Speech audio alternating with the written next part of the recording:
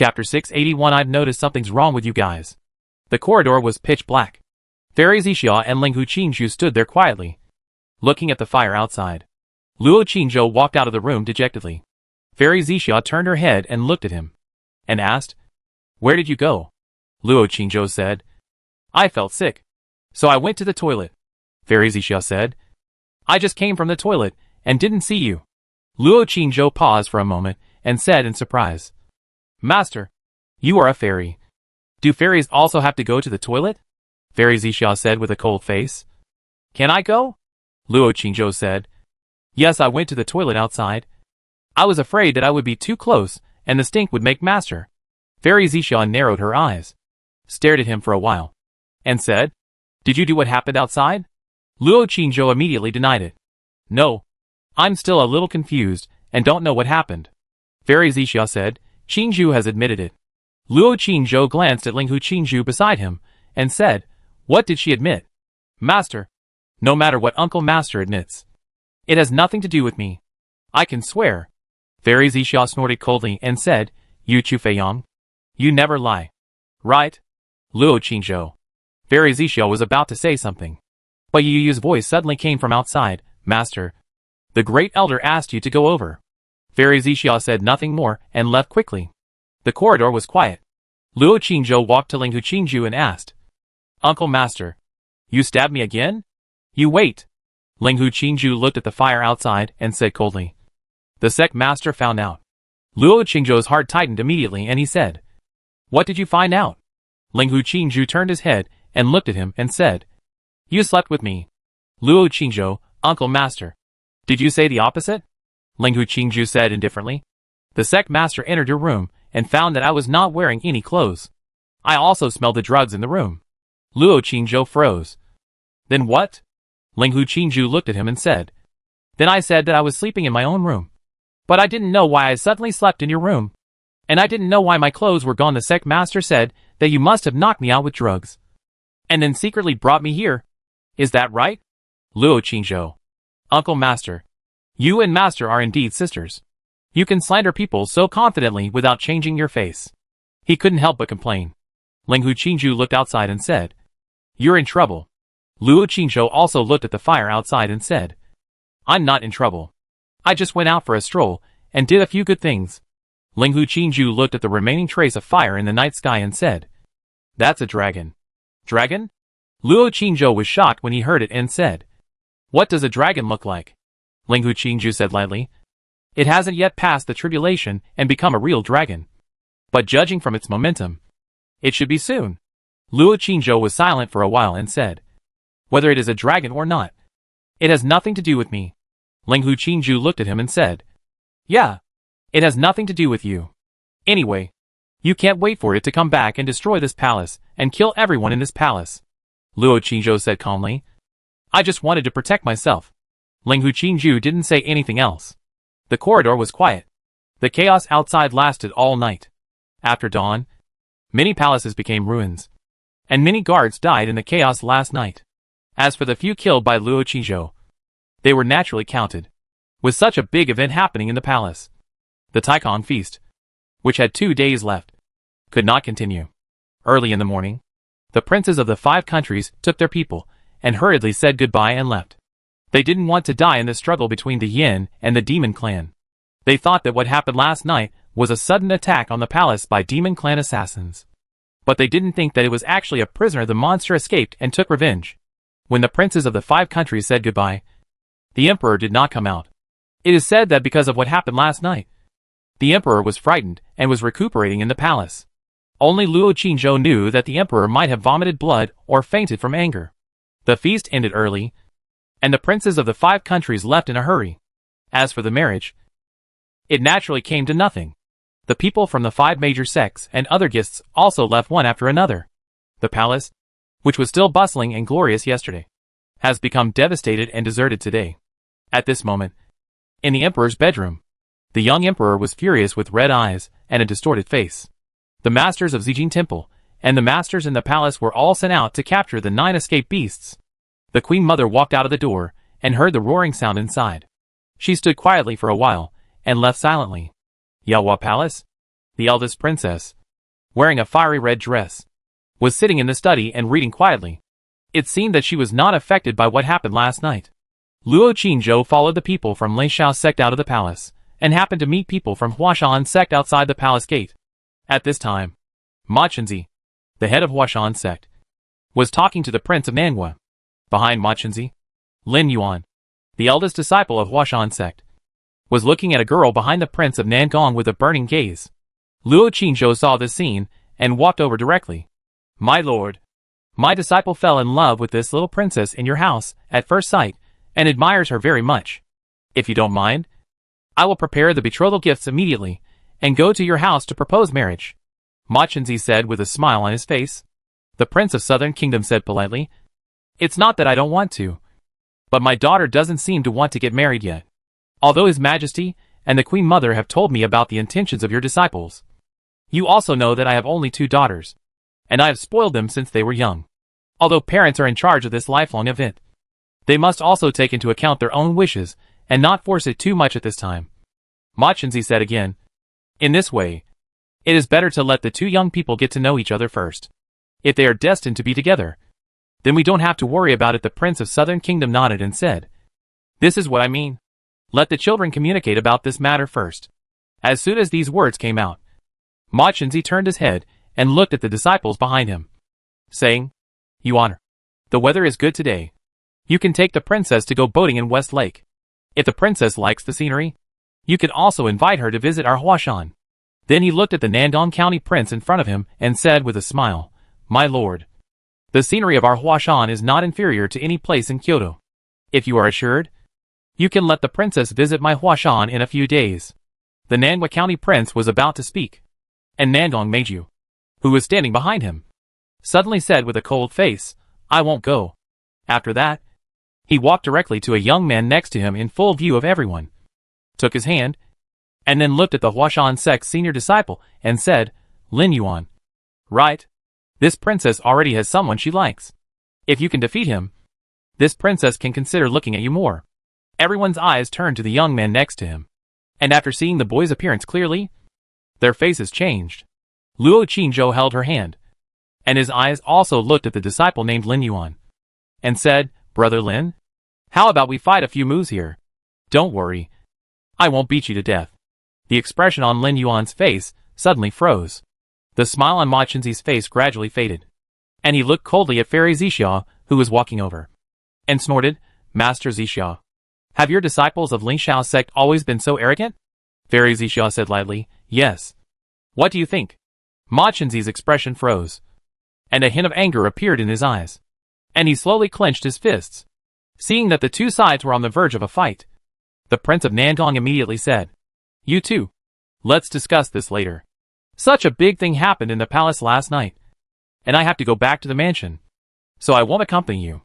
After that, he looked at his daughter seriously and said coldly, Meiju, come here. Nandong Meiju pouted and said, No, I want to go out for fun. I want to go out to see the scenery. I want to go to Lin Xiao sect. Nandong Prince, Fairy Zixia smiled and said, Prince, it's not far anyway. Since the princess wants to visit my Lin Xiao sect, let her go. I will accompany her personally. And the prince should not worry that I will abduct her. Right? The Prince of Nangua showed a touch of embarrassment on his face, glared at his daughter, and shouted, Come here. Nandong Meiju immediately hid behind Luo Qingzhou. At this time, Nandong Shui suddenly stood up and said, Dad, something like this happened in Kyoto, and everyone is in a panic. I don't know if those monsters have escaped, or they may be hiding somewhere in Kyoto. It's too dangerous here, so you can let Meijiao go. There are so many masters in Lin Xiao sect. It's very safe. By the way, Dad must be worried about Meijiao going alone. It's okay. I'll help Dad watch her and make sure I keep a close eye on her, and won't let her mess around with someone.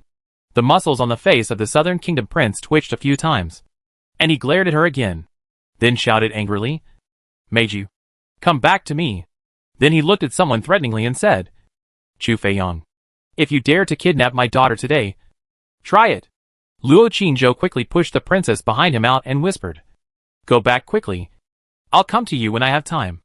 Nandong Meiju was about to speak, but the Southern Kingdom prince immediately grabbed her and said coldly, "Let's go back to the mansion." A group of people left in a mighty manner, surrounded by maids and guards. Only people from Li Xiao's sect and Huashan's sect were left in the field. Luo Qingzhou looked at the disciple named Lin Yuan and said, "Brother Lin, I have heard of your Huashan sect swordsmanship for a long time. Can I learn from you?" Lin Yuan's eyes moved, and he said, "Learn from you?" Luo Qingzhou said, "Yes, learn from you. I have also practiced swordsmanship with my uncle for a period of time. I think I have a good talent. Brother Lin, are you willing to teach me a few moves?" When Lin Yuan was hesitating, Ma Chenzi next to him suddenly said, "Tomorrow. We will visit the Southern Kingdom Prince's mansion tomorrow. If your sect is really interested in this marriage, you are welcome to go together tomorrow. But I heard that your Ling Xiao sect and Xianyan Pavilion seem to have already made an engagement. Right? After that," he snorted and said, "Yuan, let's go." Lin Yuan glanced at the young man in front of him again and hurriedly followed behind him. After the people from Huashan sect left, Fairy Zixia said, "Fei Yang, I remember you have dozens of wives at home. Right?" Luo Qingzhou immediately said, "Who said that?" Fairy Zixia raised her eyebrows and said, "Your uncle said that." Luo Qingzhou, she slandered me. There are only a few. Fairy Zixia's mouth twitched, a few just Fei Yang, a martial artist. Especially at your age, when you are making rapid progress. If you indulge in women, it will affect your future. Luo Qingzhou said, "Master, I will definitely restrain myself." Fairy Zixia asked, "Are you going to the Southern Kingdom Prince's mansion tomorrow?" Luo Qingzhou said, "Yes."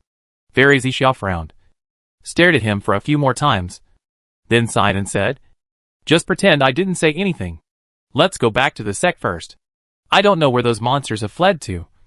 We have to go back and check." The group took 2 carriages and left the city. Fairy Zixia, Lenghu Qingzhu, and Luo Qingzhou were sitting in the first carriage. Fairy Zixia obviously had something to say to the 2 of them alone. But she stared at them for a while, hesitated for a while, and finally just said, "It's okay if I know it. But don't let the master uncle and others know. Otherwise it will be embarrassing." The 2 lowered their heads and dared not say a word. Fairy Zixia stared at the 2 for a while, and finally couldn't help asking, who took the initiative first. As soon as these words fell, the 2 of them actually stretched out a finger and pointed at each other. Luo Qingzhou looked aggrieved. "Master, this matter. You don't need to quibble." Fairy Zixia looked at him coldly and said, "Qingzhu has been practicing hard and has never been involved in sex. Before you went to Jianfeng, she was pure and innocent. And she didn't even know how to kiss. Since you went to Jianfeng, things have started to go wrong. If you didn't seduce her, could it be that she is self-taught?" Luo Qingzhou, "Master, I am wronged." Linghu Qingzhu on the side lowered his head and muttered, "It was him who seduced her." Fairy Zixia sighed and said, "It's unfortunate for the sect." Then she was thankful, Fortunately, I had foresight and prevented you from becoming master and apprentice. Otherwise it would be even worse." Luo Qingzhou was unable to explain anymore and looked out the window.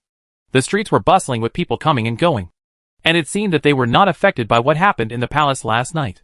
But it was obvious that many troops had been dispatched and were searching the entire city. When the carriage passed the outer city, he suddenly saw a familiar figure, walking out from the direction of Maple Leaf Alley, looking blankly at the crowd on the street, with a complicated expression on his face. "It's my eldest brother." He looked at the lonely and somewhat desolate figure, and suddenly felt a little uncomfortable in his heart. The eldest brother took off his proud Jinui Qilin suit, wearing an ordinary warrior's outfit, and was wandering blankly on the street. Was he looking for his home? Or was he looking for something he had lost? The Qing mansion in Maple Leaf Alley was empty. No one told him where his family had moved to. Luo Qingzhou didn't dare to tell him at this time. He didn't dare to bet the safety of his family on the feelings for his relatives in the heart of this foolishly loyal man. On the scale in his heart, between the king and the family, who would tilt in the end? No one knew. "Fei Yang, I heard that your family has moved to the Yunwu River. Can we go and see them later?" Fairy Zixia suddenly said. "I really want to see your wife. How beautiful is she that even the saint of Xianyan Pavilion can't look down on her." Chapter 682 Kiss of Love. In the early morning, the sun rises, the orange-red light falls, and the green mountains are covered with a thin layer of clouds. The misty river surface is shrouded in mist, sparkling and beautiful like a fairyland. A small boat is parked by the river. A beautiful girl in a pink dress is not afraid of the cold. She sits on the boat, smelling the flowers she just picked in her hand, and singing a song with a clear and pleasant voice like a lark. The song says, "Tenderness is like water, and the good time is like a dream. I can't help looking back at the Magpie Bridge if the love is long-lasting. Why should we be together day and night?" On the other side of the river, Luo Qingzhou and Zixia Fairy got on the boat, and their eyes followed the song in the morning and looked at the other side in the distance. The morning mist is hazy, like a dream. Only a boat and a beautiful figure can be seen, looming on the river in the distance. But the song was clear and pleasant, like the sound of nature, and it made people feel relaxed and happy, and it felt like their souls were floating. This song, these lyrics, are not something that ordinary people can sing. Fairy Zixia looked at the figure hidden in the morning mist, and a hint of curiosity appeared in her eyes. Then she turned her head and looked behind her and said, "Is it your wife?" Luo Qingzhou shook his head and said, "I don't know her." Fairy Zixia looked at him again, nodded and said, "That's great. If such a sweet girl is ruined by you, it would be a waste of nature." Luo Qingzhou said, "Master, how can you insult your good disciple like this?" Fairy Zixia said lightly, "It's true that he is a disciple, but as for whether he is a good disciple, I don't know." Luo Qingzhou. The boat crossed the river, and the song floated. Even the boatman kept looking at the distant singing, praising, "Isn't it the lark in the valley singing? It's so beautiful." Luo Qingzhou spoiled the mood and said, "Usually, those who sing well are ugly." The boatman glanced back at him and wanted to argue a few words, but he didn't dare. He had to pretend that he didn't hear it and continued to listen to the beautiful and crisp singing. The two boats quickly brought the group to the shore, because the elders and others followed. Fairy Zixia didn't mention visiting the family again. The family took refuge here, so naturally the fewer people knew about it, the better. The group soon arrived at the foot of the mountain. Luo Qingzhou then said goodbye. "Master, uncles, I have something to do, so I won't go up the mountain." The elders and others knew that he didn't usually practice on the mountain, so they didn't think much about it. Fairy Zixia didn't say much, and went up the mountain while talking with the elders and others. Linghu Qingzhu stood there without moving. Mo Jiufeng from Beiwang Peak turned around and asked, "Master Linghu, such a big thing happened last night. Don't you go back to your Jianfeng to check the situation?" Then he said, "Yes, there are not many disciples in your Jianfeng." Linghu Qingzhu ignored him with a cold face. After several people climbed the steps and walked away, she turned around and looked at someone next to her and said, "I want to go to your house to take a look. Is it okay?" Luo Qingzhou directly refused. "No." Linghu Qingzhu asked. "Why?" Luo Qingzhou said, "There are too many wives at home. I'm afraid that my master uncle will scold me if he sees me." Linghu Qingzhu said, "How much is too many?" Luo Qingzhou said, "Anyway, it's a lot. Master uncle, you should go back quickly. There will be many opportunities in the future." Linghu Qingzhu stared at him for a while and said, "I saw the singer just now in the palace. It should be her, right?" Luo Qingzhou admitted. "It's her," Linghu Qingzhu said. "She is also your wife, right?" Luo Qingzhou paused and said, "Not yet." Linghu Qingzhu didn't say anything else, turned around and walked towards the back mountain. Luo Qingzhou looked at her slender back and suddenly asked, "Master uncle, have you been lying on the bed like that since I left last night?" Linghu Qingzhu paused, turned his head and looked at him and said, "What?" Luo Qingzhou said, "No clothes to cover your body." Linghu Qingzhu's eyes flashed with a sword shadow, and he looked at him coldly. Luo Qingzhou said quickly, "Uncle Master, don't misunderstand me. I just want to know if Master really went in and saw you." Linghu Qingzhu still looked at him coldly without saying anything. Luo Qingzhou said again, "With Uncle Master's strength, it is impossible for someone to approach and enter the room without noticing, right?" Linghu Qingzhu narrowed his eyes and finally said, "What do you mean?" Luo Qingzhou shrugged and said, "It's nothing. I just think that you sister's a him. It's okay. Uncle Master, go back and rest." After saying that, he turned around and left. Linghu Qingzhu looked at his back, stood there for a while, and then went up the back mountain. Luo Qingzhou walked along the path at the foot of the mountain towards the river. At the same time, he separated a wisp of his soul and flew into the air to observe the situation around him. The emperor should still be in a rage because of what happened last night. I wonder if he will take it out on these traitors. Even if there was no last night's incident, the other party would never let him go. This place is not far from Kyoto, so he has to be extra careful. From the situation in the palace last night, there are many masters hidden in the palace. In addition to the eunuchs and the 10 guards, there are also Taoist priests from Zijin Temple, and there are some hidden powerful formations. So with his current cultivation, it is still difficult to accomplish that thing. The old Taoist priest called master by the emperor is probably not low in cultivation, and he may also have some evil methods. Only by eliminating these people one by one will there be a chance. While thinking about things, Luo Qingzhou walked towards the riverside, and soon heard the clear and pleasant voice, like a lark again. But this time, the ballad turned into a little donkey. Luo Qingzhou retracted his soul, changed into a Confucian robe, took off the mask, walked through a forest, followed the singing, and soon came to the riverside. On the boat by the river, the lark was wearing a pink skirt, holding a bouquet of flowers in her hand, sitting on the bow, throwing petals into the water one by one, swinging her legs and singing, looking in a good mood. Ahem. Luo Qingzhou walked behind her and suddenly coughed. Bai Ling was frightened and shivered. She turned around and saw that it was him. She stroked her bulging chest and pouted her lips angrily. Bad son-in-law. You scared me, and I almost fell down. Luo Qingzhou jumped on the boat, walked to her side and sat down, looking at her and said, You are in a good mood. Do you like it here? Bai Ling showed 2 sweet dimples on her face, and smiled, Of course I like it.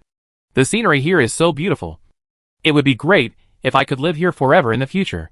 Then he sighed and said, But I have to plant flowers again. It's so troublesome.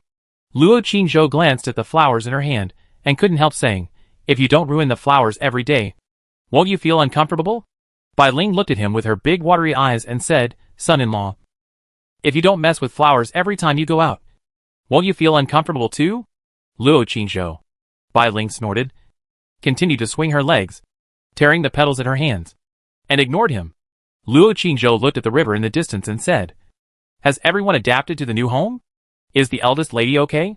Bai Ling snorted. Go ask the young lady yourself. Luo Qingzhou said. Where's Chan Chan?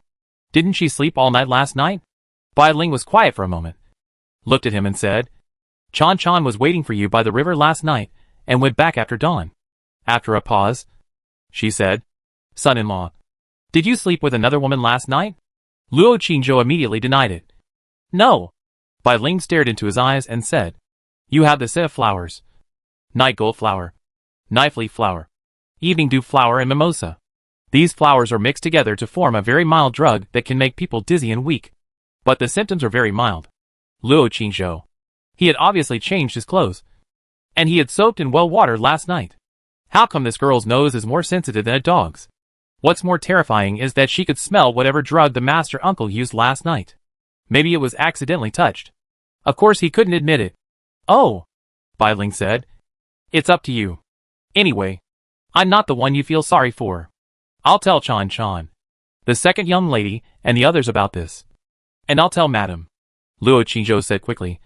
Bai Ling, everyone just moved in and hasn't adapted to this place yet. They're probably a little nervous now. Don't add to their troubles. Bai Ling looked at him and said, Son-in-law, do you admit it? Luo Qingzhou paused, shook his head and said, No. Humph. Bai Ling pouted and snorted, and was about to get up, saying, Then I'll tell them now. Luo Qingzhou grabbed. He grabbed her hand, pulled her into his arms, and hugged her and said, Bai Ling, if you don't tell me about this, I will give you a gift. Bai Ling struggled a few times in his arms, raised her little face and said, What gift? Luo Qingzhou lowered his head and kissed her little mouth, saying, A kiss of love. Bai Ling's little pink fist immediately hit his chest, struggling and saying, Stinky uncle. Bad uncle. Let me go. No. Unless you promise me not to talk nonsense. Woo woo. I'm going to scream. Try it. Chanum. Luo Qingzhou immediately blocked her little mouth. Bai Ling struggled in his arms for a while, and gradually lost her strength and movement. Her 2 arms had even tightly hugged his neck without knowing when. After a long while, Luo Qingzhou let go of his mouth and said, Little Bai Ling, keep your mouth shut. Then the son-in-law will like you. Understand? Bai Ling lay in his arms, her face red, her eyes blurred, and she muttered, Sexy sexy son-in-law. Luo Qingzhou lowered his head, pressed against her forehead, gently rubbed it a few times, and said, "Then do you like the sexy son-in-law?" Bailing pouted and said, "No. No." Luo Qingzhou lowered his head and kissed her a few more times, then let her go, stood up and said, "Let's go. The son-in-law should go home to see." He jumped onto the shore and walked towards the house. Who knew that just after crossing a small path, he suddenly saw an old Taoist priest in a Taoist robe standing at the gate of the fence not far away. The old Taoist priest was tall and thin, holding a whisk, with a long beard fluttering, and looked like an immortal. At this time, he was lowering his head, looking straight ahead, and talking to Song Ryue. Song Ryue was wearing a moon-white dress, with a golden hairpin in her hair hanging down to her waist, and a little makeup on her face. She seemed to have just gotten up, and still looked like a noble lady. At this moment, she was putting her hands together, and responding to the old Taoist priest's words, with a respectful face. Luo Qingzhou walked over from the side, and saw that although the old Taoist priest lowered his head, and spoke seriously, his eyes would occasionally glance at the skirt and graceful and plump figure of the young and beautiful woman in front of him. And there was a faint evil light flashing in his eyes. Chapter 683 Killing and Destroying Souls. Madam, look at your house. It is located under a high mountain, on the bank of a cold river. The river is surrounded by high mountains and deep forests, which block out the sun. So this residence is extremely mean, which is very easy to breed in and bring bad luck. I have a medicine bag with a pill in it. Madam, you can take it back and hang it on the beam of the main hall. It can ward off evil spirits and turn misfortune into peace. While the old Taoist priest spoke with a serious expression, he took out a khaki purse and handed it to Song Ryue. Just as Song Ryue was about to reach out to take it, a voice suddenly came from the small road next to her, "Mother-in-law." The old Taoist priest turned his head and looked at the scholar, who was walking over. Song Ryue's face was full of joy and she said, "Qingzhou, you're back. Are you okay?" Luo Qingzhou walked up to the two of them, looked at the old Taoist priest in front of him, and said, "I'm fine, mother-in-law." "Who is this person?" Song Ryue hurriedly explained. "This is Taoist priest's son from the nearby Taoist temple. He said that our house is not in a good place, and the yin energy is too heavy, which will make people sick. Wei Mo is weak and can't stand the cold. So Luo Qingzhou asked, "Which Taoist temple is this Taoist priest from?" The old Taoist priest bowed his head and saluted, saying, "I am from Liyun Temple. This time, I went down the mountain and was going to travel around. When I passed by here, I saw that someone had just moved into this house. So I came to take a look." At this point, he raised his head and said, "Young master, you are a scholar, right? You should know that the riverside is very cold, and patients should not live there for a long time. Moreover, this place is deep in the mountains and old forests, and there are often wild beasts in the mountains. It is not safe to live here." Song Ryue was shocked when she heard it, and hurriedly said, "Qingzhou, the Taoist priest is right. I heard wild beasts roaring in the mountains opposite last night. It was very scary. Otherwise, let's move to another place to live." Luo Qingzhou said, "When I go back, I will discuss it with Wei Mo. Where are my father-in-law and elder brother?" Song Ryue pointed to the back of the house and said, "They are digging the ground to plant vegetables. There is also a fruit forest behind the house. Wei Mo and Xiao Dai are picking fruits there." Luo Qingzhou nodded, looked at the old Taoist priest beside him, and said, "Taoist priest, we don't want this medicine bag without merit. You should take it back." Song Ryue opened her mouth and wanted to speak, but held back.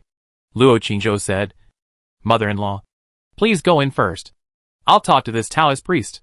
Song Ryue said, "Oh," and leaned close to him and whispered, "Qingzhou, we are new here, and we need to get along well with the neighbors here.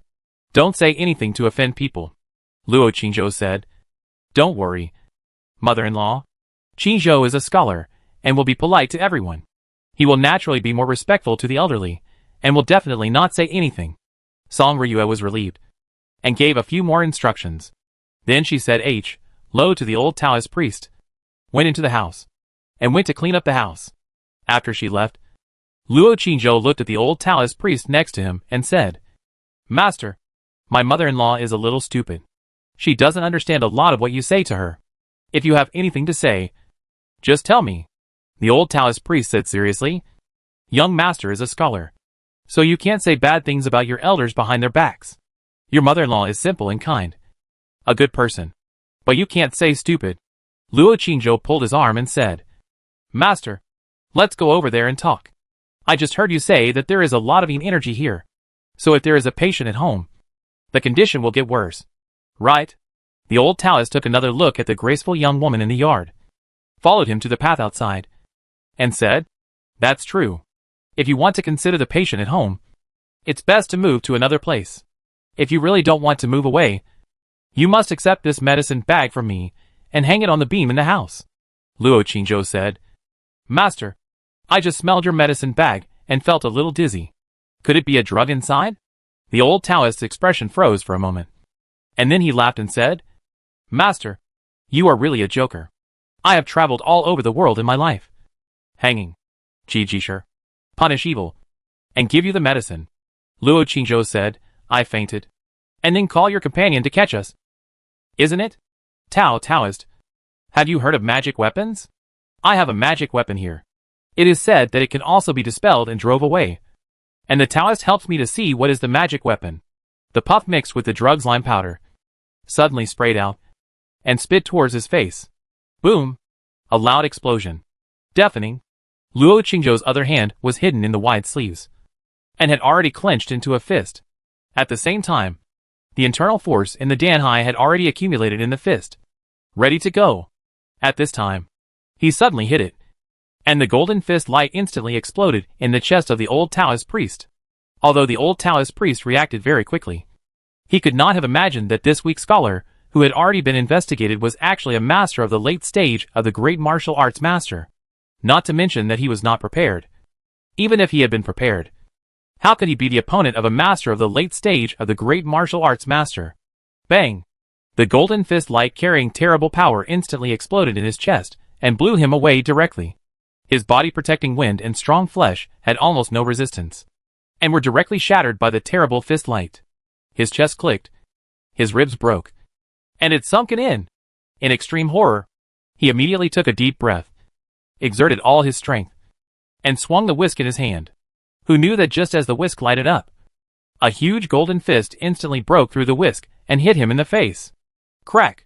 His entire old face collapsed instantly. Then, his entire body banged and fell heavily to the ground, and a large mouthful of blood spurted out of his mouth. Boom! Boom! Boom! Before he could make any screams or leave any last words, Luo Qingzhou's fist had already hit his head like a storm, instantly smashing his head into a pool of mud. The headless body of the old Taoist priest lay in the bushes, twitched a few times, and died. But Luo Qingzhou did not stop. He suddenly raised his head and looked into the air, then stretched out his hand and pointed, and a flying sword flew into the air with a swoosh sound, instantly cutting off the head of a phantom. The phantom immediately let out a shrill scream, and screamed with resentment, Little beast, you will not die well. I am the elder of Zijin Temple. If you kill me, none of your family will escape. Ah! The flying sword spun around his body again, directly cutting his entire soul into two pieces. Just as his soul was trembling and weakly trying to close together, Luo Qingzhou suddenly jumped up, and his right fist sizzled and a thick purple lighting flashed, and boomed a punch, instantly hitting the two halves of the weak soul into ashes and nothingness. At this point, the old Taoist's body and soul were completely dead. Luo Qingzhou fell to the ground, grabbed the old Taoist's body, and walked towards the woods in the distance. After entering the woods, he found a mud pit, threw the body into it, and then took out the corpse powder and poured it on the body. Soon, the body gave off a fishy smell, quickly turned into a pool of pus, and merged into the mud pit.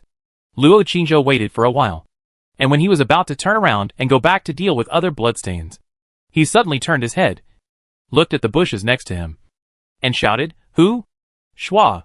He moved his fingers, and the flying sword shot out and hovered above his head. At this time, a figure stood up tremblingly in the bushes next to him, and said tremblingly, Aunt, uncle.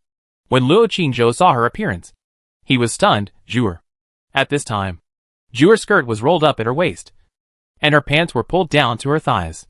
She was trembling all over, with tears in her eyes, crying, Aunt, uncle. I didn't see anything, please. Please don't. Luo Qingzhou frowned and said, Why are you hiding here? Zhuer cried, PP. Luo Qingzhou suddenly saw the bamboo basket next to her, which contained many small red hawthorns. She probably saw a lot of hawthorns here, so she came with a basket to pick hawthorns. When she was squatting down to relieve herself, she suddenly saw him dragging a bloody headless corpse over. And then, Luo Qingzhou slowed down his tone and said, "Put on your pants and go back quickly. There are wild beasts here. Don't go out alone in the future." After that, he took the corpse powder and walked back, sprinkling it on the blood on the ground. After he finished dealing with all the blood, he turned around and saw that the little girl was holding a bamboo basket, standing in the grass not far away, with a face full of fear and timidity.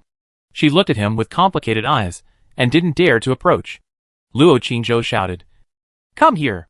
Zhuer trembled all over, walked over tremblingly, and cried and begged, "Uncle, don't kill me, I swear. I will never tell anyone." Luo Qingzhou stared at her for a while and said, "Do you have any objection to serving you tonight?" Zhuer was stunned for a moment, and nodded quickly. No objection, I have no objection." Luo Qingzhou raised his eyebrows and said, "Will you still say scumbag? Go to H.L. when you throw flying knives in the future?" "Zhuer, no. I won't say it." Luo Qingzhou asked. "Who is the scumbag?" Zhuer said in a trembling voice. Master. The second young master anyway. It's not you. Not my son-in-law." Luo Qingzhou nodded with satisfaction. When he was about to leave, he suddenly looked at her and asked, "Did you hear the beast roar last night?" Zhuer nodded and said, "I heard it. Madam said it was a tiger." Luo Qingzhou said, "That's the white tiger in the Yunmu Mountains. When the time comes, I will catch a few and give you one to raise." "Okay," Zhuer said quickly. "I'm afraid," Luo Qingzhou said. "It's just a little white tiger. Just like you. Clean and cute. Even if it bites people, it won't hurt." Zhuer was stunned when she heard the words, and looked at him blankly. Luo Qingzhou turned around and said, "Let's go back." Zhuer froze in place, looking at his back, muttering, Uncle praise me cute." Luo Qingzhou looked at the other side of the Yunmu River. "Has the Taoist priest from Zijin Temple tracked us here? It seems that we can't wait any longer. If we wait any longer, when the other party's masters find this place, it will be troublesome.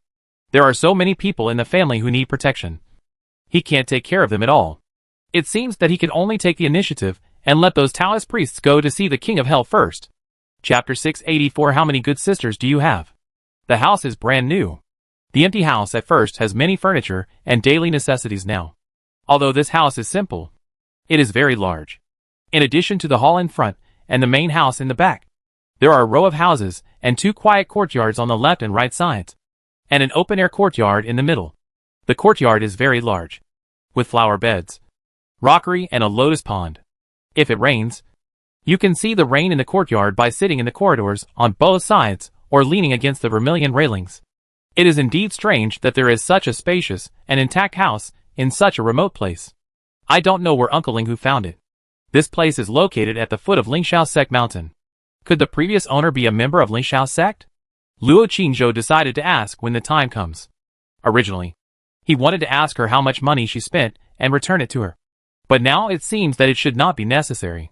He has given her enough. Someone was making a fire in the kitchen, and curling smoke came out of the chimney. This secluded riverside has a more lively atmosphere. Luo Qingzhou walked around the whole house, then went out the back door and went to the back of the house.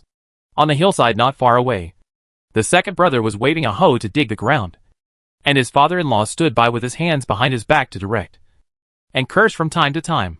There was a fruit forest on the other side, and the laughter of a girl came from it. Luo Qingzhou walked over. In the orchard, Miss Qin, wearing a snow-white dress, was carrying a basket with Miss Qin. Several little maids were picking golden wild persimmons on the tree. There was a stool under the tree. Xiao Dai was holding a bamboo pole in her hand, and Mayor and Qinger climbed up the tree directly. Chior was holding a basket, standing under the tree and looking up, asking them to be careful.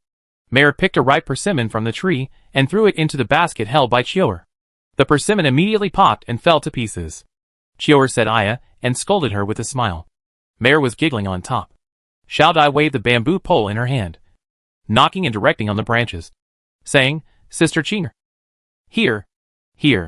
Qinger is the daughter of housekeeper Zhou. She has been practicing martial arts since she was a child. Although she is still a martial artist, she can jump around on the tree with ease. Luo Qingzhou looked around for a while, but did not see Xia Chan. When he was wondering, Mayor on the tree saw him and shouted, "The son-in-law is back." Everyone turned their heads at the shout. Luo Qingzhou had no choice but to walk over and said, "I just came back. Why are you all picking fruits here? Are these persimmons astringent?" Miss Qin Er took a persimmon from Miss Qin Da's basket, handed it to him, and said with a smile, "Brother Qingzhou, try it. It's very sweet." Luo Qingzhou took the persimmon, looked at her, and then looked at Miss Qin Da behind her, and said, "We just moved here. Are you used to living here?" Miss Qin Er said happily, "The scenery here is very good. Everyone likes it. Wei Mo especially likes it here." Then she said, "Sister likes it too." Luo Qingzhou looked at Miss Qin Da and asked, "Does Miss Qin like it?" Miss Qin turned sideways and looked at Qiner, who was picking fruits on the tree. Her flawless face was still as cold as snow, and she ignored him. Luo Qingzhou didn't care and asked, "Second Miss, where is Xia Chan? Why can't I see her?" Second Miss Qin said, "She should be sleeping in the house." Bailing said that she didn't sleep all night last night. Luo Qingzhou then remembered what Bailing said just now. The girl had been standing by the river waiting for him last night, and hadn't slept all night. She should be sleeping now. At this time, the voice of the second brother Qin suddenly came from the hillside not far away. "Qingzhou, come here. You study at home all day and are weak.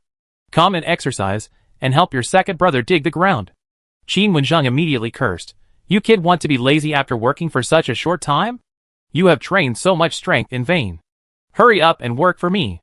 Qingzhou's hands are for writing. Don't try to take advantage of him." Qin's second brother immediately said angrily, "My child's hands are for boxing, not for digging the ground. This is a waste of talent." "Pa!" Qin Wenzheng took a thin branch in his hand and whipped him on the butt, cursing, "Stop talking nonsense. Work hard for me. Otherwise, don't think about giving me lunch at noon."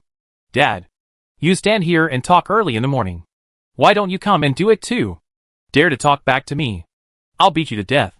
Qin Wenzheng raised the branch in his hand and started to whip it paw paw paw.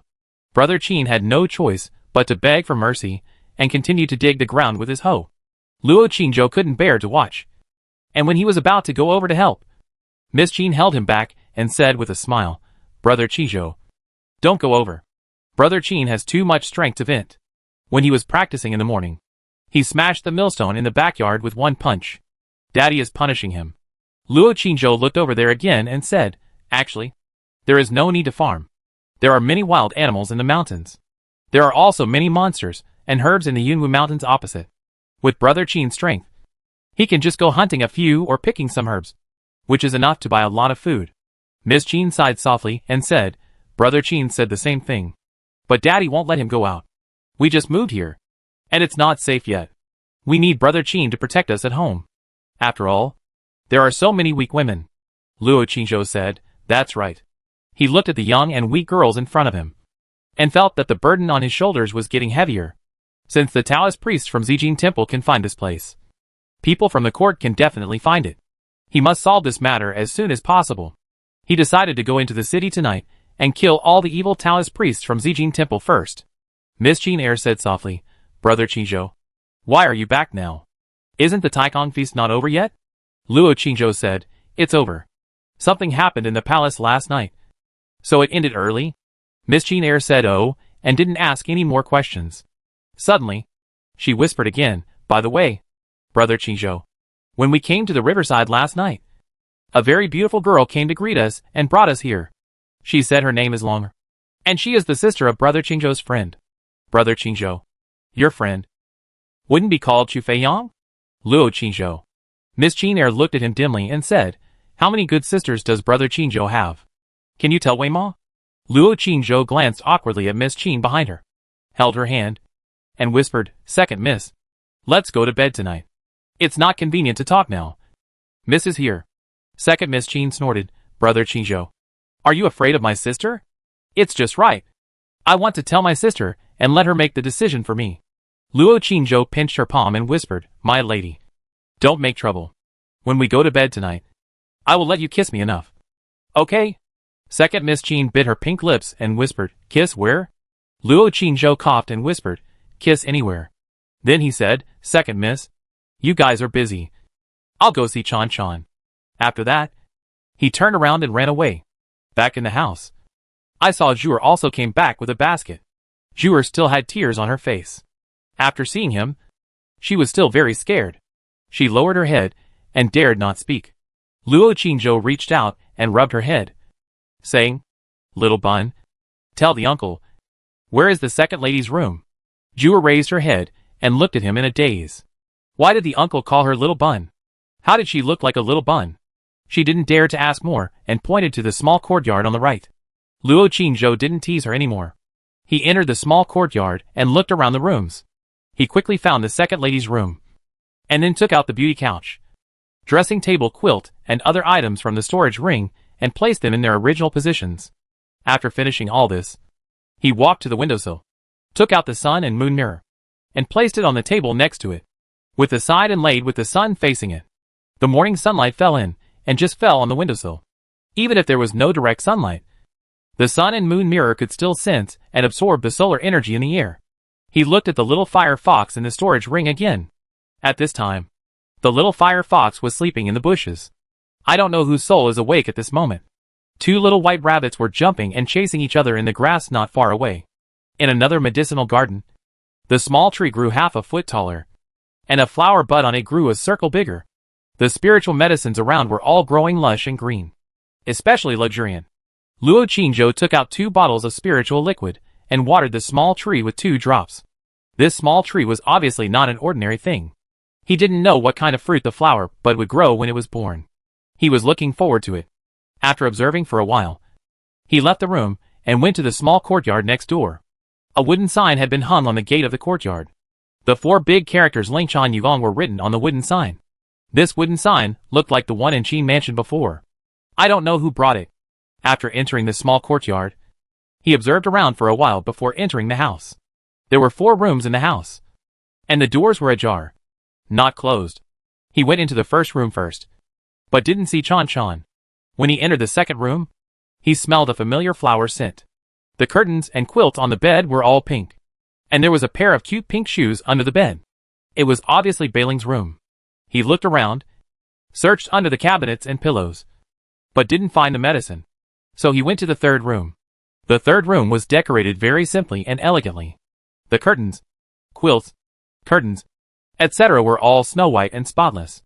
There was a snow white dress folded on the bed, and a moon white undergarment was placed on the skirt, and a pair of snow white silk stockings were placed next to it. This should be the eldest lady's room, right? Luo Qingzhou thought to himself, staring at the pair of stockings for a few seconds, then looking under the bed, and then looking at other places in the room.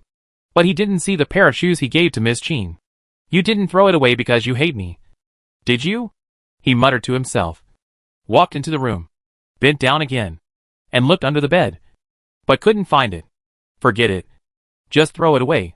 He took another look at the clothes and stockings on the bed. They looked very soft and special. I don't know what material they are made of. He subconsciously reached out his hand and wanted to touch it, but immediately held back, turned around and prepared to leave.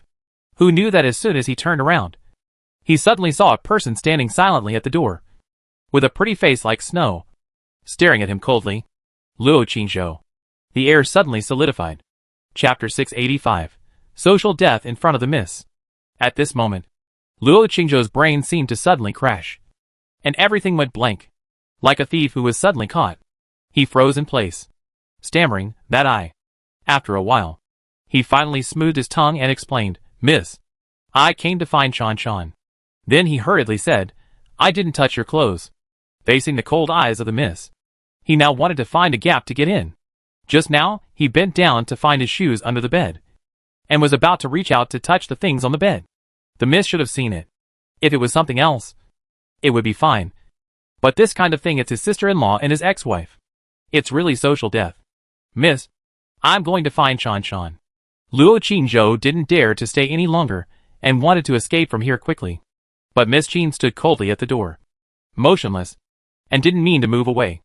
Luo Qingzhou could squeeze past, but he would definitely bump into. At this moment, he wanted to turn around and jump out of the window. At this time, Miss Qin finally spoke. "What were you looking for under the bed just now?" Luo Qingzhou froze for a few seconds, and hurriedly said, "There is a little white tiger." "Oh no. There is a little steamed bun." "Ba ba ba. There is a little white rabbit." A little white rabbit ran in from outside and got under the bed. "So I miss. If you don't believe me, look. I will catch it immediately."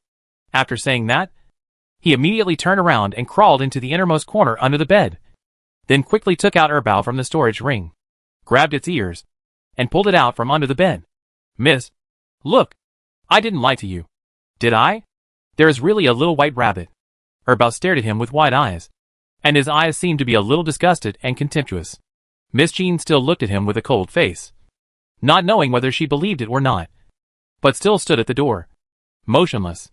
Luo Qingzhou held Erbao in his arms and apologized sincerely. "Miss, I was wrong.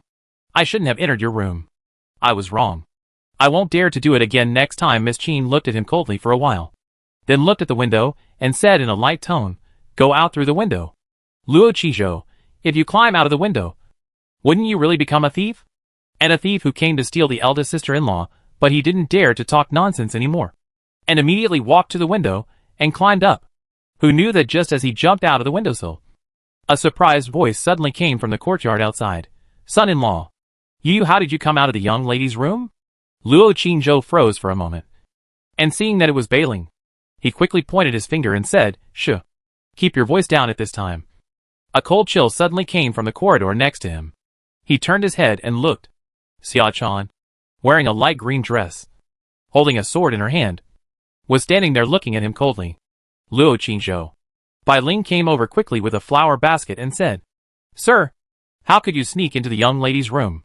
Did you steal something from the young lady? Tell me, was it a belly band or stockings? Or shoes?" "Shut up." Luo Qingzhou glared at her, and didn't dare to stay any longer, and left quickly. Anyway, it didn't matter. I would teach these two little girls a lesson in the evening, and stuff their mouths with something. Son-in-law. Son-in-law. What did you steal from the young lady? I want to search you." Bai Ling chased after him. Luo Qingzhou turned his head suddenly, glared at her fiercely and said, "Go to my room tonight. I will take off all my clothes for you to search." Bai Ling's face turned pale and stopped. No search." Luo Qingzhou threateningly looked at her again, and then left the courtyard quickly. The courtyard was quiet. After a while, Bai Ling turned her head and looked at Xia Chan in the corridor and said, Chan, son-in-law sneaked into the young lady's room. Why didn't you stop him? There were underwear on the young lady's bed, and son-in-law must have taken the opportunity to touch her secretly. No. If son-in-law wanted to touch, he would touch the young lady." She suddenly stopped talking.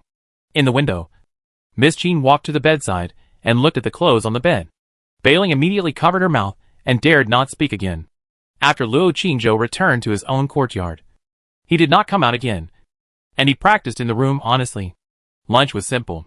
Chior and Xiaodai brought steamed buns, a plate of meat, 2 plates of vegetables, and a large bowl of soup from the kitchen. Luo Qingzhou and Miss Jean sat in their own courtyard, eating and chatting. Xiaodai and Chior were peeling wild chestnuts picked up in the forest. Chior was surprisingly quiet, hiding in the kitchen and washing hawthorns one by one. She looked a little absent-minded, and she didn't even hear Chior calling her. Luo Qingzhou took the initiative to tell Miss Jean about the old Taoist priest in the morning. "That's the Taoist priest from Zijin Temple. He should have been sent by the emperor. If I hadn't returned in time, my mother-in-law would have been deceived. Weima, find a chance to remind my mother-in-law not to talk to strangers in the future and be careful of being deceived." Miss Jean frowned and said, "I'll tell my mother later." "Brother Qingzhou, where is the old Taoist priest? Is he gone?" Luo Qingzhou said, "He's gone. He left peacefully. He didn't even leave his body behind." "Miss Jean," Luo Qingzhou whispered again. "Also, remember to tell my mother-in-law and everyone that strangers around here may be scammers with bad intentions. Tell them not to talk to those strangers casually, even if the other party says they are from Li Xiao sect. You can't. You have to pay attention to them." Miss Jean Eyre was about to agree, but suddenly looked at him and said, "Brother Qingzhou, you are not afraid that a woman from Li Xiao sect will come to you, right?" Luo Qingzhou said seriously. "How is that possible? I am talking about business. We moved here and must not let other people know. Otherwise it will be very dangerous." Miss Jean Eyre smiled and said, "If the other party is a beautiful woman, Waymo will go out to identify it personally. Brother Qingzhou. Don't worry. Waymo is not as stupid as my mother, and will not be deceived. Luo Qingzhou, eat. Eat. Miss Qin Er looked at him and said, Brother Qingzhou, your uncle should know that we moved here. Right? Did she say she would come to see us? Luo Qingzhou lowered his head to eat, and did not speak. Miss Qin Er said softly, if she comes, Waymo will entertain her well. Brother Qingzhou. Don't worry. Waymo will not embarrass her. Let alone embarrass you. And Waymo also wants to see her. After all, you have already done that. Luo Qingzhou raised his head and said, Waymo. You really don't blame me? Miss Qin Er sighed softly. With a resigned expression on her face, what can I do if I blame you? Anyway, Waymo is already your wife. And I have decided on you for this life. And everyone in the family has been ruined by you. Waymo can. What to do? Can I still divorce you? Even if Waymo is willing to divorce you, others will not be willing to do so. Besides, Brother Qingzhou is so outstanding. And there are princesses, uncles, sisters, Miss Longer, etc. waiting outside. If Waymo doesn't want it, there are many people who want it. So, Waymo can only accept his fate. Seeing that she said pitifully, Luo Qingzhou couldn't help but feel a little embarrassed, and said, Waymo, you know that your husband is also helpless and forced. Miss Qin Er rolled her eyes at him. Luo Qingzhou coughed and changed the subject, saying, by the way, Waymo, when I came back this morning, I saw my elder brother in the outer city. My elder brother seemed to come out from the direction of Maple Leaf Alley. I guess he returned to the Qin mansion last night. Miss Qin Er frowned slightly. Luo Qingzhou looked at her and said, do you think we should tell Big Brother that we have moved here? Miss Qin sighed and said, Daddy said last night not to tell Big Brother for the time being. Luo Qingzhou said, actually, I think so too. But it's pitiful to see Big Brother alone on the street, not even knowing where his family is. Miss Qin said softly, wait a little longer. Big Brother should figure it out. Luo Qingzhou was silent for a while and said, the Taoist priests from Zijin Temple have found this place. But Big Brother has been wandering around the outer city instead of leaving the city. When we left yesterday, Big Brother saw us leaving the city and heading in this direction. Miss Qin said, Brother Qingzhou, what do you want to say? Luo Qingzhou said, the Emperor may have ordered Big Brother to find us. But Big Brother is still hesitating. So he didn't dare to leave the city. Miss Qin's eyes lit up and said, if Big Brother is really hesitating, then we have hope and can persuade Big Brother to leave there. Luo Qingzhou said, I think so too. The two talked for a while. After dinner, Miss Qin left the courtyard and went to Songriyue. Luo Qingzhou returned to the study and continued to take the spiritual liquid to practice. The flame in his body was not completely extinguished. When he practiced the internal energy these days, he always felt a burning sensation in his internal organs. Could it be that the energy of the spiritual pill that Sister Yu gave him has not been completely used up? If he can break through in a short time, then that thing will be more certain. After taking the spiritual liquid, he sat cross-legged on the bed, closed his eyes, and soon entered a mysterious state. Xiao Dai waited outside the room to mend clothes. Chior and Zhuer followed the second lady out. The courtyard was silent. Time passed quickly when practicing. When Luo Qingzhou opened his eyes, the sun, which was originally hanging in the sky, had fallen to the horizon. At this time, the message was received by the communication treasure. He took it out and took a look. It was sent by Long Air. Sir, there are 3 Taoists wandering around the river secretly. They look like bad guys. Luo Qingzhou's eyes flashed coldly, and he replied, keep an eye on them. If they come here, tell me immediately. Xiaolong knew, yes. Long Air is watching them under the water. Luo Qingzhou put away the communication treasure, walked out, said Lo to Xiao Dai, and went out. He walked along the path outside the fence to the river. In the middle of the river, there was a small boat moored in the mist, and at the bow of the boat sat a figure in a snow-white dress.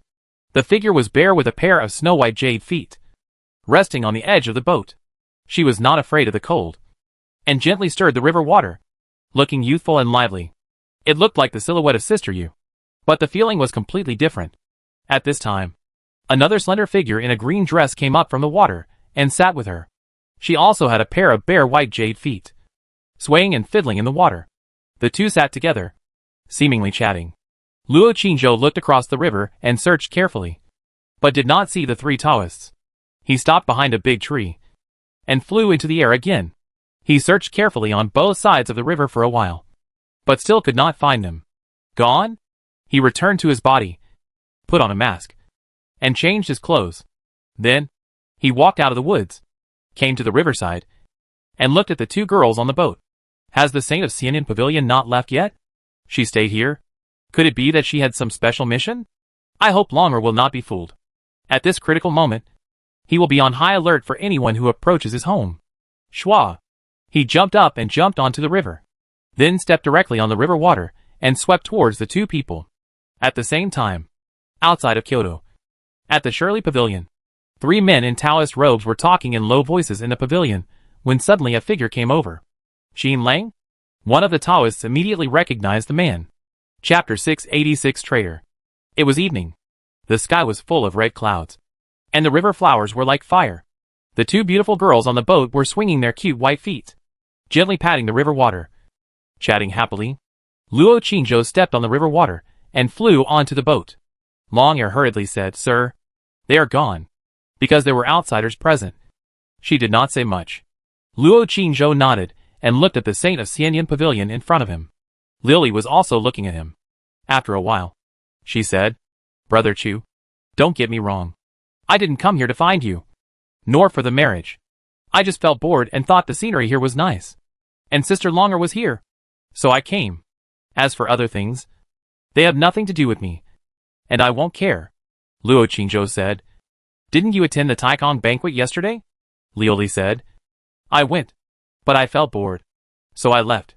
The main reason was that the emperor wanted to marry me at the beginning, and this time he sent someone to tell my master to let me go. So I walked around the palace and left." Luo Qingzhou said. "Isn't it good to be the queen?" Liuli smiled and said. "Brother Chu, do you think it's good to be the emperor?" Luo Qingzhou was slightly startled and said, "Very good. Controlling the power of the world and enjoying 3,000 beauties in the harem. How is it not good?" Liuli smiled and said, "Brother Chu probably just wants to enjoy 3,000 beauties in the harem?" Luo Qingzhou said calmly. "Which man doesn't want to?" Liuli raised an eyebrow and said, "But with Brother Chu's current, with the strength and status, it is very easy to enjoy the 3,000 beauties in the harem. Right?" Then she smiled and said, "I know. Senior Brother Chu is afraid that the lady will not agree. If it is the emperor, there will be no such trouble. Right?" Luo Qingzhou shrugged and decided to end the topic. "Miss Liuli, where is your master? Is he visiting our Lingshao sect?" Liuli said, "Master will go back first. I will travel outside for a while, and go to Huashan in a few days. By the way, Senior Brother Chu, do you have time to accompany me now?" Luo Qingzhou said. "No time." Liuli sighed and said, "Okay, then I'll go alone." Then she looked at Longer next to her and asked, "Sister Longer, do you have time to accompany me?" Longer shook her head and said, "I won't go. I want to stay here with the young master." Liuli glanced at the two of them and smiled. "Is it a bit redundant for me to be here now? Senior Brother Chu is here to find Sister Longer. Right?" As he said that, he stood up and prepared to leave. Luo Qingzhou said quickly, "No. You guys chat. I have something to do. I have to go to the front to take a look." Longla looked at him and pointed to the road on the other side. Luo Qingzhou nodded slightly. His figure flashed, and he flew to the other side of the river. Liuli looked at his back and suddenly asked, "Sister Longer, did Senior Brother Chu have a conflict with a nobleman in the palace when he went to the palace yesterday?" The three Taoists just now looked like people from Zijin Temple, which belongs to the court. Longer blinked his smart eyes and said, "I don't know either." Liuli looked at her, smiled slightly, and said, "Sister Longer, have you seen the wife of Senior Brother Chu's family? I am very curious about how beautiful the wife of Senior Brother Chu's family is. I heard from Sister Zixia that Senior Brother Chu has many beautiful wives at home, so he doesn't like mine. Is that right?" Long Hair said, "I haven't seen it, and I don't know." After saying that, she secretly thought in her heart, "The reason why the young master doesn't like you may be because of my sister. My sister is the most beautiful in the world, and the young master often looks at her. So naturally he doesn't like you." The setting sun gradually fell into the green mountains. Luo Qingzhou came to the other side of the Yumu River, pretending to be a tourist strolling in the garden while observing the surroundings, but still did not see the figures of the three Taoists. But since the other party appeared here and suddenly left, they will definitely come again. He continued to walk forward. Time went back to about an instant stick ago. Outside the city of Kyoto. At the Shirley Pavilion. 3 men in Taoist robes were whispering in the pavilion. And a young man in a tight suit suddenly walked over from the direction of leaving the city. One of the Taoists named Wu Yang immediately recognized the person. When they were in the palace, the two met several times. Although the other 2 Taoists had not seen the person, they immediately reacted when they heard Wu Yang call out the person's name. The 3 stopped talking and looked at the young man who was walking over. Wu Yang sneered and said, "Master Qin, why are you here alone? Didn't His Majesty tell you to find those prisoners?" Qin Lang walked into the pavilion, looked at him calmly and said, "What prisoners?" Wu Yang sneered. "Master Qin, why do you have to ask when you know the answer?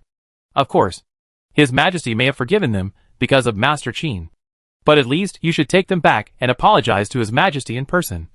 Right?" Qin Lang was silent for a moment, and said, "You should apologize to His Majesty." Wu Yang narrowed his eyes and asked, "Did Master Qin find them?" Qin Lang shook his head and said woodenly, "The mansion is empty. The shops are closed. And there are no other places. I don't know where they went." Wu Yang's eyes flashed, and he said, "Really? I heard that it was Lord Qin who let them out of the city yesterday. I also heard that Lord Qin chased them out alone in the end. In this direction. Lord Qin should have caught up with them at that time. Right? Did he talk to them? Since Lord Qin is their family. Didn't they tell Lord Qin where they were going?" Qin Lang raised his head and looked at the road in the distance, saying, "They didn't tell me." Then he looked at him again and said, "Master Wu, where did you come back from? Are you looking for someone else?"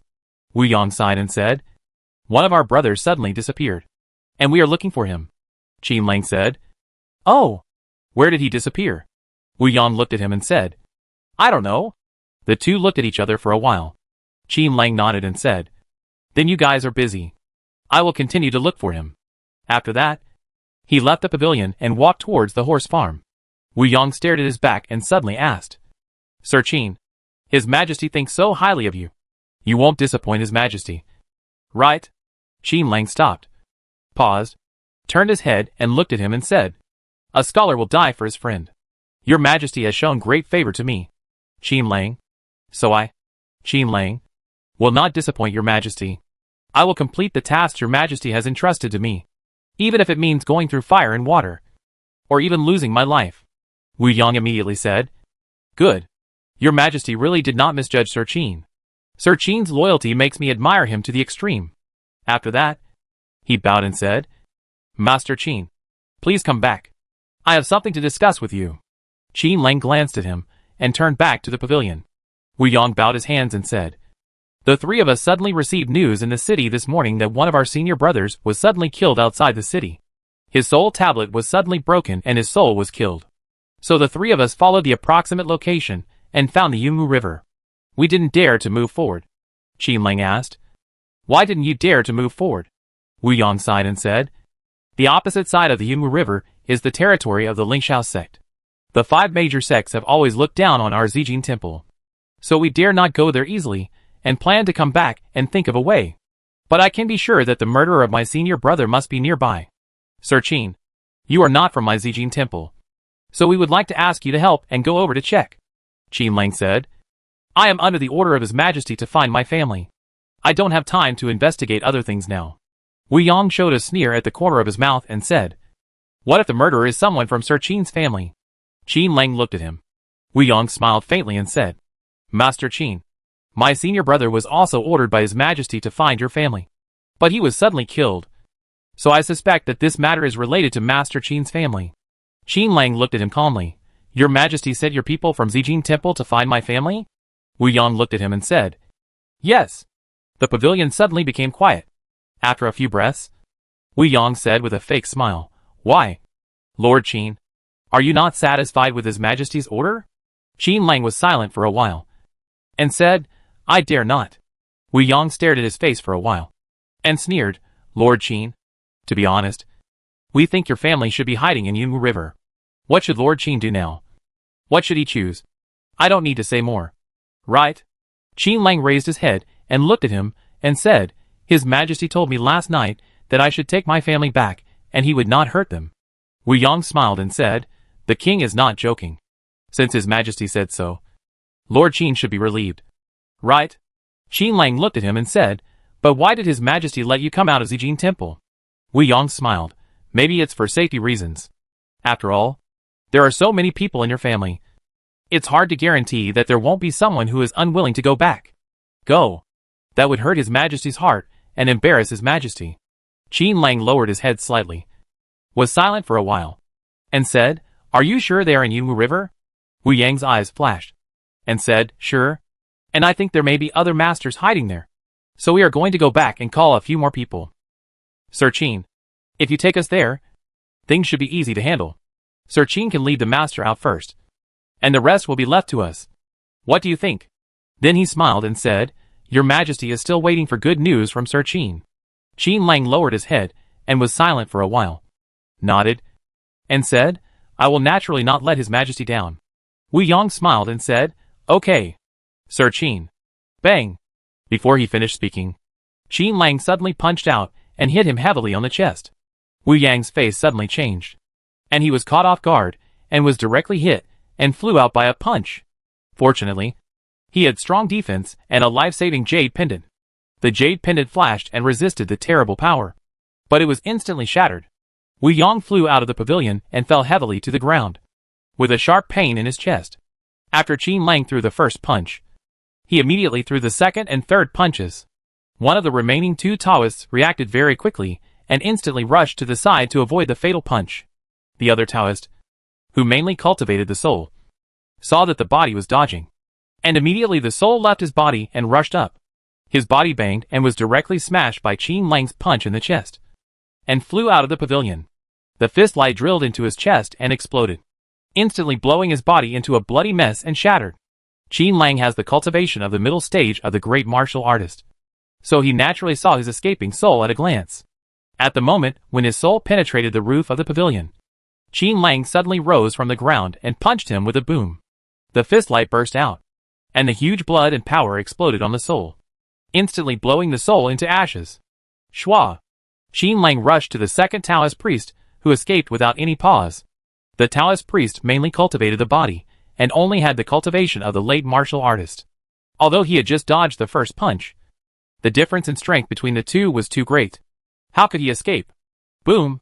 With a loud bang, Qin Lang caught up with him in an instant and punched him on the back, directly smashing his back into a dent, and all the ribs pierced through the chest and pierced out from the front chest. The Taoist priest immediately let out a shrill and desperate scream. Qin Lang punched him again, and took his life directly when he fell to the ground. This scene happened in a flash. In just a few breaths, the two Taoist priests were completely killed. Seeing this scene, Wu Yang was shocked, horrified, angry and panicked. He turned around and rushed towards the city gate. However, he was only at the initial stage of the great martial master. So how could he escape? Qin Lang jumped and landed in front of him, with a whistling wind around him, and the fist light on his fist rapidly enlarged. Wu Yang shouted angrily, Qin Lang, are you going to betray His Majesty? His Majesty has been very kind to you. What are you going to do? Boom! Qin Lang answered him with a huge fist light.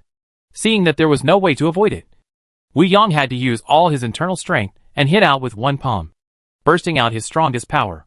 But the power of the great martial master realm is a mountain for each realm. Crack!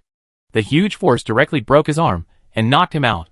Wu Yang fell to the ground in a mess and jumped up immediately, just as he was about to turn around and flee in the opposite direction. A fist light shot out again and exploded on his back. Ah! He screamed, was blown away, and fell to the ground. Before he could get up, Qin Lang had already landed in front of him and stepped on his head. Wu Yang shouted, Qin Lang, you traitor! You will not die well. Your whole family will not die well. His Majesty will not let you go. Bang! Like the sound of a watermelon bursting, his head was stepped on and exploded. His brain splattered, and he died instantly. Bang! Qin Lang punched him again, smashing his body. At this time, the sun had already set and the night had fallen. This wilderness was as quiet as death. Qin Lang stood there for a long time. The cold night wind blew, and the strong smell of blood drifted everywhere. In the wilderness not far away, there were the cries of wild wolves, and in the horse farm, there were the anxious neighs of horses. He stood in front of the corpse for a long time, then turned around and walked towards the city. Muttering, "I am not a traitor, there are no traitors in my Qin family at this moment." An old and cold voice suddenly came from the air. "Boy, where are you going?" Chapter 687 Singing for the Young Lady. It was a dark night, with a silver moon hanging high. In the wilderness, it was quiet and deserted, and occasionally a few wolf howls could be heard in the distance. Luo Qingzhou was alone. Moving forward, his soul was flying in the air. His body was walking on the ground, and his sight was searching for everything he could see around him. When he approached the Shirley Pavilion outside the city, he suddenly smelled a strong smell of blood in the air. The further he went, the stronger the smell of blood. He was startled, and immediately slowed down his pace. His soul returned to his body, and his eyes looked ahead vigilantly. He walked a distance again. He suddenly saw a corpse lying in the bushes. The corpse was wearing a wide Taoist robe. His head exploded, his body collapsed, and his death was extremely tragic. Looking at the wounds on his body, it should be caused by a heavy punch. Luo Qingzhou observed carefully for a while, and continued to walk forward following the smell of blood, and soon found two more corpses. The two corpses were both wearing Taoist robes, and were killed by heavy punches. Judging from the situation at the scene, the person who killed the three Taoists should have a high level of cultivation, at least a great martial artist. These three Taoists should be the three people who were wandering around the river, as Long Air said. The other party was obviously from Zijin Temple, and was the emperor's subordinate. So, who suddenly killed them here? Luo Qingzhou's eyes looked at the city in the distance through the darkness. While thinking, his expression suddenly changed, and he looked at the road ahead. Several figures came on horseback, followed by a carriage. He immediately rushed to the woods next to him, jumped onto a big tree, then hid in the dense tree canopy with his breath held. Not long after, three men in Taoist robes rode horses, and brought a carriage to gallop, and stopped at Shirley Pavilion. Then several people got off the horse, checked the bodies on the ground, looked up and looked around, and cursed a few words with gritted teeth. Then, they lifted the three bodies on the ground, put them in the carriage, and finally turned around and left, quickly disappearing into the night. A moment later, Luo Qingzhou jumped down from the tree, looked at the place where the few people disappeared, and fell into deep thought. From the situation just now, it seems that the Taoists knew that there were bodies here a long time ago, so they brought the carriage to collect the bodies. Could it be that other Taoists have been here before? Or, one of them ran away before? However, judging from the formation of those people just now, they did not look like reinforcements who came in a hurry. They seemed to be here to collect the bodies. Aren't they afraid that the murderer is still hiding here? Or, do they already know where the murderer is going? Luo Qingzhou stood in the woods and thought for a while.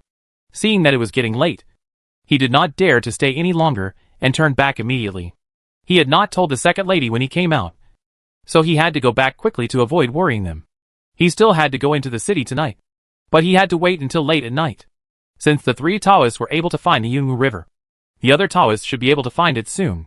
He needed to go back and confirm that there were no other Taoists or imperial masters hiding in the nearby mountains and forests. Only after ensuring the safety of his family could he attack with peace of mind. He rushed all the way and soon arrived at the Yunwu River. The Yunwu River in the night was still hazy with mist.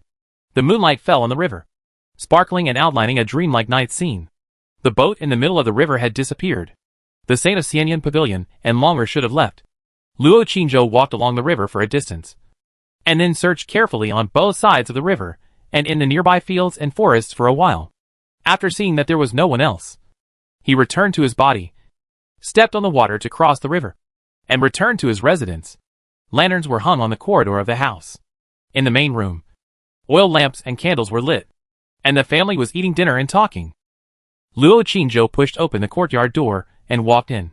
Zhuer and Mare, who were whispering in the corridor, immediately raised their heads and looked at him. When Zhuer saw him, her body trembled obviously, and she lowered her head timidly. When Mare saw him, she hurriedly shouted inside, "Master, Madam, the son-in-law is back." The couple who were scolding Qin Urge in the room stopped talking and stood up immediately. Luo Qingzhou walked into the room and whispered in front of Zhuer when he passed by her, "Little bun, have you washed it clean?" Zhuer's face changed and her body trembled again. Luo Qingzhou entered the room, greeted Qin Wenzheng and his wife, and called second brother again. Miss Jane Eyre was also there. Song Ryu hurriedly said, "Qingzhou, come and sit down for dinner." "Where have you been?" I asked your second brother to go out and look for you for a long time. But he couldn't find you. Qin Chuan said, I went to the front and back of the house. And also to the riverside. Qinzhou, where did you go? Did you go out to fool around with someone? Pa! Qin Wenzheng, who was sitting next to him, slapped him on the back of his head and glared at him and said, Don't talk. No one will think you are dumb. Luo Qizhou sat down and said calmly, I went to the foot of Li Xiao sect. I have a friend in Li Xiao sect. Go and talk to him. The girl Long'er who brought you here yesterday is the sister of my friend. Song Ryu immediately asked, Qinzhou, is that girl Long'er also a disciple of Li Xiao sect? Are you familiar with her brother? That girl Long'er is really beautiful. With a watery face, good skin, and nice words. She looks like a really good person, Qinzhou. That, at this point, she seemed a little embarrassed, laughed dryly, and didn't know how to continue. Luo Qizhou looked at her and said, Mother-in-law, if you have something to say, just say it. Qizhou is not an outsider. Song Ryu said.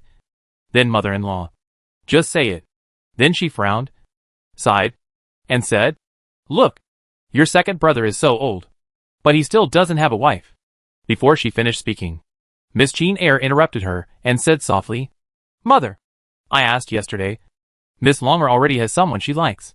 Ah? Someone she likes? Song Ryue was stunned when she heard this. Then she looked bitter and sighed. What a pity, such a beautiful little girl. Ah. Miss Qin Er glanced at someone and stepped on him again under the table. Luo Qinzhou lowered his head to eat the steamed buns and didn't dare to say anything. Song Ryu sighed again and said, Your second brother can't find a wife. And your eldest brother can't. Eat your meal. Qin Wenzheng immediately frowned and interrupted her. Song Ryu pouted in grievance. Her eyes were red. And she said in a sad voice, Master, I don't know how Langer is now. And I don't know where he is. Qin Wenzheng said with a gloomy face, Why do you care about that idiot? Let him fend for himself outside. So as not to harm our family. Song Ryu wiped her tears, sobbed softly, and dared not speak again. Miss Qin Er took out a handkerchief, wiped her tears, and comforted her softly, Mother, don't worry. Big brother will be fine. When big brother thinks it through, he will come back. Song Ryu cried and said, But Langer doesn't even know where we live. Miss Qin Er frowned, not knowing how to answer. Qin Chuan suddenly said, Dad, how about I go out and take a look? I'll secretly meet with my eldest brother and persuade him to leave there quickly. Okay? Qin Wenzheng looked at him and said, Are you also a fool? Do you think no one is watching him? As long as you dare to go out to see him, someone from the court will follow you here immediately. Unless you don't come back. Do you think those masters of the court are just decorations? Qin Chuan said with a worried look on his face.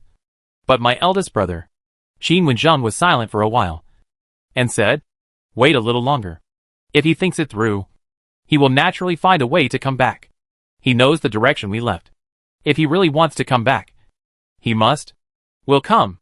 Unless he doesn't want to come back. If he doesn't want to come back, then let him go. It's useless for us to look for him. It will only embarrass him and bring us danger. Miss Qin Er said, Daddy is right. Let the eldest brother think it through. Qin Wenzheng said again, Chuaner, during this period, you sleep at home during the day and guard outside the door at night to prevent people from the court from secretly coming. Did you hear it? Qin Chuan immediately nodded and said, I know. Then he clenched his fist and snorted coldly, I haven't fought for a long time. And my fist is almost rusty. Let them come. After dinner, Luo Qinzhou supported Miss Qin Er, took Chior and Zhu away, and returned to their own courtyard. A wooden sign has been hung on the door of the courtyard. The wooden sign has a few beautiful big characters written on it, Picking Chrysanthemum Courtyard. Luo Qinzhou. Brother Qinzhou. What's wrong? Is this name not nice? Miss Qin Er saw him suddenly stop at the door, raised her head, followed his gaze, and said softly, This is written by Wei Mo. Wei Mo always remembers the life described in Brother Qinzhou's poem. And Wei Mo is very yearning. Luo Qinzhou looked at the words and fell into deep thought. After a moment, Fawn directly reached out and took it off, saying, Change the name. Miss Qin Er pouted slightly and said, I just want to call it this name. Luo Qinzhou did not follow her this time, and said softly, Let's change it. This name is not good. Miss Qin Er frowned and said, What's wrong? Picking chrysanthemums under the eastern fence, leisurely seeing the southern mountains. Such a beautiful poem. Luo Qingzhou had no choice but to look at the two little girls behind him. So he had to get close to her ear and whispered, "I'll tell you when we go to the room later. Anyway, you can't use these two words. I don't feel comfortable looking at them." After hearing what he said, Miss Jane Eyre could only say weakly, "Okay." Luo Qingzhou helped her into the courtyard, threw the wooden sign on the ground, and turned around and said, "Zhu, throw this wooden sign into the kitchen and burn it as firewood tomorrow." Zhu looked at him timidly, immediately lowered her head, picked up the wooden sign immediately, and went to the kitchen. Miss Jane Eyre looked at this scene and was a little surprised. She whispered, "Brother Qingzhou, Zhu seems to be a little wrong today. She looks so scared of you. Did you bully her?" Luo Qingzhou said, "No. I just scared her and said that I would let her sleep with me tonight." Miss Jane Eyre looked at him deeply and said, "Brother Qingzhou, did you really just scare her? Or did you plan it in advance?" Luo Qingzhou said calmly, "What plan can I have for that girl? I have you, Xiao Dai, and Qior here, who is not more beautiful than her. What interest can I have in her? I just saw that she talks a lot every time, so I deliberately wanted to scare her." The two talked and went into the house. At this time, Xiao Dai suddenly came out from the room next door and said, "Sir, why did you name Sister Zhu Xiao Mantu? What does it mean?" Luo Qingzhou, "Xiao Mantu?"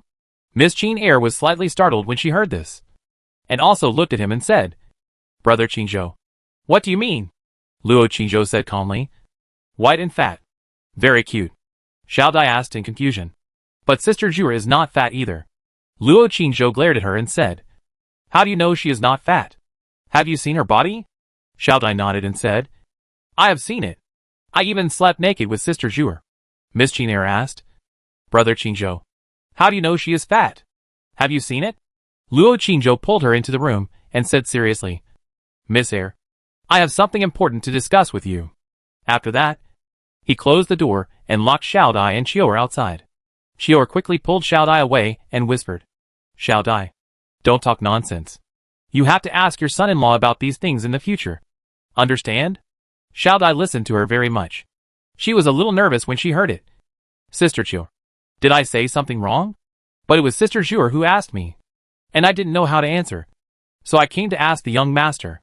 Qior thought for a while and said in confusion, "I don't know what it means, but judging from your son-in-law's reaction, you must have said something wrong." Xiao Dai immediately lowered her head and said unhappily, "Okay, I won't say anything next time."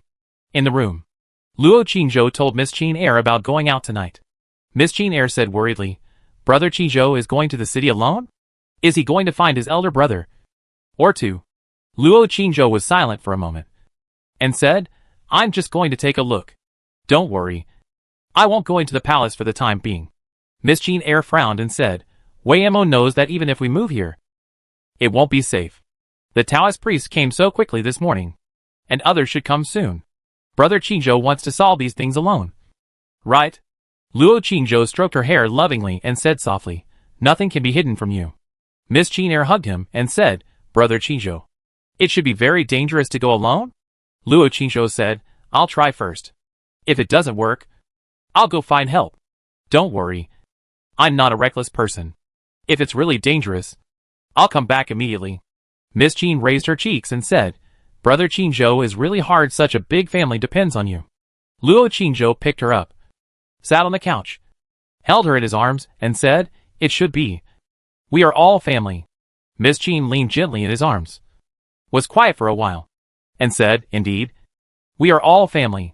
So Brother Qingzhou, you sneaked into her room while my sister was away during the day. It's also natural, right?" Luo Qingzhou. Miss Jane raised her little face and looked at him, saying, "Brother Qingzhou, can you tell Wei Ma the truth? Do you have other thoughts about my sister?" "No." Luo Qingzhou immediately denied it and said, "Absolutely not. I swear." Then explained, "I went there today to find Xia Chan's, but it was my first time there, and I didn't know which room Xia Chan lived in. So I accidentally went in. Who knew that by coincidence, the eldest lady just came back. So she blocked me inside," Miss Jane Eyre said. Then, Brother Qingzhou climbed out of the window and was caught by Bailing and Xia Chan on the spot. Right? Luo Qingzhou, how could it be so coincidental? I suspect that he was framed. It might be that bad girl Bailing. Miss Jane Eyre snorted. It was obviously Brother Qingzhou who did something wrong. But he blamed others. Luo Qingzhou coughed and said, "Let's talk about something else." Miss Qin Air said, "Okay." Then Brother Qingzhou, "Tell me why the name outside can't use those 4 words?" Luo Qingzhou's mouth twitched and said, "Do you really want to know?" Miss Qin Air said, "I want to." Luo Qingzhou stroked her tender little hand, hesitated for a while, and then leaned close to her ear and explained in a low voice. Soon, 2 blushes gradually appeared on Miss Qin's fair cheeks. She looked at him coquettishly and said, "Brother Qingzhou, you are so bad." Luo Qingzhou said, "It's none of my business. It was said by other bad guys. I'm very naive, and I couldn't understand it at the beginning." Miss Qin pouted and said, "Liar. You are a bad guy." Luo Qingzhou lowered his head and kissed her delicate face, rubbing his mouth on it, and said, "Then do you like bad guy husbands?" Miss Qin hummed, "I don't like it." Luo Qingzhou immediately blocked her mouth, kissed for a while, and then kissed her neck. Miss Qin's body soon became weak and her eyes blurred. "Do you like it?" Like. Outside the window, a silver moon hung on the branches.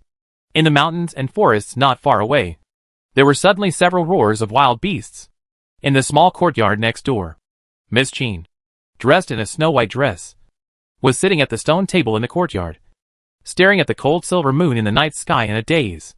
The white moonlight fell on her flawless face and her beautiful figure, as if she was coated with a layer of holy light, beautiful as a dream. "Miss, I won't like it here." "Why?" "It's cold here." The conversation in the courtyard was as cold and deserted as the scenery here, and ended quickly. Bai Ling, wearing a pink dress, held a small wild flower in her hand, squatted under the big tree in the courtyard, frowned, and sighed. In the corridor, a thin figure held a sword and stood in the shadow of the pillar, motionless. In the courtyard, there was silence.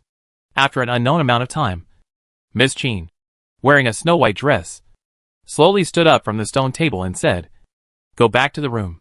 But at this moment, footsteps suddenly came from outside the courtyard wall. Then, the sound of the 2 people's conversation came. "Sir, why are you here with Miss so late? If Madam knew, she would think too much. Miss Qin asked me to come. I did something wrong and offended Miss Qin. Miss Qin asked me to apologize." "How did you offend Miss Qin? Did you kiss her?" "Shall I? Has it been a long time since I blocked your mouth?" "Well, I thought." The conversation stopped at the door outside. Then, there was a knock on the door. The 3 people in the courtyard looked at each other, and Miss Qin sat down slowly again. Bailing immediately stood up and said, "Who? It's so late. Who is disturbing Bailing's sleep?" Her tone immediately became relaxed. Luo Qingzhou's voice rang out from outside the door, "Bai Ling. It's me. Is the young lady asleep?" Bai Ling glanced at the snow-white figure next to her and said, "It's the son-in-law. Why are you looking for my young lady so late? Are you going to peek at my young lady's things again?" Luo Qingzhou said, "I'm here to apologize to the young lady. If the young lady is asleep, I'll leave." Bai Ling immediately ran over and opened the door, pouting her lips and said, "Son-in-law, you are not sincere. Even if you are here to apologize, even if the young lady is asleep, you should insist on coming in." Luo Qingzhou ignored her and looked at the snow-white figure in the yard. After a pause, he walked in, stopped in front of the stone table, and bowed, saying, "Young lady, I offended you today. I'm here to apologize to you. I hope you don't take it to heart.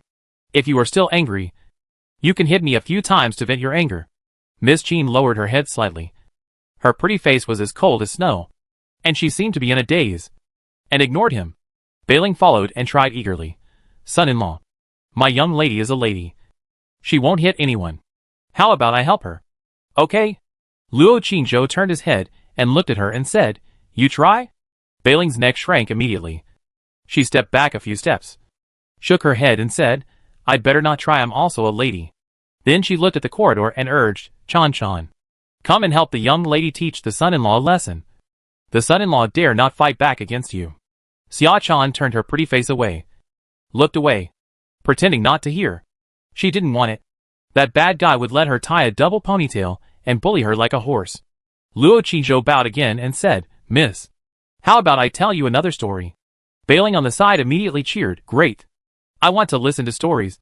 The stories told by the son-in-law are all very good." Luo Qingzhou ignored her and continued to look at Miss Jean in front of him. Miss Jean was silent for a while. Then she raised her beautiful face, looked at him and said, "Sing a song." Luo Qingzhou. Bai Ling was stunned for a moment. Then immediately cheered and said, "Great. I want to listen to my uncle singing. He must be very good at singing." In the corridor, Xiaochan also looked over, and then secretly pricked up her ears. Luo Qingzhou was a little embarrassed and said, "What song do you want to listen to?" "Miss? I don't sing very well." Far from Bai Ling. Bai Ling smiled and said, "My uncle is so sweet." He. Miss Jean thought for a while and said, "Little donkey." Luo Qingzhou. In the corridor, Xiaochan's cheeks suddenly turned red. Luo Qingzhou coughed and said, "Miss, this song." Miss Jean said calmly, "Sing it." Bai Ling, who was standing by, immediately urged with a smile, "Sir, sing it quickly. We all love it." Luo Qingzhou had no choice but to say, "Okay then." Ahem. He cleared his throat and sang with a stiff upper lip. "I have one." "Wrong. Sir." "Wrong." Bai Ling immediately corrected. "It's not I have one. It's I am one." Luo Qingzhou looked at her. At this time, Miss Jean also said, "Sing I am one." Luo Qingzhou's mouth twitched, and he had to agree, and sang with a stiff upper lip. Shamefully, "I am a little donkey. She never rides." One day she rode to the market on a whim. She held a small whip in her hand, feeling very proud. Before he finished singing, Bai Ling suddenly squatted beside him and laughed. Chuck, chuck, chuck, chuck, chuck. In the corridor, Xiaochan also turned away, hiding in the shadow of the eaves, and it was unknown what expression was on her face. Miss Jean's pretty face was still cold. Luo Qingzhou thought that he had died many times in front of these three girls anyway. So what if he died one more time? He continued to sing with a thick face. When he finished singing, Bai Ling had already covered her stomach and fell to the ground. "Miss, is it okay?" Luo Qingzhou asked awkwardly. Miss Jean was quiet for a while, then raised her flawless face, looked at him with clear eyes, and said, "Come and sing it every night in the future. Do you have any objections?" Luo Qingzhou. Miss Jean said lightly, "If you have any objections, you can go and tell Wei Mo." Luo Qingzhou's mouth twitched, and he immediately lowered his head and said, "No objection. I dare not have any objection to the order of the young lady." Miss Jean stared at him for a while, nodded slightly, and said, "Go. Good night, young lady." Luo Qingzhou did not dare to stay any longer, turned around and left. When passing by Bai Ling, he deliberately stepped on her foot. Bai Ling immediately got up from the ground and said, "Sir, it hurts. You stepped on my foot." Luo Qingzhou turned his head and looked at her and said, "Oh, sorry. I didn't see it. Come out. I will help you rub it." Bai Ling's face changed, and she immediately hid beside Miss Jean, pouting and saying, "I don't want to go out." "Sir, you want to bully me again? Humph. Forget it." Luo Qingzhou ignored her and walked out the door quickly. "When I have time in a few days, I will teach this little girl a lesson. Then she will see who is the little donkey. Well, I will tie her up with 2 ponytails then." Outside the courtyard wall, there was another conversation. "Sir, the song you just sang was so beautiful. Can you teach me to sing? Do you want to be a little donkey too?" "Yes, I want to be your little donkey. You can ride whatever you want to the market." "Hee hee. Silly girl. I don't like riding a donkey. What do you like to ride?" "Horse. A horse with a ponytail." "Sir, don't horses have ponytails? Only Maras have ponytails." "Ah? Let's go to the grove over there. I will tell you in detail." The conversation gradually faded away and soon disappeared. The courtyard was quiet for a while. Bai Ling coughed and said immediately, "Miss Chan, it's getting late. You should go back to bed. I can't sleep, so I'm going out for a walk. To see some horse riding." "Oh no. To see the scenery." After saying that, she immediately ran out impatiently. Chapter 688. There is a monster in the water. The rockery was pitch black. Bai Ling went out and immediately tiptoed over. "Pa! Pa! Pa!" Who knew that just as she got closer, a strange popping sound suddenly came from inside. Bai Ling immediately opened her eyes wide, pricked up her ears, and quickly approached. She stuck to the rock, crouched, and walked lightly, like a thief, slowly walking towards the innermost part of the rockery. When she came to the back of a big rock, she immediately supported the rock, tilted her body, quietly stuck her head out and looked into the cave inside. But it was pitch black inside, and she couldn't see anything. Moreover, the sound disappeared. When she was tilting her head in confusion, another head suddenly stretched out from behind her, side by side with her head, followed her gaze and looked inside, and said, "What are you looking at?" Bailing's body suddenly stiffened, slowly turned her head, and opened her eyes wide. "Ah!" she screamed and turned to run away. But at this moment, a pair of arms suddenly stretched out from behind her, picked her up, and walked towards the dark cave in front, saying, "Let's go in and see." Bai Ling hurriedly begged for mercy, "Aunt, uncle, spare me." Luo Qingzhou carried her into the cave, pressed her against the wall, and said, "What do you want to see? Tell me, and I'll show you." Bai Ling immediately cried, "Uncle, I don't want to see it anymore. I want to go home." Luo Qingzhou said, "Go home? Why go home? Isn't it good to have you accompany me?" Bai Ling whimpered, "Uncle." Little Bai Ling was wrong. "Spare me." Luo Qingzhou rubbed her delicate face and said, "What's wrong?" Bai Ling looked pitiful and said, "Little Bai Ling shouldn't laugh at you as a little donkey woo-woo." Luo Qingzhou pinched her tender face and said, "It's okay. You don't blame me. But you have to be a little donkey for your aunt. How about it?" "No, don't want to be a little donkey." He pulled her direction directly, pushed her to let her lie on the rock in front of it, and said, "Lie. My aunt rides up, sing a little donkey, and let you go back." Then he stroked her hair and said, "It seems that he is almost something. The reins are lying there, bending his waist, his hips. Z is weak, and she will ride badly." Luo Qingzhou tied her hair with a rope. "No. My aunt will lightly." Xia Chan held the sword and stood there silently. Bai Ling seemed to have suddenly seen a savior, and immediately cried out in a crying voice, "Chan Chan, help me. My uncle wants to ride me." Woo-woo. Luo Qingzhou did not press her, but she still raised her hips and pretended to lie there, as if she had been ridden. Luo Qingzhou froze for a moment, and immediately took off the rope tied to the ponytail, put it into his sleeves, and then slapped her hips with a slap sound, and shouted in a low voice, "Get up." Bailing was startled and stood up immediately, holding her buttocks and whimpering, "Uncle, how can you hit me there?" Luo Qingzhou ignored her and walked towards the cave entrance. Xia Chan immediately turned around and left quickly. Chan, wait. Uncle has something to tell you." Luo Qingzhou immediately chased after her, but Xia Chan quickly ran into Lingshan Moon Palace and closed the gate. Luo Qingzhou stopped outside the door and wanted to knock on the door, but was afraid of being seen by Miss Qin, so he had to give up. He stood at the door for a while. Bailing came over from behind, holding her buttocks and pouting her little mouth, and said angrily, "Uncle, you hurt me so much." Luo Qingzhou looked at her and said, "It's okay. Come here. Uncle will help you rub it, and it will be fine." When Bailing heard it, she immediately ran away again, hiding behind a big tree not far away, poking her little head out to look at him, and whined, "Stinky uncle. Bad uncle. Lecherous uncle. Always want to bully me." Luo Qingzhou saw that it was getting late, and thought of important things tonight, so he stopped teasing her, waved his hand and said, "Uncle is going back. Remember to tie the reins tomorrow night, and wait for uncle." After that, he turned and left. Bailing was stunned for a moment, blinking her big eyes and said, "Uncle, what reins?" Luo Qingzhou ignored her and walked away quickly. Bai Ling stayed there for a while, then pouted and muttered, "Bad son-in-law. I don't want to be a horse. You are almost my horse." After that, she hummed Little Donkey and jumped back to Lingshan Moon Palace. When Luo Qingzhou returned to Meixiang Garden, Xiao Dai hurried over and whispered to him, "Sir, Sister Zhur is taking a bath in the room.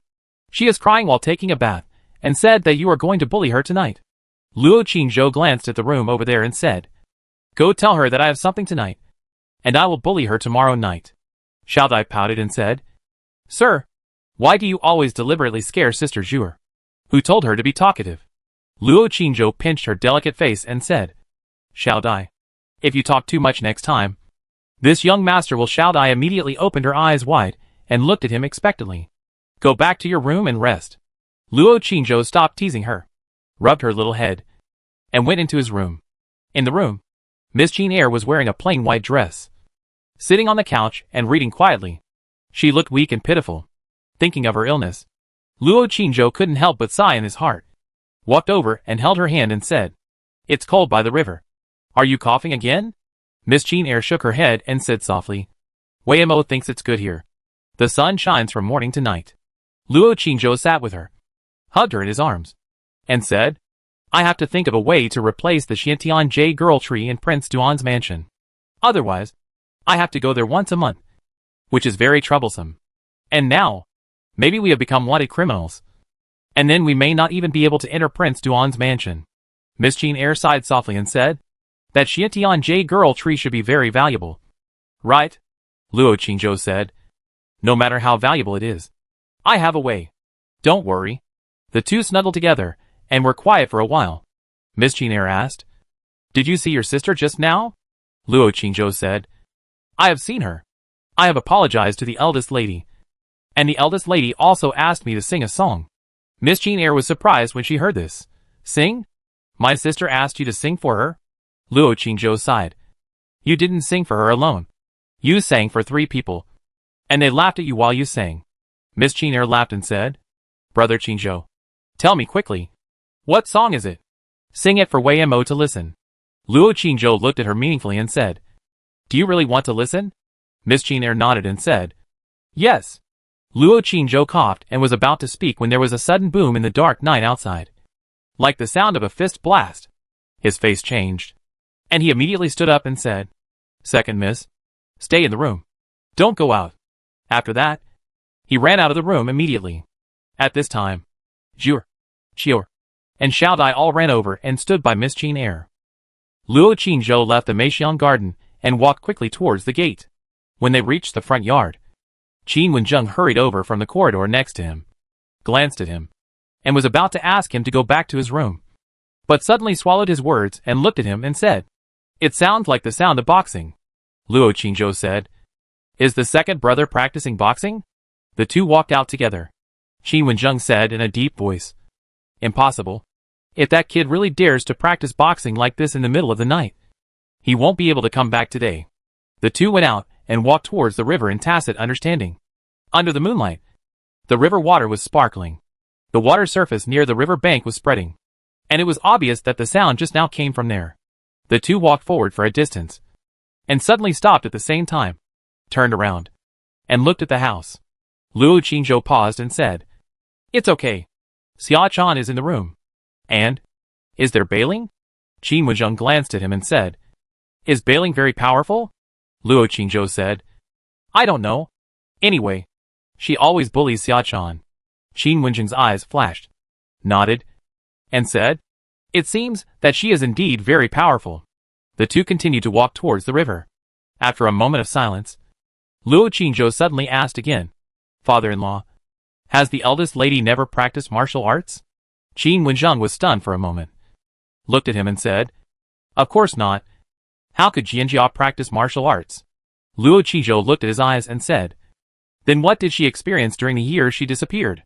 Why did Xia Chan and Bailing follow her wholeheartedly, and would rather be mates?" Qin Wenzheng was silent for a moment, and said, "We asked.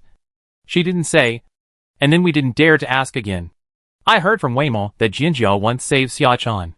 As for Bailing, I don't know." Luo Qingzhou looked at the river and said nothing.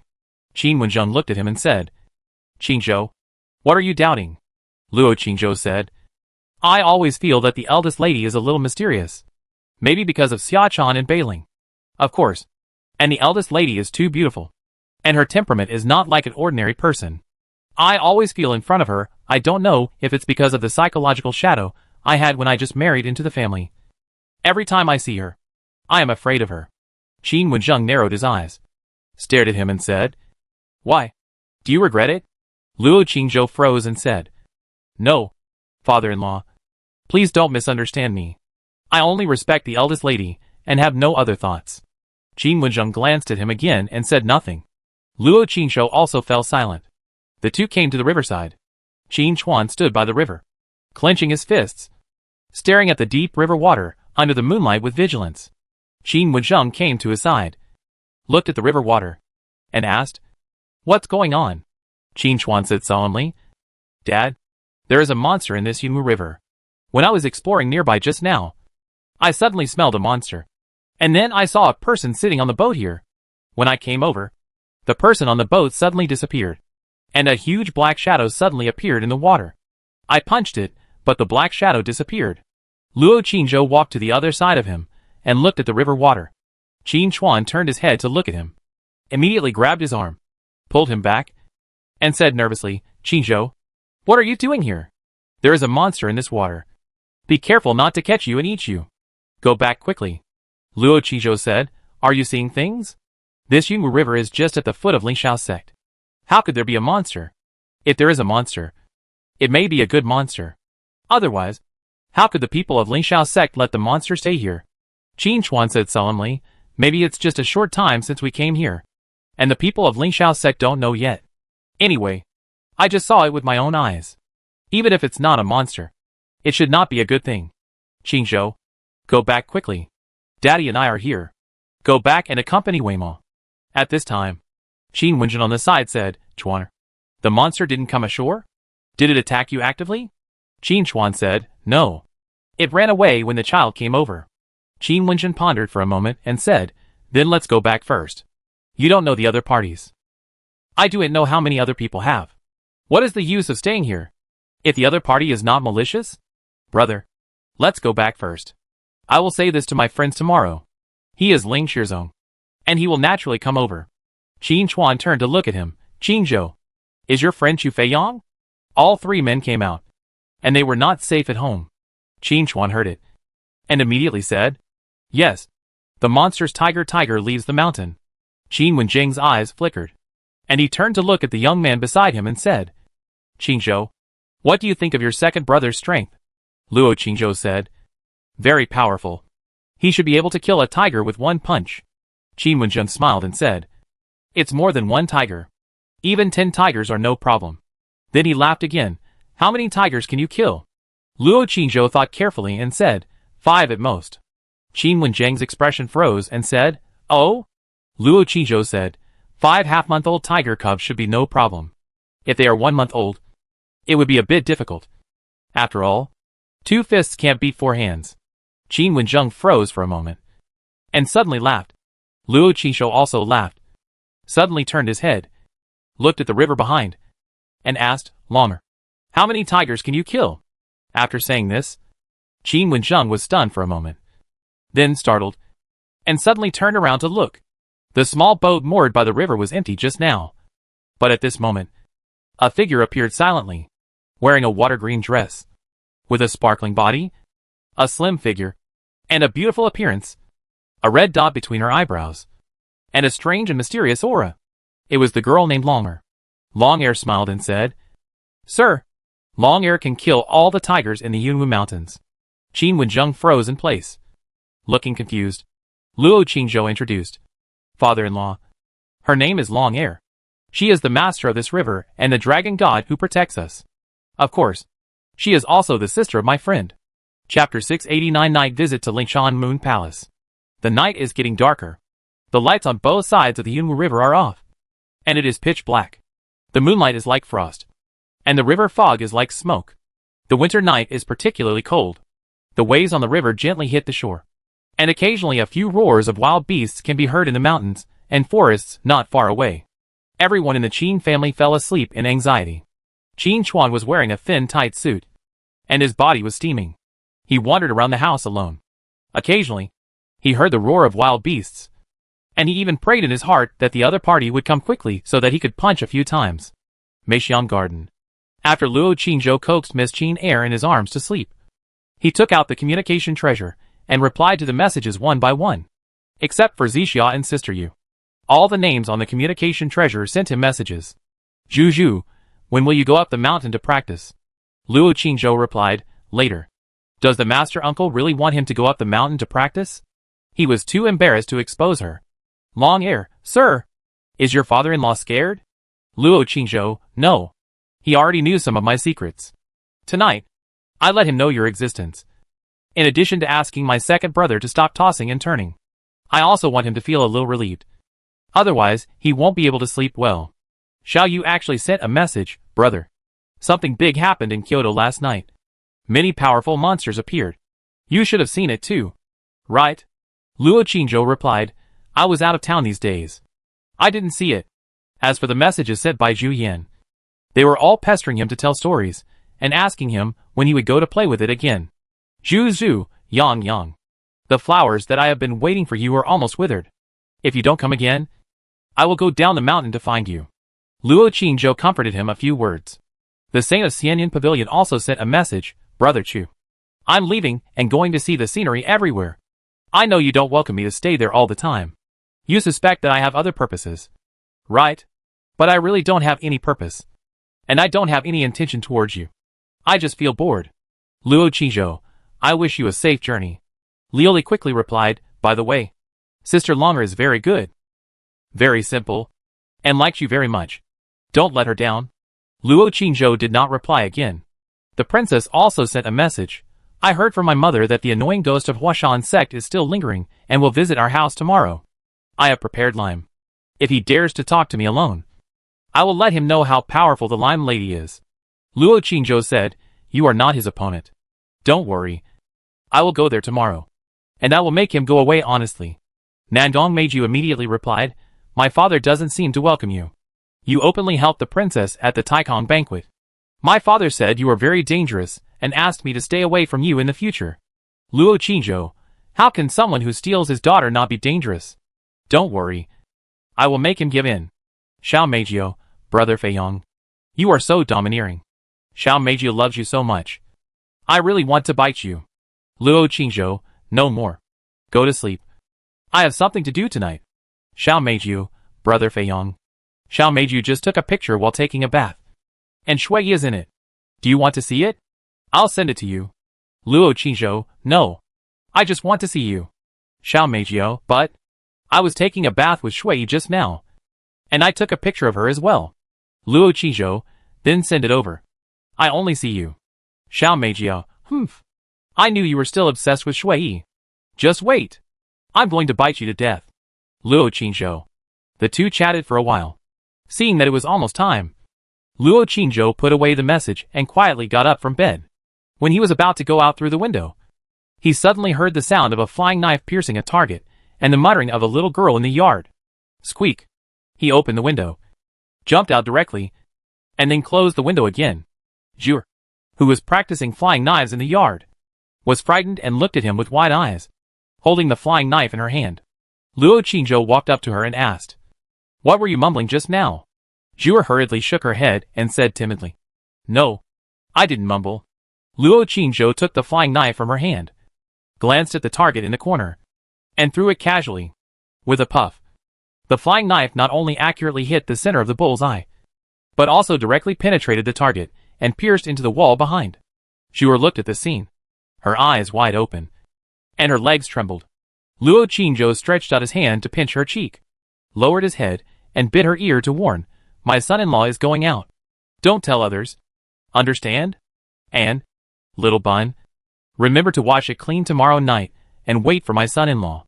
After speaking, he strode away, jumped out of the courtyard wall, and disappeared. Zhu froze in place, stunned for a long time, and then stroked her wet ears.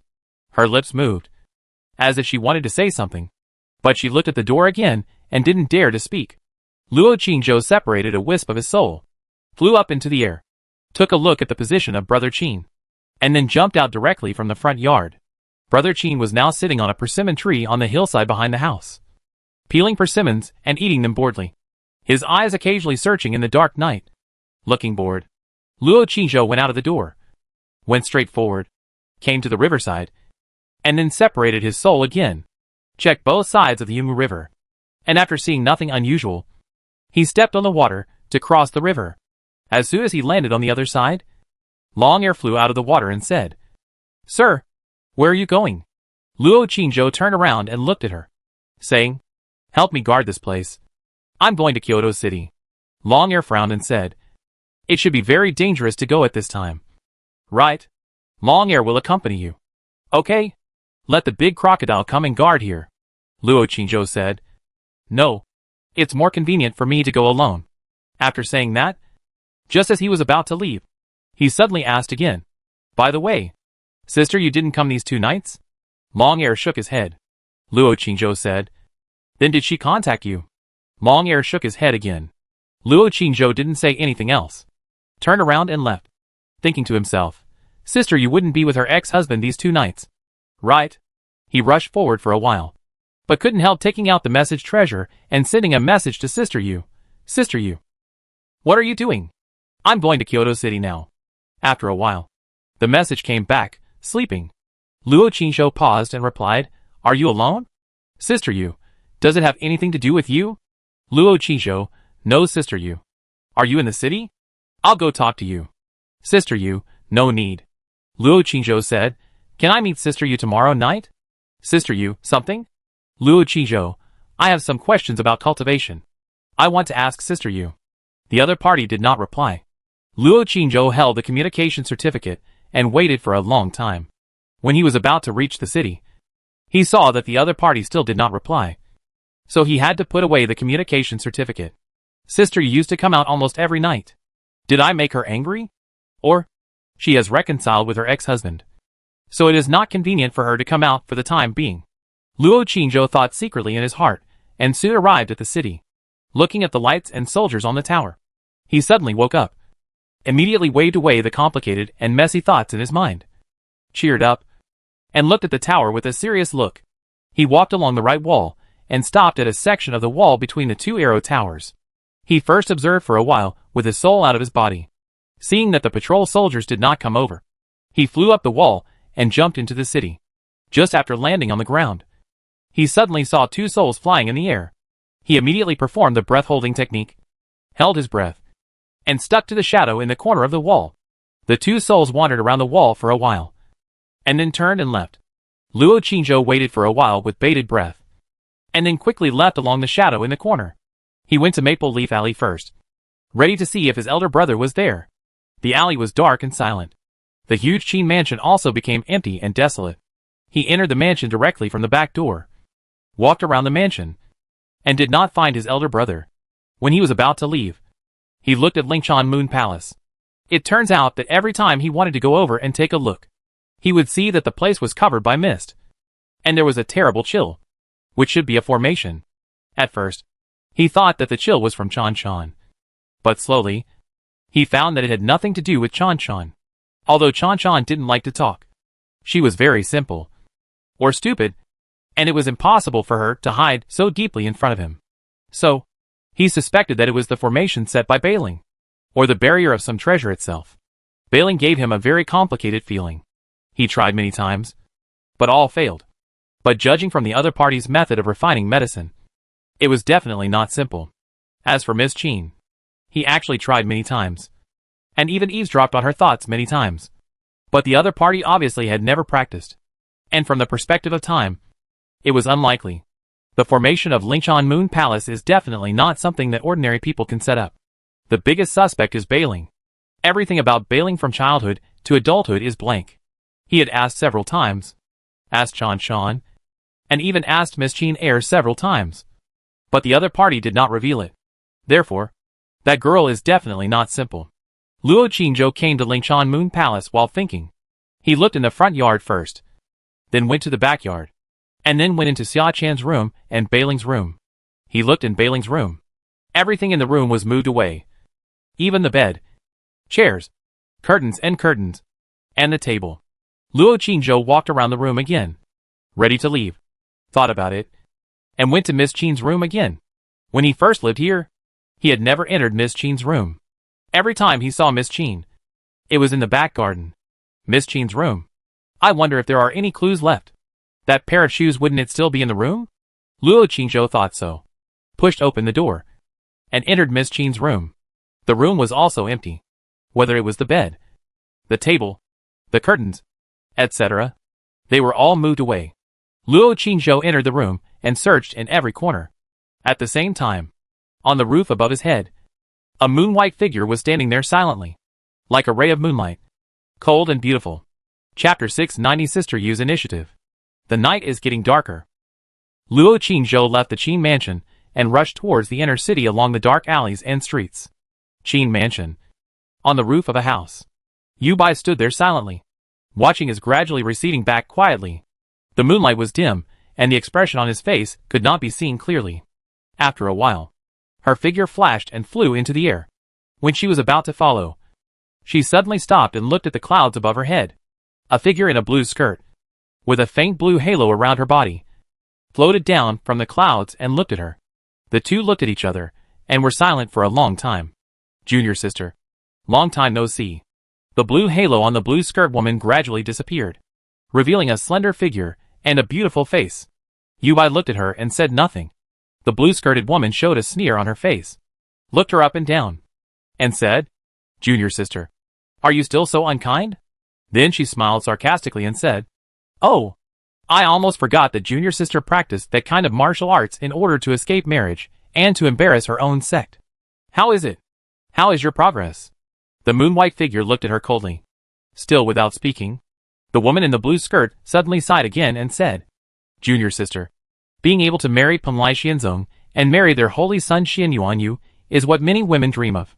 Several senior sisters have spent a lot of effort to compete for this marriage. However, they only have eyes for you. The master is happy. The elders are happy. The sect master is happy. And the senior sisters and junior sisters, who like you are all happy for you. But what have you done? Of course, everyone has seen what you have done for the sect and the sacrifices you have made. But this is not a reason for you to refuse this marriage. And you are not qualified to refuse this marriage. Because you don't deserve it. What is Xian Yuanyu's identity? And there is Pengli Xianzong, how can you refuse? And even prefer to be expelled from the sect and practice this kind of skills? Yes, I admit that I am jealous of you. I also admit that I am gloating when I see you in such a mess today. Junior sister, this is your own fault. You can't blame others. I came here today not to ridicule you or laugh at you. I came here on orders. Of course, I also came to see if you have kept your promise. You said that you would not use the sect's skills or soul techniques to participate in any disputes between sects and forces. I hope you can do it. Otherwise, the sect has the right to deal with you and the people around you. By the way, I heard that you got married. And married an ordinary mortal who has not even practiced to be honest. When I heard the news, not only me, but also other people in the sect, after hearing the news, couldn't believe their ears. Are you crazy? Or, you want to completely get rid of that saint's son and make him give up completely? I really can't understand your behavior. You would rather let a lowly mortal insult your reputation and innocence and marry him than marry a child of destiny and practice with an open mind from now on? My senior sisters, and I even suspected that you had hurt your brain in the battle with the sea monster king. The moon-white figure listened quietly and did not speak from beginning to end. There was no other expression on her beautiful and flawless face. The blue-skirted woman looked at her sarcastically. Seeing that she did not speak and had no emotions, she immediately lost interest in continuing to talk and said, Well, it seems that the kind of practice you practice has made you get rid of all your feelings and emotions. There is no point in me continuing to talk to you. I believe you can't break your oath. Junior sister, if you get immortality in this way, then I will bless you. Because I think you are very pitiful. And of course, very stupid. In my heart, no woman can be more beautiful than you. And no one is more talented in practice than you, but they are not as stupid as you. The blue-skirted woman sneered and said these words. The figure flashed and flew towards the direction of the inner city. The white figure stood there for a long time, looking at the empty street, looking at the direction he left, and then looking at the direction of the inner city. After a moment, she turned and left, flying out of the city. In the dark alley, Luo Qingzhou walked along the corner of the wall, while separating a wisp of soul, flying above his head, observing everything around him. When he encountered a soul patrol, he immediately returned his soul to his body, performed the breath-holding technique taught by Sister Yu, and stuck to the shadow of the corner of the wall, motionless. After the soul patrol left, he continued to move forward. He walked through the alley, through the courtyard wall of the house, or through the courtyard, avoiding all patrolling soldiers and souls. Occasionally, when he encountered a dog in the courtyard of a house, he immediately performed the soul-shaking technique before the dog barked, instantly making it collapse to the ground, with feces and urine flowing. Unable to speak, or directly perform the possession technique to make it faint. Just as he was about to approach the inner city wall, he suddenly felt the message on his body vibrate. He stopped immediately to check. Now his home was not safe, and perhaps someone from the court would find it from other directions. So he had to keep an eye on the news to prevent Long'er from being defeated alone. A message appeared on the surface of the jade. But it was not sent by Longer, but by Sister Yu. Luo Qingzhou was a little surprised and immediately clicked to check. Sister Yu, I'm out. Luo Qingzhou was stunned for a moment and asked, Sister Yu came out of the house? Where is she now? After sending the message, he immediately looked up. Sister Yu lives in the outer city, and perhaps at this time, she is looking at him from the roof of a house. The message came back quickly, Yunwu River. Luo Qingzhou quickly replied, Why did Sister Yu go there? I went into the city. Sister Yu, come over. When Luo Qingzhou saw these words, his heart suddenly softened, and he didn't know how to reply. Is this the first time Sister Yu has taken the initiative to invite him over? Although he wanted to fly over, he had something to do tonight. He hesitated for a moment and replied, Sister Yu, I have something to do in the inner city tonight. Maybe I can go there before dawn. Luo Qingzhou was afraid that she would be angry. So he replied, Sister Yu, is there something urgent? Sister Yu, yes. Luo Qingzhou immediately asked, What's the matter? Sister Yu, come over here. Luo Qingzhou was in a dilemma. After careful consideration, he replied, Sorry. Sister Yu, I really have something tonight. I will try to go there as early as possible. If Sister Yu has something urgent, you can discuss it with Longer first. If Longer can't help you, wait for me to go back. The other party did not reply again. Luo Qingzhou looked at the jade in his hand, sighed, and didn't dare to waste any more time. When he was about to put it away, Longer suddenly sent another message. Little dragon girl, sir. Sister is here. And sister doesn't seem to be in a good mood.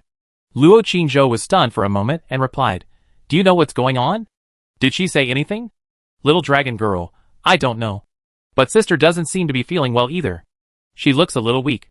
Maybe there is something wrong with her cultivation. Luo Qingzhou's heart tightened immediately. He looked at the city wall that was close at hand. He hesitated for a moment and replied, Longer, take Sister Yu back to your dragon palace first and take good care of her. I have something else to do. I will go back immediately after I finish my work. Xiaolongnu, sir, what is more important than my sister? The moonlight fell, and the misty river surface was sparkling. In the middle of the river, the mist was hazy, and a small boat was floating there, silent and quiet. A moon-white figure stood there quietly. Next to her stood another figure, holding a message in her hand, looking at the surface of the message with wide eyes. At this time, the message in her hand suddenly lit up. She immediately said, Sister. The young master replied. The moon-white figure standing next to her retracted her gaze from the distance and looked at the jade in her hand. The other party's reply was only 2 words, family. Longer raised his head and looked at her timidly, not daring to speak again. The moon-white figure stared at the 2 words in silence, and there was no other expression on that beautiful and flawless face. The night was silent. On the river, there was only the sound of wind and waves hitting the river bank and the boat. The white figure was quiet for a moment, then took out the communication certificate and sent a message. The palace? A palace. In the dead of night. In the study, a girl in a fiery red dress was still reading a book at the table.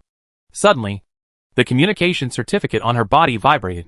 She frowned, hesitated for a moment, and took it out and looked at the message on it. When she saw the other party's name, she showed a touch of surprise in her eyes. He went to the inner city. Maybe there will be danger. The girl's eyes moved, and her slender fingers quickly swiped on the jade, replying, Does it have anything to do with me? Late stage of physical martial arts master. Soul and spirit realm. The root of thunder spirit purple red thunder. He is your brother. The girl looked at the message, was silent for a while, and slowly closed her eyes. After a while, her soul left her body.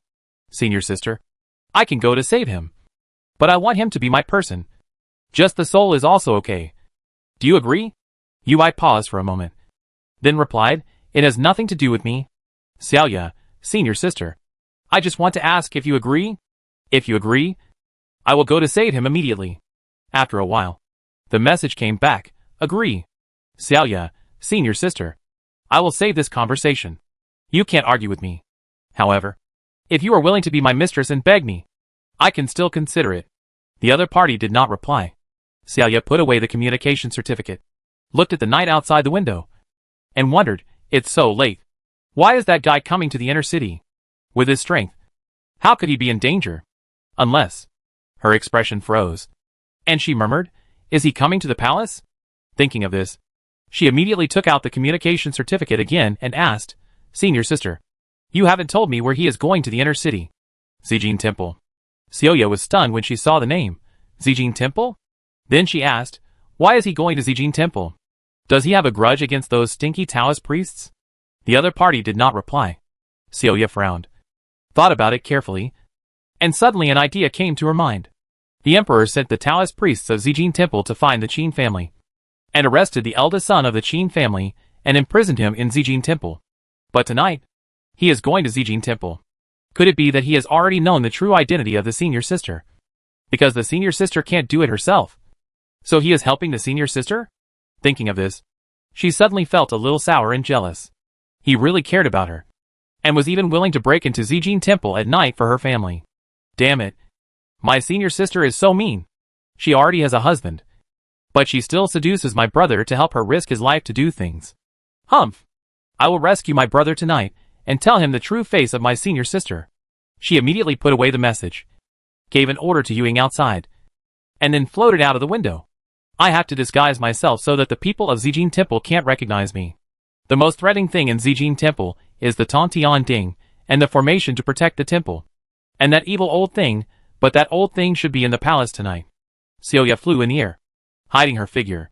While thinking, she took out a white tiger mask and put it on her face. Then, she changed into a snow-white dress. And at the same time, a moon-white halo emanated from her body. Hey, it looks a bit like my senior sister. I'll seduce my brother later. Chapter 691 Night Attack. The defense of the inner city is obviously more strict. Luo Qingzhou walked around the city wall for a few times before he found an opportunity to climb over the wall and go in. The streets were still brightly lit. Although the Taikong feast ended early, the night market that had been announced before did not end. However, although there were small vendors on the street, there were very few tourists. After all, it was a cold winter day. Luo Qingzhou changed into ordinary clothes, used the disguise technique to change his body shape and appearance, and walked forward along the corner of the street. When he came to the Qin family's clothing store, he stopped and went in through the back door. There was no one inside. It was freezing cold, and I didn't know where my brother went. Just as he was about to leave, he suddenly saw two souls flying from midair. He hesitated for a moment, and did not leave immediately, but used the breath-retaining technique to quickly hide in a dark corner. The two spirits landed on the roof, wearing Taoist robes with a circle of gold edges on the cuffs and collars. They were obviously Taoist priests from Zijin Temple. Brother Wang. Who is coming? The temple master is so nervous that he personally welcomes him in the palace with his majesty and prepares such precious gifts. Even the masters of the 5 major sects can't be treated like this. Right? Who knows? With our status, they can't tell us about the important events in the temple. By the way, brother son, how do you feel recently? Are you about to break through the spirit refining realm? I feel that I'm still a little short of the heat. I estimate that I need to practice for another half a year. Alas, it would be great if the temple master could give me a few elixirs. Don't even think about such a good thing. With our talents, we still have to rely on ourselves. The two chatted for a while. The Taoist priest surnamed Wang said, Let's go. It's time to change shifts. Let's go to the cell to play. The Taoist priest surnamed Sun chuckled and said, Brother Wang, you have taken a fancy to the beautiful woman who was captured today. Right? Her figure is indeed plump and beautiful, but her face is a little ugly. It is estimated that she will be refined into a corpse slave in a few days. While it is still warm, let's go and play for a few days. The Taoist priest surnamed Wang snorted coldly and said, I really don't understand what they are thinking. Warrior corpse slaves are fine. They can fight and resist, and can do things. I don't know what those cold female corpse slaves are. What's so interesting? Senior brother Yang and the others are enjoying it. I feel sick just thinking about it. Hee hee. In fact, it's quite fresh to change the taste occasionally. By the way. Has the warrior who was captured tonight also been locked up in the cell? Is he also going to be refined into a corpse slave? That's not necessarily true. I heard that the man was the former commander of the Jinui, and was very favored by his majesty. But he suddenly betrayed his majesty, and killed 3 senior brothers from our Zijin temple today. He was caught by senior brother Ning. The two flew away while talking. Luo Qingzhou was shocked when he heard the last few words. He immediately came out of the corner and followed quietly. The two Taoists flew slowly in the air, crossed several streets, and came to a mansion. There was no plaque on the gate of this mansion, and it was dark inside. as if no one lived there. Luo Qingzhou hid outside the courtyard wall, and his soul left his body and flew in. There were 2 red round beads inlaid on the roof, but his breath was not detected. The 2 Taoists flew through the window and into a room on the right. In the room, candles were lit, and other people's voices could be heard. Luo Qingzhou drilled into the wall and looked into the room. The bodies of the 2 Taoists sat side by side on the futon in the corner, with candles and sandalwood in front of them. After the 2 spirits entered the room, they returned to their bodies. On the couch not far away, there were 2 other Taoists. The 2 Taoists were playing chess. One of them was cursing, obviously losing. Junior brother Zhang. Junior brother Yuan. It's your turn to patrol. Remember to go around the inner city, especially the area near the palace. There are distinguished guests visiting tonight. If Master and the Master see us being lazy, we will definitely be punished. After the Taoist surnamed Wang returned to his body, he began to urge. The 2 young Taoists who were playing chess had to mutter a few words, got off the couch, sat on the futon, bathed in sandalwood, closed their eyes, and their spirits left their bodies. At this time, Luo Qingzhou, after detecting the spiritual cultivation of the 4 people, immediately passed through the wall and stood guard outside the window. The 2 young Taoists' spiritual cultivation had just come out of the window, and suddenly 2 huge fists with purple lightning appeared in front of them. The 2 had no time to react at all, and even before they could scream, they were banged and their entire spiritual souls were directly shattered, and then burned by the purple lightning, and instantly turned into nothing. And their 2 bodies suddenly trembled on the futon, and opened their eyes with a wooden look. The Taoists surnamed Wang and Sun, who had just sat on the couch, jumped up immediately after seeing this scene. However, their spiritual cultivation was only at the initial stage of the refining spirit realm at the highest, so they were no match for Luo Qingzhou. Before the 2 could react, a flying sword flew over with a swoosh and circled around their necks. The heads of the 2 fell to the ground with a gurgling sound. The headless corpse stood there, blood spurting out. At a loss, the 2 were terrified, and their souls were about to leave their bodies. But they saw the elusive flying sword flying again. With a sizzle, it actually brought a purple arc of electricity, instantly splitting the souls of the 2 people in half, and then burning them to ashes. Swish! The flying sword shot away again, and the 2 bodies without souls. They were also separated from their heads in an instant. In a few breaths, the 4 Taoists all died on the spot. Luo Qingzhou's soul controlled the sword and turned around in the room again, and then flew out of the room, and his soul returned to his body. Then he jumped into the mansion, entered the room, put on the purple and gold Taoist robe of one of the Taoists, and performed the disguise technique, turning into a body of the same height, short, fat and thin as him, and his face became roughly similar. After doing this, he searched his body again. For safety reasons, he only took a waist badge and went out. Zijin Temple is close to the palace, not too far from here. He walked out of the mansion with a whisk in his arms and headed towards Zijin Temple. As soon as he walked out of the alley, a spirit suddenly flew through the air, looked down at him, and said, "Brother Wang, is the shift changed? Why are you the only one out?" Luo Qingzhou stopped, looked around, then covered his mouth with one hand, coughed a few times, and waved the whisk with the other hand, beckoning him to come down. The soul flew down immediately without any defense and said, "Brother Wang, are you feeling unwell?" Luo Qingzhou took his hand away, looked up at him and said, "I want to ask you something." The soul was stunned for a moment, staring at his face, with a hint of suspicion in his eyes. "Why did Brother Wang look like?" Luo Qingzhou asked. "Where is the prison cell in the temple?" When the soul said this, he was startled at first, and then his face changed. When he was about to fly up to the sky quickly, Luo Qingzhou suddenly flashed, grabbed his neck, and pulled him down, asking, "Tell me, where is the prison cell?" The soul widened his eyes, and struggled with fear on his face. Luo Qingzhou inserted the whisk behind his back, freed one hand, grabbed his arm, and pulled it hard, pulling his whole arm off, and asked again, "Will you tell me?" The soul opened his mouth in pain, trembling with pain.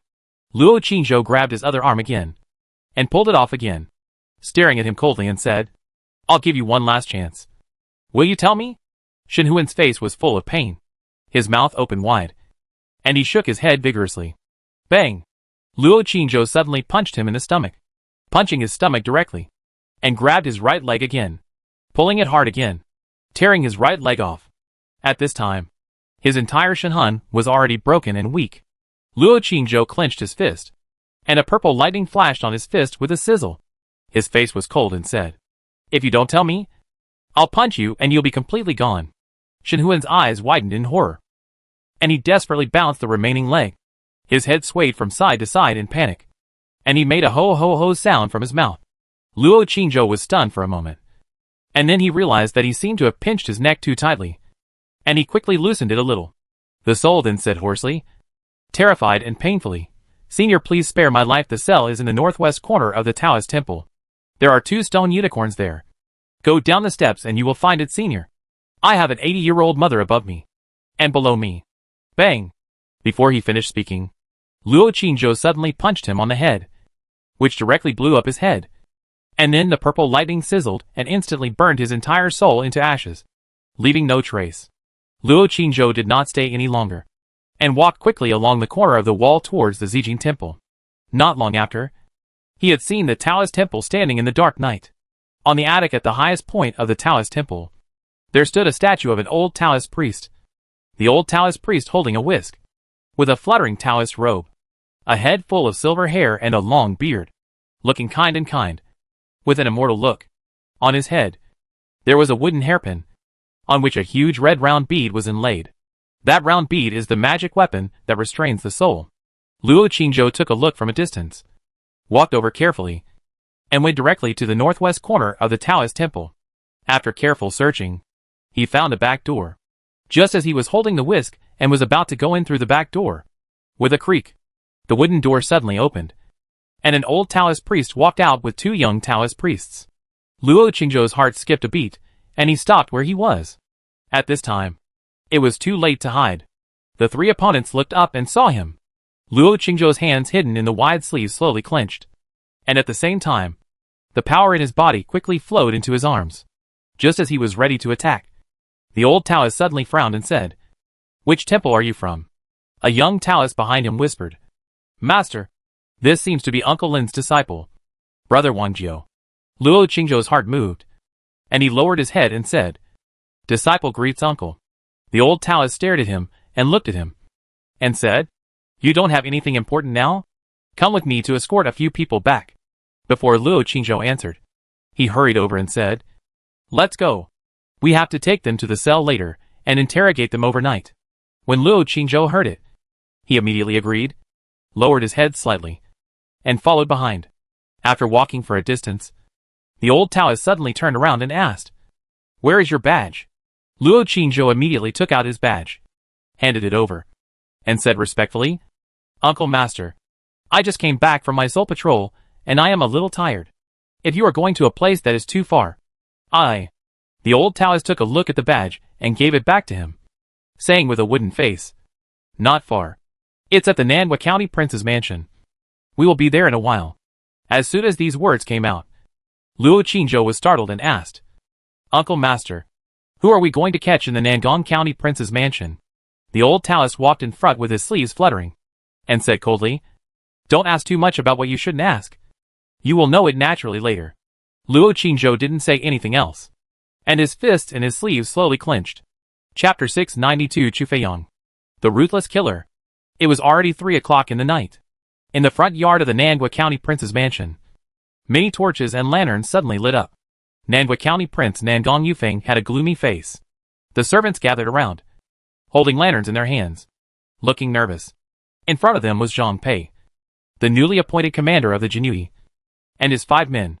The 5 Jinui, holding the hilt of the knife at their waist in one hand and holding a torch in the other, looked eager. "Your Majesty, we are also following orders, not intentionally disturbing you late at night." Zhang Pei, the commander of the Jinui, bowed and said, "The Qin family is in turmoil, and His Majesty ordered us to arrest all the Qin family members immediately. As far as I know, your mansion has some relatives with the Qin family, and your princess has a good relationship with the Qin family. So I dared to come here and ask the little princess of the prince's mansion and her 2 men to go to my Jinui. We want to ask about something." As soon as these words came out, a man in a rosy robe suddenly stood up behind Nangang Yufeng. The noble lady said angrily, "Who in Kyoto doesn't know what you Jinui are? If you want to take my daughter away, You have to flatten our Nangua County Prince's mansion. Zhang Pei glanced at her and bowed. Princess, calm down. We invited the princess to come over just to ask some questions. After the questioning, I will personally send the princess back immediately. I dare not hurt the princess in the slightest. Bai Ruoshui said gloomily. If you have any questions, just ask here directly. Everyone knows that your Jinui is a place full of filth and dirt. We Meiju will never be able to get through. I will go. Zhang Pei smiled faintly, bowed to Nangong Yufeng, and said, Your Highness, you should also know that we cannot have outsiders present when we investigate cases. I hope you can understand. Nangong Yufeng said coldly, Sir Zhang, my daughter will never go to that kind of place with you. I hope you can understand. Zhang Pei's smile gradually faded, and he looked at him for a while, took out a gold medal from his sleeve, and said, Your Highness, this is a token personally granted by His Majesty. Seeing this token is like seeing His Majesty. I, the Jinui, am here to investigate cases under the orders of the Emperor. I hope the Prince will not make things difficult for us. Nangong Yufeng looked at him coldly and said, What if I have to make things difficult for you today? Zhang Pei's eyes flashed fiercely, and he grasped the hilt of the knife at his waist and said, Prince, if you disobey the Emperor's order, you should know what the consequences are. Even if you are a prince, you should not be able to bear it. Right? Nangong Yufeng said calmly. I don't believe it. This is the order of His Majesty. Unless His Majesty comes in person. Otherwise, no one can take my daughter away today. Zhang Pei grasped the hilt of the knife at his waist, and his robe moved without wind.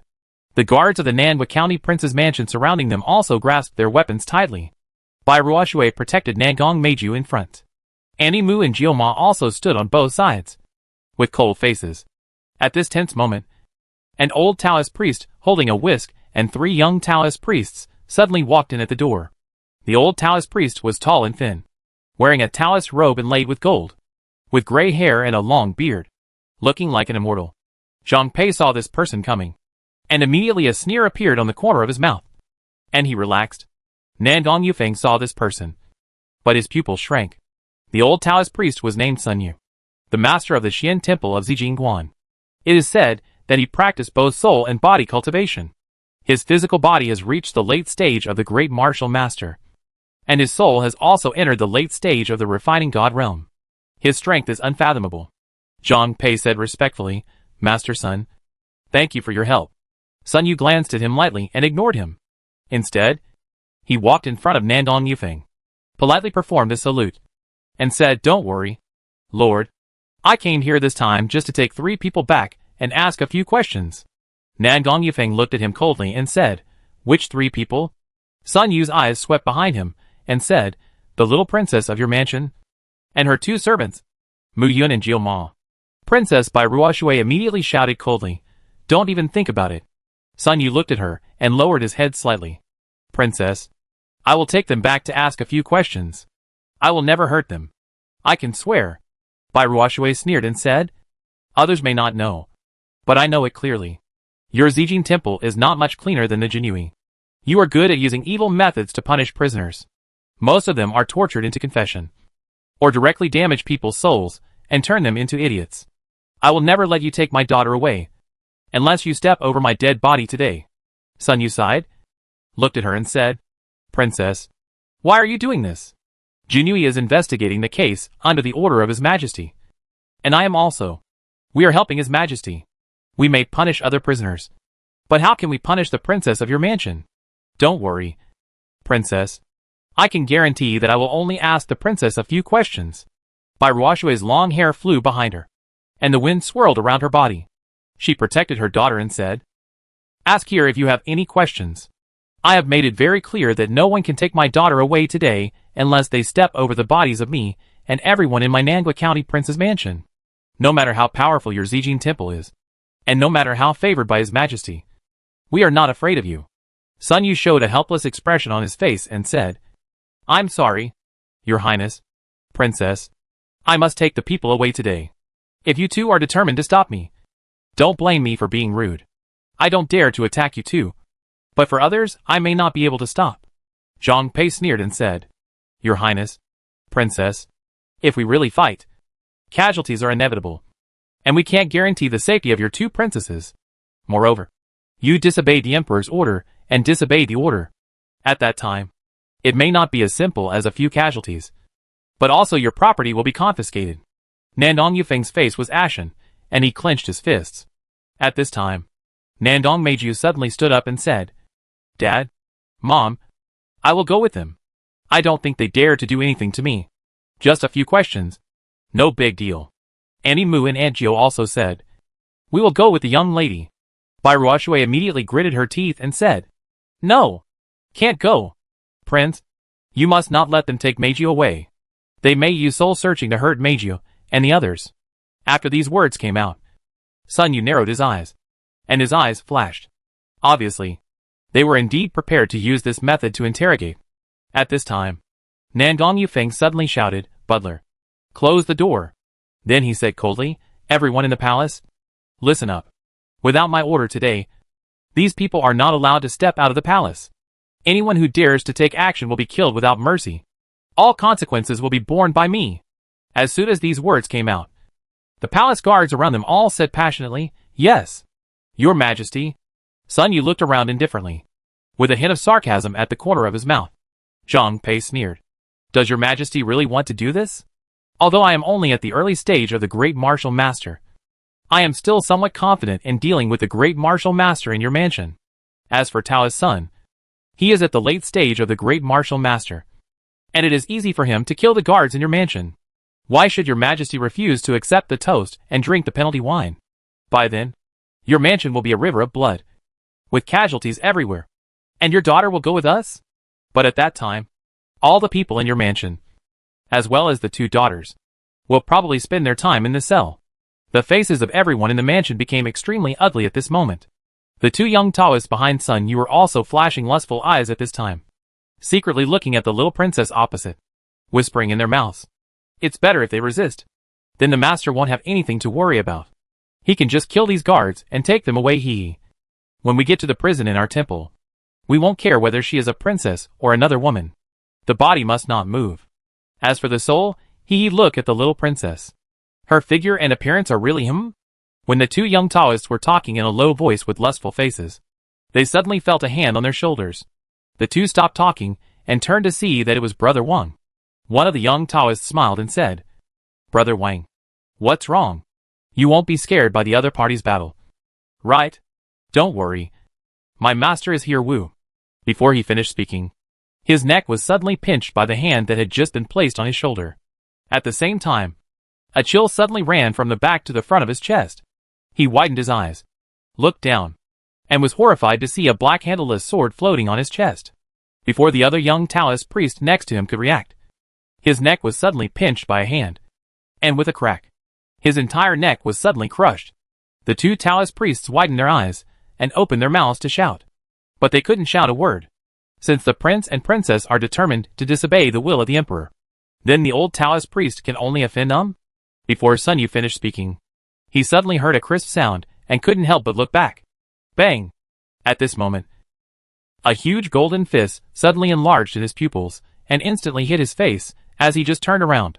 Sun Yu was caught off guard, and with a bang, he was hit hard in the face by this extremely fast and powerful punch, and was smashed out. But he has the strength of a late-stage great martial artist, and at the same time, he carries a magic weapon that can withstand a fatal blow. He saw a red light flashing on his body, and immediately dissipated most of the power of this punch. At the same time, a strong wind swirled around his body, and a layer of golden protective shield appeared. Even the surface of his skin was covered with a layer of hard armor. Zizi. However, before he landed, Luo Qingzhou's second punch had already hit him again. This punch not only carried a terrible fist light, but also a thick red lightning. The red lightning spirit was specially used to break barriers and armor. Boom! With a loud bang, the golden shield on Sun Yu's body and the hard armor on his skin were actually vulnerable, and were instantly smashed to pieces by this punch. The huge force and the exploding fist light hit his chest directly. Crack! Sun Yu, who had a strong defensive power, was hit directly by this punch in the chest, and his ribs were all broken. Boom! Before he could struggle, Luo Qingzhou's third punch had already hit him, and the huge fist light hit his heart heavily. Sun Yu was extremely angry and terrified, desperate, and unwilling. He had to roar with all his strength. And his soul left his body, ready to fight back with his soul. However, in the dark night above his head, a flying sword had already been silently suspended, waiting for him. As soon as his soul came out, with a hiss, his head rolled off his neck. Boom! Luo Qingzhou's third punch smashed his heart and chest. And the fourth punch fell again, smashing his head directly. At the same time, his soul, which was separated from his body, had not yet had time to let out a scream, and was chopped into pieces by the flying sword and turned into nothingness. So far, his body and soul were both killed on the spot. This sudden change happened in a flash, and no one reacted. Sun Yu, who was in the late stage of the great martial arts master and practiced both soul and body, turned into a pool of mud and lay in a pool of blood in just a short moment. And even his soul was destroyed. And the one who suddenly attacked was the little Taoist priest who came in with him. Until this moment, Zhang Peifong reacted and screamed in horror, Yu. Luo Qingzhou raised his head and looked at him. Without saying a word, he walked towards him directly. On his clenched fist, the fist light and lightning began to accumulate power rapidly. Zhang Pei's face was pale, and his whole body was trembling. When he was about to turn around and run away, he suddenly felt his legs go weak and almost fell. At the same time, the 5 Jinui behind him were also terrified and retreated weakly. Zhang Pei suddenly shouted, You poisoned? Not only them, but also the prince and princess of the southern kingdom opposite, as well as the guards of the palace around them, suddenly felt weak and couldn't breathe. The night wind blew, and a faint flower fragrance floated in the air. Boom! Luo Qingzhou didn't say anything, and punched him in the head. The fist light with thunder and lightning instantly shattered the protective light shield on his body, and then hit him heavily on the head. With just one punch, his head exploded, his brain splashed, his soul shattered, and he died. Boom! Boom! Boom! The remaining 5 Jinui were naturally even more vulnerable. Luo Qingzhou showed no mercy, punching them one by one, smashing them into a bloody mess. Their souls scattered, and all of them died. In a moment, 3 Taoist priests from Zijin Temple, 6 Jinui, including the Jinui commander, all fell in a pool of blood. Without a sound, everyone in Nandong County Prince's mansion looked at this bloody and horrible scene, and they were all frightened and trembling, thinking that they would be the next one. But the terrible young Taoist priest did not even look at them. After making sure that everyone on the ground was dead, he walked towards the door. Bai Ruoshui suddenly shouted, Wait! You are? Luo Qingzhou stopped at the gate, turned his head and looked at them, and said, If the emperor wants to hold him accountable, you can tell him that I am from the demon clan, and I came for the dragon. Everyone who has hurt the dragon will die. After saying that, a layer of dragon scales appeared on his fist. He smashed the door open with a bang, then left quickly, and soon disappeared in the darkness outside. Everyone in Nandong County Prince's mansion froze in place, with different expressions. Luo Qingzhou walked on the street for a while, and suddenly felt the message on his body vibrate. He immediately took it out and took a look. It turned out to be sent by the princess. Xiao Meijiao, you are really amazing. 3,000 beauties in the harem are not enough for you. Now you are planning to take advantage of animals again? Is that dragon male or female? Tell me the truth. Chapter 693 The Miserable Situation in the Cell. The streets suddenly became lively. The patrol soldiers, Jinui, and Zijingwen Taoist priests all began to rush towards the Nandwa County Prince's mansion. Obviously, they knew about the death of those people immediately. Luo Qingzhou walked into the dark alley, and after several Zijingwen Taoist priests hurriedly left, he walked out and continued to walk towards Zijingwen. Even if he didn't do it just now, the Nandwa County Prince's mansion should have done it. So the mess can only be left to them to deal with. The words he said before leaving, I hope it will be of some use to them. And I hope the emperor will not embarrass them. Think about it carefully. The emperor was mad at the escape of those monsters, right? In order to find the Qin family, he actually attacked his uncle directly. Or was it just that those people from Zijingwen and Jinui took the initiative to go there to please him? If you think more deeply, maybe the emperor has begun to exclude dissidents. And maybe he has already explored the attitude of the Nandwa County Prince's mansion towards the eldest princess. All are possible. However, no matter what the reason, his actions are nothing but accelerating the process of his failure. The enfeoffment order has already begun to be implemented. He has already offended the kings in various places. And now he has begun to offend these princes in Kyoto. I believe the princess should be very happy to see this situation. Right? Of course. I believe that many of the things that have happened recently were secretly promoted by the princess. From some of the things he saw after entering the palace. The princess is really not simple. While thinking, Luo Qingzhou came to the northwest corner of Zijin Temple and looked at the wooden door behind. He stood in the dark and waited for a while. Several souls flew up from the temple and hurriedly flew towards the Southern Kingdom Prince's mansion. The old Taoist priest obviously had a very high status in Zijin Temple. His death would naturally cause a shock to Zijin Temple. So there would definitely be many Taoist priests going to check. At this time, the defense of Zijin Temple was the most empty. And it was also the best opportunity for him to get in. Squeak. At this moment, the wooden door suddenly opened, and two more Taoists came out and left in a hurry. Luo Qingzhou waited in the darkness for a moment before walking directly towards the wooden door. He then jumped in. The Taoist temple was dark, with only a few lights on the attic not far away. He hid in the shadows, walked forward for a distance, and soon saw the two stone unicorns in the corner. A dark passage appeared between the two stone unicorns, and the steps extended downwards into the ground. This should be the dungeon of Zijin Temple. Right? Seeing that no one was guarding outside, Luo Qingzhou was puzzled for a moment, holding a whisk in his arms, and walked over in a swagger. As soon as he got close, two red lights suddenly lit up in the eyes of the two stone unicorns, shining on him together. Luo Qingzhou's heart trembled, but his footsteps did not stop, and he continued to walk into the dungeon. At this time, the red light in the eyes of the two stone Kylans suddenly went out, and at the same time, a low conversation came from the mouth of one of the stone Kylans. It's Brother Wang. I guess he just changed shifts and came to the dungeon to relax. Hee. I guess he came for the noble lady he caught today. Brother Wang likes plump women like that the most. The conversation between the two soon disappeared. Luo Qingzhou pretended not to hear it, lowered his head slightly, and continued to walk down the stairs calmly. Not long after, he walked to the end and turned a corner. Suddenly, a red light curtain appeared in front of him, blocking the passage. If it weren't for the Taoist priests of Zijin Temple, it would be difficult to pass through this light curtain. Right?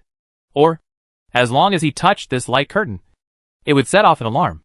Luo Qingzhou paused, and immediately took out Dabao and Erbao from the storage ring, hid them in his wide sleeves, and then walked directly towards the light curtain. Puff! With a light sound, he penetrated the light curtain directly, and continued to move forward. Sure enough, with Dabao and Erbao, all the formations and barriers can be easily passed. He secretly called out for luck, immediately put away Dabao and Erbao, and continued to walk forward quickly. He soon walked out of the passage, and came to the cell. The first thing that caught his eye was the rows of strange and hideous torture instruments hanging on the wall, and placed on the iron rack in the corner. Two middle-aged Taoist priests were sitting there pushing bamboo carts. In front of one of them, there was a thick stack of gold coins. The other Taoist priest had a serious look on his face and urged impatiently, "Hurry up." The slightly fat Taoist priest, who won the money, was in a very happy mood. He glanced at Luo Qingzhou and said with a smile, "Brother Wang, you just changed shifts, right? Do you want to play a few games?" Luo Qingzhou covered his mouth, lowered his head slightly, coughed a few times, and said in a hoarse voice, "I feel a little uncomfortable, so I won't play anymore. Let's play." Two brothers. The slightly fat Taoist priest smiled and said, "You are not feeling well, and still want to play with women. Hee. It should be fine after playing." Then he raised his hand and threw out a bunch of keys and said, "We caught two fresh ones during the day and locked them in cell number 5. Go. Just don't kill them. We will choose a few corpse refiners at that time. You are so long-winded. Push the cards quickly." The other Taoist priest immediately urged impatiently. The slightly fat Taoist priest smiled and pushed out the bamboo cards in his hand. Luo Qingzhou took the key, lowered his head, and walked forward quickly, looking anxious. He glanced at the key in his hand. There were 10 keys in total, with numbers from 1 to 10 on them. But this cell was very large and deep inside, and it was obvious that there were more than 10 cells. I don't know who is in charge of the other cells. These Taoists seem to arrest people every day. The arrested people can be insulted by the Taoists in the temple at will, and they will even be refined into corpse slaves in the end. Even if they are evil demons, they will not be so dirty and inhumane. Right? Luo Qingzhou was full of anger and stopped in front of the door of the first cell. He looked around, took out the key, slowly opened the iron lock, and then carefully pushed open the cell door. A foul smell came from inside. In the dark corner, several men and even a child were huddled together in the dark corner. When they saw the iron door opened, they were all locked together and trembling. Luo Qingzhou took a look and closed the door without locking it. He took out the key again and opened the second cell. In the corner of the cell, there was a wooden stake, on which a naked woman was tied. The woman lowered her head, with her hair disheveled. It was unclear whether she was asleep or unconscious. On the ground next to her, there were some torn clothes, which looked like the clothes worn by warriors. Luo Qingzhou was quiet for a while, walked in, and prepared to help her untie the ropes on her body. Who knew that just when he approached her, he saw her suddenly raise one foot and kicked him hard in the crotch. Gritting her teeth and cursing, "Beast!" Luo Qingzhou easily dodged, without saying a word, passed by her side, and with a flash of cold light in his hand, he helped her cut the ropes on her body. The woman's body softened and slid to the ground, and then pounced on his thigh again, opening her mouth, ready to bite him. Luo Qingzhou stepped back and dodged, saying, "Save your strength. Remember to escape later." After saying that, he threw her a man's robe and turned to leave the cell. The woman was stunned for a moment, raised her head, and looked at his back with a face full of doubt as he left. Ka! Luo Qingzhou opened the third cell again. Two little boys were locked up inside, who looked like twin brothers. At this time, they were hugging each other, hiding in a dark corner, shivering. Luo Qingzhou whispered, "Remember to run out later." He closed the cell door ajar, but did not lock it, and went to open the fourth cell. There was no one in this cell, but there was a large pool of blood and a lot of hair on the ground. Luo Qingzhou looked at it for a few times, closed the cell, took out the key, and went to open the fifth cell. As soon as the cell door was opened, a figure suddenly jumped out of the darkness next to him and bit him. Luo Qingzhou grabbed his neck and took a closer look. It was a young woman. Judging from her clothes, she should be a woman from a wealthy family. At this time, the woman struggled desperately, stretched out her nails to grab him, and cried and screamed, "Beast! You beasts! God will strike you with lightning, and you will not die well." In a corner not far away, there was a girl sitting. The girl had disheveled hair, 2 whip marks on her face. Her dress was torn, and there was some blood on her legs. At this time, she was trembling all over and crawling up from the ground, saying in horror, "Mother, mother, don't hurt my mother." As soon as she crawled up, she fell to the ground again in pain, with blood flowing down her legs. She cried, "Mother, it hurts, Chiao, hurts." Luo Qingzhou stared at her blood-stained skirt and suddenly walked over. The woman's body softened, and she sat on the ground. Then she hurriedly crawled on the ground and chased after him, crying and begging, Don't hurt her anymore. Please, I'm willing. I'm willing to accompany you, please." Luo Qingzhou walked to the girl, supported her with one hand, and slowly lifted her torn skirt with the other hand. He trembled. His face turned pale, and he raised his hand tremblingly and held the broken whisk. The girl cried, "Mother, mother." The woman ran over and cried and begged behind him, "Please, don't. She will die, please." Then she threw herself on him, biting and beating him. Luo Qingzhou looked at the blood that kept flowing on the girl's legs, slowly closed his eyes, then took a deep breath, and slowly took out the whisk with trembling hands. The girl screamed miserably. Her body softened, and fainted. The woman also burst into tears. Luo Qingzhou immediately took out the spiritual liquid and trauma medicine produced by the Sun and Moon treasure mirror, handed them to the woman behind him, and said, "Help her apply them quickly. These medicines are very effective. Maybe they can save her." The woman was stunned for a moment, looking at him with tears on her face. At this time, footsteps and the obscene laughter of the slightly fat Taoist priest suddenly came from outside. "Junior brother Wang, why are you making such a big noise? What new tricks are you playing? Let me learn it too." The figure of the slightly fat Taoist priest suddenly appeared at the door. Before he could see clearly inside, he laughed and said, "By the way, Junior brother Wang, did you see my half-broken whisk? Hee hee. The girl just now, In the corner of the cell, there was only the mother and daughter hugging each other, but Junior brother Wang was nowhere to be found. The slightly fat Taoist priest was stunned for a moment, and when he was about to turn his head to look at other corners, a hand suddenly stretched out from the darkness at the door, pinched his neck, and grabbed him into the cell. Then, the iron door closed.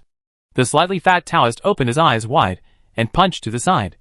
But suddenly he felt a sharp pain in his neck, which made his body go limp, and his fist fell down powerlessly. Luo Qingzhou pinched his neck with one hand and held a half-whisk with the other hand. With a puff sound, he stabbed it directly into his heart, from his chest to his back. Chapter 694. Killing and Setting Fire. Killing them all. He did not die immediately. The defense of his body and the dying struggle of the energy in his body made him more awake at this moment. He opened his eyes wide, opened his mouth, and wanted to shout. However, his throat was pinched, and his larynx was crushed with a click. He could only make a terrified and desperate ho-ho sound.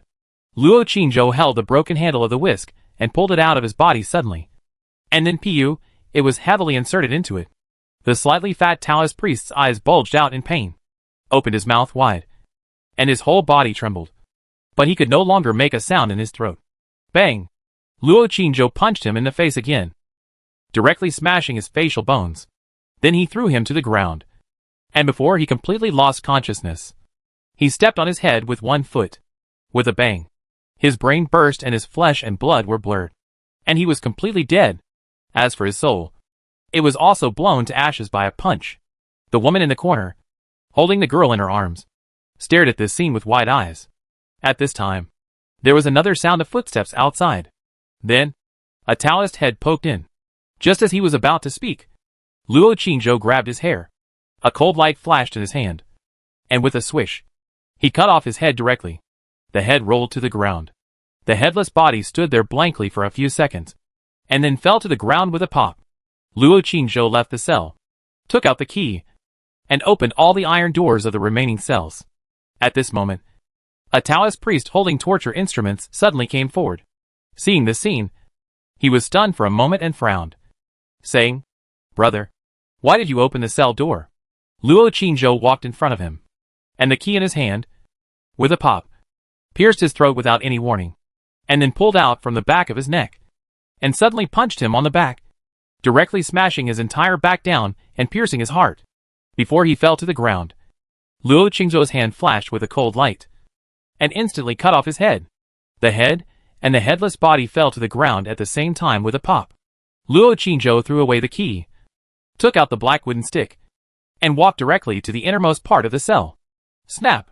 Snap! Snap! From the depths of the cell, there was a sound of whips whipping flesh, and gnashing curses. Speak or not! Speak or not! In the innermost corner of the cell, an oil lamp was lit, and many torture instruments were hung on the wall. A naked man was tied to a wooden stake. A middle-aged Taoist priest was holding a spiked whip, whipping him hard and cursing. The man kept his head down and said nothing. The middle-aged Taoist priest gritted his teeth and swung the whip in his hand, whipping him hard in the face. Bang! At this moment, a sound suddenly came from a cell behind him. Sparks flew, and the golden iron lock on the iron door was smashed to pieces. The middle-aged Taoist priest heard the noise and immediately stopped whipping. He turned around and looked. His face suddenly changed, and he shouted angrily, "What are you doing? There is a golden corpse that has not been successfully refined in there. Why are you smashing the lock? Which temple are you from?" The figure holding the stick ignored him and went straight into the cell. The middle-aged Taoist priest was horrified when he saw the scene. He turned around and shouted, "Idiot! Come out!" Bang! Who knew that just as he rushed to the door, a black stick suddenly came out from inside and hit him directly in the face. Although he had been prepared, not only did he have a strong wind shield on his body, but he also had a body light shield. But under the attack of this black stick, the two layers of shields were vulnerable and were smashed to pieces in an instant. He was directly smashed out, his cheeks sunken, and blood splattered. Before he landed, the figure had already rushed out of the cell and hit him on the neck with a stick with a bang. Caw! His entire neck was instantly smashed to pieces, and at the same time, his entire body was also smashed to the ground. Bang! Before his soul could fly out, a purple lightning appeared on the black wooden stick, smashing his head directly, and smashing his soul that was about to fly out from his head into pieces. Instantly, his soul flew away, and he died. Luo Qingzhou did not stop, and swung the wooden stick again, breaking the iron locks on all the cells. Then he walked to the corner and looked at the man tied to the wooden stake. The man also raised his head and looked at him, with a hint of doubt in his eyes. Not the eldest brother. Luo Qingzhou was disappointed, and broke the iron chain on his body with a stick, saying, "Get out quickly." After that, he went to other cells and searched one by one. But he couldn't find the eldest brother. Was he transferred away? He smashed all the cell doors, released the people inside, and smashed the flags that maintained the barrier. Then he left the cell, jumped onto the roof, and threw all the pollen on his body out. Boom! He punched out, and the strong wind turned into a hurricane and exploded, instantly rolling up the pollen and scattering it towards the entire Taoist temple. After doing this, he jumped off the roof and stood at the door of the cell. At this time, several Taoists seemed to have noticed something unusual and hurried over. One of the old Taoists with gray hair and a strong aura asked him immediately after seeing him, what happened inside. As soon as he finished speaking, his face suddenly changed, and he swung the whisk in his hand and hit it in the air, shouting, "Be careful!" Ding! A flying sword in the air was hit by the whisk he swung, and suddenly flashed and disappeared. However, at this time, Luo Qingzhou, who was standing at the door of the cell, had disappeared. Boom! With a loud bang, the golden fist light exploded, and a huge force hit the chest of the old Taoist.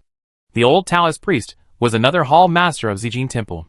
His physical cultivation had reached the level of a great martial artist, and his soul had reached the late stage of the spirit refining realm. He was only one step away from advancing to the spirit separation realm. But at this moment, facing this fist with terrifying power, he had no way to avoid it. He could only burst out yellow light all over his body, and wave the whisk in his hand to resist. Bang! He was directly knocked out. When Luo Qingzhou's second punch fell from the sky, the protective light shield on his body was instantly shattered, and his chest was directly shattered by a punch.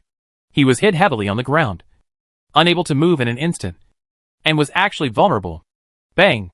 Luo Qingzhou's third punch sent him to the west. At the same time, he had a soul in the late stage of the refining spirit realm, but he was beaten to ashes by a punch before he could even leave his body. Seeing this scene, the disciples behind him were terrified and turned to run away. However, in the darkness, there was already a wisp of soul and a flying sword waiting for them. Swish! The heads of several Taoists were cut off in an instant, and the skulls rolled all over the ground. The few people who escaped from the underground cell were all scared and stopped when they saw this scene. Luo Qingzhou didn't look at them again, but went directly to the house next door and kicked the door in. In the house, an old Taoist had just got out of bed and was hurriedly putting on clothes. A naked woman was lying on the bed. As soon as Luo Qingzhou entered, the old Taoist priest immediately drew out the sword at the bedside and shouted angrily, "Where did the thief come from? How dare you break into my Zijin temple at night?" Bang! Luo Qingzhou swung a stick and broke the sword in his hand, and then hit him on the head with another stick, instantly smashing him into a pool of meat paste. The woman on the bed screamed in fear. Luo Qingzhou threw a bucket of lamp oil in the room and said, "Go!" Then he left the room and went to the other side of the room. In the air, the spirits of the two Taoist priests suddenly flew over and asked loudly, "What's going on? A thief broke in?" Shwa! As soon as the words were finished, a flying sword as black as ink suddenly appeared from the darkness and instantly cut off their heads. The flying sword also carried a purple lightning, which directly burned their spirits into ashes. Luo Qingzhou poured a large bucket of lamp oil in all the rooms. There were not many Taoist masters in the Taoist temple. It was unknown whether they had gone to the palace with the temple master to welcome the distinguished guests, or to the prince's mansion of the southern kingdom, or whether there were not many of them at all. It was not until Luo Qingzhou had filled the front room with lamp oil that a group of Taoists came back in twos and threes from outside. Some Taoists were sitting in some rooms. Their spirits had flown out, leaving only their bodies sitting in the rooms. Luo Qingzhou beat them all to pieces with a stick. Their spirits sensed it, so they hurried back naturally. Wow! Luo Qingzhou threw out a fire starter and ignited the lamp oil in the highest attic in the middle of the Taoist temple. On the top of the attic, there was a stone sculpture of an old Taoist priest with an immortal look, who should be the founder of Zijin Temple. At this time, a raging fire instantly ignited under the attic. Luo Qingzhou took a torch and ignited the lamp oil in other rooms. In an instant, the entire Zijin Temple was ablaze with flames, which immediately illuminated half of the sky. As for those Taoists who had just returned, no matter their bodies or souls, as soon as they entered the temple, Luo Qingzhou killed them instantly, and their bodies and souls were destroyed, leaving no one alive. Boom! The attic in the middle suddenly collapsed due to the fire. Then, Stiff corpses suddenly jumped out from inside, making strange noises, biting and hitting everywhere, and they rushed directly into the fire without fear. At this time, an old Taoist suddenly flew in the air not far away, shouting in a hurry, "Xian Yi! Xian Yi! Quickly activate the guard formation." However, all the Taoists in the temple were killed by Luo Qingzhou, and even their souls were destroyed. Who would respond to him? The old Taoist priest was shocked and angry, and flew quickly towards a house on the right, in order to prevent the enemy from attacking. He had a golden light shield condensed by magic weapons in addition to the strong wind shield and body light shield. He was not in a hurry to find the enemy, but was anxious to open the temple protection formation. It is said that if there is an enemy coming in, the temple protection formation will be activated immediately. Even if it is not activated, the guards can also open it. But for some reason, it has reached this point, and the temple protection formation still has no reaction. The old Taoist priest decided to open it himself. As long as the temple protection formation is activated, the enemy will not be able to fly, and these flames will be extinguished immediately. However, just as he passed through the roof and was about to enter the house, a stick with red lightning suddenly flew from below and hit him with a swish sound. The old Taoist priest snorted coldly, did not stop, and flew straight to the corner of the room. He has 3 layers of shields on his body, and the last layer is condensed from magic weapons. It is extremely powerful. No magic weapon can break it at once. So he is confident that he can take this stick, and then fly to the corner as quickly as possible to open the formation. As long as he opens the formation, the enemies hiding in the house will be exposed in an instant, and then they will be attacked by the formation. No matter how powerful he is, he can't escape from here for the time being. When the master of the temple comes back. However, the idea is beautiful, but the reality is bang. The stick with red lightning instantly smashed the 3 layers of shields on his body, and then hit his chest heavily, and directly knocked him out of the roof again. Chapter 695 Two Rabbits. Mysterious little tripod. The old Taoist priest was horrified. Just as he was enduring the severe pain and preparing to escape, a soul suddenly flew over and punched him with a bang. The fist flashed with purple lightning. As soon as it landed on him, the lightning instantly penetrated into his soul and entangled his entire soul. Ah! The old Taoist priest immediately let out a shrill and desperate cry. Before he could fight back, his entire soul sizzled and was burned to ashes. Luo Qingzhou did not stop. His soul floated down and searched in the corner of the room. He soon found an underground entrance. There were several flags and several red stones at the underground entrance. There was a special breath flowing on them.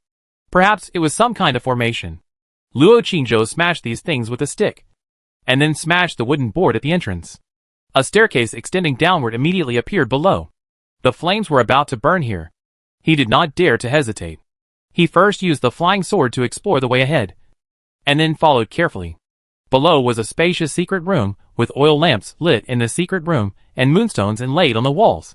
Near the walls on all 4 sides, there stood 9 Taoist stone statues, each with a sword inserted on the top of its head. Those stone statues were made of unknown materials, and they faintly glowed with a strange red light under the light.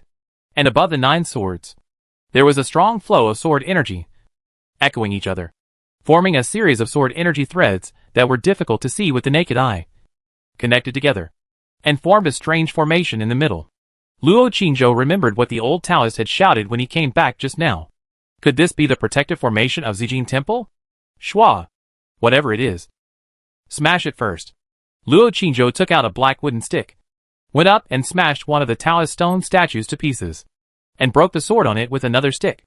These swords might be treasures, and they might be sold for a lot of money, but he certainly didn't dare to take them back. If there were marks on them, the other party could track them, and that would harm the whole family, wouldn't it? So he didn't dare to take the things from the Taoist priests. Bang! Just as he raised his stick and smashed the second Taoist stone statue and broke the second sword, the other stone statues suddenly opened their scarlet eyes, and then the swords on their heads hummed and lit up. Swish! Swish! Swish! Several sword beams were extremely sharp and shot directly at him. Luo Qingzhou didn't dare to hesitate, and suddenly smashed several sword beams with a stick, and then swung the stick in his hand to smash the third Taoist stone statue to pieces, and then broke the sword on it. The remaining swords were still struggling to death, and formed a formation to attack. But Luo Qingzhou was extremely fast, and the stick in his hand was terribly hard. In a moment, he smashed several stone statues and destroyed several swords. There were 3 left, and the attacks were getting weaker and weaker. Luo Qingzhou made a concerted effort and destroyed all the remaining ones in an instant. At this point, the entire stone chamber finally quieted down. Luo Qingzhou took out the lamp oil that had been prepared long ago from the storage bag and poured it on the ground. When he was about to light it and leave, he suddenly felt that Debao and Erbao in the storage ring were restless, jumping inside and making strange noises. Luo Qingzhou's heart moved, and he immediately took out the 2 little white rabbits. As soon as Debao and Erbao came out, they immediately broke free from his hands, and with a whoosh, they jumped to a stone in the middle of the stone room, and then sniffed at the stone non-stop. Luo Qingzhou hurried over and squatted down to take a closer look. This stone was brown and only half a foot high. It looked ordinary, like a stone broken from a big rock, and there was no special breath fluctuation on it. It looked like a most ordinary stone no matter how you looked at it. But these 2 not ordinary rabbits kept sniffing around it, looking very excited, and the location of this stone was right in the middle of the 9 stone statues just now. Luo Qingzhou knew that these 2 rabbits were extraordinary, so he looked at the stone with extra caution and curiosity at this moment. He took out the warrior dagger, knocked on it, and found that it was solid inside, and turned it over and observed it carefully. But no matter how he observed, he did not find any clues. At this time, the temperature above his head had begun to rise. It was obvious that the flames above had still burned the house. He did not dare to delay any longer, and the dagger in his hand suddenly slashed at the stone in front of him. Ding! The sharp dagger collided with the stone. Sparks flew, but the stone was not cut open, and there was not a trace left on it. This is an indestructible warrior dagger. It seems that this stone is really a treasure. Luo Qingzhou immediately took out the black wooden stick again. If the wooden stick can be smashed, then it is useless and there is no need to take it away at risk. But if even the wooden stick cannot be smashed, then it is a real treasure. In that case, he might consider taking it away at risk.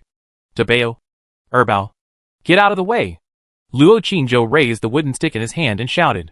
The 2 little white rabbits seemed to know the power of the wooden stick in his hand, and they jumped away immediately when he raised the stick. Shwa! Luo Qingzhou swung the wooden stick in his hand vigorously, and smashed it towards the stone on the ground. Bang! A muffled sound. The hard stone that even the warrior's dagger could not cut a mark on suddenly clicked, and was cracked by the wooden stick. Luo Qingzhou was a little disappointed, and raised the stick to hit it a second time. Bang! The whole stone was broken into pieces, and scattered on the ground. But something suddenly appeared inside. Upon closer inspection, it turned out to be a small black tripod. The small tripod looked ordinary, without any light flowing. There were many strange patterns carved on the wall of the tripod outside, and a black round bead was placed in the tripod, without any luster. But at this time, Debao and Erbao suddenly ran over, sniffing the small tripod excitedly, and drooling from the corners of their mouths, looking like they wanted to eat it. Luo Qingzhou grabbed the 2 little rabbits and threw them into the storage ring, then reached out to take the small tripod. Who would have thought that at this moment, a layer of red light suddenly lit up around the small tripod, directly wrapping the entire small tripod inside. Luo Qingzhou's hand was suddenly isolated outside, unable to move forward even a little bit. He was stunned for a moment, and then used all his strength, but still couldn't penetrate the layer of light curtain. At this time, the strange patterns on the surface of the small tripod actually began to swim slowly like some small snakes, looking extremely weird. Luo Qingzhou felt the temperature above his head getting higher and higher. He did not dare to delay, and immediately took out the wooden stick and urged the thunder spirit in his body. With a sizzle, a red lightning suddenly lit up on the wooden stick. Red thunder spirit lightning is specially used to break barriers and shields. Bang! He swung the wooden stick in his hand and hit it hard. Buzz! The red light curtain suddenly hummed and a crack appeared. But it still did not break, and it was repairing quickly. Bang! Bang! Bang! Luo Qingzhou swung the wooden stick again and hit it 3 times in a row. The red light curtain was finally smashed to pieces. At the same time, the black round bead in the small tripod also exploded with a puff sound, turned into a wisp of green smoke, and disappeared. Luo Qingzhou watched this scene, secretly guessing that the red light curtain should be the shield condensed by the round bead, and the round bead might be placed to protect the small tripod from being taken away by others.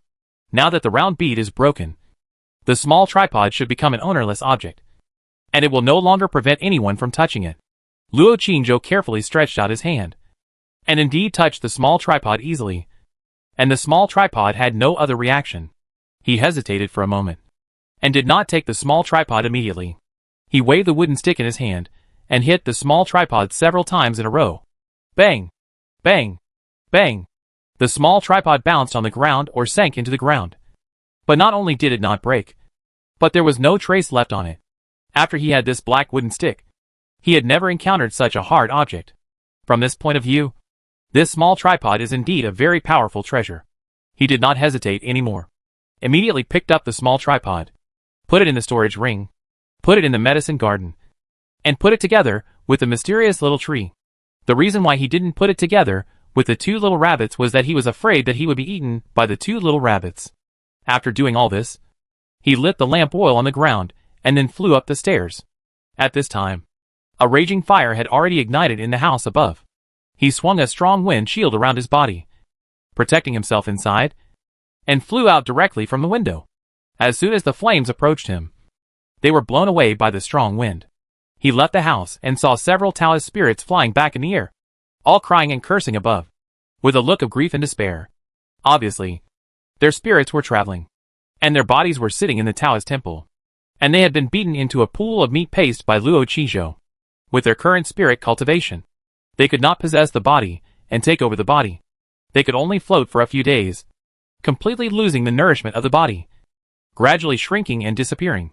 And the soul was scattered, and they didn't even have the chance to turn around and reincarnate. However, Luo Qingzhou did not intend to let their spirits live for a few more days. He looked at the spirits, and immediately flew over, with a flash of cold light in his hand. The flying sword shot out, and cut off the heads of two spirits.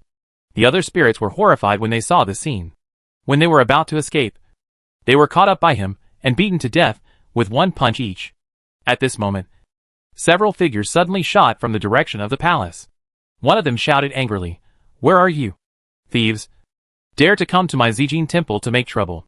It turned out that several hall masters of Zijin temple followed the master to the palace tonight to welcome the guests, and discuss things with them. They hid in the underground secret room, so they didn't know what happened above. Although the guards in the palace saw that Zijin temple was on fire, they were isolated outside by the barrier, and could not go in to notify.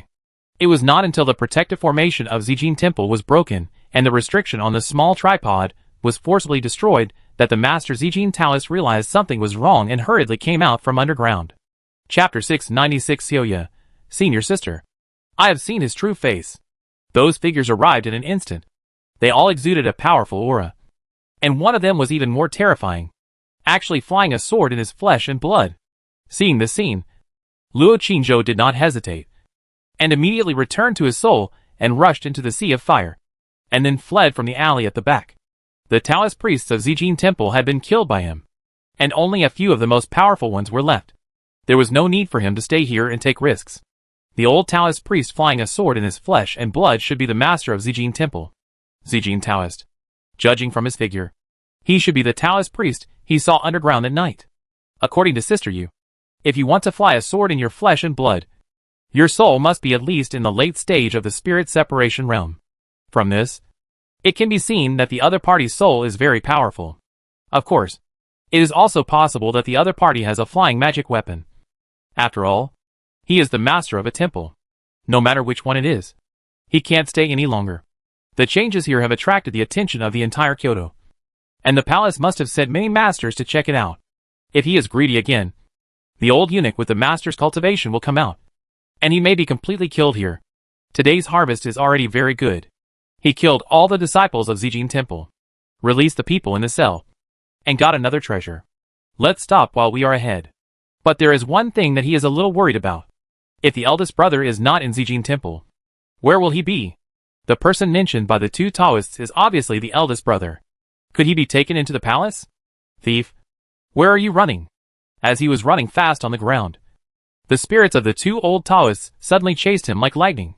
The old Taoist who was riding the sword in his flesh and blood, and the other two old Taoists, flew quickly to the house that had been engulfed by the fire, and flew into the raging flames regardless of everything. The small tripod on Luo Qingzhou's body was obtained from the ground of that house. Seeing the two old Taoists chasing after him, Luo Qingzhou ignored them and fled towards the outer city. The two old Taoists chased him while urging a flying sword to attack.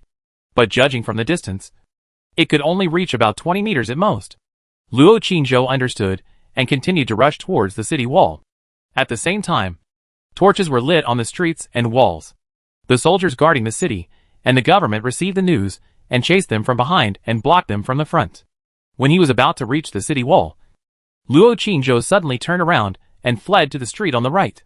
The two old Taoists chasing him in the air also quickly turned around and continued to chase him from behind. Swish! Who knew that at this moment? A black flying sword suddenly shot down from the top of the two Taoists' heads, instantly piercing the protective light shield of one of the Taoists and his soul. The old Taoist priest screamed. His face changed drastically, and he hurriedly floated down, preparing to escape. But a wisp of Luo Qingzhou's soul had already quietly left his body and was waiting below. When he saw him floating over, he suddenly punched him. Boom! There was a loud bang, and purple lightning flashed. The old Taoist priest didn't have time to react, and his soul was directly beaten to pieces, disappearing without a trace. Luo Qingzhou's soul succeeded in one strike, and immediately retracted the flying sword, ready to kill the other old Taoist priest. Who knew that the old Taoist priest saw this scene? Not only did not run away, but laughed grimly, suddenly pulled out a bell from his sleeve, and shook it violently at his soul. Ding ding dang dang. Luo Qingzhou's soul was shocked, and suddenly it was fixed in place, unable to move. Not good. He was startled, and immediately felt a terrible breath coming. His body immediately turned back, suddenly jumped up, and punched the old Taoist priest who was shaking the bell. But it was too late. A red light suddenly flew out of the bell, and with a hiss, it instantly pierced his soul, and then exploded in the body of the soul. Luo Qingzhou's soul was smashed to pieces. His body suddenly felt a sharp pain, and at the same time, his eyes went dark. His fists immediately became weak, and his body fell from midair. Go to HL. Old Taoist. The old Taoist gritted his teeth and continued to shake the bell in his hand. Luo Qingzhou's soul was instantly destroyed by the second red light and turned into nothing. Luo Qingzhou endured the severe pain, and his broken soul suddenly left his body and soared into the sky. The shadow of the stick in his hand flashed, and with a sizzle, a red lightning flashed and hit the bell in the old Taoist's hand directly. The old Taoist hurriedly pointed the bell at him and shouted angrily, "Open!" The bell ding ding dang dang, sizzle, and shot out a thicker red light. Bang! The stick that Luo Qingzhou swung collided with the red light, and it actually broke the red light directly, and then hit the bell heavily. Dang! A deafening crash sounded, and a layer of golden light shield suddenly burst out from the bell. Bang! Bang!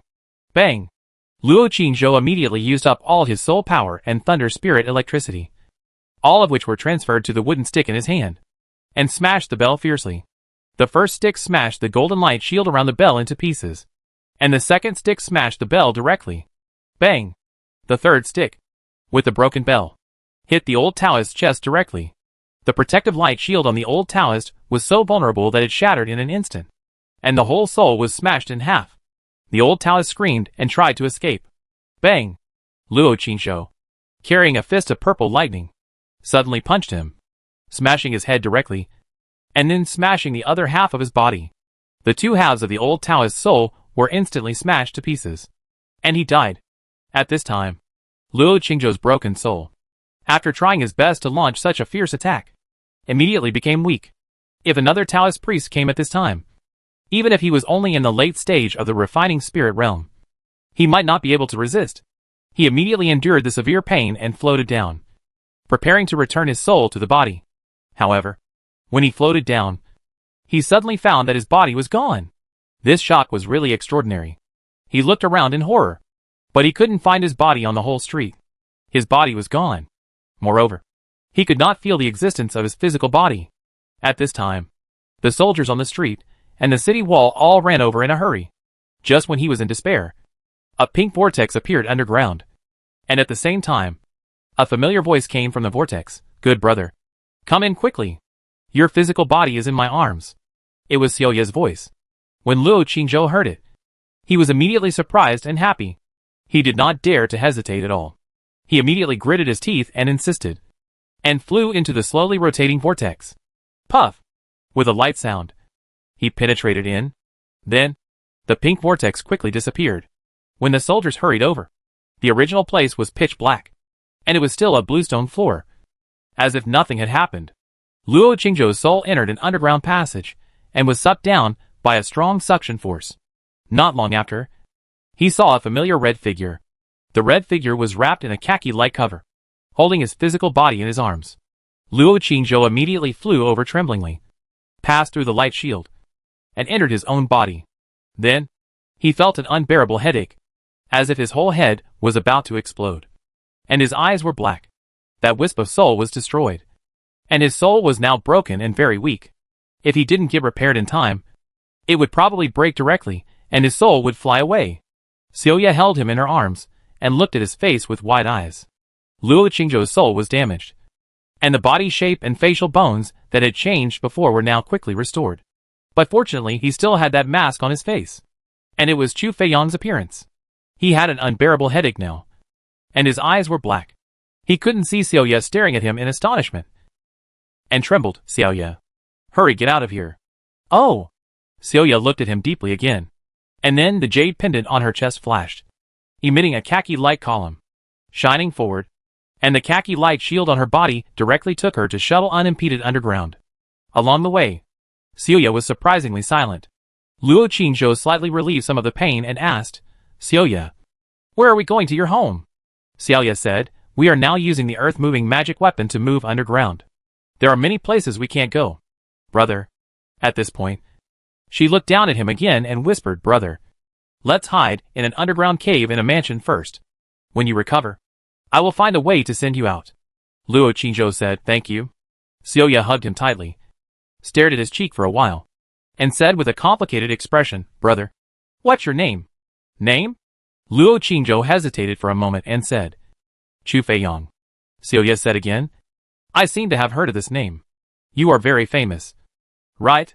Luo Qingzhou was silent for a moment and said, it's okay. Celia. What's your name? Where are you from in the inner city? Celia did not answer, and said, brother, let me tell my senior sister first. It was my senior sister who notified me to come and save you. I originally dressed up as my senior sister and was going to tease you, but seeing that you were so happy to kill, I didn't bother you. Luo Qingzhou was shocked and said, did sister you ask you to save me? Celia took out the communication certificate and said, yes. Senior sister may have seen you enter the inner city and knew that you were in danger, so she notified me. In fact, senior sister did not notify me, but begged me after a pause. She said, brother, I'm sorry. I didn't help you at that time. My family situation is a bit special. I don't want to offend those powerful people, and I don't want them to recognize me. I thought I didn't need to do anything. You can escape. Who knew that the old Taoist priest had such a powerful magic weapon?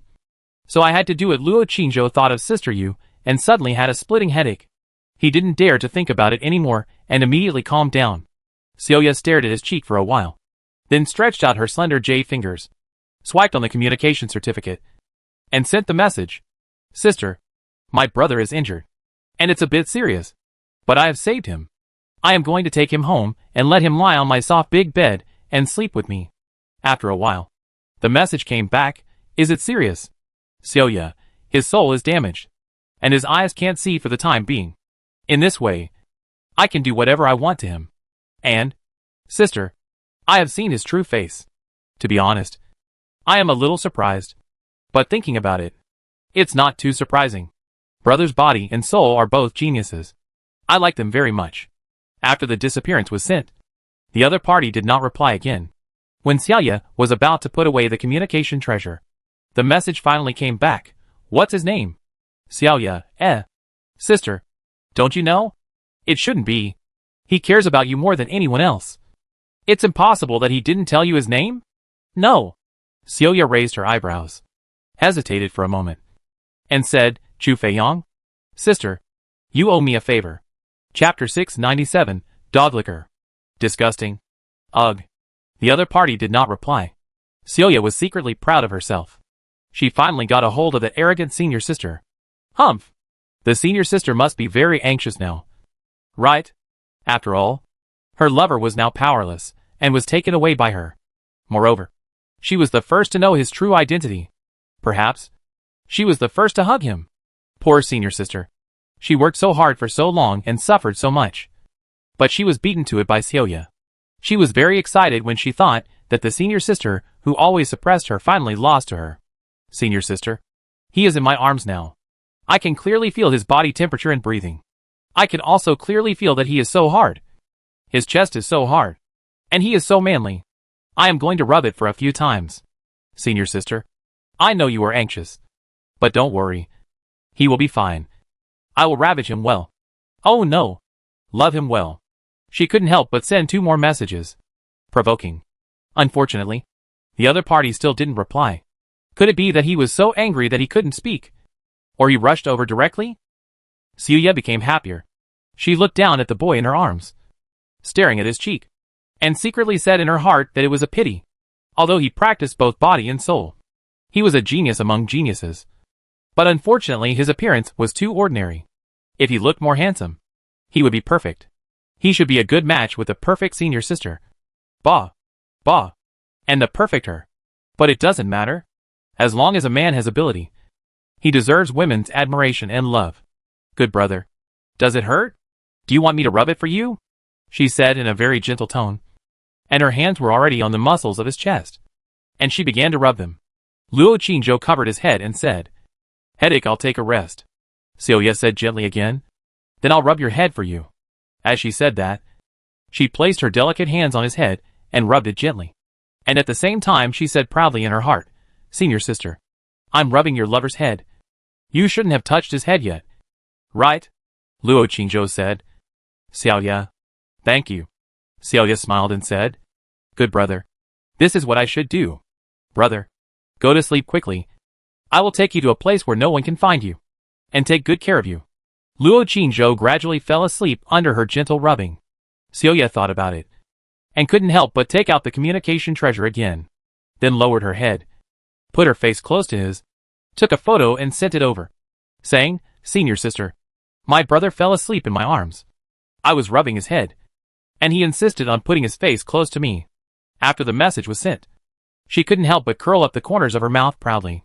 The khaki light column explored the way ahead, leading the two to continue to slowly travel underground. Not long after, they arrived at the underground of a mansion. There was a passage underground.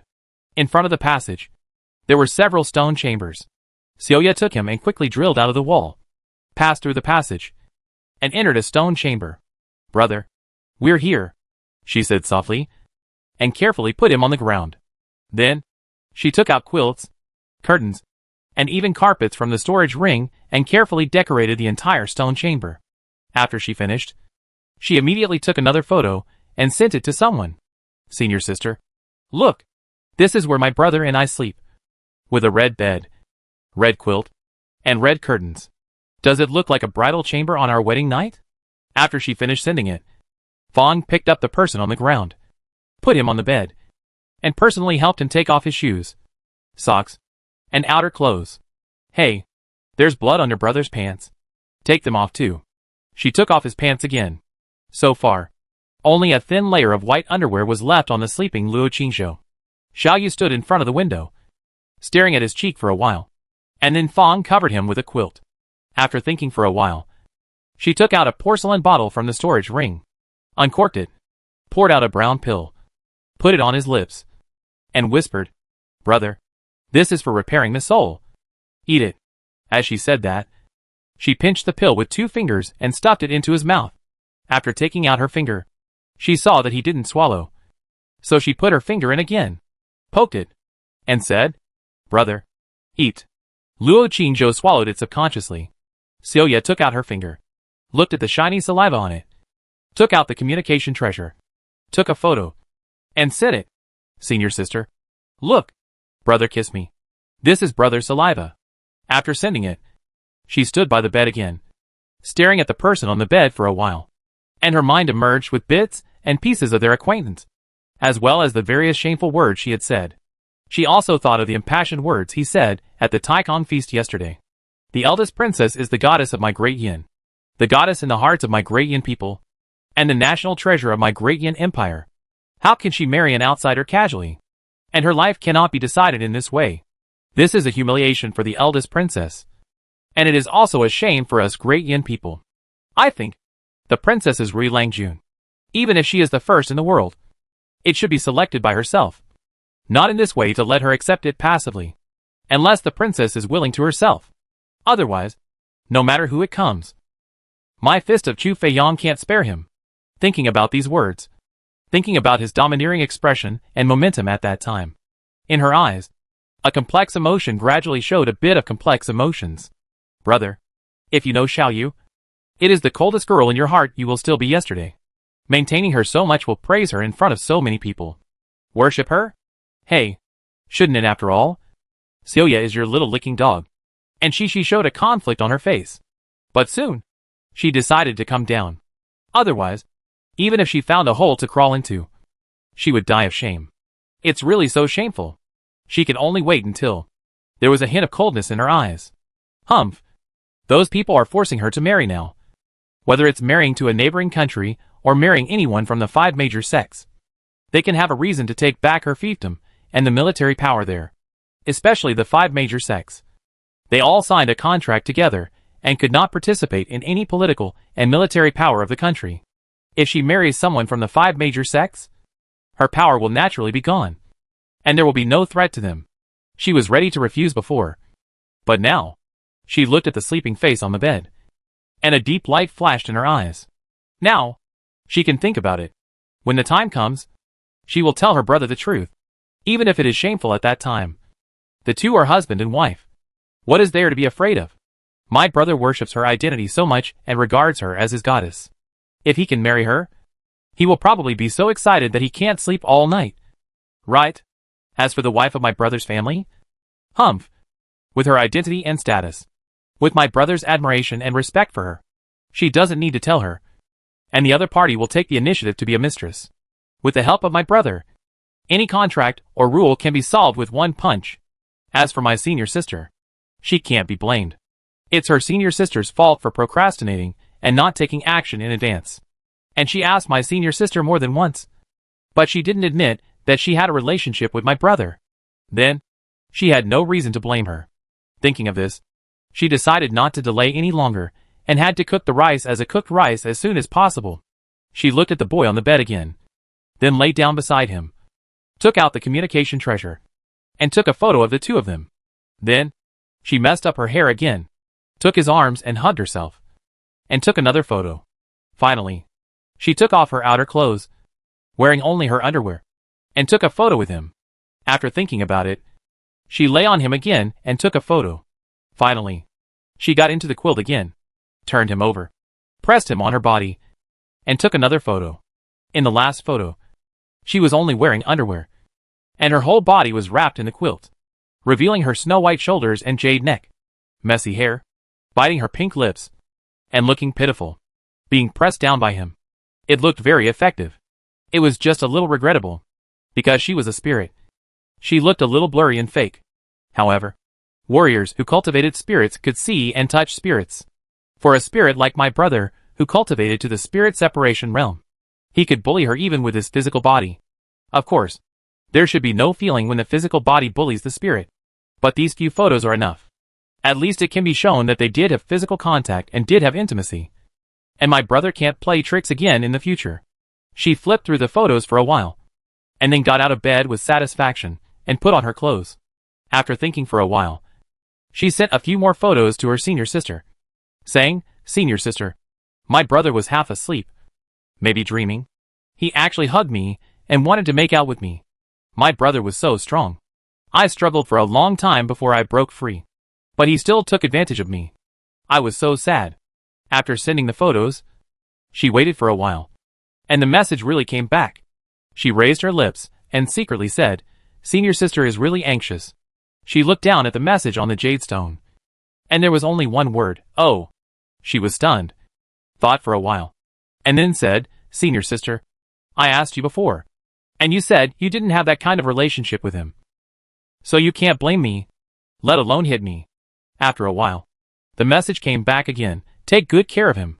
Looking at this reply, Celia fell into deep thought. Then she was relieved. It seems that after practicing that kind of technique, Senior sister really has no feelings. Maybe it's not that she has no feelings. But once she has feelings, she will immediately strangle them. In this case, there is no fun. Celia put away the communication treasure, did not provoke her again, thought for a while, and decided to go back to see the situation outside. Brother, you have a good rest. Sister will go out to help you see the situation outside, and will be back to accompany you soon, she said to the bed, left the stone room, and passed through the passage. Then, she used the earth-walking technique of the magic weapon again to shuttle underground. Soon, she came to the vicinity of the palace, then went out from the underground, and flew directly over a section of the city wall on the right side with ease. In the arrow tower of the city wall, there stood a guard, who looked up at her and continued to look outside, as if he had not seen anything. Celia quickly returned to her palace, her soul returning to her body. She sat there, opened her eyes, was dazed for a long time, and suddenly took out the communication treasure on her body and looked at the photo on it.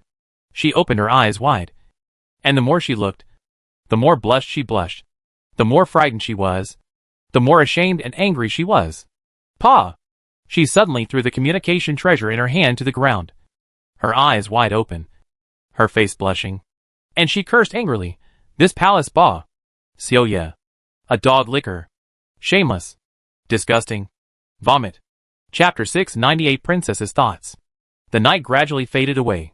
In the distant sky, a ray of light quietly appeared.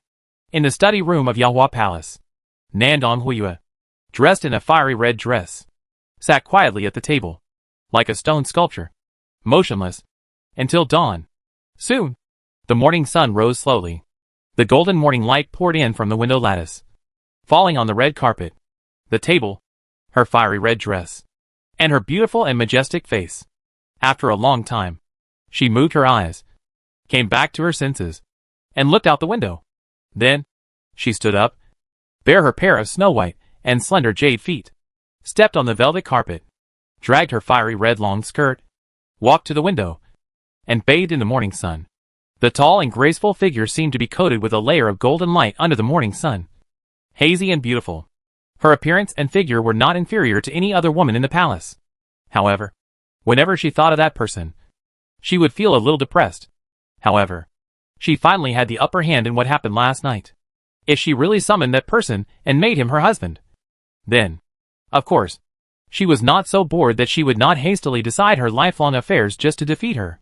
She had a lot of things to consider. After standing in front of the window for a while, she asked in a cold voice, "How is Zijin Temple?" Yuewu's voice came from outside immediately, "Your Highness.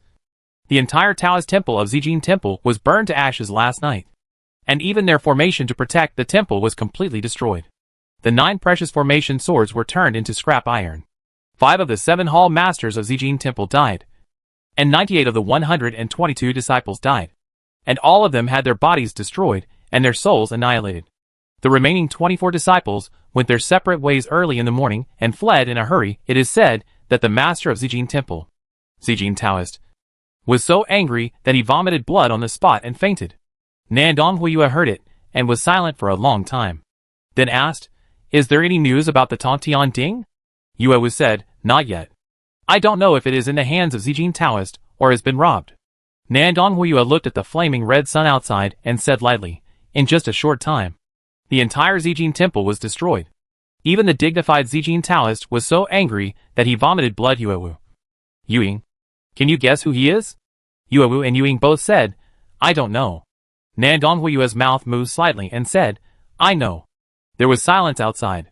Yuewu said, "Your Highness, is it someone you know?" Nandong Huiyue said calmly, "Not only do I know him, but, thinking of the shameful actions and photos last night." She paused, changed the subject, and asked, "What was the emperor's reaction?" Yuewu said, "He took Li Zhong out of the palace. Also, a maid who served him last night was carried out of his room by the eunuchs this morning. She is dead." Nandong Huiyue fell silent after hearing this and did not speak again. It was quiet outside too. On this day, the whole of Kyoto was talking about the fire last night and the charred bodies. The government sent out many people, searching every household in the inner and outer cities. As long as there were strangers, regardless of gender, age or young, they were all arrested and interrogated. Luo Qingzhou slept in the secret room for a whole day, and only woke up slowly in the evening. After opening his eyes, his head still hurt. His spirit was very weak. His body was very weak. His face was as pale as paper, and he had no strength in his body. He couldn't get out of bed at all. Last night, his soul suffered a serious trauma, which naturally affected his body. He opened his eyes, and was in a trance for a while, thinking about what happened last night. And then he took out the black spiritual liquid from the storage ring, and took 2 drops. Not too much at a time. The soul was too weak, so it needed to be absorbed slowly. Only after it was completely absorbed could it be taken again. As soon as the spiritual liquid entered his body, he felt a warm current rising from the soul of his soul. The symptoms of headache were slightly relieved. He took out the communication treasure, and glanced at the information on it. Many people had sent messages. He first replied to Zhu Yan, "Senior, I am injured, and need to rest for a few days. I can't chat with you." Who knew that Zhu Yan seemed to be waiting for his reply. As soon as the message was sent, the other party immediately replied, "Injured? How did you get injured? Which bastard did it? Tell me. I will go out and kill him." Luo Qingzhou's heart moved and asked, "Senior, can you come out?" Zhu, nonsense. I can go out whenever I want. I can go wherever I want. No one can control me. Luo Qingzhou immediately said, "Senior, then come out. I need your help to kill a few people." Zhu, is it true? Are you testing me? Luo Qingzhou, of course it's true. If you don't believe me, I'll take a photo for you. I'm really injured. The opponent is strong, and I can't beat him. So I want to ask you for help. Senior, can you come out to help me? Zhu, Yanong. I have a stomachache recently, and it is difficult for me to walk. I can't go out for the time being. When I feel better, I will definitely go out to help you kill them. Luo Qingzhou, okay. When can you come out? I will wait for you. Zhu, no more. The signal is not very good. My stomach starts to hurt again. I have to go to the toilet. Bye. Luo Qingzhou. The other party did not reply again. Luo Qingzhou thought secretly. Zhu Yan is an ancient beast. It should not be able to come out and kill people casually. There must be some rules, or something more powerful to restrain it. Otherwise, if it can come out casually, wouldn't it be chaos in the world? Could it be the power of those mysterious forces? He decided to have a good chat with Zhu Yan the next time he went there. Maybe he could learn something about those mysterious forces from him. Sister Yu's sect should belong to such a force. Right? He had to prepare in advance. After thinking for a while, he continued to reply to the message. Zhu, where did you go? Luo Qingzhou, at home. After the message was sent, the other party actually replied instantly, "You are not here." Luo Qingzhou's heart skipped a beat. Master Uncle went to my house? Zhu, no. I just went to the riverside. Luo Qingzhou, then how did Master Uncle know I was not here? Master Uncle would not have waited for me there all night. Right? Zhu, there is something strange in your house. Someone has set up a formation. I can't see inside. Luo Qingzhou's heart moved. Uncle Master went there last night. What did he see? Zhu, mist. Cold air. Specifically targeting the soul. Luo Qingzhou's mind could not help but emerge the scene when he almost froze to death, when he went to Lingshan Moon Palace for the first time, when his soul left his body. Luo Qingzhou, Uncle Master. Don't peek at them. Be careful to be beaten as a bad guy. Zhu, where did you go? Something big happened in Kyoto last night. Zijin Temple was burned down, and all the Taoists inside were killed. Luo Qingzhou, really? So scary. Who is so cruel that he actually attacked a group of poor Taoists? Willian Tianzuan. Amitabha. Zhu, the inner city has been sealed, and the city walls has set up powerful formations. Many masters are in charge, and the entire inner city will be searched. If the murderer didn't have time to leave the city last night, I'm afraid he can't escape. Luo Qingzhou, Uncle Master. I'm fine. Don't worry about me. Please help me keep an eye on that place. Okay? Zhu, no need for me to watch. There is a master in your family, and there is another one in the water. Luo Qingzhou, Master. You are also a master in my family. You have to help me keep the house safe. Do you hear me? Zhu, where are you? I will find you. Luo Qingzhou, no. It will be dangerous if you come. I am fine now. Don't worry. I will find a way to get out. Master, please help me keep an eye on the house.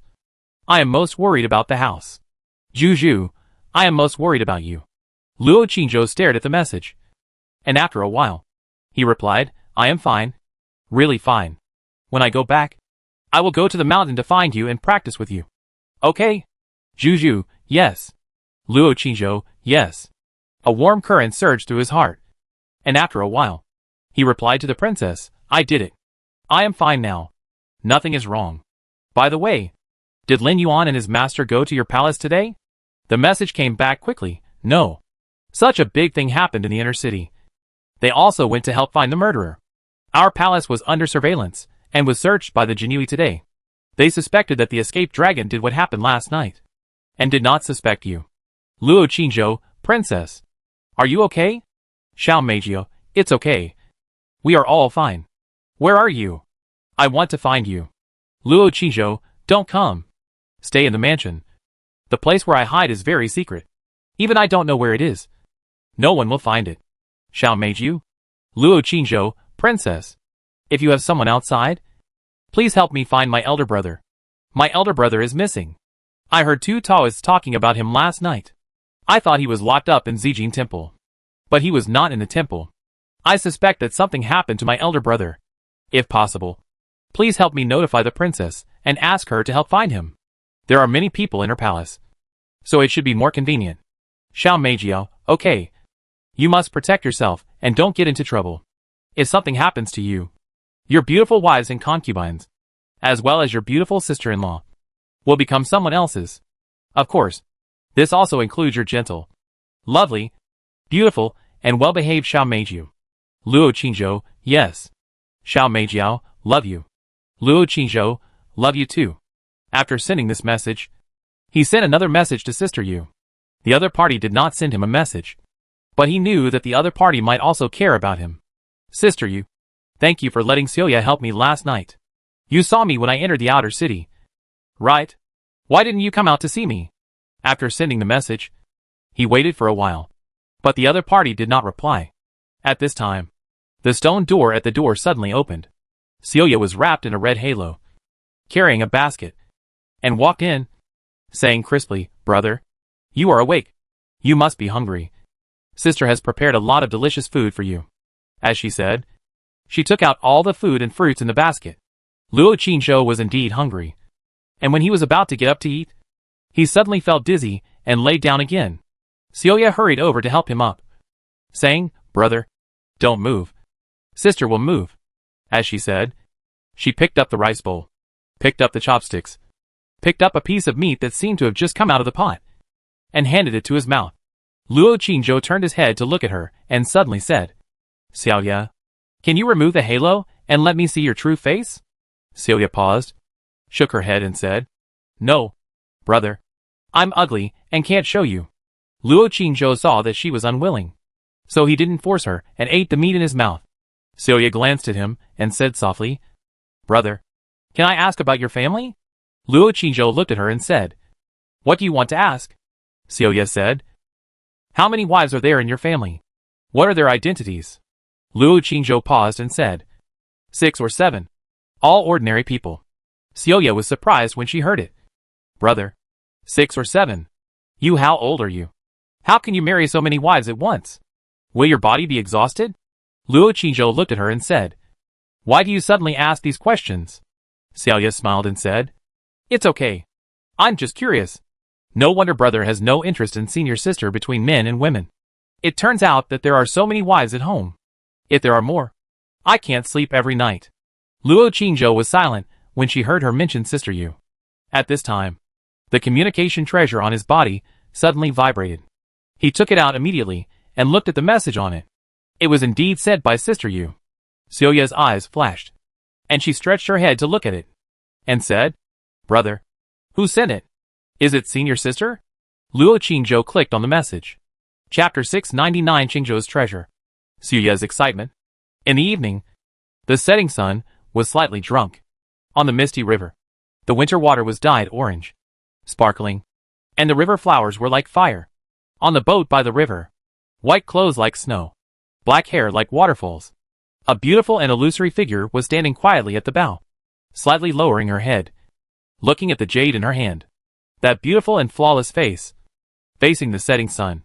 Could not see the expression on her face. Not far from the river bank, a girl in a pink dress was carrying a flower basket, jumping around, picking wild flowers everywhere, and humming happily. Another girl in a light green dress was holding a sword, standing motionlessly under a big tree, staring blankly at the other side of the river in the distance. The evening breeze blew, and the white skirt on the boat fluttered, and her slender fingers moved slightly. At the same time, Luo Qingzhou, who was hiding in a stone chamber underground, clicked on the message under Xiaoya's burning gaze. There was no word, only a photo. In the photo, Xiaoya was wearing a red underdress, revealing her snow-white shoulders, with messy hair, sleeping in the same quilt with him, hugging each other tightly, face to face, intimate. At this moment, the stone chamber was suddenly silent. Luo Qingzhou looked at the photo, stunned, slowly turned his head, and looked at the girl next to him. Xiaoya silently retracted her head, picked up a large piece of meat, and handed it to his mouth. She lowered her head and said weakly, "Brother, eat." Luo Qingzhou frowned slightly. "Did you take the photo?" Xiaoya immediately shook her head. "It's not me. I didn't. Brother, I can swear that if I took the photo, I would be burned to death by the raging fire like last night." Luo Qingzhou raised his eyebrows, looked her up and down, and said, "Are you not afraid of fire?" Xiaoya froze for a moment, and hurriedly said, "Yes. I am most afraid of fire." Luo Qingzhou narrowed his eyes, looked at the intimate photos on the communication treasure, was silent for a while, and asked, "There should be more than one photo, right?" Xiaoya immediately said, "There is only this one. I can swear." At this moment, the communication treasure suddenly lit up again, and another message was sent over. Luo Qingzhou reached out and clicked it, and there was another photo. In the photo, Xiaoya was lying there with her snow-white shoulders bare, and he was lying on Xiaoya's body. Xiaoya's hair was messy, as if she was being. Luo Qingzhou froze, turned his head and looked at her. Xiaoya lowered her head, buried her whole cheek in the bowl, and said nothing. Luo Qingzhou's head hurt even more. He stared at the photo for a while, and then replied, "Sister Yu, do you believe me?" After a while, the other party replied, "I don't believe it." Luo Qingzhou. He immediately replied again, "Sister Yu, I will take Xiaoya over and let her explain it to you in person. I can swear that I didn't touch her actively. I was injured last night and passed out. I don't know anything. Sister Yu, oh. Luo Qingzhou, by the way, I am a physical body. Xiaoya is a spirit, and we can't do anything." Sister Yu didn't reply again. Luo Qingzhou sighed and said, "Sister Yu, after I was distracted last night, a wisp of my soul was destroyed. I am still very weak now, and can't do anything. I can't get up. It may take a few days for me to get out. I will come to find you then." "Sister Yu, no need." Luo Qingzhou, "Sister Yu, I have a gift for you. Don't you know how to make elixirs and magical instruments? You should need a cauldron, right? I got a small tripod last night. It looks very powerful. I will give it to you when the time comes." Just after sending it, a trembling voice suddenly came from the side. "Brother, you got a small tripod last night? Where's the tripod? Take it out and let me see. Did you get it from Zijin Temple?" Luo Qingzhou turned his head and looked at Xiaoya beside him. Seeing that she was very excited, he paused and said, "I want to give it to Sister Yu." Xiaoya quickly put down the food in her hand and stretched out her hand to beg, "Brother, let me see it. I just want to see it. I won't take yours. Okay?" Luo Qingzhou hesitated for a moment, thinking that she risked her life to save him last night, and came to feed him food today. He didn't feel embarrassed to refuse, and looked at her and said, "Xiaoya, we agreed that I will give this small tripod to Sister Yu. You can't take it." Xiaoya nodded repeatedly and said, Yeah, brother. I won't take it. I just want to take a look." Luo Qingzhou then took out the black small tripod from the storage ring and handed it to her. Xiaoya took it in her hand excitedly, staring at the strange patterns on the wall of the tripod with burning eyes, looking at it over and over for a long time, and then looked inside the small tripod. At this time, she suddenly took out a black round bead and put it into the small tripod. Wow! The small tripod, which looked ordinary, suddenly lit up, and the patterns on the wall of the tripod began to swim with their heads shaking and tails. Luo Qingzhou looked at this scene and felt quite familiar. Even the black round bead seemed to be the same. Xiaoya immediately took the black round bead out of the small tripod, and the small tripod, which was undergoing a strange change, immediately returned to its original state and became quiet. Luo Qingzhou looked at her and said, Xiaoya, how about this little tripod? Do you recognize it? Xiaoya put away the round bead in her hand, frowned, then sighed, turned the little tripod over in her hand and looked at it for a few times, and said with disappointment, Brother, this little tripod is just an ordinary magic weapon. It's useless. I thought it was a good thing. Ah. Luo Qingzhou was slightly stunned when he heard it, and asked in confusion, No way. Why do I feel that it is very unusual? I took it out from the underground of Zijin Temple. At that time, it was wrapped in a rock, and it was placed in the middle of the Zijin Temple's guard formation, which seemed to be the center of the formation. I have a stick here. It's very hard. At that time, those powerful swords were all taken away by me. The stick was broken, but when I hit the small tripod with that stick, it was not only safe and sound, but also, there was no trace left on it. So I think it should be a treasure. Xiao Yu held it in her hand, turned it over and over for a while, and said, Brother, maybe the material it is made of is special, so it is very hard. But I can be sure that it is just an ordinary small tripod. It can be used as the eye of the formation before, but after the formation is destroyed, it has no use and can only hold things. If brother gives it to senior sister, it may not be good. Senior sister can't use it at all, and it doesn't look good. Luo Qingzhou frowned and said, Sister, you can't use it to make pills or refine tools. Xiaoya smiled and said, Of course not. Alchemy and refining require special cauldrons, and they are all very large. Larger than the two of us combined. This small cauldron can only be used as a wine glass or decoration.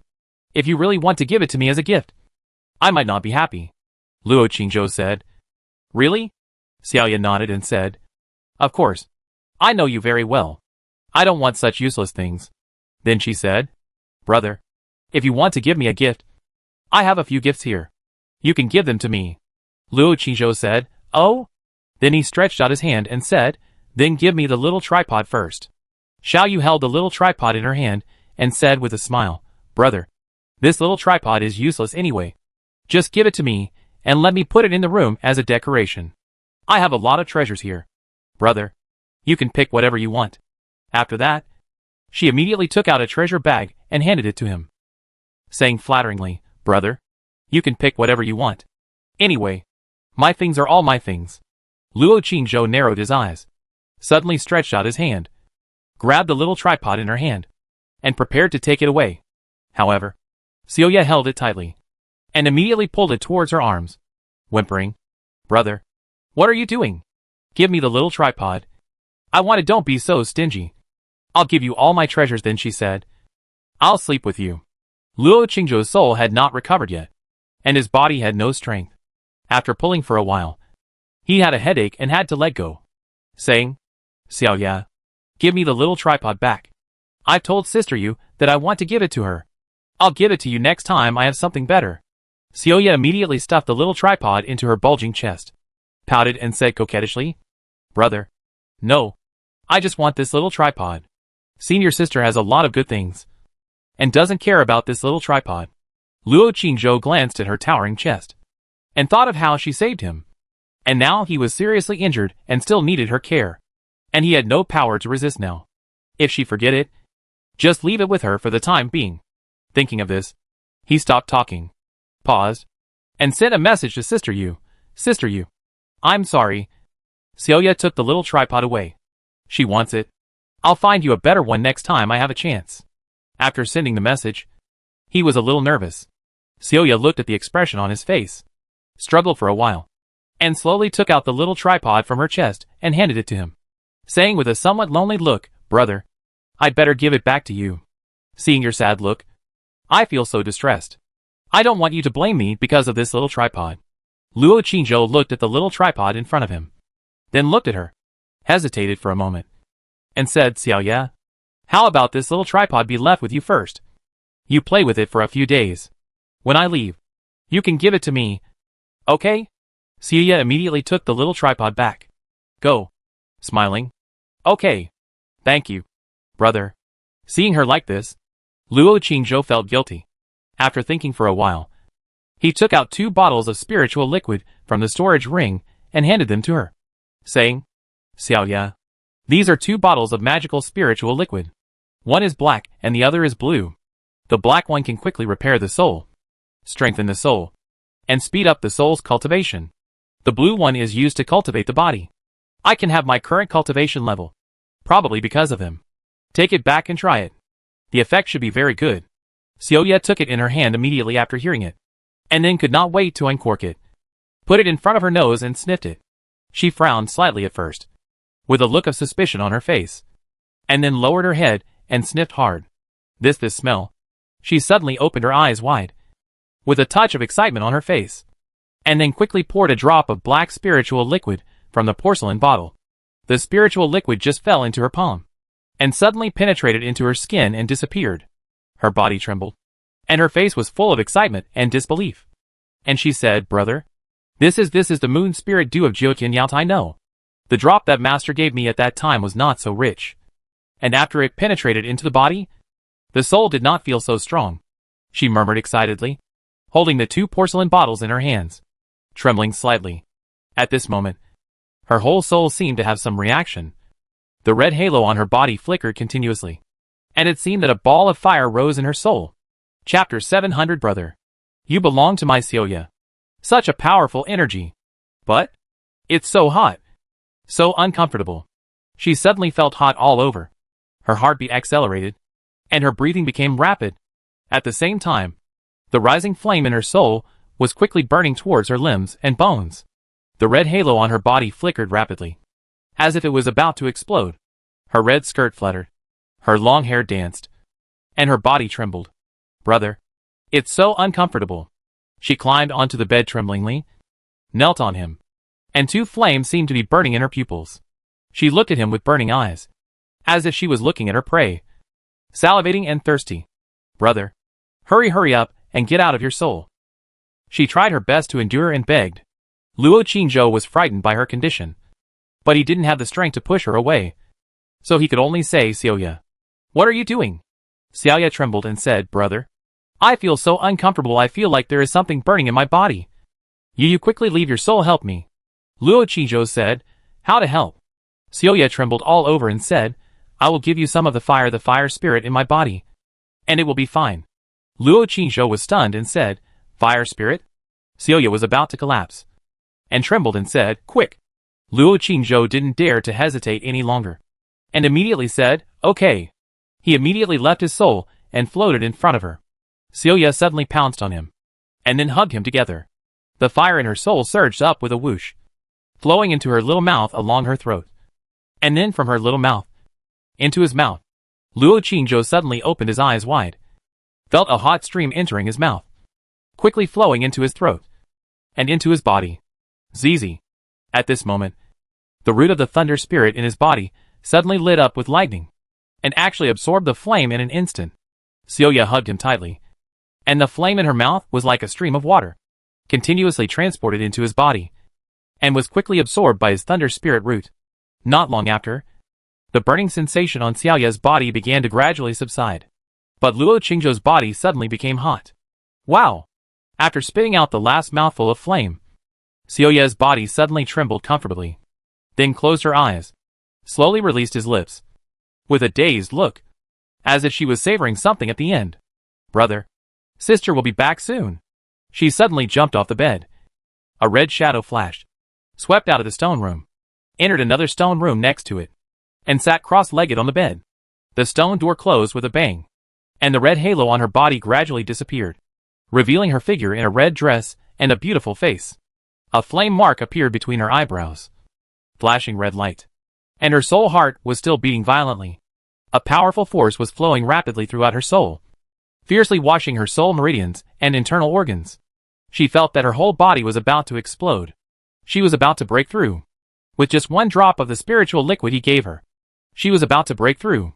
No. When she gave him the fire spirit energy, she actually used her fire spirit energy as a channel to absorb the thunder spirit energy from his body. Brother is really full of treasures. Brother, you are mine. You belong to Xiaoya. I want you. She accumulated all the power in her soul and began to prepare for the final sprint breakthrough, while secretly shouting in her heart. At the same time, in the stone room next door, Luo Qingzhou's soul sat next to his body, closed his eyes, and began to practice the inner strength and mental method taught to him by Sister Yu.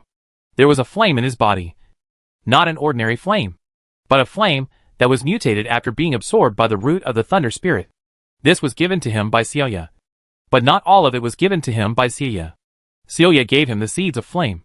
And after absorbing and fusing, the root of the thunder spirit is blooming and bearing fruit, and producing his own flame. Above the soul heart, the purple flame and the red flame are jumping rhythmically. And in their fire hearts, a purple lightning and a red lightning are sizzling. In the two stone rooms, there was silence. The two souls, one was sprinting for a breakthrough, and the other was slowly fusing and refining the flame of the fire spirit in the body. Outside, the sun set and night fell. Cloudy riverside. The figure on the boat had left. The two girls on the riverside were also gone. In the mountains not far away, the roar of a beast was heard. And then a man's roar in response was heard in a house on the riverside. After a while, the loud sound of a whip suddenly sounded. Little bastard. I'll beat you to death. I told you to roar. I told you to scream. You have nowhere to vent your energy. Right? I'll dig the ground for you tomorrow. Daddy. It's unfair. I was just trying to scare the beasts away. You scared me. I was squatting in the toilet just now, and I was scared by your scream. Puff. Daddy. Your pants are wet. Ah. Snap. Snap. Snap. I'll whip you to death. In the front yard of the house, the father and son, one holding a whip, scolding and chasing, the other crying out for injustice and running away. The domestic violence ended only when a girl in a snow-white fox fur coat, supported by two maids, came to the front yard. After the man with the whip left in a hurry, the young man who had just been whipped burst into laughter and said, "Waymo. Daddy was just scared by me. Daddy. Why are you back again? If I don't beat you to death today, I'll take your last name. Waymo. Help. Mother. Help." The father and son started chasing and beating each other again. The girl in the snow-white fox fur stood in the corridor, watching with a smile on her face. After a while, she looked outside the house and at the river in the distance. The young and beautiful woman, also in the snow-white fox fur, chased the two and advised, Master, don't hit him in the face. Hit him in the butt? He couldn't get a wife anyway. And if you hit his face, you will have no descendants in the future." In the kitchen, smoke was curling, and dinner was being cooked. In the small fenced yard on the side, there were a few more roosters and hens, pecking at the local vegetable leaves. And in a small yard at the back, a girl in a light green dress was practicing swordplay in the courtyard.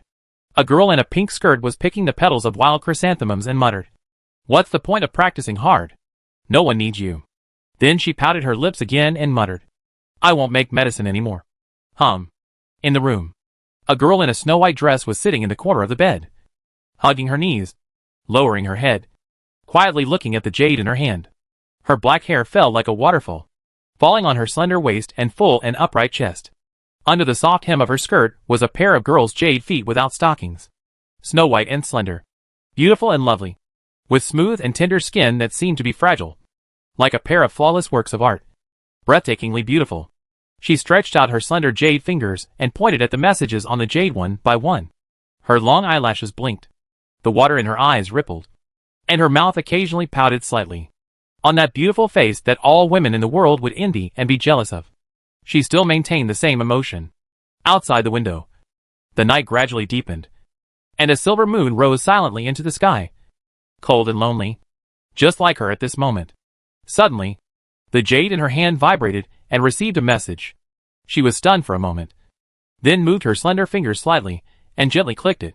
"Celia, senior sister, I have good news for you. I have broken through. My soul is now in the late stage of the spirit separation realm, and I am confident that I will break through again soon. Thank you, senior sister." "Guess why I should thank you?" The girl looked at the message and did not reply. Her beautiful and flawless face was still calm. The message was sent again soon. "Celia, because it was you who gave me the opportunity to save my brother and to take the lead and possess my brother's body first. You know, the reason why I can break through tonight is because of my brother. My brother has many treasures, and his body is also the best treasure. My brother gave it all to me. Senior sister, don't blame me. Blame yourself for hesitating and procrastinating. You obviously have the best chance to get the moon first. But you don't cherish it. Humph. It's a bargain for me. The girl was stunned, hesitated for a moment, swiped her fingers, and replied, You did that? Xiaoya, yes. That. Under my powerful charm. My brother surrendered. My brother's soul left his body, made love with me, and absorbed my fire spirit. At the same time, he also gave me a lot of thunder spirit. And then I broke through. Girl, oh. Xiaoya, senior sister. Don't you believe it? It's true. My brother looks very comfortable and tired. Maybe he has fallen asleep. Do you want me to take a photo of my brother with a satisfied face for you to see? The girl was quiet for a while, moved her slender fingers slightly, and sent a message to someone. In the stone chamber, Luo Qingzhou finally finished refining, and was staring at the purple and red flames in his left and right palms in a daze, when he suddenly felt the communication treasure on his body vibrate. He immediately put away the flame and took it out. Could it be that something happened at home? After opening the treasure letter, it turned out to be a message from Sister Yu. What are you doing? Luo Qingzhou quickly replied, Sister Yu, I am practicing. I feel much better. The pain has eased a lot, and my body is recovering quickly. Sister Yu, what did you just do? Luo Qingzhou was stunned for a moment, recalling what happened just now. Just now, he was practicing. Just before that, he was... Oh no. Didn't Xiaoya take another photo and send it to Sister Yu? He hesitated for a moment and replied, I was practicing just now. Before practicing, Xiaoya was not feeling well, so she asked me to leave my body to help her. She gave me something, like a flame, which seemed to awaken the thunder spirit root in my body, and was absorbed and merged by the thunder spirit root. Sister Yu, how did she give it to you? Luo Qingzhou, Sister Yu, I have good news for you. I can release flames now. And they are two kinds of flames with the same color as the thunder spirit electricity. They look very powerful. I will release them to you when I see you. Sister Yu, how did she give it to you? Luo Qingzhou, it's over. Sister Yu should know. He saw that he couldn't avoid this topic, so he had to say, Xiaoya hugged me and kissed me by force. My soul was weak and I couldn't resist Sister Yu. I swear. I resisted, but I really couldn't resist. After a while, the message came back, from the mouth? Luo Qingzhou said, Yes. Sister Yu, don't blame me. I'm really weak now. I really can't resist. Xiaoya is so domineering and strong. The other party didn't reply. Luo Qingzhou was uneasy and immediately sent a message to Xiaoya. Where are you? Come over. The message was immediately replied, Yes. Brother. Sister will fly over to serve brother immediately. As soon as the message was sent, the stone door opened immediately. Then, Xiaoya ran from the door and squatted directly beside the bed, hugged his arm, rubbed her cheek against his hand intimately, and said docilely like a kitten, Good brother. Sister loves you. Sister wants to be with brother forever. Okay. Chapter 701 Sister Yu. I want to tell you. Luo Qingzhou stared at her for a while, unable to blame her, and just asked, Did you tell Sister Yu what happened just now? Xiao Yu immediately denied, No. Brother. I didn't say it. I can swear. Luo Qingzhou sighed and said, Okay. I know. Xiao Yu held his hand, gently rubbed her cheek, and whispered, Brother. Senior sister will not have feelings for you after practicing that kind of skills. I hope brother will not fall too deeply. Otherwise it will be very uncomfortable. Luo Qingzhou was silent for a while, and said, Between Sister Yu and me? Brother. Xiaoya's tone at this moment. Her breath was gentle. Her whole cheek was buried in his palm. And she whispered, We have already had physical contact. You have to be responsible for others. Luo Qingzhou's mouth twitched, and said, It's just the soul. Xiaoya immediately raised her head and said, Brother. Isn't the soul you? Xiaoya won't expect too much. Xiaoya knows that brother has a wife at home. So, brother. Xiaoya only wants your soul. As long as brother's soul can accompany Xiaoya, Xiaoya will be satisfied. At the same time, she secretly said in her heart, First the soul, so that brother can't leave her. Then the body. Step by step. Let brother fall in love with her soul and body without any defense. Luo Qingzhou fell silent and didn't speak again. Xiaoya took out the small tripod from her arms again, handed it to him and said, Brother. This may be the Tontian Ding of Zijing Temple. A very powerful magic weapon. You take it back and give it to senior sister when the time comes. She should need it. Luo Qingzhou was stunned for a moment, took the small tripod, and looked at her with doubtful eyes. Celia smiled and said, "Brother, Celia doesn't care about these treasures now. Because you are Celia's greatest treasure. As long as you are here, Celia has everything." Luo Qingzhou looked at her deeply again, put away the small tripod silently, and asked, "Celia, do you really like me? Love between men and women?" Celia hesitated for a moment and nodded. "Yes, I like you," Luo Qingzhou said. "When did it start?" Celia thought about it carefully, and her mind emerged with every bit of the two people from the first meeting to the present. She shook her head and said, "I don't know. I only know that when my brother didn't appear, my sister was surrounded by coldness. When my brother appeared, my sister felt." To the warmth, Luo Qingzhou interrupted her and said, "Before you saved me this time, I was always cold and defensive towards you, and never gave you warmth. Right?" "Celia, really?" Luo Qingzhou said, "Yes." Celia thought for a moment and said, "Then sister may have just fallen in love with brother." Luo Qingzhou said, "What do you like about me?" Celia said, "I like brother's talent for storytelling, brother's gentleness and kindness, brother's masculinity, brother's humble and polite character. Anyway, sister likes everything about brother." Luo Qingzhou glanced at her and said, "You didn't mention my talent and the root of the thunder spirit, and the spiritual liquid I gave you. Right?" Celia blinked and said, "Does it matter? Brother, I like you, not your roots, and not your treasures." Luo Qingzhou shrugged and said, "Okay, I believe you." Celia smiled and said softly, "Brother, do you like me?" Luo Qingzhou stared at her hazy face for a while and said, "If I say I don't like you, will you take the opportunity to attack me? Or just throw me here and not care about me anymore?" Celia's eyes widened and said, "Brother, how can you think of me like this? Is my sister such a bad woman in your heart?" Then she clenched her fists, rubbed her eyes and cried, "Woo! My sister is so sad. My sister is sincere to me, and the sun and the moon can testify to it. How can my brother say such hurtful words? Where is my heart? Woo woo woo." Luo Qingzhou was silent for a while, and said, "I just said it casually. Don't take it to heart. Xiaoya, to be honest, I don't even know what you look like, and I don't know your identity. Every time I meet you, I just meet you once in a hurry, and there is not much communication. So, if I say I like you, will you believe it?" Xiaoya immediately said, "Brother, but now you have kissed your sister, and we even sleep together. Don't you still have any feelings for your sister now?" Luo Qingzhou thought about it carefully and said, "Yes. There are some feelings. But, that's right." Xiaoya immediately interrupted him and said, "Brother, feelings can be cultivated slowly. As long as you have a little bit of feelings for your sister, and your sister is diligent, if you work hard to water it, it will slowly take root, sprout, and then bloom and bear fruit. Brother, I believe in my sincerity, and will definitely make you accept me." Luo Qingzhou had a headache and didn't want to continue this topic. He said, "Xiaoya, have you gone out to see? What's going on outside?" Xiaoya hurriedly said, "Brother, the whole city is under martial law outside, and many masters have come, looking for you everywhere. Now you must not go out. Once you are caught by them, you will be finished, and no one can save you." Luo Qingzhou frowned and said, "It will take about 2 days for my soul to be repaired. Let's see the situation then." Celia immediately said with admiration, "Brother is so powerful. Ordinary people, even my sister and senior sister, will be at least weaker if their souls are destroyed. It will take a month, and it will be difficult to recover. It is difficult to cultivate the soul, and it is also difficult to recover from the injury of the soul. But for my brother, these are as easy as eating and drinking. My brother is so amazing.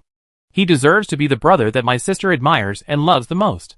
Luo Qingzhou said, "Xiaoya, can you send me out of the city when the time comes?" Xiaoya's eyes flashed, and said, "Brother, such a big thing happened in Kyoto. First, the palace was burned. The monsters were in chaos. And then the Zijin temple was wiped out. It is estimated that during this period, even a fly will find it difficult to fly out of the inner city. My sister heard that many masters of Dian, including masters of Dragon and Tiger Academy, and masters of the 5 major sects, were invited. In addition to protecting the palace and the people, they are also looking for the murderer together. It is estimated that my brother will not be able to go out for at least a month." Luo Qingzhou's face suddenly turned ugly when he heard it. "So long?" Xiaoya said, "Yes. The matter is so serious. If it is not handled properly, The people of the whole Great Yin and other countries will laugh at the Great Yin court. Luo Qingzhou sighed and said with regret, I only need that one step to get out. I really didn't expect that the old Taoist priest actually had that kind of magic weapon, Celia said. After all, it is a Taoist temple that has stood for many years. It must have some background. And I heard that the Purple Gold Temple has a deep relationship with the court. But fortunately, the Purple Gold Taoist priest didn't chase my brother. Otherwise my brother would not only be injured in the soul. Luo Qingzhou raised his eyebrows and asked, what is the cultivation level of the Purple Gold Taoist priest? Celia said, at least the cultivation level of the late stage of the distraction realm. And he has a physical body that is a great martial artist. The golden corpse of the master level. So the overall strength is very terrifying. Brother, don't provoke him. Luo Qingzhou was silent for a while. And said, I know. Then he rubbed his head and said, Celia, I'm a little tired and want to rest. You go back first. If there is anything, I will contact you with the communication treasure. Celia immediately covered her head and said, Brother, I kissed you for too long just now. Now I feel a little tired. And my head is so dizzy. Can I sleep with you? Luo Qingzhou glanced at her. And his soul returned to his body. He said, Go back quickly. I want to rest quietly and try to get better quickly. Celia pouted and said, Okay. Sister is leaving. If brother has something, notify sister immediately. Sister will come to see brother later. Luo Qingzhou nodded. Celia suddenly lowered her head, kissed the back of his hand, and left with a smile. Luo Qingzhou watched the stone door close, then looked at the back of his hand, and thought of the kiss between the two souls just now. He was stunned for a while, took out the communication treasure, hesitated for a while, and sent another message to Sister Yu. Xiao Yu said she likes me. She wants to be with my soul. Sister Yu, I want to ask, can souls have feelings alone? Can they be alone together? After sending the message, he held his breath. He didn't know why he suddenly wanted to send such a message. Was he trying something? Or did he want to hear something from Sister Yu herself? He waited anxiously. Not long after, the message finally came back. Do you like her? Luo Qingzhou immediately replied, Not the kind of love between men and women. He hesitated for a moment, and then mustered up the courage to add, Not the kind of love for Sister Yu. After sending the message, he became even more uneasy, staring at the communication treasure in his hand, not daring to move away for a moment. After a long time, the message recipient replied, Oh. Seeing only one O, he was a little disappointed. According to the usual script, Sister, you shouldn't ask how do you like me. Is it true, as Celia said, that Sister you practiced that kind of martial arts and couldn't express her feelings? Or, Sister you really didn't have any feelings for him? He was thinking wildly. And the other party suddenly sent another message. If she can help you practice, you can agree to her. For you, practice is the most important thing. After all, you have to save your wife. Luo Qingzhou stared at the message in silence for a long time. And suddenly his fingers moved and wrote a few lines on the communication treasure. But after writing, he was stunned and deleted all. After a while, he couldn't help writing again, and then deleted it again. This repeated several times. After he finished writing for the last time, he suddenly made up his mind, closed his eyes, and clicked to send it directly. The surface of the river was foggy. A lonely moon was reflected in the water. In a house by the river, in a boudoir, a girl in a snow-white dress was hugging her knees, sitting quietly in the corner of the bed, lowering her head and looking at the jade in her hand. When she saw the new message, her long eyelashes suddenly trembled a few times, and the beautiful and lovely snow-white jade feet under the skirt couldn't help but move. Sister Yu, what about you? Your physique is better than Celia's. Since she can use her soul to help me practice, you should be able to do it too, right? If possible. I don't want to practice with Celia's soul. I want to with you. Chapter 702 The Princess's Consort. In the curtains, there was silence. The girl on the bed stared at the jade in her hand and looked at it quietly for a long time. Puff.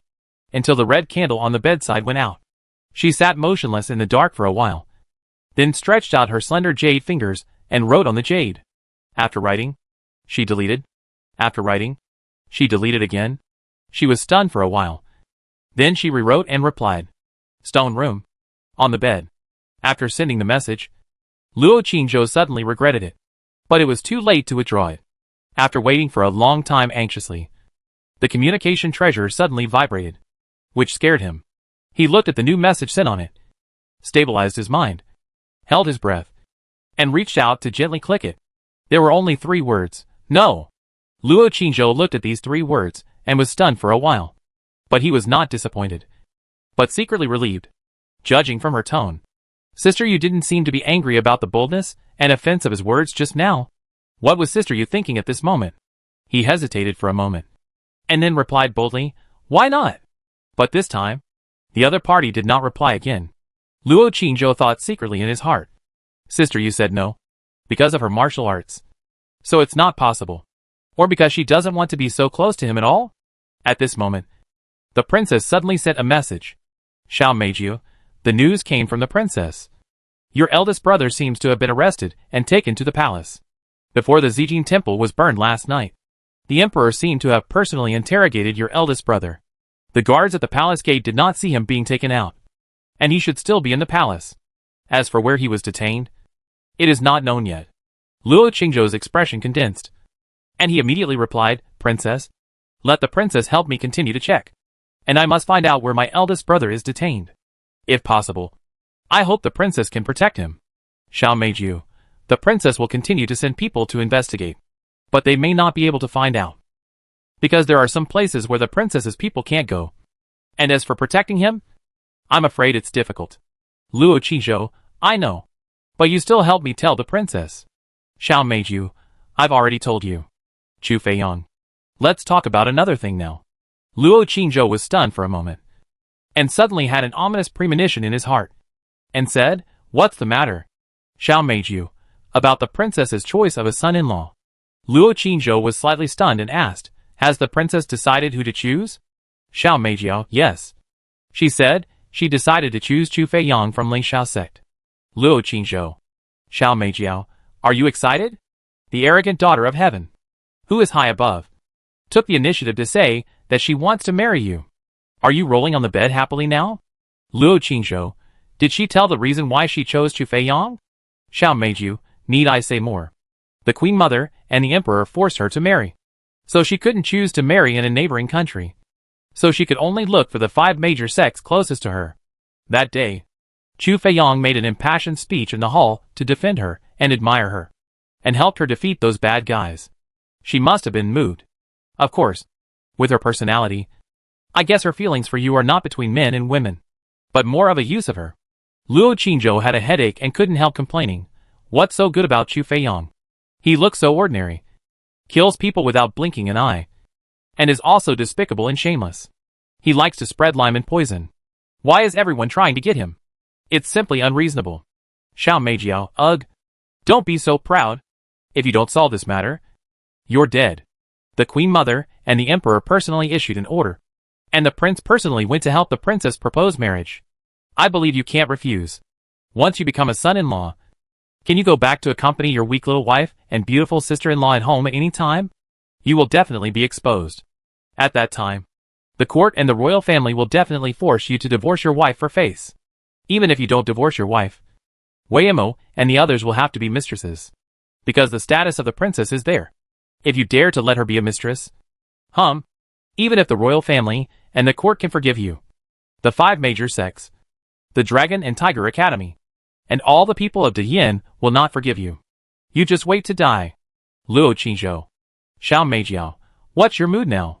Luo Qingzhou, want to die. Xiao Meiju, want to die of happiness. Luo Qingzhou, by the way, why would the princess take the initiative to tell you about this? Xiao Meiju, with her ability, she naturally knows about our relationship. She may want to tell me in advance so that I can be mentally prepared. Or, let me tell you first so that you can be mentally prepared. Luo Qingzhou, princess, you just reject her as your legal wife. Xiao Meiju, am I your legal wife? Luo Qingzhou, of course. You are Chu Feiyang's legal wife. Xiao Meiju, disgusting. I don't have the ability to reject her. Even my father wouldn't dare. What's more, this is prompted by the Queen Mother and the Emperor. This is a political marriage. I am just a princess. How can I refuse? Luo Qingzhou said, Don't worry. I will refuse. I will never be her consort no matter what. Xiao Meiju, it's hard. Unless you don't live in Diyin anymore. Luo Qingzhou, didn't the 5 major sects sign a contract not to participate in Diyin's politics? Xiao Meiju, yes. So they have a reason to marry the eldest princess to you. In this way, the eldest princess can completely break away from the power center of the Yin, and Ling Xiao sect will not be considered to have violated the contract. Luo Qizhou, don't worry. I will definitely refuse. With the status and pride of the eldest princess, it is impossible for her to marry someone who refuses her. When the time comes, I will go and talk to her in person. She and I will refuse together. In this way, no one can force us. Xiao Meijiao, maybe she just likes you and wants to marry you.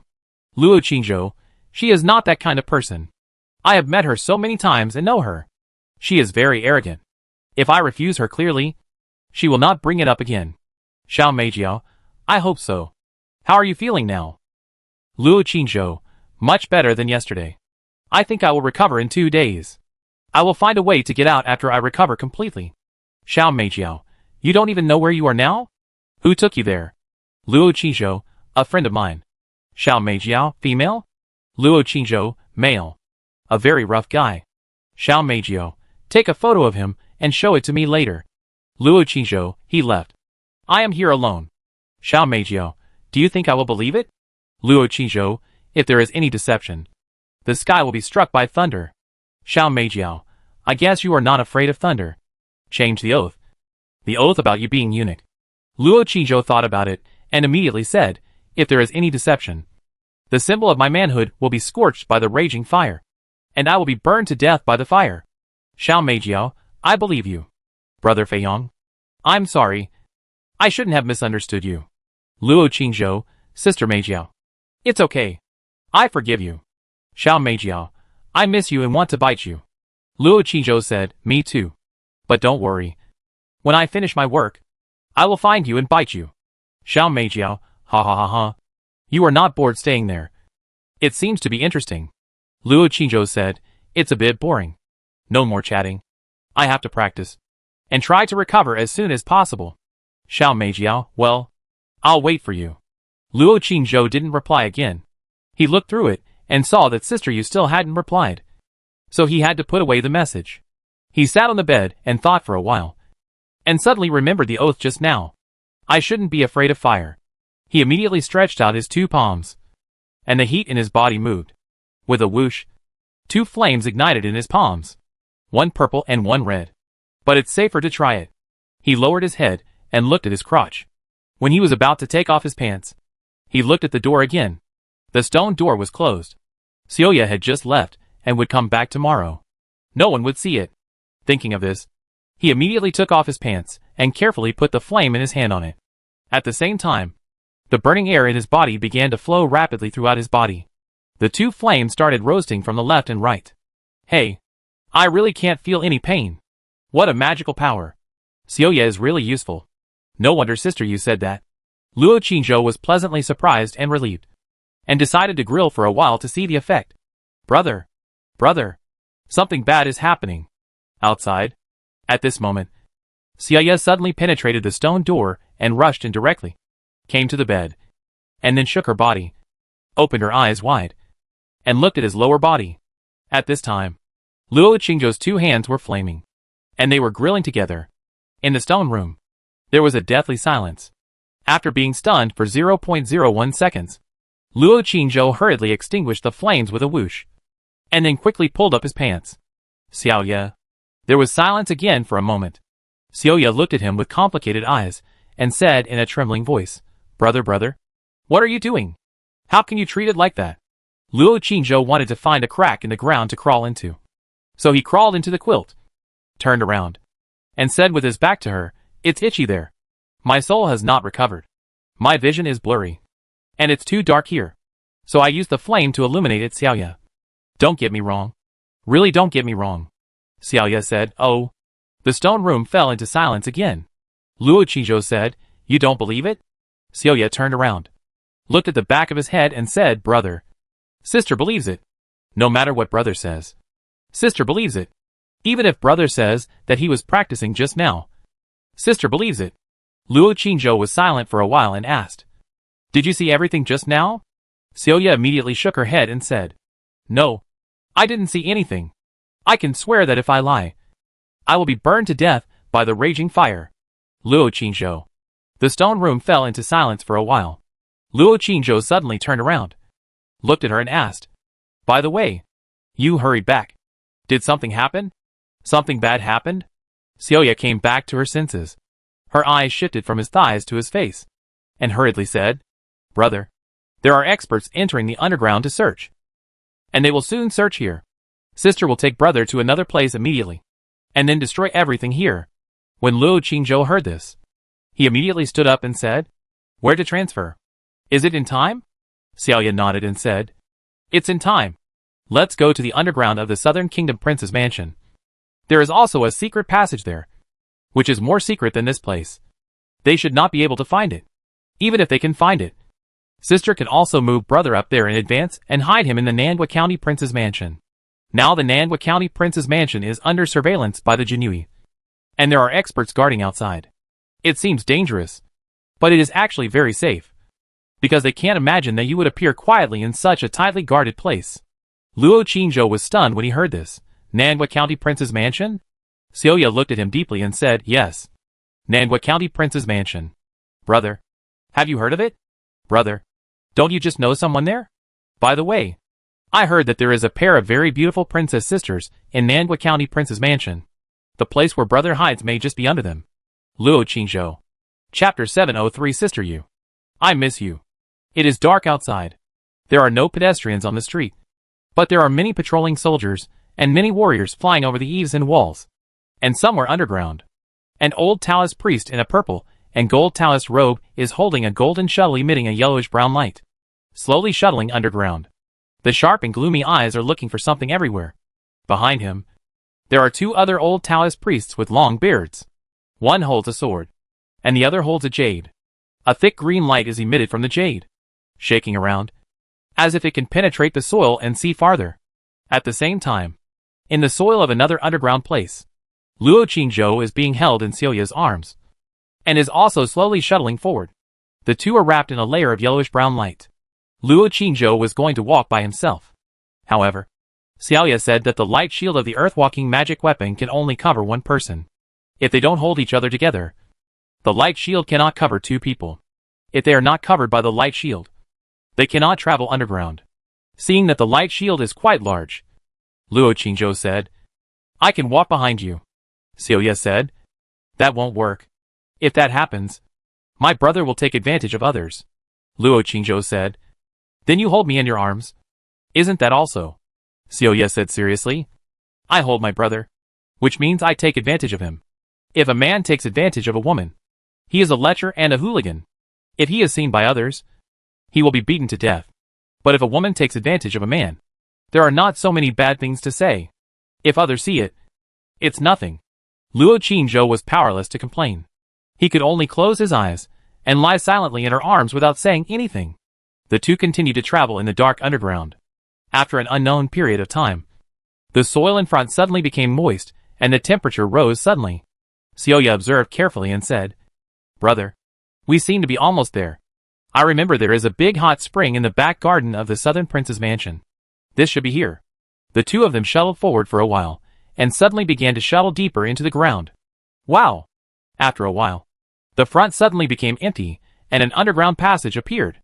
"Brother, we're here. This is it." Xiaoya put away the light on the jade pendant, and continued to walk forward along the passage while holding him. The passage was pitch black, but she was familiar with it, and did not stop. Luo Qingzhou looked at her suspiciously and said, "Xiaoya, how do you know this place? Was this dug by the prince's mansion of the Southern Kingdom?" Xiaoya explained, "When I got this magic weapon, I traveled through all the undergrounds in the inner city of Kyoto, so I know all the underground secret rooms very well. As for who dug this place, I don't know, but I can be sure that no one will come down here." Luo Qingzhou stared at her for a while and said, "You seem to know a lot about the prince's mansion of the Southern Kingdom?" Xiaoya smiled and said, "I also heard it from others." Luo Qingzhou looked at her again, and seeing that she didn't seem to want to say more, he didn't ask any more questions.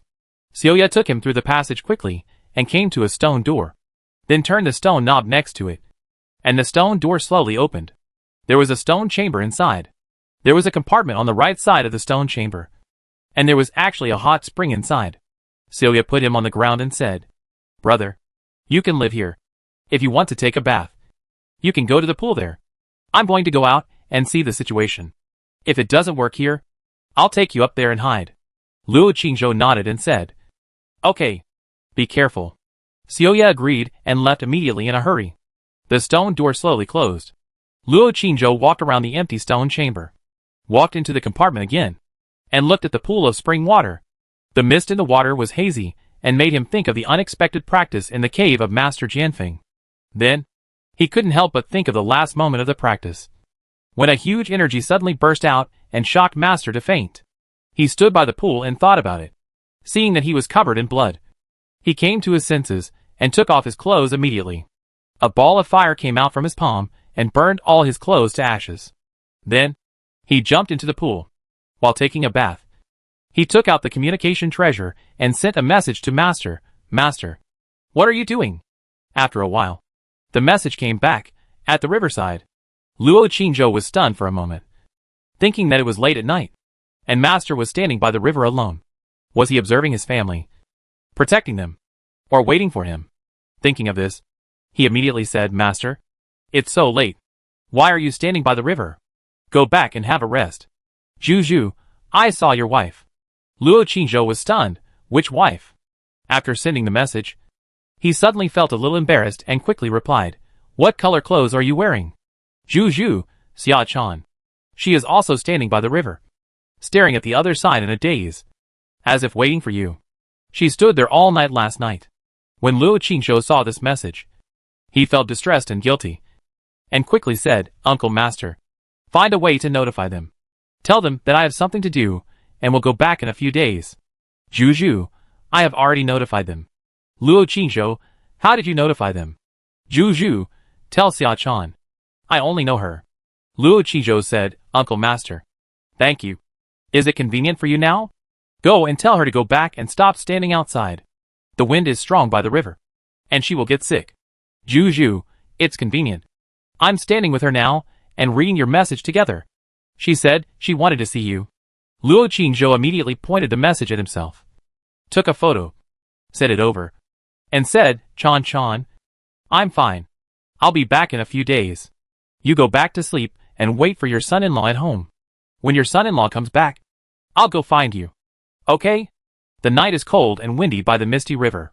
A figure in green clothes with a jade flute on her waist, and a figure in light green clothes holding a sword in her hand stood together, looking down at the message on the message. At this time, a photo was sent over. Linghu Qingju stretched out her finger and gently clicked it. The moment she saw the photo, she was stunned for a moment, and then her expression became a little trance, as if she suddenly recalled some scene in her mind. In the photo, Luo Qingzhou was soaking in the misty hot spring, leaning on the stone behind him, shirtless, messy hair, and looked a little listless. Xia Chan opened her eyes wide and stared at his face blankly. Linghu Qingju was stunned for a while, stretched out his finger and wrote, Where are you? There should be someone else next to you. Right? After writing, she turned her head to look at the girl next to her and said softly, Chan, do you have anything to say to him? Xia Chan looked at the photo on the jade stone for a while, and then said, Take care of yourself. Linghu Qingju immediately added a few more words. Chan asked you to take care of yourself. Don't mess around outside. Otherwise you will bear the consequences. Then, he said it over. Xia Chan turned her head and glanced at her. Linghu Qingju took the message and his face was calm. Luo Qingzhou replied, Well, I will. Uncle Master. Chan. You guys go back quickly. Don't stand by the river stupidly. I'll be back soon. Linghu Qingju, Chan asked if you missed her? Luo Qingzhou saw this message and felt it might be a trap. After hesitating for a moment, he replied, I missed her. I missed everyone. Zhu, who did you miss? Luo Qingzhou secretly said in his heart, Cunning Uncle Master. He immediately replied, I missed everyone who loved me and cared about me. Zhu, Chan asked you to say your name. Luo Qingzhou, Uncle Master. Chan. I won't say anymore. My head hurts. I'm going to sleep. Good night. After sending it, he did not put away the communication treasure immediately, but put it on the stone next to him to prevent Celia from sending him an urgent message later without noticing. Then, he took out the black spiritual liquid and dripped 2 drops on his palm, which were instantly absorbed. After Celia absorbed the spiritual liquid, he had such a fierce reaction. It was probably because it was the first time he used it, or because the energy in his body was already full and then stimulated. The next time, it should be much smoother. After the spiritual liquid entered his body, he immediately felt a surge of energy flowing into his body, entering his soul, and began to nourish his injured soul. He closed his eyes and began to practice the internal skills that Sister Yu taught him. Unconsciously, he suddenly entered a state of selflessness. The wound on his soul began to heal quickly, and the root of the thunder spirit in his body seemed to be quietly changing. A very small arc of electricity slowly jumped on the root of the thunder spirit. Looking closely, it was not purple or red, but black. Black lightning. However, that arc of electricity seemed to have insufficient energy. After jumping dozens of times, it disappeared. Brother. At this moment, Celia suddenly walked in from the door. When she was about to call him, she suddenly stopped again. She stood at the door, staring at him in the pool for a while. Then she tiptoed to the edge of the pool, squatted down, and stared at his face and neck, as well as his shoulders and chest. Admiring him, she thought to herself, brother has a great figure then. She stretched her head and looked down. Suddenly, the communication token on the stone next to her lit up. She hesitated, looked at him again, quietly reached out her hand, took the communication token, and then stretched out her finger and quietly clicked it. Hey. It was sent by Senior Sister? Sister Yu, are you asleep? Xiao Yu stared at the message for a while, and suddenly replied, no. Sister Yu is not asleep either? Are you thinking about me, and can't sleep? After sending the message, she suddenly flashed and floated into the pool, sticking to the people in the pool. Then took out her communication treasure, and took a photo. After taking the photo, she looked at it carefully for a while, and then secretly said, no. It's too fake. My brother is bathing without clothes. But I am wearing clothes. Otherwise. She looked down at the red dress on her body. Anyway, there is still a halo outside. Even if you take off your clothes, it is still hazy. A house by the Yungu River. In a certain boudoir, the red candle at the head of the bed has been extinguished, and the room is dark. But there is still a touch of fluorescence in the curtains. A girl in a snow-white dress hugged her knees and sat in the corner of the bed. She lowered her head, opened her eyes wide, and stared at the jade in her hand, as if waiting for something. Suddenly, the jade lit up and the message came back. She stretched out her slender jade finger and gently clicked it. After looking at the content of the message, she was slightly startled, and her long eyelashes blinked gently. She was quiet for a while, stretched out her slender jade finger, and replied, what are you doing? The message came back quickly. I'm taking a shower. Sister Yu, you haven't answered me yet. Are you thinking about me so much that you can't sleep? I don't know if I can get out alive this time. So, Sister Yu, please forgive my offense. I want to tell you the truth boldly. I miss you so much. I want to hold you in my arms, kiss you hard, bite you hard, and bully you hard. Sister Yu, I want to bite your sweet little mouth and your cute feet. I still want to. After Celia sent this message, she secretly thought, I will withdraw it after Senior Sister sees it, so that brother won't know. With Senior Sister's personality, she won't tell brother. Brother likes feet. Senior Sister knows. I want to see how Senior Sister will answer. Chapter 704 Sister Yu's Control. In the stone room, there was silence. Luo Qingzhou still closed his eyes and immersed himself in the pool, motionless. Celia was sitting by the pool, holding his message. Her red skirt revealed 2 snow-white and slender calves and a pair of slender and white jade feet. The 2 lovely girls' jade feet were swaying gently on the pool. After she sent the message, the corners of her mouth curled up slightly, and a smug expression appeared on her face, as if she was ready to see a joke. However, the other party did not reply for a long time. Didn't you see it? Or felt offended and blocked her brother directly. She was secretly puzzled in her heart, and waited for a while.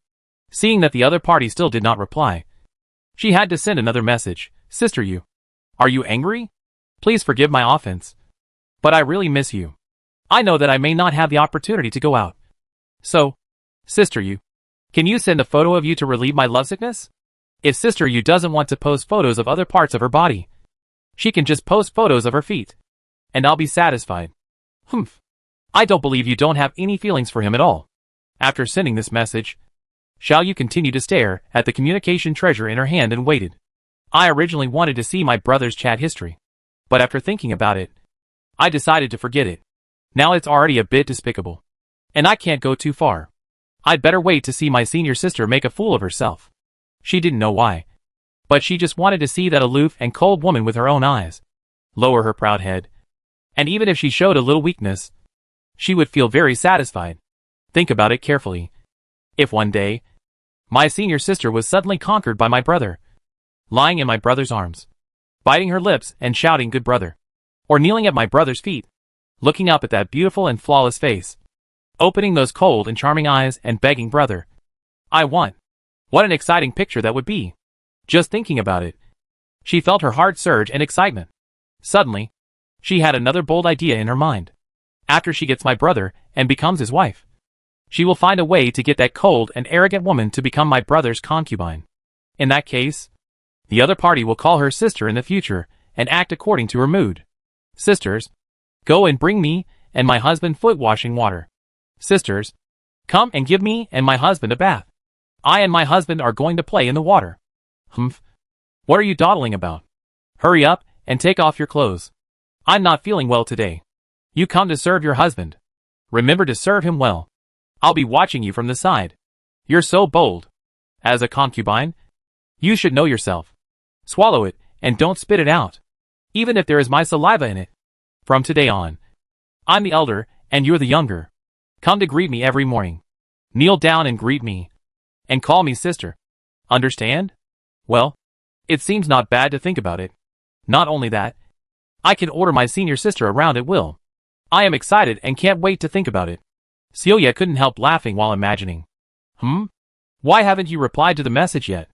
Celia looked at the communication certificate in her hand and frowned.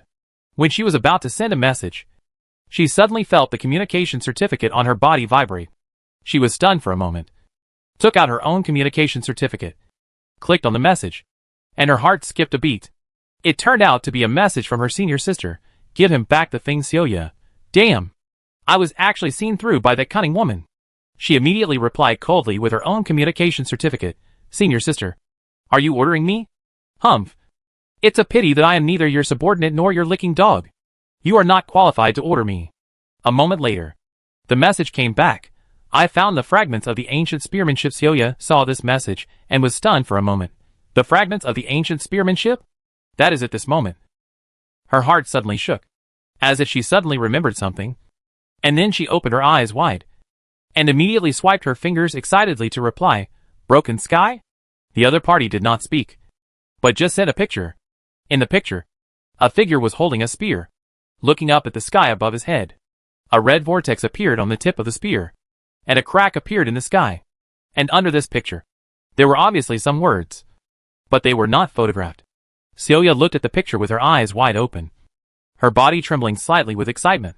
She stared at the picture for a long time, and suddenly woke up, hurriedly stretched out her finger, and replied to the message. Senior sister, I have returned the message to my brother, and the message I sent just now has been deleted.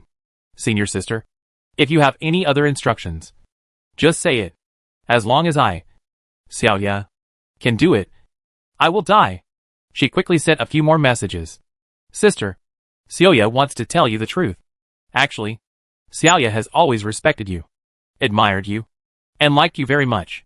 Sister, actually, Celia has been surrounded by cold people and things since her father passed away. It was not until sister appeared that Celia felt the warmth. Sister's beauty is like a fairy in the sky. No, even the fairy in the sky cannot compare to sister. Sister's talent is unmatched. Sister's character is gentle and kind. The way sister looks at me makes me feel the love of a sister and a relative. Sister, Celia has always treated you as a sister. Damn it! So shameful. After sending the message, Celia immediately covered her face. Her snow-white jade feet slapped shamefully in the water, and said hatefully, Despicable and cunning bad woman. Actually seduced me with the things I dreamed of day and night. Damn it! Another moment passed. She still didn't get a reply, and immediately felt very uncomfortable, and said angrily, Damn it! She's still not satisfied after all this? Bad woman. Bad woman. Ah! I'm so anxious. Really so anxious. She waited for a while, and lost her patience. After waiting for a while, the other party still didn't reply. She thought about it carefully and muttered in her heart, that bad woman may be reserved and hypocritical. She obviously wants to see it, but she is embarrassed to say it. Humph. I'll take a picture and send it to her to see her reaction. Thinking of this, she immediately took the communication certificate, slipped into the pool, quietly approached the person in the pool, and then raised the communication certificate in her hand, ready to take a picture. At this moment, a voice suddenly came into her ears. Celia, what are you doing? At this time, Celia was immersed in the water, and the communication treasure in her hand was also immersed in the water, pointing at him, ready to click and take a photo. When she heard the voice, she was immediately frightened and looked up. Her brother had opened his eyes and was looking at her coldly. Brother. She froze in place, with a dull expression on her face. Vile, Luo Qingzhou scolded, grabbed her and threw her out, saying coldly, if you do this again in the future, I will be angry. Girls, you must be reserved and have a sense of shame. Understand? Celia hung her head, stood by the pool, and explained weakly, brother, sister just saw that you didn't wake up for a long time, thought you were in trouble, and prepared to take a photo to ask the doctor.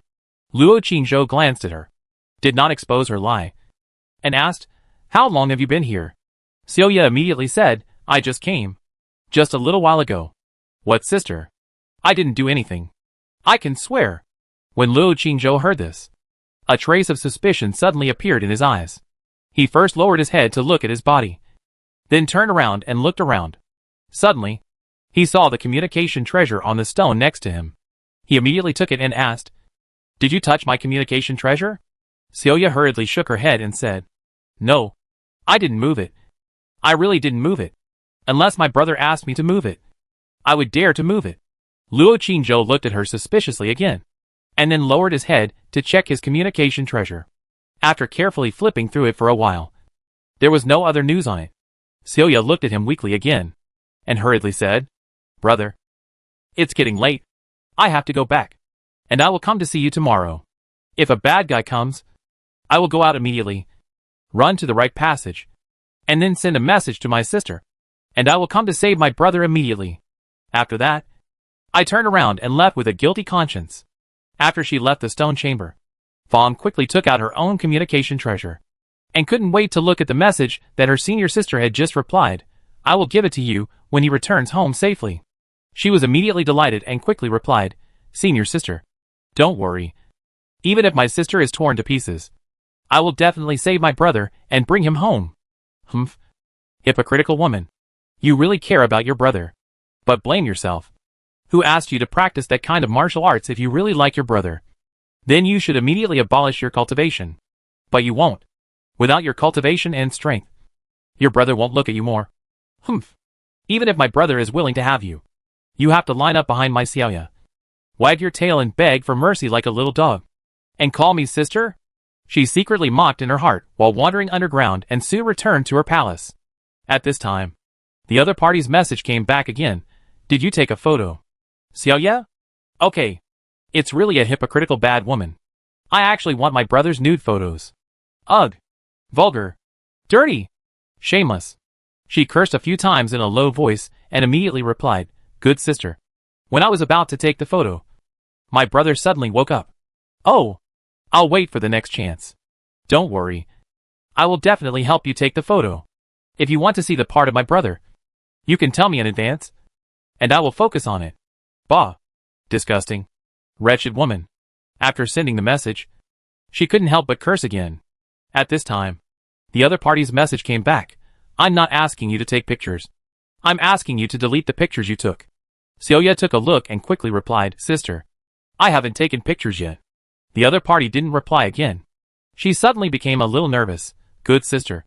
I really didn't take pictures. I swear. After a while, the message came back. You don't have to delete it. Although there were only these few words, she immediately felt the coldness and domineering of the hypocritical woman. You don't have to delete it. Then try. Humph. Hypocritical woman. Who's afraid of you?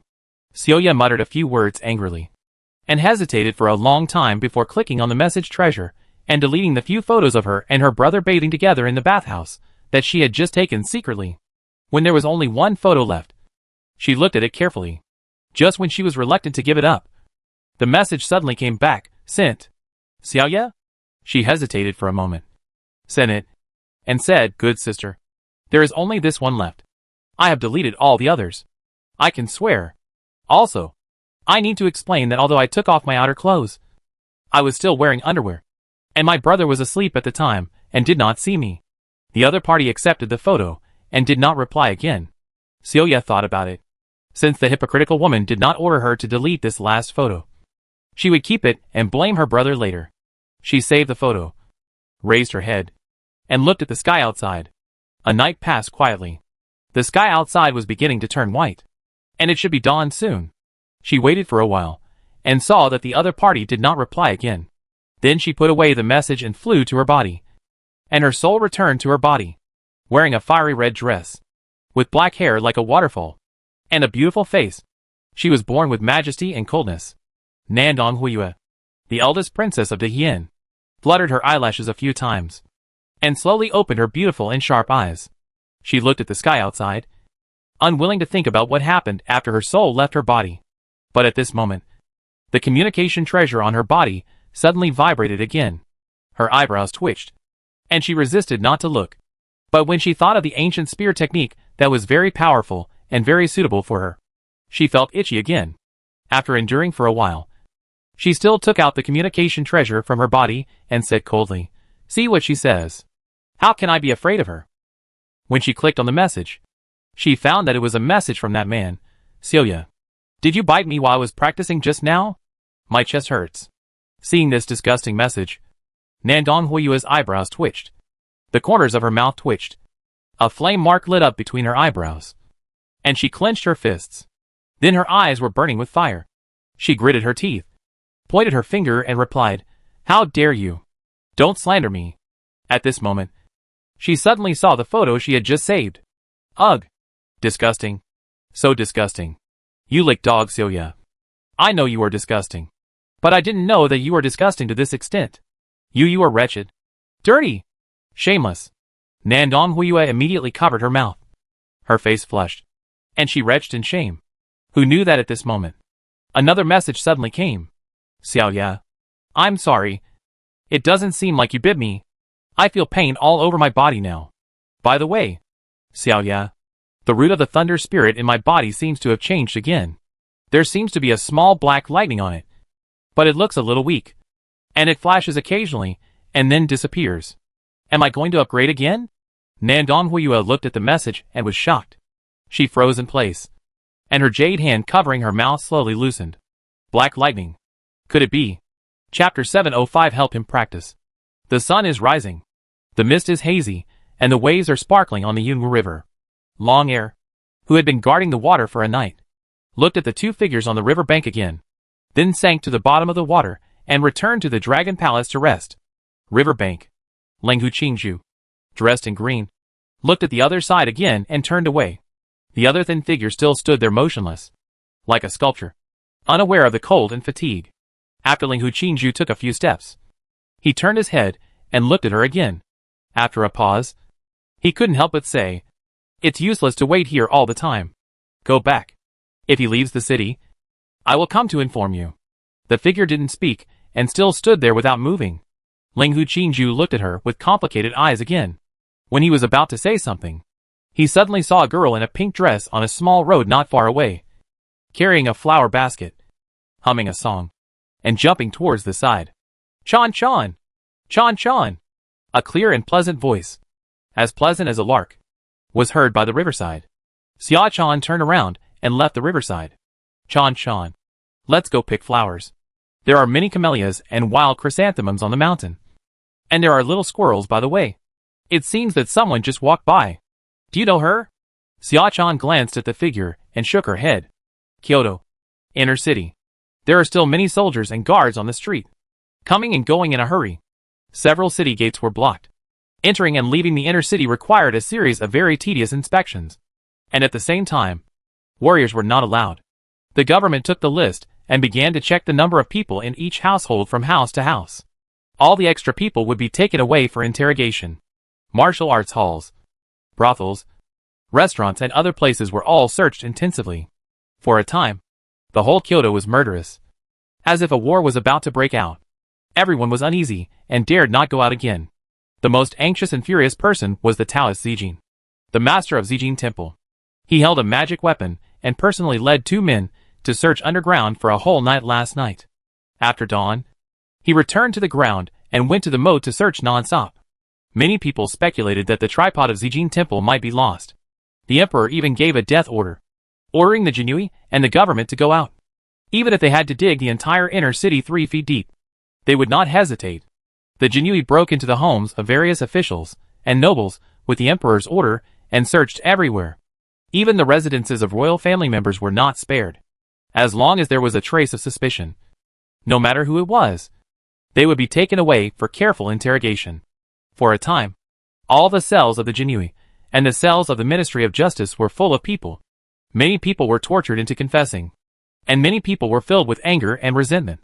On this day, several princes, dukes, and some officials of the royal family gathered together and angrily entered the palace to complain to the emperor and the empress dowager.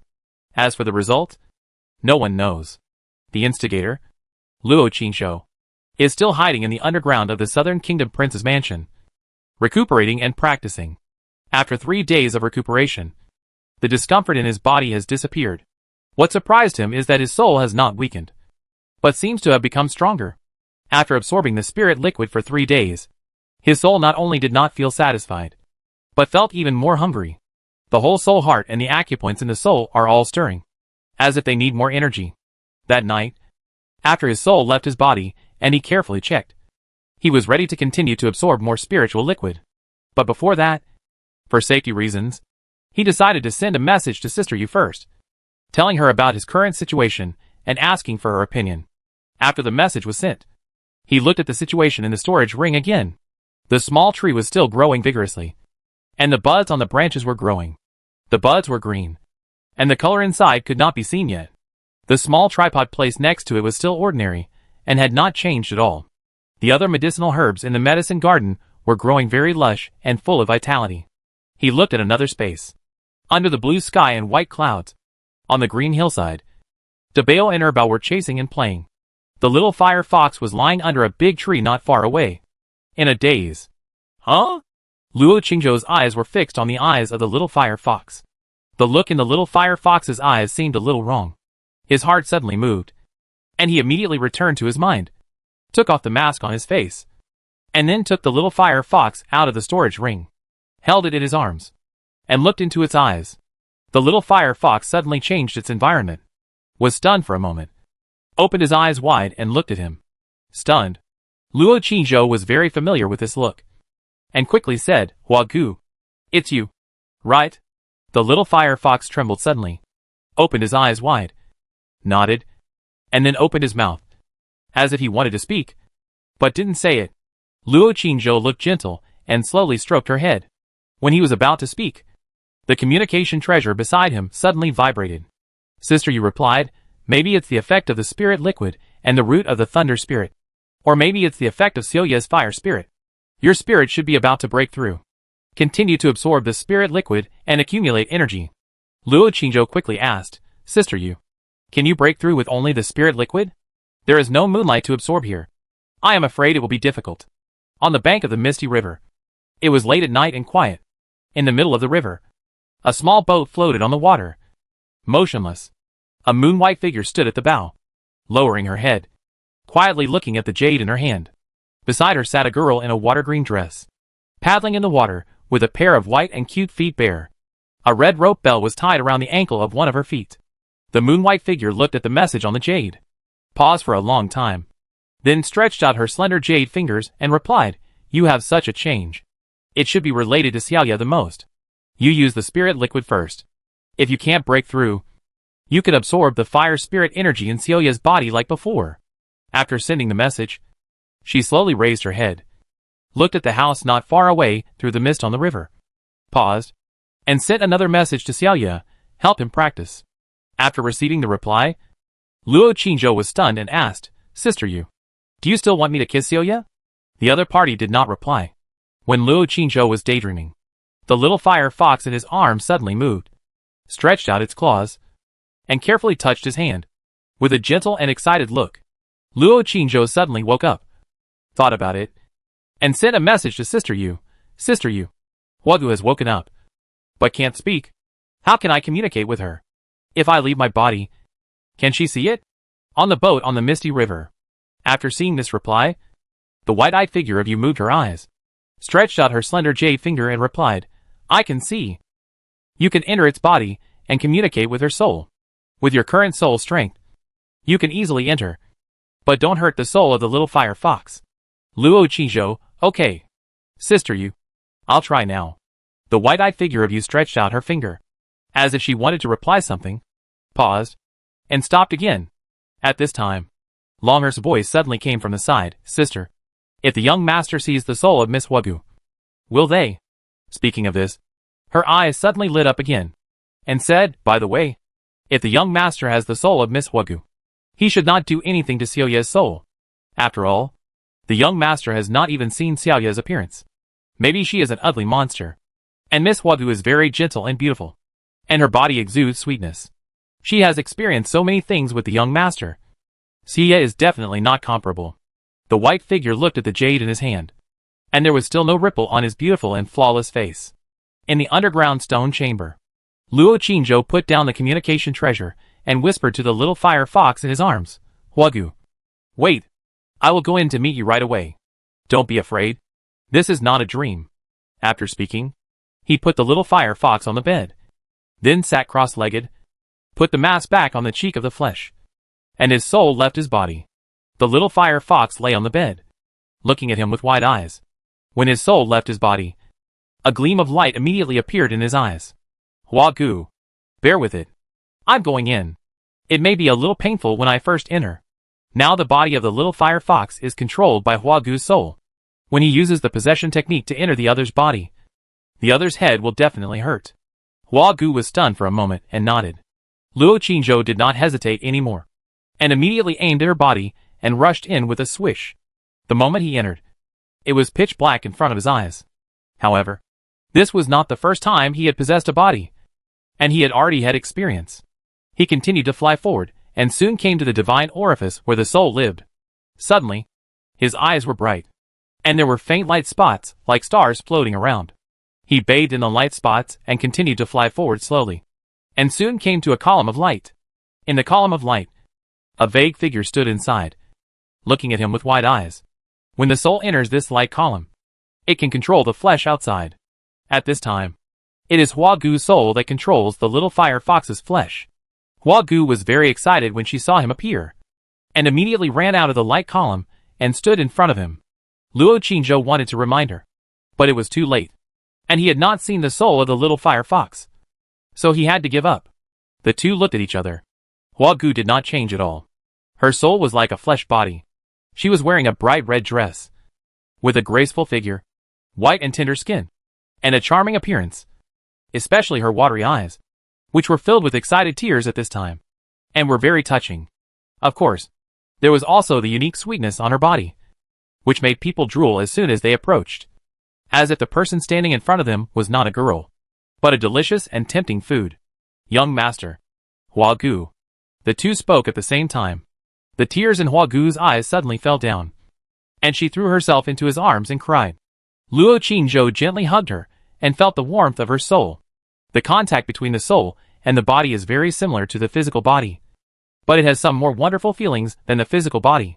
It looks illusory, but it is very real to touch, as if they are two real bodies. Luo Qingzhou gently stroked her hair and whispered, Huagu, you have suffered. Huagu cried and said, Master, thank you for saving Huagu. Huagu is not afraid of death. But I am afraid that I will never see you again. Luo Qingzhou's heart suddenly hurt. Huagu cried for a while before asking, Sir, how is His Highness now? Luo Qingzhou told her everything that happened to the princess after she committed suicide, and said, Now the princess is still in the palace. The Queen Mother, the Emperor, and other ministers are forcing her to marry. But I feel that with the princess's personality, she shouldn't marry. Huagu wiped her tears and said, With His Highness's personality, he really shouldn't marry. Even if His Highness is forced to marry, he will marry someone he can control. When he is no longer needed, His Highness may kill him directly. Luo Qingzhou's mouth twitched.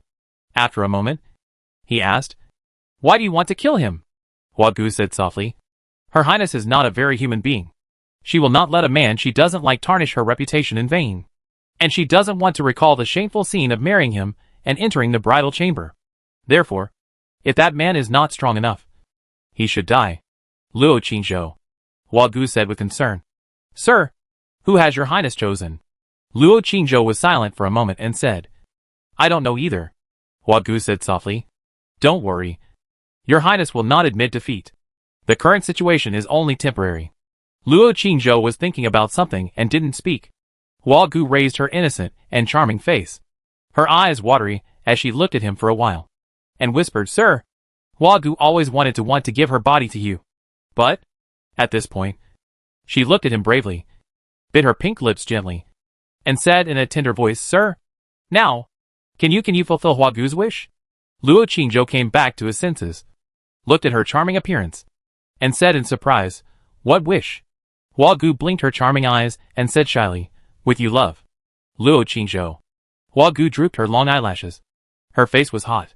She pressed her cheek against his chest and said softly, That time in the palace. You promised Hua Gu. Luo Qingzhou said in embarrassment. Hua Gu. We are in the state of spirit now. It's okay. Hua Gu interrupted him and said softly, Sir, it's okay. Hua Gu can now clearly feel your heartbeat, your body and temperature. So Hua Gu thinks it's okay. Hua Gu. Sir, you don't have to move. Let Hua Gu serve you. As she said this, she hugged his body and slowly slid down.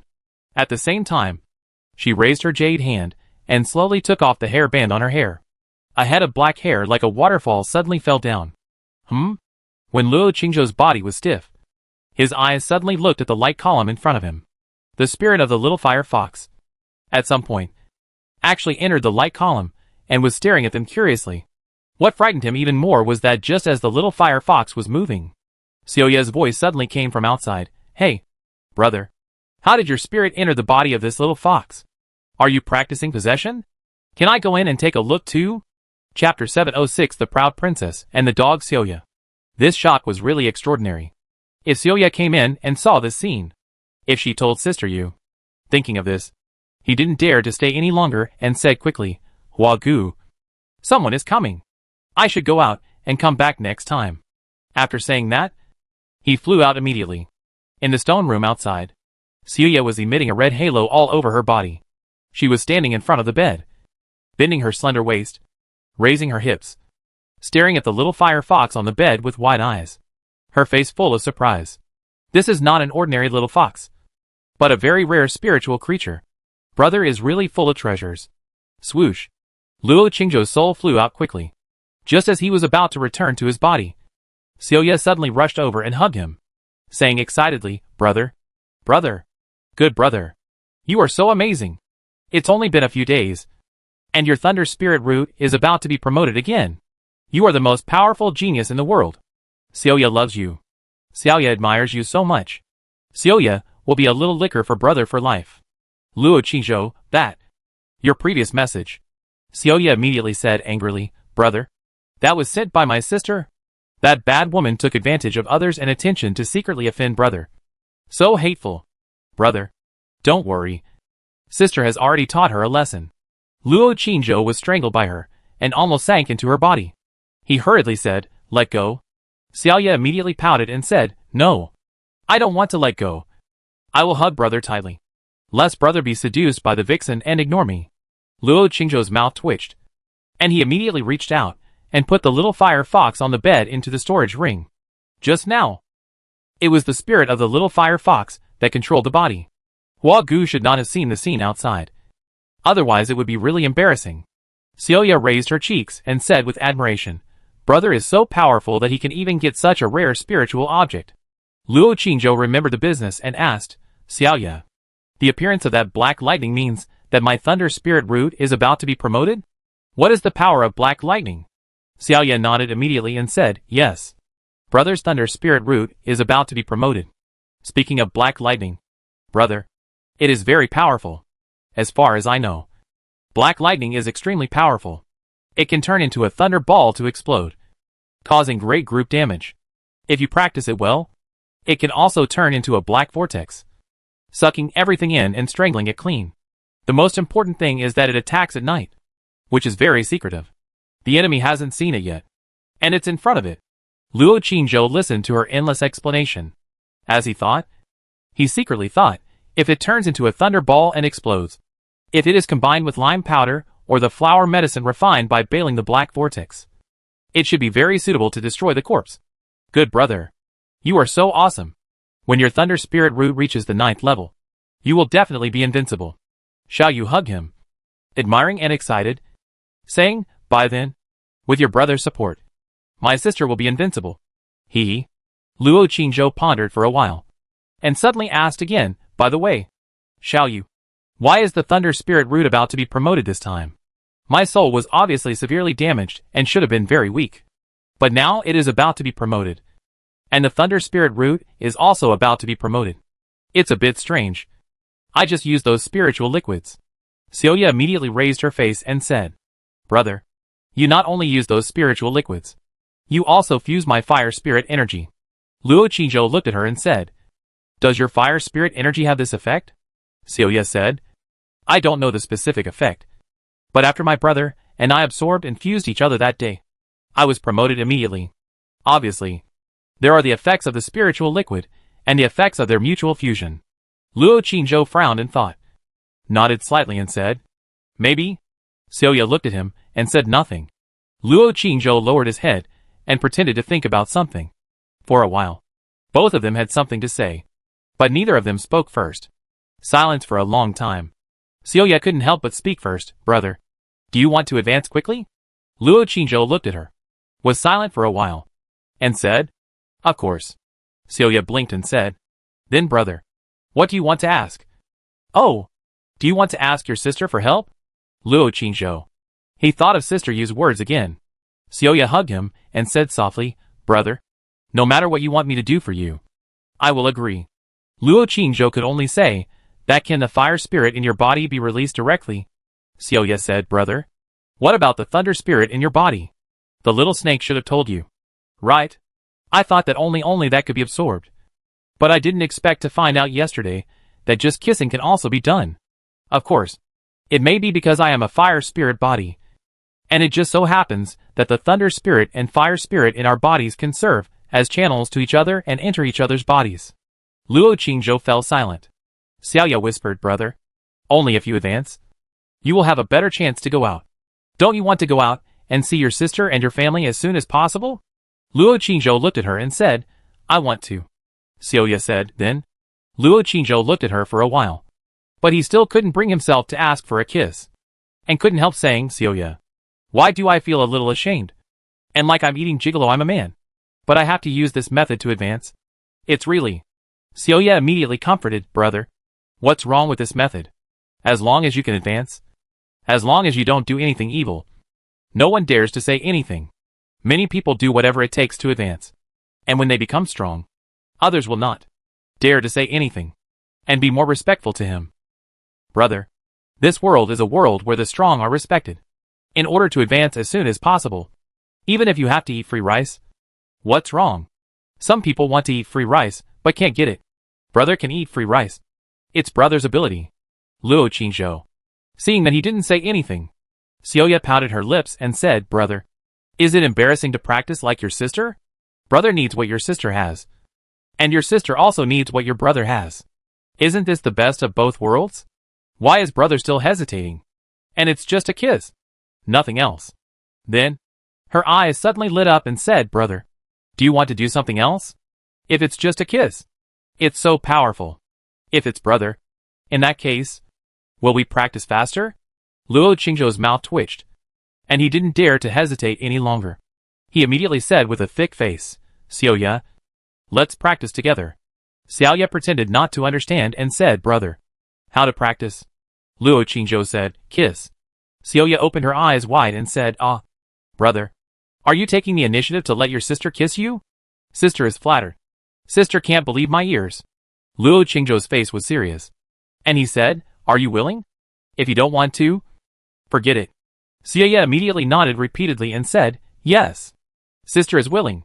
Brother, sister is willing to kiss you. I am willing to go through fire and water for you. Even if I have to work like a cow and a horse. Sister is willing. Luo Qingzhou sighed secretly in his heart. For the sake of practice, for promotion, and to get out earlier. This is the only way. Anyway, the two have already kissed and hugged. It doesn't matter. But, he suddenly said, Xiaoya, we are like this. Can't I see your real appearance? Xiaoya covered her face and said with some embarrassment, brother, let's wait a little longer. Sister is not ready yet. But brother, don't worry. At most 10 days. After 10 days, sister will remove the halo and let brother see sister's face. Brother, don't worry. Sister lied to you before. In fact, sister is not ugly at all. And she is very beautiful. Brother will never suffer. Sister can swear. She secretly calculated the days in her heart. After her brother left, she agreed to marry her mother, and then asked them to go to Ling Xiao sect to propose marriage, forcing Ling Xiao sect to agree. After she and her brother got married, on the night of the wedding, when her brother wore a wedding gown and took off the red veil on her head, she immediately lost her mind and hugged her brother to tell him the truth. Good brother. Didn't expect it? Your bride is not only the high and noble and proud eldest princess, but also your cute little licking dog Xiaoya's sister. At that time, her brother must be very surprised. And he will be very excited and surprised. Right? Thinking of that scene, she couldn't help laughing out loud. Poor brother. No matter how smart and careful you are, you will still be fooled by your sister and slept with by your sister. Poor senior sister. You just keep being reserved and cold. When my brother and I get married and have the wedding, let's see what your reaction is. Although your husband is not bad, compared with my brother, they are one on earth and one in heaven. Xiaoya, what are you laughing at? Just as she was fantasizing in her mind and couldn't help but grin, a voice suddenly broke her beautiful dream. Xiaoya woke up immediately and said, brother, let's start tonight. Don't worry. I will keep my word this time and let you see my appearance. Luo Qingzhou joked. The voice of the soul can also change. If you are a man by then, I will crash into you and die. Xiaoya laughed and said, brother, although the voice will change, the feeling will not change. When brother and sister hug each other, don't you feel anything? And sister has such a good figure. As she said, the red halo below her neck suddenly dissipated, revealing a tall and slender figure. Brother, did you see that? My sister is really a girl. And a very beautiful and charming girl. Xiaoya smiled and said, and her body was immediately wrapped in a red halo again. Luo Qingzhou was relieved. Even if the other party was ugly, he would not suffer a loss with this figure. However, sister, you said that directly, which made him a little sad. Brother, you wait here, and I will go out and look around. If there is no danger, I will come over to kiss you later. No. We will practice together. Xiaoya said, and flew out immediately. When she flew to the passage, she couldn't help but take out the communication treasure, and proudly sent a message to a hypocritical and pitiful woman. Senior sister, my brother just begged me in person to let me practice with him. And I agreed. We will start later. Don't send him a message to delay our kissing practice after sending it. She immediately performed the earth walking technique, drilled into the wall next to her, and patrolled everywhere. After she left, Luo Qingzhou thought about it for a while, took out the communication treasure, and sent a message to Sister Yu. Sister Yu, I promised Xiaoya to practice with her. After a while, the message came back. Oh. Luo Qingzhou looked at this word with no idea what emotion it contained. Paused, and replied, Sister Yu. Xiaoya said that since kissing can have such a good effect, then if it is that, the effect should be better. What do you think? How will Sister Yu reply? After he sent it, he stared at the communication treasure with a complicated expression and a little confused. Not long after, the message came back. I don't know. Luo Qingzhou, Sister Yu. If the effect is better, do you think I can do that with Xiaoya? Xiaoya said that she can promise me everything and can do anything for me. After a long time, the message came back. Whatever you want. Luo Qingzhou stayed for a while and said, I listened to Sister Yu. This time, the other party did not reply again. Luo Qingzhou waited for a while, sighed secretly in his heart. And just when he was about to put away the message, the princess suddenly sent a message. Chu Feiyang, do you know where you are hiding now? The master of Zijin Temple brought people to surround our prince's mansion. He held a magic weapon in his hand and said he wanted to check the underground. Other princes' mansions have been checked, Even the underground of the palace has been checked. They came in a fierce manner, as if they found something. Luo Qingzhou's face froze. And he immediately replied, Princess, how many people are there? Do you know what their cultivation level is? Xiao Meijio, I heard from my mother that Zijin Taoist is a soul cultivator, and his Taoism is profound and unfathomable. It is estimated that he is in the late stage of the spirit separation realm. The other two hall masters, one is a dual cultivation of spirit and soul, and is in the late stage of the martial artist and the late stage of the spirit refining realm. The other is mainly cultivating spirit and soul, and is in the early stage of the spirit separation realm. They are all very old, and it is said that they have been practicing for 100 years, and they also know many evil skills. In addition, there are dozens of Jinui outside, and I don't know their specific cultivation levels. Luo Qingzhou did not reply again. He immediately returned to his senses. When he was about to go out to find Xiaoya, Xiaoya had already penetrated the stone door and hurriedly flew in, saying, Brother, something bad has happened. Those stinky Taoist priests seem to have come, and the underground around us has been blocked. It seems that we can't get out. Luo Qingzhou immediately asked, What is used to block it? Xiaoya said, It is a formation, and my sister's earth treasure can't break it.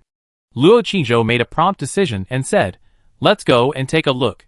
Chapter 707 My brother is very good, but now he belongs to me. Xiaoya. It was dark, and it was already early morning. The Nanhua County Prince's mansion and the streets outside were all brightly lit. The Jinuyan soldiers, holding torches, suddenly surrounded the place. The Zijin Taoist, the master of Zijin Temple, brought the two remaining hall masters of Zijin Temple and a team of Jinui into the mansion, holding a glowing jade stone and exploring the ground. Nanhua County Prince Nandong Yufeng, with a gloomy face, stood aside with everyone in the palace. Watching coldly, Zijin Taoist explored for a while, and the jade in his hand suddenly lit up. His expression condensed, and he squatted down, directly put the jade in his hand on the ground, and the light on the jade stone immediately began to flash rapidly. There is indeed a secret room underground. He stood up, walked in front of Nandong Yufeng, stared at him coldly and said, Lord Nanhua, I want to ask you one last question. Is there really no one hiding under your palace?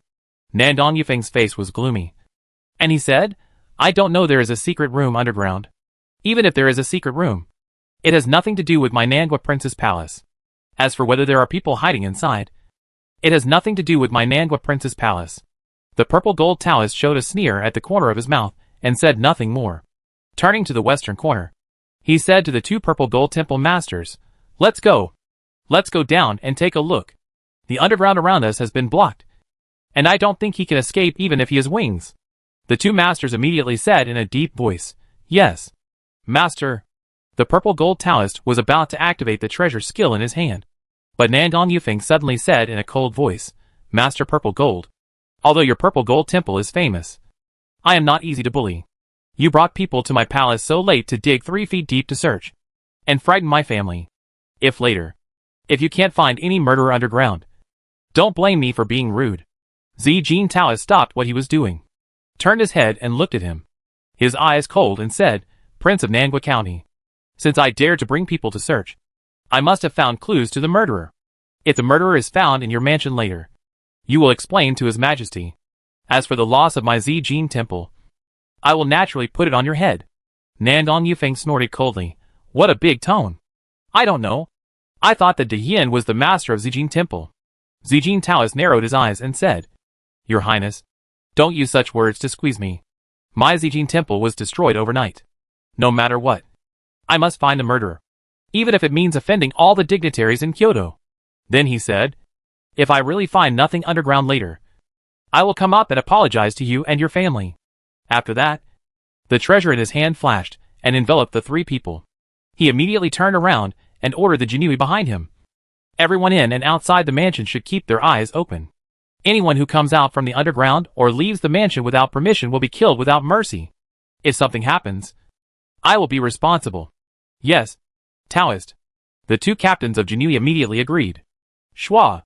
Zijin Taoist led 2 old Taoists and slowly sank into the ground under the cover of the khaki light cover. Behind Nandong Yufeng, Nandong Meiju hid behind Nandong Shui, took out the communication treasure from her sleeve, and immediately sent a message. At the same time, Deep underground, Xiaoya was holding Luo Qingzhou in the soil, moving towards the formation in front. Luo Qingzhou was held by her like a princess, feeling a little ashamed, and said, "Can't you carry me on your back?" Xiaoya said, "No. My sister is weak and can't carry me."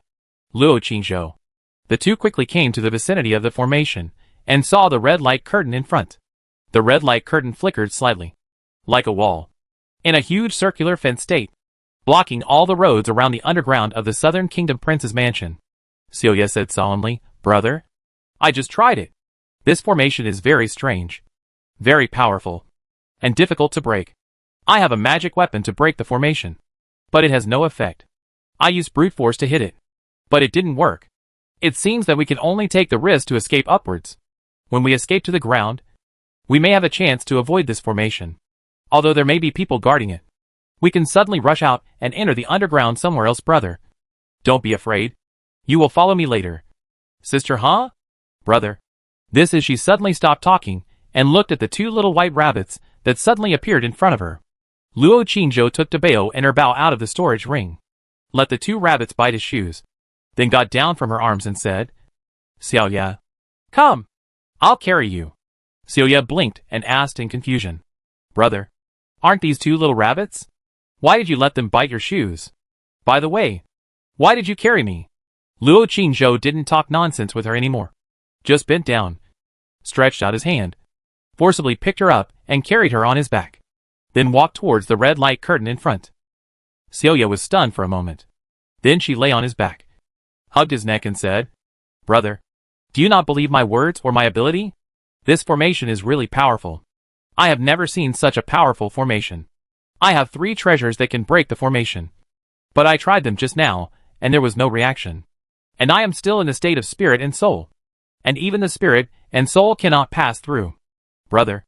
This who knew that before she finished her words, Luo Qingzhou had already carried her on his back and walked through the red light curtain, as if he didn't care.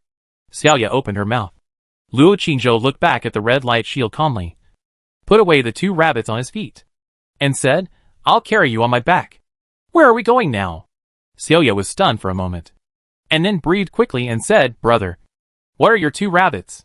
Can you give one to me?" Luo Qingzhou said, "I have given them to others, but I will take them with me every time I go out." Xiaoya was immediately envious and jealous, and even said, "Brother, who is it? Who did you give such a precious rabbit to? I want to duel with her." Luo Qingzhou said, "My wife." Xiaoya, "Oh, forget it." She said forget it, but she was secretly making a plan in her heart. "Humph.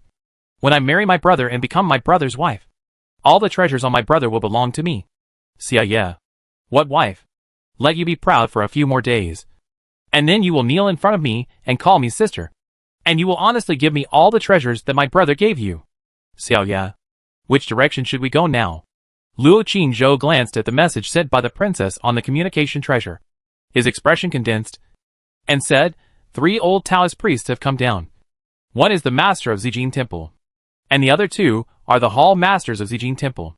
Xiaoya woke up and quickly pointed to the north and said, "Brother, go in that direction first. There is a well in that direction, and there is a cave under the well. Let's hide there first, and then return here after the 3 old Taoist priests leave. Since they have already searched, they will naturally not come again." Hearing this, Luo Qingzhou turned his head to look at her and said, "Xiaoya, you are quite smart." Xiaoya was very happy to receive his praise, and said, "Of course, my sister is but a very capable and extraordinary woman." Luo Qingzhou carried her on his back, relying on the beam of light emitted from her chest, and began to shuttle through the soil. Xiaoya hugged his neck, and couldn't help stroking his cheek with both hands, saying, "Brother, we will hurry up to practice later. When you advance, you won't be afraid of them. If they come again, we will just kill them." Luo Qingzhou was afraid that she would touch his mask, so he quickly took her hand away and said, "Xiaoya, have you told sister you about our practice?" Xiaoya said, "No. Why should I tell her? It has nothing to do with her." Then he suddenly leaned close to his ear and said, "Brother, don't you want to practice with your sister? Instead, you want to practice with senior sister?" Luo Qingzhou paused and said, "No." No, Xiaoya pouted and said, "Brother, I saved you and hugged and kissed you. No matter how good senior sister is to you, she never let you touch her. Right?" Senior sister has a husband. And she has practiced that kind of skills. So she won't practice with you. Brother. Just give up that idea. Luo Qingzhou was silent for a while, wanting to tell her that Sister Yu had divorced her husband. But after thinking about it, he felt that there was no need to say it, as it would make it more obvious. Soon, the two entered a wet soil. After walking forward for a while, they came to a passage. Luo Qingzhou saw this passage and thought of Xiaoya's words that there was a well here, and secretly said in his heart, this place is not the underground of the cold palace he had been to before. Right, brother. Go this way. Xiaoya immediately pointed to the right. Luo Qingzhou carried her on his back and walked to the right, and soon came to a wet cave. Xiaoya said, Brother, this is it. Let's hide here and practice for the time being. When it's almost dawn, they will definitely leave, and we will go back. Luo Qingzhou put her down, looked around, and asked, Xiaoya, where is this in the inner city?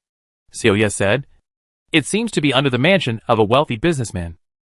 Luo Qingzhou looked at her and said, isn't it under the palace? Xiaoya asked in confusion. The palace?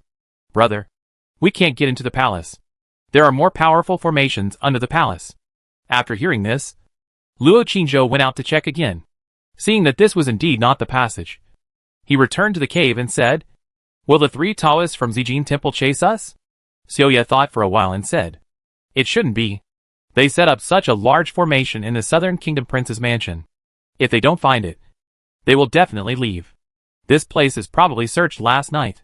Don't worry, brother. I just put a few bugs outside. If someone approaches, they will notify us. Luo Qingzhou was relieved. He took out the message and replied to the princess, telling her not to worry. Xiaoya came over quietly and peeked at his reply. Luo Qingzhou put it away immediately. Xiaoya asked faintly, brother, who are you sending a message to? Is it your wife? Luo Qingzhou said, yes. Xiaoya said oh and muttered in her heart, humph. Even if it is Meiju, when she sees me, she still has to call me sister? Brother, let's hurry up and practice. It's very secret here. No one will disturb us. After saying that, she flashed a light in her hand, and a big bed suddenly appeared in the corner of the cave. The quilt was already spread on the big bed, and the curtains were drawn. There were 2 red pillows on the bed, and 2 big happy characters were embroidered on the pillows. At the same time, she took out a candlestick, placed it at the head of the bed, and lit 2 red candles.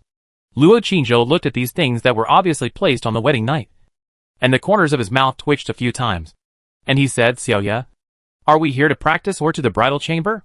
Xiaoya blinked her big eyes and said, brother, is there any difference? Luo Qingzhou. Xiaoya got on the bed, opened the curtains, and said in a tender voice, brother, come up quickly. My sister is not afraid.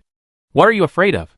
Luo Qingzhou said, Xiaoya, I think we should take 2 cushions and sit on the ground. Xiaoya immediately said, how can that be? It's not convenient to practice. Luo Qingzhou looked at her in the red curtain, and thought that it had come to this point, and there was no need to be reserved. So he had to warn her, only practice. No nonsense. Do you hear? Xiaoya. You nodded immediately and said, yes, yes. I will definitely not do anything stupid. Don't worry. I only want to practice. And I have no interest in other things. Luo Qingzhou still looked at her suspiciously, then took off his shoes, got on the bed, sat opposite her, and said, absorb the black spiritual liquid first. Xiao Yu immediately took out the bottle of spiritual liquid obediently, uncorked it and sniffed it, with a fascinated look on her face, and couldn't help asking, brother, where did you get this spiritual liquid? Is it convenient to tell me? Luo Qingzhou took out the spiritual liquid, poured 2 drops on his palm, and said, it's not convenient. Xiao Yu pouted immediately and said, oh, forget it. I will only be good to you and won't force you. As she said that, she also poured a drop on her palm. She didn't dare to pour more. She only poured 1 drop the first time, and the energy impact was unbearable for her. After all, she had just started using it, and she was not as extravagant as her brother, who used it every day, and the meridians and acupoints in her body had long been accustomed to it. She couldn't help but look at the young man in front of her again, and thought to herself, this kind of spiritual liquid is not even comparable to the moon spirit dew of Jiutian Yaotai, and even the disciples of those immortal sects can only use it a few times a year. But my brother can use it every day. And he can give it to others at will. Also, my brother has a spirit fox. Also, the 2 rabbits that my brother just took out are also very powerful. And they can easily break that powerful formation. My brother must have more treasures hidden on his body. And they may all be rare treasures. Thinking of this, a light suddenly flashed in her eyes. As long as she possesses her brother and makes him hers, then all the treasures on his body can be enjoyed by her naturally. In that case, her cultivation will grow as fast as her brother, and it will be easy for her to surpass her at that time.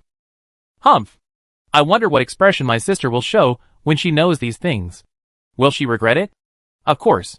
But it's too late. My brother is very good. But now he belongs to me. See ya, senior sister. Then you can only watch me and my brother practice lovingly together. And you will cry with regret for your reserve and hypocrisy. Good brother. Hurry up and leave your body. We should practice. Brother. Don't worry. Sister will be honest, and will not take the opportunity to bully brother. Sister can swear. Chapter 708 Sister You is so nice. The consort chosen by the eldest princess. Silence in the cave. The 2 closed their eyes and began to practice. A boy and a girl. Thunder and fire. Their souls and hearts were beating. Ready to move.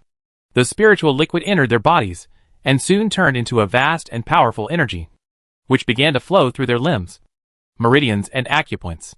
The lightning root in Luo Qingzhou's body was jumping with arcs, and a scorching airflow slowly rose. The fire root in Xiaoya's body was burning with flames, and the fire spirit energy flowed upward along the meridians. The 2 sat face to face, using their own thunder spirit energy and fire spirit energy as conduits, and began to absorb and merge each other's physical energy. One night passed quietly. When he woke up from the state of practice and opened his eyes, Xiaoya had already fallen asleep leaning on his arms. However, she still exuded a halo. And even if she was close, her cheeks were hazy and blurred. Luo Qingzhou stared at her for a while with complicated eyes, and couldn't help but reach out and gently touch her cheek. Her skin was delicate, smooth, and tender, like a young girl's skin, and her figure was also graceful and slender. She was neither a man nor an old man. So even if she was ugly, it didn't matter. The burning heat of the soul began to gradually subside. There was still a little bit left. Just a little bit left. And it should be able to break through. He decided to rest for half a day, and then absorb 2 drops of spiritual liquid to try. The energy contained in the spiritual liquid was very powerful, and it should be able to help him break through directly. He held Xiaoya in his arms, took out the communication treasure, and looked at the new message on it. The princess sent a message. The Taoist priests and Jinui of Zijin Temple have left. They didn't find anything and apologized to my father. But my father was still angry, and was going to join other princes to go to the palace today to meet the Queen Mother and His Majesty to complain. Chu Feiyang. Are you safe there? I am very worried about you. The whole capital is still blocked, and they are still searching everywhere. Luo Qingzhou replied, Princess.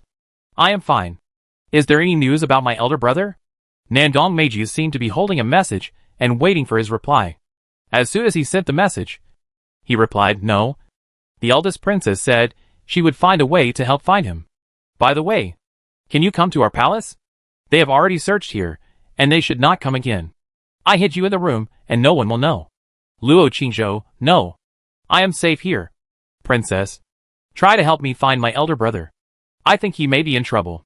Xiao Meijiao, well, I have mobilized all my connections to find him. Chu Feiyang. Are you alone now? Luo Qingzhou glanced at the sleeping girl in his arms and replied, yes. As for the soul, it should not be considered a complete person. Right? Xiao Meijiao, I miss you. I miss you so much. If only I could go and accompany you now. Then you wouldn't be alone in that cold place. Luo Qingzhou felt guilty and could only say, Princess. No more. I'm going to practice. Don't worry. I'll be fine. We'll meet soon. Xiao Meijiao, yes. Brother Feiyang. I'll wait for you. Luo Qingzhou sighed secretly in his heart. At this moment, the communication treasure in his hand suddenly lit up. And sister, you actually sent a message. Have you advanced? Luo Qingzhou said quickly, not yet. I feel I need to accumulate more energy. And my soul power seems to be insufficient. Sister you, how did you practice? Luo Qingzhou said, take the spirit liquid and exchange the fire spirit energy in my body with Xiaoya. Sister you, how did you exchange? Luo Qingzhou hesitated for a moment and confessed honestly, sitting face to face. Sister Yu, what else? Luo Qingzhou, that's all. What else does Sister Yu want to know? After thinking about it, he replied, although my soul wanted to do something else excessive at that time. I controlled it. Sister Yu, although I might be promoted directly in that case. I think that if I do that, you will look down on me. And I will also look down on myself.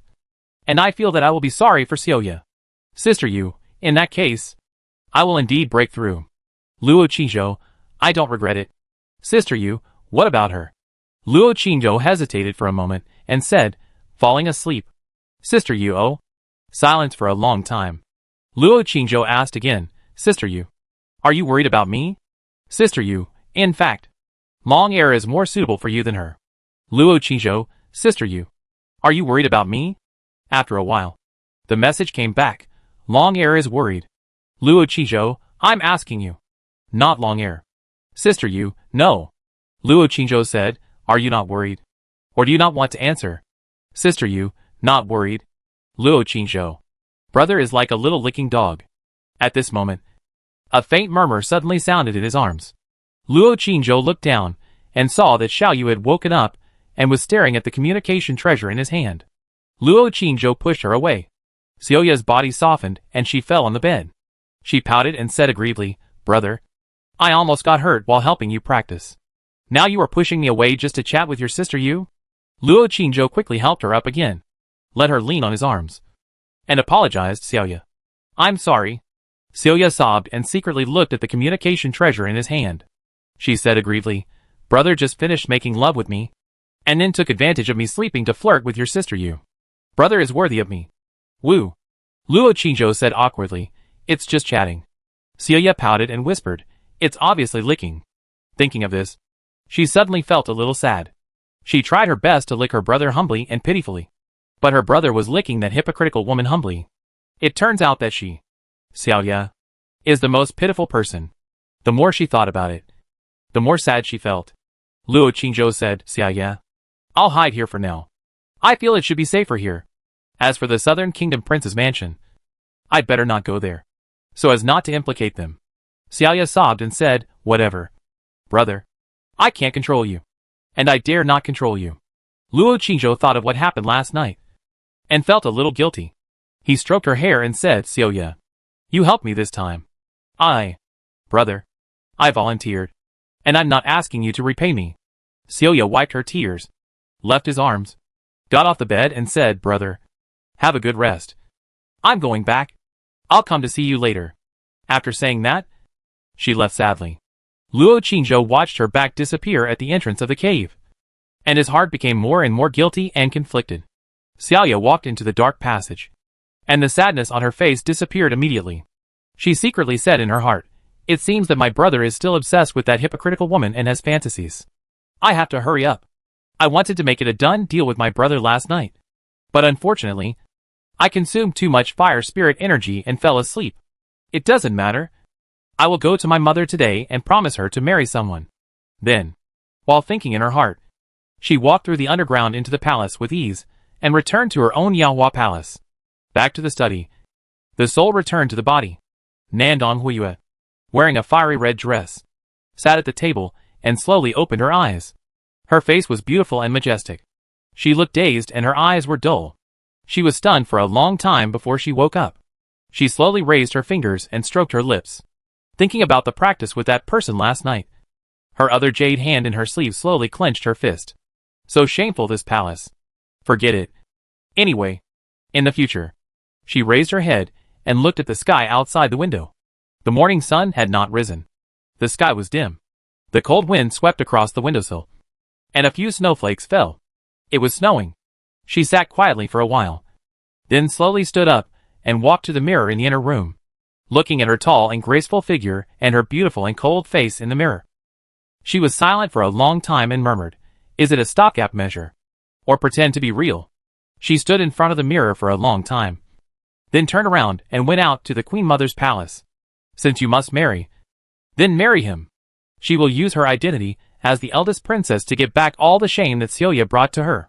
Let him pay it back for his whole life. Snowflakes were slowly floating in the sky. The cold wind blew up her fiery red skirt and ribbon, and blew up her black hair, but did not stir up any ripples in her cold and majestic eyes. She is Nandong Huiyue, the eldest princess, and the proud daughter of Dian. Even he will kneel under her red skirt, humbly flatter her, and be a pitiful licking dog. What is there to lick about that woman? Licking her is the right choice. In the palace, the queen mother was wearing a graceful and luxurious dress. She was sitting at the table alone, frowning, eating breakfast and thinking about things. There were more than a dozen maids waiting in the room, all with their heads down, respectful and careful. Nandong Huiyue walked in without reporting. The queen mother was a little surprised to see her coming over on her own initiative, and asked, "Huiyue, come so early. Is there something urgent?" Nandong Huiyue did not speak, and glanced at the maids in the room. The queen mother understood, and immediately ordered, "Go down. No one is allowed to come in without the order of this palace. The guards at the door, leave too." "Yes, queen mother." The maids and guards immediately retreated. The door creaked, and was closed from the outside. Nandong Huiyue stood in front of the table for a while before looking at her and saying, "Mother, do you really want me to get married?" The queen mother was silent for a moment after hearing this and said, "Huiyue, you are not a child anymore. If your father were here, I'm afraid he would worry about you even more." Then she sighed again and said, "You have seen that so many major events have happened in the palace in the past few days. This time, the Taikong banquet made us lose face in Yin, and I heard that Zijin Temple was also wiped out. In the final analysis, we are still too weak, so we need some more powerful forces to join. You are the eldest princess of Yin, and your father promised before his death that he would look after Yin for him and your royal brother, so Huiyue, your mother can only wrong you." Nandong Huiyue was silent for a while and said, "Then I can decide the prince consort myself." "Ma?" The queen mother looked at her and said, "As long as you are willing. As long as the other party is excellent. As long as the emperor and your uncles in the royal family and the court officials have nothing to say, the queen mother will of course support your decision." Nandong Huiyue narrowed her eyes, and was silent for a while, and said, "Mother, then I have decided. It will be these 2 days. You tell them. If anyone objects, let him find me." The queen mother frowned slightly and asked, "Who did you choose?" Nandong Huiyue paused, and said coldly, "The only disciple of the Lingxiao sect's leader, Chu Feiyang." Chapter 709 Breakthrough. Promotion. At noon, Luo Qingzhou woke up and felt energetic, refreshed, and warm and comfortable. At the same time, he clearly felt that his body was craving for something. Both the body and the soul were craving for new energy. He got out of bed, left the cave, and carefully checked around. After seeing that there was nothing unusual, he returned to the cave, sat down on the bed, and prepared to continue practicing. He first took out 2 bottles of spiritual liquid, the black spiritual liquid and the blue spiritual liquid, and dripped 2 drops on each palm. The soul was obviously about to break through, and the body seemed to be ready to move. After taking the Tianling pills of the ancestors and Sister Yu, he broke through 2 levels in succession. But there seemed to be some medicinal effects left in his body that had not been refined. Now it has turned into another vast energy, which has merged into the Danhai, and then rushed to the various meridians and acupoints in the body, constantly washing and washing them. At this moment, the body was hot, and the acupoints were craving for more energy. This feeling was very familiar. He had experienced it many times. This was to prepare for the sprint and breakthrough. But hiding underground at this moment, the breakthrough of the physical body was not as simple as the spiritual liquid, but also required very strong stimulation. So he could only cultivate the soul first, and let the soul break through and advance first. After absorbing the spiritual liquid, he immediately felt a heat flow rising from the Danhai and soul heart in his body, in both the physical body and the soul. He immediately left his soul, and began to practice the internal skills taught to him by Sister Yu. The heat flow in the soul heart quickly merged into the soul power. And then, along with the soul power, it flowed to the various meridians in the soul, and then poured into the acupoints, repeatedly impacting and stimulating, as if calling for something. Soon, all the energy in the soul gathered in one place, ready to break through. Luo Qingzhou soon felt that the energy in his body was not enough, and he made a prompt decision and immediately took out the black spiritual liquid again and dripped 3 drops on his palm. The spiritual liquid entered the body, and a hot air flow suddenly appeared. A vast energy quickly rushed to all the meridians and acupoints. Luo Qingzhou practiced the skills and began to make the final sprint. Half a day passed quietly. At the same time, in a secluded private room in a brothel on the ground, a tall and fat man was playing games with a woman on the bed. Pa! Who knew that in the intense moment, the fat man suddenly slapped the woman's face and cursed, "Bitch! You screamed so fakely, ruining my fun." After that, he got off the bed, walked to the table naked, picked up the wine pot directly, and drank it up. The woman lying on the bed covered her burning cheeks, and was about to cry. But she didn't dare to say a word. "Get out! Change someone!" The fat man put down the wine pot, turned his head, and said viciously. The woman hurriedly climbed down from the bed, not even daring to put on her clothes, and directly picked up her clothes, covering her chest and below, and fled in a hurry. Just as the door was about to close, a figure suddenly flashed in. The fat man's face changed, and he quickly pulled out his big knife from the storage ring in his hand, staring at the old Taoist priest, who suddenly appeared in the room with a sinister look. The old Taoist priest was wearing a wide Taoist robe inlaid with gold, with a wide sword on his back. He was tall and thin, with white hair and beard, and looked like an immortal. The fat man stared at his Taoist robe. His eyes flashed fiercely, and he said, "The old Taoist from Zijin Temple?" The old Taoist smiled faintly, walked to the table and sat down, picked up another wine pot, picked up the wine glass, poured a glass of wine, and then said, "If I am not wrong, you should be the chiefing master of a one sect, one of the 3 major demon sects in the north." As soon as these words came out, the fat man's face changed drastically, and he suddenly raised the big knife in his hand and was about to chop. Zijin Temple is a member of the court, and Hahuan sect is a demon sect that everyone in the court and the 5 major sects wants to fight. He came to Kyoto this time and was going to leave immediately, but who knew that he suddenly encountered a city closure? So he was trapped in the city. He has been hiding everywhere these days, and he was almost caught several times. Fortunately, he has a strong cultivation and can disguise himself, so he can hide until now. He couldn't hold it back today, so he came to this brothel to have fun. Who knew that he was discovered by the old Taoist priest of Zijin Temple? This shock really frightened him to death, and he was ready to fight with the old Taoist priest. The old Taoist priest saw the big knife in his hand fall fiercely, but his expression did not change. He sat there without moving, and just said lightly, "The Lotus Fairy asked me to find you." As soon as these words came out, the fat man's heart was shocked, and the big knife in his hand was swished back. But he still stared at him with a sinister and vigilant look and said, "What's the proof?" The old Taoist priest took out a jade pendant from his sleeve, put it on the table, and took out the communication treasure letter to show him the news on it. The fat man first picked up the jade pendant, checked it carefully, and quickly picked up the communication treasure letter and looked at the news on it. The expression on his fat face gradually relaxed, and then he became excited again. After reading the message, he quickly put down the communication certificate and bowed, saying, "It turns out to be Palace Master Yang of Zijin Temple. I have heard of you for a long time. Senior Sister Hua told me yesterday that Palace Master Yang wants me to help." "Right?" The old Taoist looked at him and said, "I heard that you have a magic weapon called Sandshrew, which can quickly shuttle underground and silently. I want you to take that magic weapon with me to find someone underground. After the matter is done, I can give you 2 intermediate magic weapons, and at the same time, I can ensure that you leave the city safely." The fat man heard this. His eyes flashed, but he did not agree immediately, just smiled and said, "Palace Master Yang is really willing to give. I wonder who Palace Master Yang wants to find underground." The old Taoist said lightly, "Just take me there. Don't worry about the rest." "Fat." The man smiled and picked up the wine pot, poured him a glass of wine, and said, "Palace Master Yang, I heard that your Zijin Temple was taken down. I also heard that your treasure, the Tantian Ding, was stolen.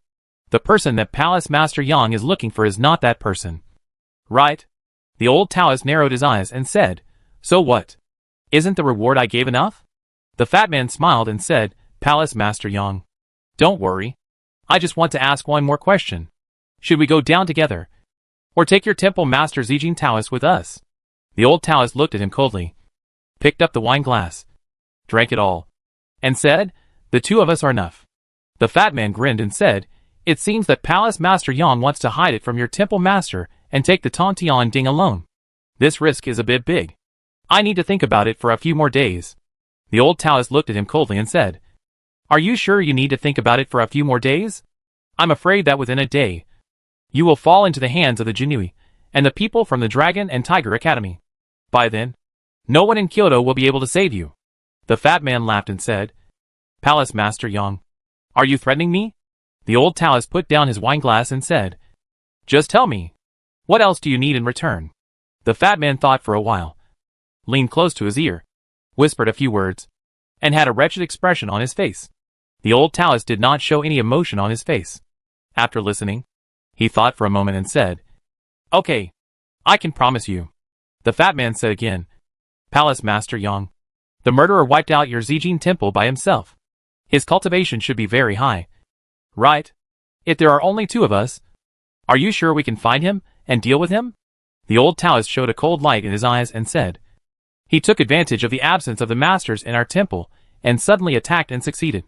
And he also used drugs. Of course, his strength is indeed very strong. He should be practicing both body and soul. His physical body is at the level of a great martial artist, and his spirit and soul are at the level of a great martial artist. He may even be in the realm of the spirit division." As soon as these words came out, the fat man's face suddenly changed. "Palace Master Yang, are you deliberately pitting me? Such a powerful murderer. Are you sure that the two of us can handle it?" The old Taoist snorted coldly and said, "Since I dare to go down, I am sure." That night, my two junior brothers chased after him, and when they were killed, one of them also severely damaged the opponent's soul. According to a warrior on the city wall, the opponent's spirit division was directly killed on the spot by my junior brother. The master also cultivates the soul, and should know that in this situation, no matter how powerful the opponent is, he will be extremely weak during this month, whether it is his body or soul. He probably can't even beat an ordinary martial artist at this time. Of course, if it takes a few more days, it's hard to say." The fat man heard this and his eyes lit up, saying, "If that's the case, now is the best time to find him. It's only been 3 days. Even if he has a magic medicine and other masters to help him, it is absolutely impossible for him to recover so quickly. Palace Master Yang, when do we set out?" The old Taoist picked up the wine glass, drank it all, and said, "Tonight?" Then he said, "Don't worry. It won't waste too much time. I already know his location." The fat man chuckled and said, "If the master of your temple knew, he would be furious. But for the Tantian Ding, which is said to be a top-grade magic weapon, it is indeed worth it." At this time, a delicate voice suddenly came from outside the door. "Guest, can I come in?" The fat man's eyes flashed with lust, and he looked at the old Taoist priest and chuckled. "Palace Master Yang, are you interested in joining us?" The old Taoist priest glanced at him below, stood up, and left through the window in a flash. Outside the window, the night is getting darker. The Imperial Palace, Yawa Palace. In the study, Nandong Huiyue, wearing a fiery red dress and a pair of white and slender beautiful jade feet, was sitting at the table, flipping through the letters from the border. It was not until the third watch that she raised her head and looked at the night outside. "Are you going to see him tonight?" She frowned slightly, thinking about how she would become so ashamed and humble every time she went, and thinking about the possibility of having to kiss him again. Ugh! Disgusting. The underground cave was pitch black. The candle on the bedside had long gone out. Luo Qingzhou sat on the bed, with his soul out of his body. At this time, his entire soul was emitting a layer of golden light. The power in his body was surging like a flood, as if he wanted to find an outlet to pour out. He had broken through. From the early stage of the spiritual division realm, he broke through to the middle stage of the spiritual division realm. It felt like his entire soul had more things that the physical body had, but it was still as light as smoke, and extremely light and agile. However, after the breakthrough, the energy in his body did not calm down, and his soul did not enter a weak state. Instead, it became more excited and powerful, wanting to burst out. But how can he burst out in such a place? Is he going to find Xiaoya? Suddenly, his expression moved and his eyes looked outside. Chapter 710. Get the magic weapon. Kill the Emperor. It was pitch black outside the cave. In the humid air, there was suddenly a scent of rouge flowers. Of course, it wasn't Xiaoya's. Luo Qingzhou had smelled too many flowers in Lingshanyu Palace. Even if there was a little more flower scent in the air, he could smell it clearly from a distance. A stranger is approaching. He immediately got off the bed and put the whole big bed into the storage ring. Then, he walked to the corner of the door and hid. The cave was pitch black. At this time, a slight sound of footsteps suddenly came from the passage outside. Because it was close to the well, the ground was wet, and the footsteps on the soil would make a special sound. Even if you walked lightly, you could hear it in this quiet underground. What's more, Luo Qingzhou's hearing is now extraordinary. Two people. He did not leave his soul, but slowly clenched his fists, and the internal force in the Danhai and the energy in the acupoints all rushed to his arms. A faint light lit up in the dark passage. A fat man, with a jade rat hanging from his waist and holding a big knife, walked forward cautiously step by step under the cover of the faint light. Behind him was an old Taoist priest with white hair and beard, holding a sword. Palace Master Yang, are you sure it's nearby? The fat man walked a few more steps, stopped, turned his head, and asked in a low voice. In the other hand of the old Taoist priest, he took out a jade rui, and there was airflow rotating on the top of the jade rui. His eyes flashed, and he looked forward and said, "It should be nearby. I approached here last night, and the jade rui has detected the other party's breathing. When we approached just now, the jade rui also reacted." The fat man said solemnly, "Did the other party notice it? So he has held his breath?" The old Taoist priest was about to nod, and the jade rui in his hand suddenly lit up, and the airflow on the top suddenly rotated faster. At the same time, a wisp of airflow actually pointed out the direction like a finger. Sure enough, it's here. There seems to be a cave ahead, so it should be inside. The two men's eyes lit up immediately, and they were ready to move forward.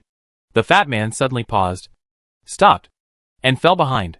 The old Taoist priest showed a hint of sarcasm in his eyes, but did not speak. The sword in his hand flashed, and he strode directly to the cave. The faster the better. The other party is now seriously injured, and he probably wants to escape. For him, there is no threat at all. The Yurui in his hand just detected clearly that there is only one person here, and there are no other helpers. So, he has to fight quickly to prevent other accidents. Swoosh! He flashed and rushed directly into the cave.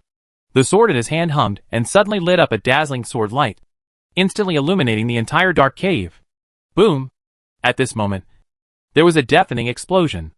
A huge golden fist light with red lightning suddenly smashed out from the darkness next to him and hit him hard on the head. The old Taoist's heart skipped a beat, but he was not panicked. He was protected by the light shield of Yurui, as well as the strong wind light shield and body protection light shield of the great martial artist. No matter how hard this punch was, it was impossible to hurt him. What's more, the opponent's punch may be the last strength after being seriously injured, as long as he survives this punch. Hum! Bang! The fist flashing with golden light hit his outermost jade re-light shield heavily, and instantly smashed the solid light shield into pieces. Then, it hit his wind shield and body shield again. Crack! The two layers of shields around him were also vulnerable, and shattered instantly. Boom! Before he could react, the huge fist and fist light hit his head heavily, and directly knocked him out. However, before he landed, the figure hiding beside him and attacking him instantly caught up with him. Boom! Boom! Boom! 3 consecutive punches, all with terrifying power. The old Taoist's body did not have time to resist, and his head was directly smashed. His chest was broken, and his flesh and blood were blurred, turning into a pool of meat mud. This scene happened in an instant, and the fat man following behind him had no time to react. By the time he reacted and raised the sword in his hand to attack, the old Taoist priest had already collapsed on the ground and died. But at this moment, a shadow suddenly flew out of the old Taoist priest's body holding a sword, and shouted loudly, "Master, help me kill this beast." Boom! The golden fist light with purple lightning suddenly lit up in the cave. As soon as the old Taoist priest's soul shouted, he suddenly saw the thick purple lightning. At the same time, a terrifying aura that made his soul tremble and weakened enveloped him. Soul-destroying thunder. No! His face was immediately filled with fear and despair. He tried his best to use his soul power to escape, but he was instantly submerged in the golden fist light and purple lightning. The whole soul had almost no resistance, and it was popped and turned into ashes and nothingness. Shwa! At this time, the fat man's dazzling sword light slashed and fell on Luo Qingzhou. The fat man used all his strength to strike with a knife, which was equally powerful. It instantly shattered the wind shield and body shield on Luo Qingzhou's body, and fiercely chopped on his back. But at this moment, a layer of golden dragon scale armor suddenly appeared on Luo Qingzhou's body's surface. With a clang sound, sparks flew everywhere, and it easily blocked the big knife and the blade light behind him. Seeing this scene, the fat man's face turned pale. Almost without any hesitation, he hurriedly put away the big knife in his hand and turned around and ran. Even the old Taoist priest was killed by a blow. How dare he stay any longer? He couldn't help cursing in his heart. The old Taoist priest clearly said that the thief's soul was destroyed, and he was seriously injured. Now he couldn't even beat a martial artist. How could he still be so fierce and terrible? Shwa! A strong wind suddenly flew behind him. The fat man didn't dare to stop for a breath. So he had to swing the big knife in his hand and slash behind him with his backhand. Gotcha! What frightened him was that his precious sword was vulnerable to a single blow and was instantly broken. Bang! A strong wind whistled behind him and hit him hard on the back, knocking him to the ground. With almost no hesitation, he immediately abandoned his body. His spirit left his body, and then he held the jade rat and rushed to the wall at the fastest speed. Under the urging of soul power, the jade rat flashed and enveloped his entire soul. This sand rat is a famous magic weapon of the Huan sect. It can shuttle freely underground and consumes very little internal force and soul power. As long as he enters the wall, with the speed of this sand rat, he will be safe. However, just as his head was about to pierce the wall, with a swish, a black flying sword suddenly flew out of the wall, instantly pierced through his head, and pierced into his soul. Ah! He immediately let out a shrill scream, but gritted his teeth, endured the severe pain, and continued to drill into the wall. His eyes went dark, and his head finally drilled into the wall. Just when he thought his soul was about to escape, he suddenly felt dizzy and weak all over. He turned his head and looked. The body below his neck had been separated from his head. With a sizzle, it turned into ashes and a thick purple lightning, and the only head left was also poofed and instantly shattered and disappeared. The palm-sized jade rat, the light was reduced, fell from the air. Luo Qingzhou reached out to take it in his hand, observed it carefully, urged the internal force, and input it from the palm of his hand. The jade rat wowed and lit up. He was immediately enveloped by the light of the jade rat, and the wall next to him instantly became transparent in his sight. Good stuff. He was delighted and put it away first, and then used the flying sword to cut off the fat man's physical head. He wanted to search his body, but hesitated for a moment and did not touch it. He took out the corpse powder and poured it on it. Then he walked into the cave and poured the corpse powder on the old Taoist priest. At this moment, a jade slip on the old Taoist suddenly flashed and shattered. His heart skipped a beat, and he dared not stay any longer. Nor did he dare to take anything else casually. He immediately wiped out some traces in the cave, then took up the jade rat, urged his internal force, and drilled into the wall next to him. I don't know the direction underground. He wandered aimlessly underground, much faster than when Celia took him walking before. He thought about it, and immediately took out the communication treasure, told Celia the situation here, and asked her not to come again. At the same time, at the moment when the old Taoist's soul was destroyed, the Zijin Taoist, who was wandering in the ruins of Zijin Temple on the ground with a gloomy face, suddenly changed his face and immediately shouted to another old Taoist next to him, Go! Go underground. The old Taoist was stunned for a moment, and immediately followed behind him. At this time, Luo Qingzhou was still moving quickly underground, away from the well. He thought that it was not a good idea to keep moving forward aimlessly, so he moved a distance further and began to move upwards carefully. Soon, the soil above became drier and drier. After moving hundreds of meters upwards, he suddenly saw light through the soil above. It was the ground. He immediately slowed down and continued to move upwards carefully. Finally, his head emerged from the ground. At this time, the night outside was already dark, and a lonely moon hung in the night sky. He turned his head and looked around, and suddenly saw the city wall in front of him. It turned out to be the palace in front of him. At this moment, a neat sound of footsteps approached this side. He turned his head and saw a team of patrolmen holding long guns, jogging towards this side. He immediately retreated into the ground and moved quickly to the depths of the ground. Then, he stopped in the soil, holding his breath and concentrating his breath. He waited for a while, and when he was thinking about things, the communication treasure on his body suddenly vibrated. He took it out immediately. It was sent by Celia. Brother, where have you been? Sister just came out and is going to find you. Luo Qingzhou was about to reply, hesitated for a moment, and said, I am moving underground, and I don't know where I am yet. Xiao Ya, you go back first. I am safe now. We can't go to the well. The purple gold Taoist may be on his way there now. Xiao Ya, brother, go to the ground and check your current location. I will pick you up. Luo Qingzhou, no need. I will find a safe place to rest. I will tell you my location when it is safe tomorrow. Xiao Ya, but I am worried about you. Luo Qingzhou did not reply. After thinking for a while, he sent a message to the princess again. Princess, have you found out about my brother? The message came back quickly. No. But he should be in the palace. As for where he is, the princess did not find out. Luo Qingzhou looked in the direction leading to the palace. The reason why he did not tell Xiao Ya about his current location was because he had decided to go to the palace at risk. If he could find his brother, he would naturally rescue him. If he did not find his brother, then he would try whether he could take this opportunity to kill the emperor. The princess' message came back again. Chu Feiyang, where are you now? Today my father went to the palace to complain to the emperor. I don't know what the result will be, but judging from the situation, if the murderer is not found, the inner city should be unsealed. The new year will be in 2 days, and there are many tourists from neighboring countries staying in Kyoto. The court also needs space, and it is impossible to keep doing this for a Zijin temple. By the way, my father brought back a message today. The queen mother told him that the eldest princess agreed to recruit a son-in-law, and she has personally decided on the candidate.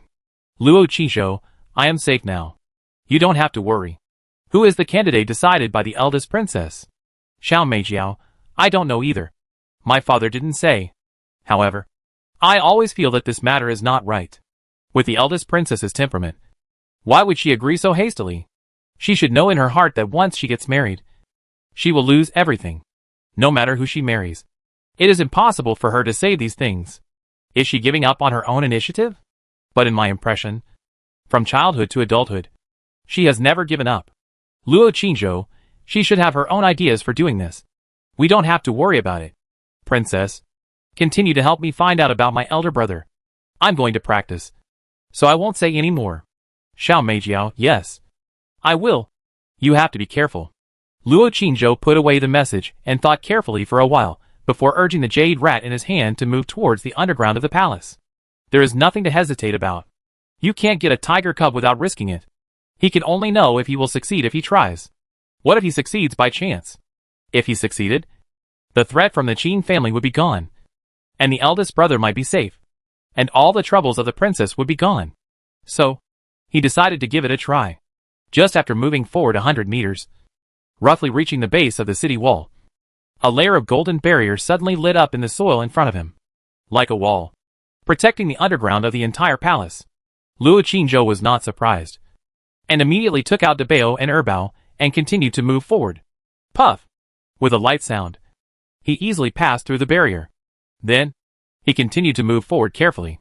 At the same time, in the study room of Yahua Palace, Nandong Huiyue was wearing a fiery red dress, and her snow-white jade feet were looming under the hem of the skirt. She was standing silently in front of the window, looking at the lonely moon in the night sky outside the window, frowning slightly, thinking about something. After a long time, she withdrew her gaze and said indifferently, "What does it have to do with me? If he gets into trouble, it's because of his own incompetence. An incompetent person is not qualified to be my consort." She stood in front of the window for a while. She turned around and walked to the door and said, "Get ready. I want to take a bath and rest." "Yes, Your Highness." Yuewu agreed and left quickly. Chapter 711 Night Attack on the Palace. Master, there are many restrictions under the Imperial City, but with the help of Dabao and Erbao, as well as the powerful earth-walking technique of the Jade Rat, Luo Qingzhou quickly broke through the various array restrictions underground and came to the underground of the inner city. Moving underground in the inner city is naturally cautious, although it was dangerous to explore the palace that night. I also remembered the layout of the entire palace and the location of each palace. The Emperor's bedroom is in Yongyan Palace, located in the center of the entire palace. There are Xianshi, Qilin, Jinhua, Chengming, Wutai, Guyi Palace, etc. in the palace, occupying nearly 1/3 of the area of the entire imperial city. Not only the imperial guards are stationed inside, but also the Jinui and the 10 guards. According to Uncle Linghu, the leader of the Imperial Guards, Yuan Zhong, has reached the realm of a perfect great martial artist. The 10 guards are also masters of the late great martial artist. Of course, the most mysterious person is the old eunuch named Li Zhong, who may have reached the realm of a master now. There are so many masters inside, and the security is strict. If Luo Qingzhou did not get the jade rat that can move freely underground, and did not have Dabao and Erbao who ignore the formation, he would definitely not dare to go in casually. Now that he has the 2 treasures, and has just arrived at the foot of the Imperial City, he naturally wants to give it a try. Even if he fails, he can just escape from underground. Puff! He passed through a restriction again, and then moved upwards carefully. When he was about to reach the ground, his eyes could see through the soil and see above. He observed carefully for a while, and found that this was the right side of Chongming Palace. Then, he drilled into the ground again, and continued to move forward. The foundation under the palace was very deep and solid.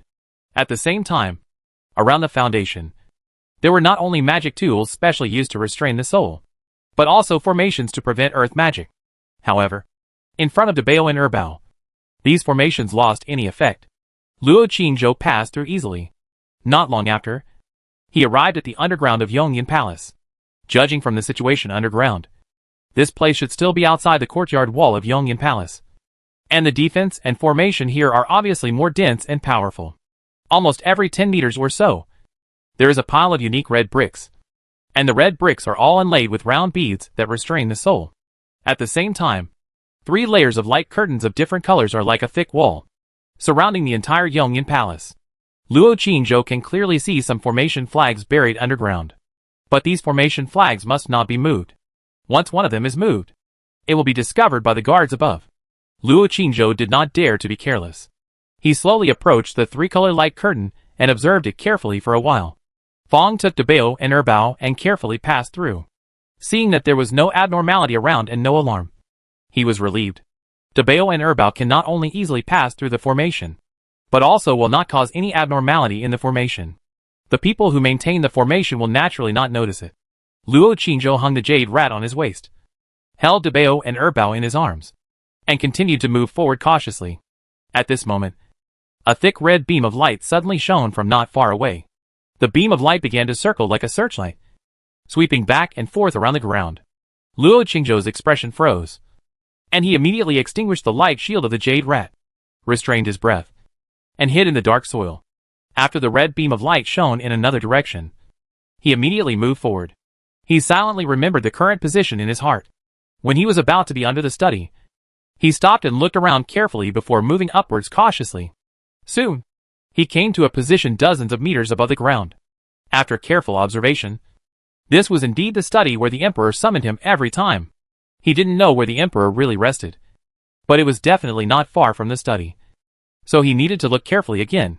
He slowed down, held his breath, and continued to move forward. Not long after, he suddenly saw several golden lights in front of him. Looking carefully, he found that 9 golden dragons were arranged in order in various directions, forming a set of formations, condensing a golden light shield, like a giant golden bowl, covering the entire foundation above. Luo Qingzhou's heart moved.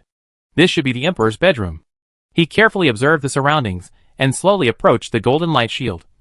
But he suddenly found that his current movement was very difficult, as if his whole body was trapped in a swamp, and it was difficult to move forward. The jade rat hanging on his waist flashed rapidly, and it was obviously struggling. After finally approaching the golden light shield, he immediately stretched out his finger and gently touched the light shield. A layer of ripples suddenly appeared on the light shield, and the light flashed. His finger did not penetrate it. At this time, he was more certain that this was where the emperor slept.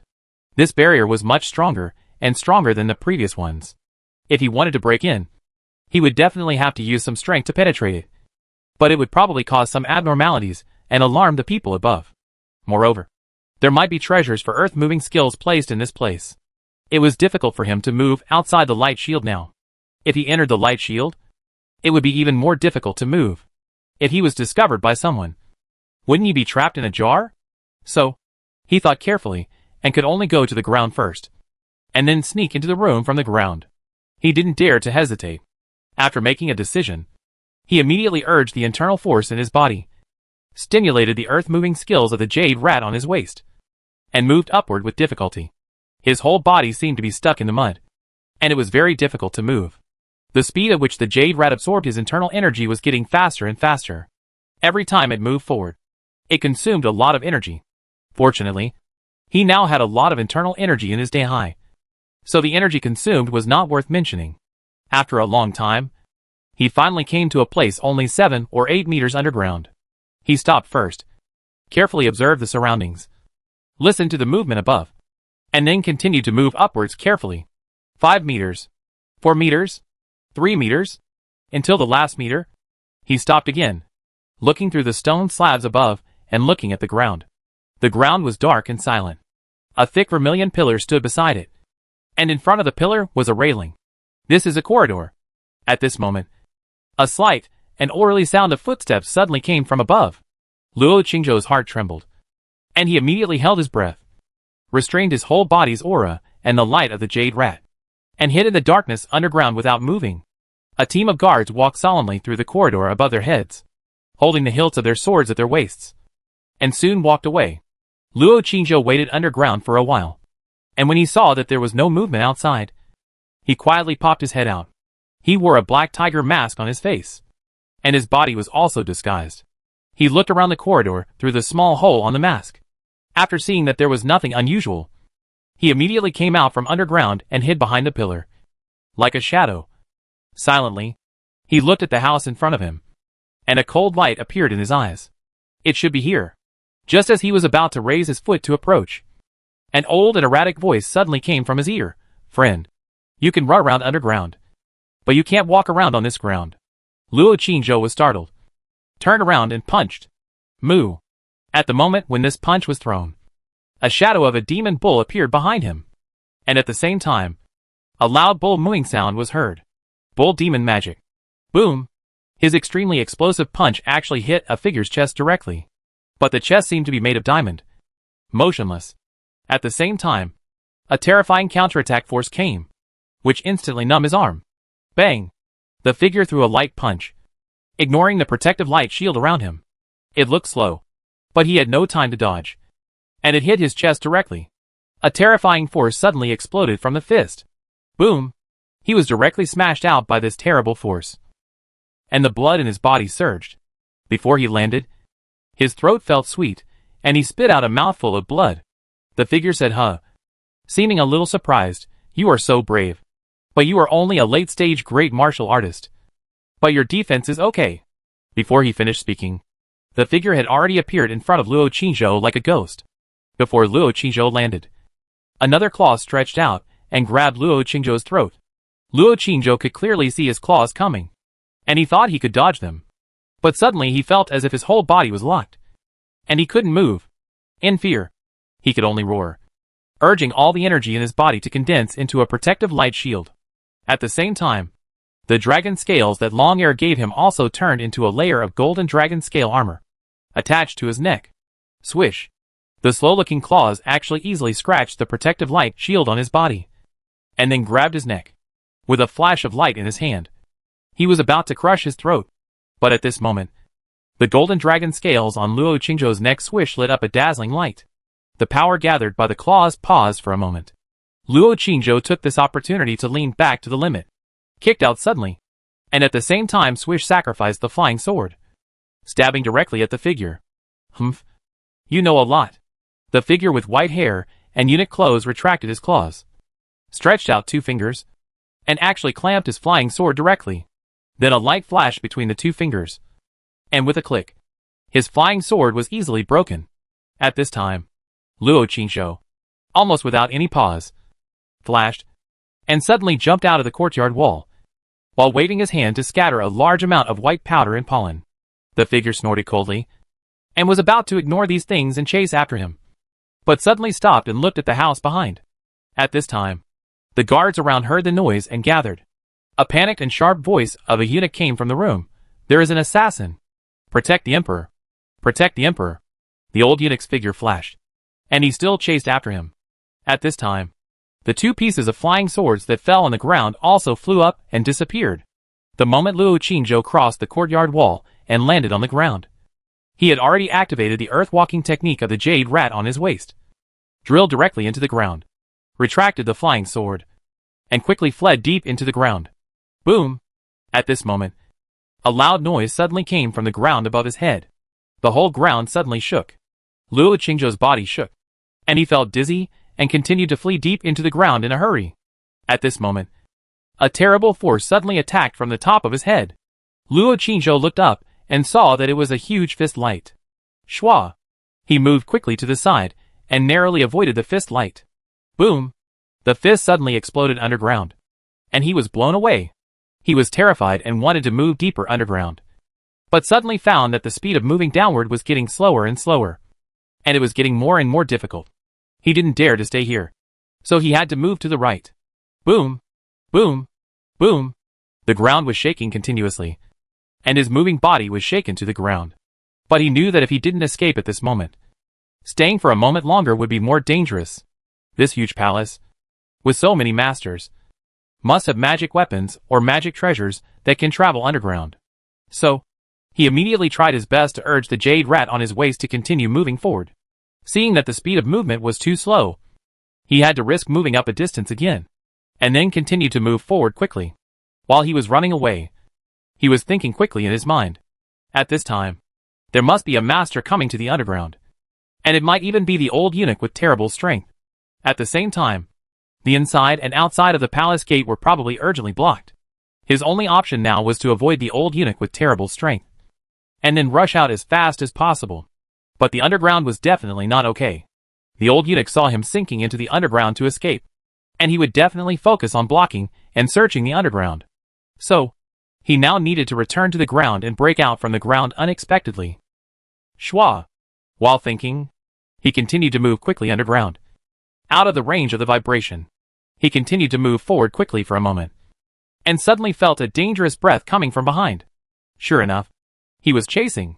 He immediately fled upwards, and when he was still 4 or 5 meters away from the ground, he continued to move forward quickly for hundreds of meters, and then rushed to the ground with a shwa.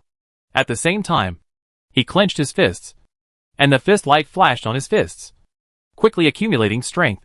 No matter who he met first, he had to solve it with one punch, and there must be no delay. Shwa! He flew out of the ground, and his eyes immediately swept a figure. Without any hesitation, he punched him, ready to smash him into pulp. But, at the moment when his fist was thrown, he suddenly saw the other person's face clearly. The figure in front of him was wearing a fiery red dress, tall and graceful, with snow-white jade feet and slender calves exposed under the dress. A beautiful and majestic face, water stains on the snow-white neck and exposed chest, wet hair, and a look of astonishment in her eyes. And the moment, he just flew out from the ground. The other party just got up from the bathtub and quickly put on the red dress. The eldest princess. He was startled and hurriedly retracted his fiercely smashed fist. The fist light on the fist was also retracted. The huge force immediately retreated to his arm and hit the internal force and blood in his meridians heavily. He was shocked and couldn't help himself. He took a few steps back, and the blood in his body rolled up, and he spit out blood again with a puff sound. He felt dizzy, and the blood in his body was running around. His body softened, and he almost fell to the ground. He staggered back a few steps. His legs softened, and he knelt on one knee, then quickly calmed down the surging blood and internal energy in his body. Swish! A sudden chill came from behind him. Then, a cold sword tip touched his throat as fast as a ghost. And just as it was about to pierce his neck, the cold and arrogant girl in a fiery red dress by the bathing pool suddenly said, "Stop." Chapter 712 Assassin and the Princess. The cold light was retracted, but the sword was still pointing at Luo Qingzhou's throat, and the cold air pierced his skin. Luo Qingzhou stabilized the surging internal force and blood in his body. He raised his sleeves and wiped the blood from the corner of his mouth. When he was thinking about whether to go back to the underground again, Yuo's voice suddenly came from outside. "Your Highness." The leader of the royal guards, Yuan Zhong, came and said that there was an assassin in the palace. "I don't know if he escaped here. For your safety, he hopes that your Highness can allow him to bring people in to search. In addition, he hopes that your Highness can temporarily put away the underground formation. Their people are already underground, and they also want to search the underground here." Nandong Huiyue's eyes were always fixed on the masked figure in front of him. Hearing this, he said lightly, "Let him go." "Yes." Yuewu turned around and went out immediately. Not long after, she came back and replied, "They have retreated to a distance and are guarding outside, saying that they are protecting the safety of His Highness." Nandong Huiyue did not speak again, her eyes still staring at the figure kneeling on one knee, with her head down, motionless. And then she reached out and took the red belt from the screen next to her, and slowly tied it around her slender waist. After doing this, she looked at the figure again, then turned around, bare her pair of snow-white and slender jade feet, stepped on the carpet, walked to the table next to her, and sat down. Then she picked up the wine pot, poured a glass of wine, and tasted it slowly. In the room, there was silence. Luo Qingzhou knelt on one knee on the ground. His throat was pressed by the tip of the sword, and his masked face could not see any expression. I don't know what he was thinking in his heart. And he also didn't say a word. For a long time, Nandong Huiyue put down the wine glass, looked at him again, and said in a light tone, "Have you seen my body?"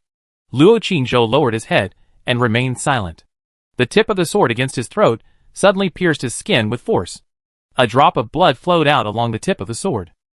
Luo Qingzhou still didn't speak. Nandong Huiyue picked up the wine pot, poured another glass of wine, and said, "Tell me, why are you here?" Luo Qingzhou was silent for a while, and said, "I was wandering around underground and accidentally broke into here.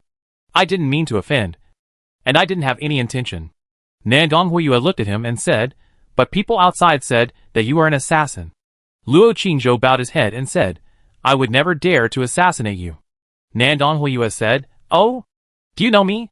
Luo Qingzhou said respectfully, "As a great Yin person. Who doesn't know me? The great Yin goddess?" Nandong Huiyue stared at the mask on his face for a while, and ordered, "Take off the mask on your face." Before Luo Qingzhou could do it himself, a hand suddenly stretched out from the side and took off the black tiger mask on his face. After being injured by the old eunuch, his disguise technique had failed. Now he has returned to his original body shape and Chu Feiyong's appearance. He still lowered his head, looking straight ahead, with a respectful look on his face. Nandong Huiyue ordered majestically, "Raise your head and look at me." Luo Qingzhou slowly raised his head and looked at her. The two looked at each other.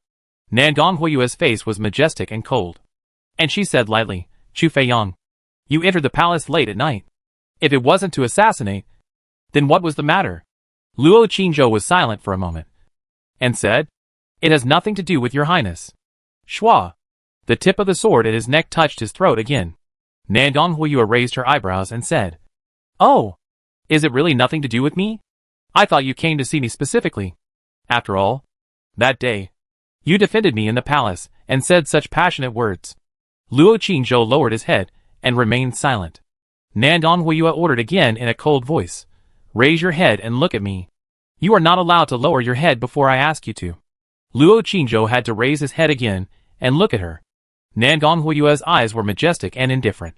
She stared at him for a moment, then picked up the wine glass and drank it all. A stream of wine flowed down the corner of her red lips, and then slid down her snow-white and slender neck, falling on her fair and perfect clavicle, and continued to flow down. Luo Qingzhou lowered his eyes. Nandong Huiyue put down the wine glass, looked at him and said, "Let me ask you one more question. When you came out from underground just now, did you see my body?" Luo Qingzhou was silent for a moment, lowered his eyes and said, "There was fog by the pool. I did see your highness get up from the bath, but I didn't see it clearly." Nandong Huiyue said calmly, "Then I saw it." Luo Qingzhou didn't say anything more. Nandong Huiyue said lightly, "Tell me, how are you going to explain to me?" Luo Qingzhou looked at her and said, "What does your highness want to explain?" Nandong Huiyue stared into his eyes, and said coldly, "Gouge out your eyes or cut off your tongue. You choose one." Luo Qingzhou frowned slightly, and slowly tightened the jade rat in his hand, just as he was preparing to accumulate strength and drill into the ground. Nandong Huiyue suddenly said coldly, "You can't run away. What if no one catches you underground? Only here with me can you survive. Only I can ensure that you get out safely." Luo Qingzhou looked at her and said, "Your highness, I don't want to hurt myself. If your highness needs help with other things, I will definitely agree." Nandong Huiyue seemed to think for a while, and said, "Other things?" After a pause, she looked at him again and said, "I haven't thought of it yet. You have seen my body. What do you think can make me stop pursuing it? With my identity, what can I do with your help?" Luo Qingzhou was not sure how to respond. When she answered, she said lightly, Chu Feiyang, considering that you defended me in the palace, I can give you another choice without self-harm. However, I haven't thought of anything yet. But you need to promise me now that no matter what I ask you to do in the future, you can't refuse. Of course, I will never let you hurt innocent people, let alone do unforgivable things. Luo Qingzhou thought carefully for a while, and bowed his hands and said, Thank you, Your Highness. I am willing to serve you. Nandong Huiyue's eyes flashed, and he said, Words are not enough. Make a written agreement. As soon as the words fell, Yuewu had already brought the pen, ink, paper and inkstone, spread the rice paper on the table, and ground the ink herself. Nandong Huiyue picked up a pen and wrote a paragraph on the rice paper, saying, Come here, copy it, sign your name, press your handprint, and drip your blood. Luo Qingzhou paused, got up from the ground, walked to the table, stared at the words carefully several times, then took the pen, copied it again in another handwriting, and signed his name. Then, he pressed his handprint, wiped the blood on his neck, and pressed it on it. Nandong Huiyue picked up the rice paper, looked at it carefully for a while, and then put it back on the table, looking at him and said, In this case, I will spare you today. However, Chu Feiyang, if you spread what happened tonight, you should know what the consequences will be. Luo Qingzhou immediately bowed his head and said, Your Highness, don't worry. I will never dare to spread what happened today. If it is spread, God will punish you. You will die a miserable death. Nandong Huiyue raised his eyebrows and said, Why don't you dare to say that God will punish you? Luo Qingzhou glanced at her and said again, If it is spread, God will punish you. Nandong Huiyue said, One more sentence, and you will have no descendants. Luo Qingzhou's mouth twitched, and he had to say again, If it is spread, God will punish you. No descendants. Nandong Huiyue nodded with satisfaction. Just as she was about to speak, a voice suddenly came from outside, Your Highness, the Queen Mother is here, and eunuch Li Zhong is following behind.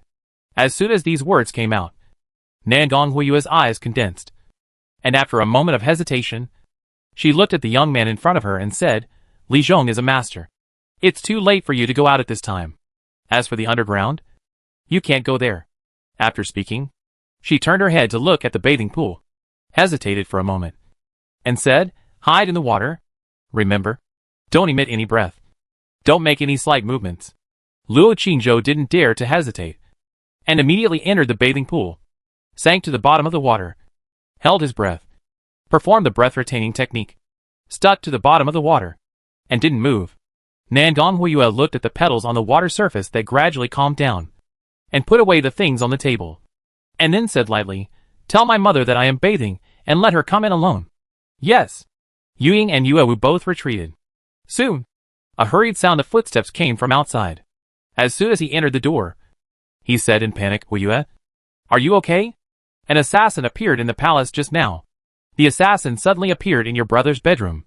If it weren't for eunuch Li, who happened to come out of seclusion and found it, I'm afraid your brother Hey. I don't know how the assassin sneaked in there. He was only separated from your brother by a wall. Until now, the Queen Mother is still frightened. The Queen Mother was wearing a purple dress and hadn't had time to put on her headdress.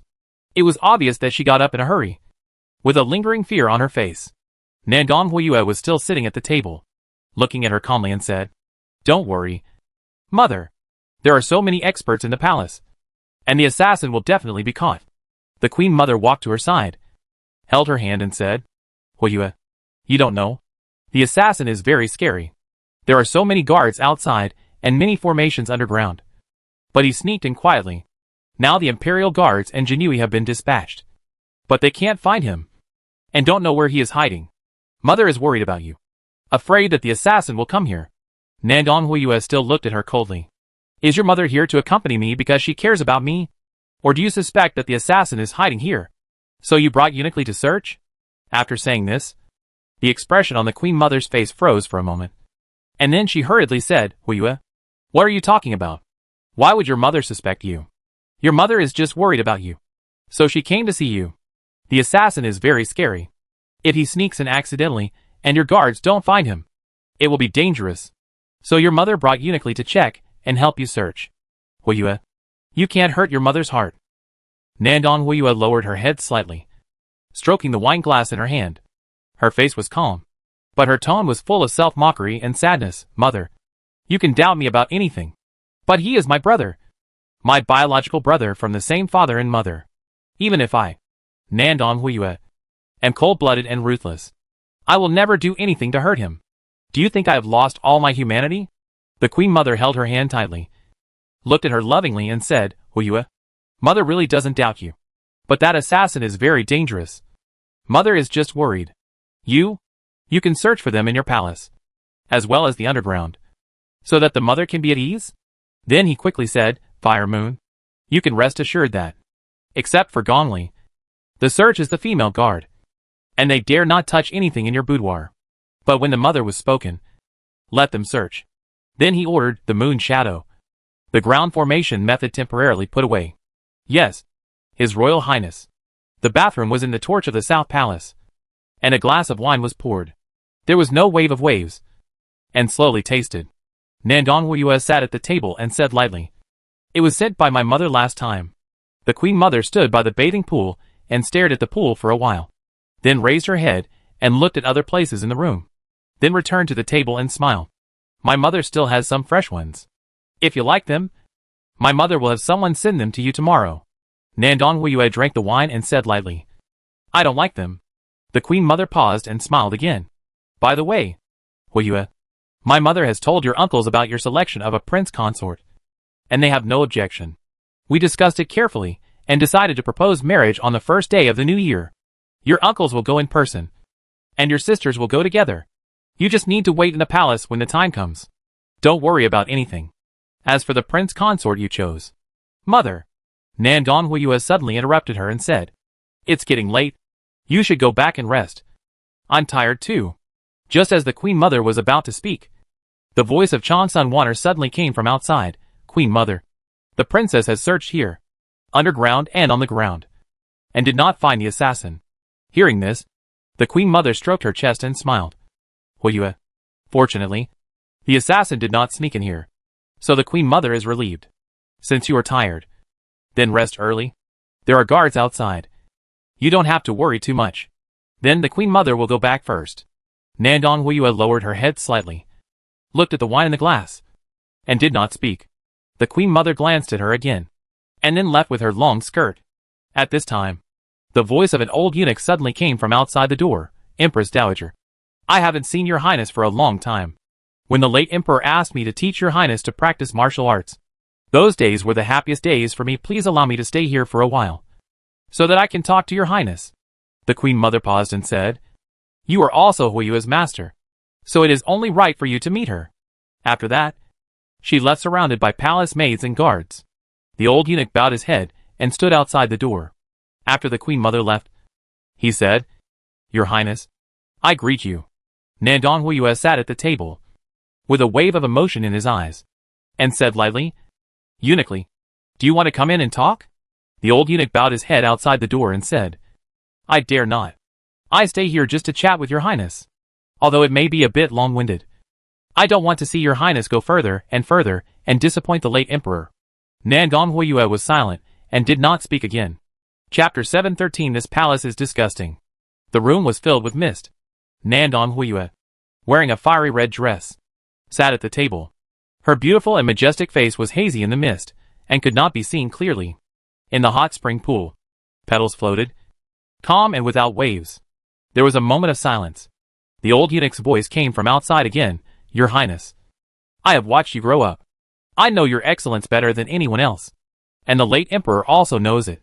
Therefore, before the late emperor died, he did not let the princes and the prime ministers be regents, nor did he let the Queen Mother rule behind the curtain, but asked you to assist His Majesty.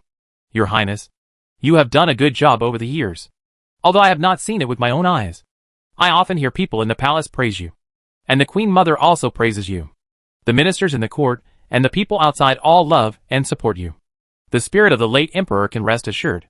It's just recently, I have always heard some news that some of your actions, Your Highness, seem to be a little inappropriate, and contrary to the wishes of His Majesty and some court officials.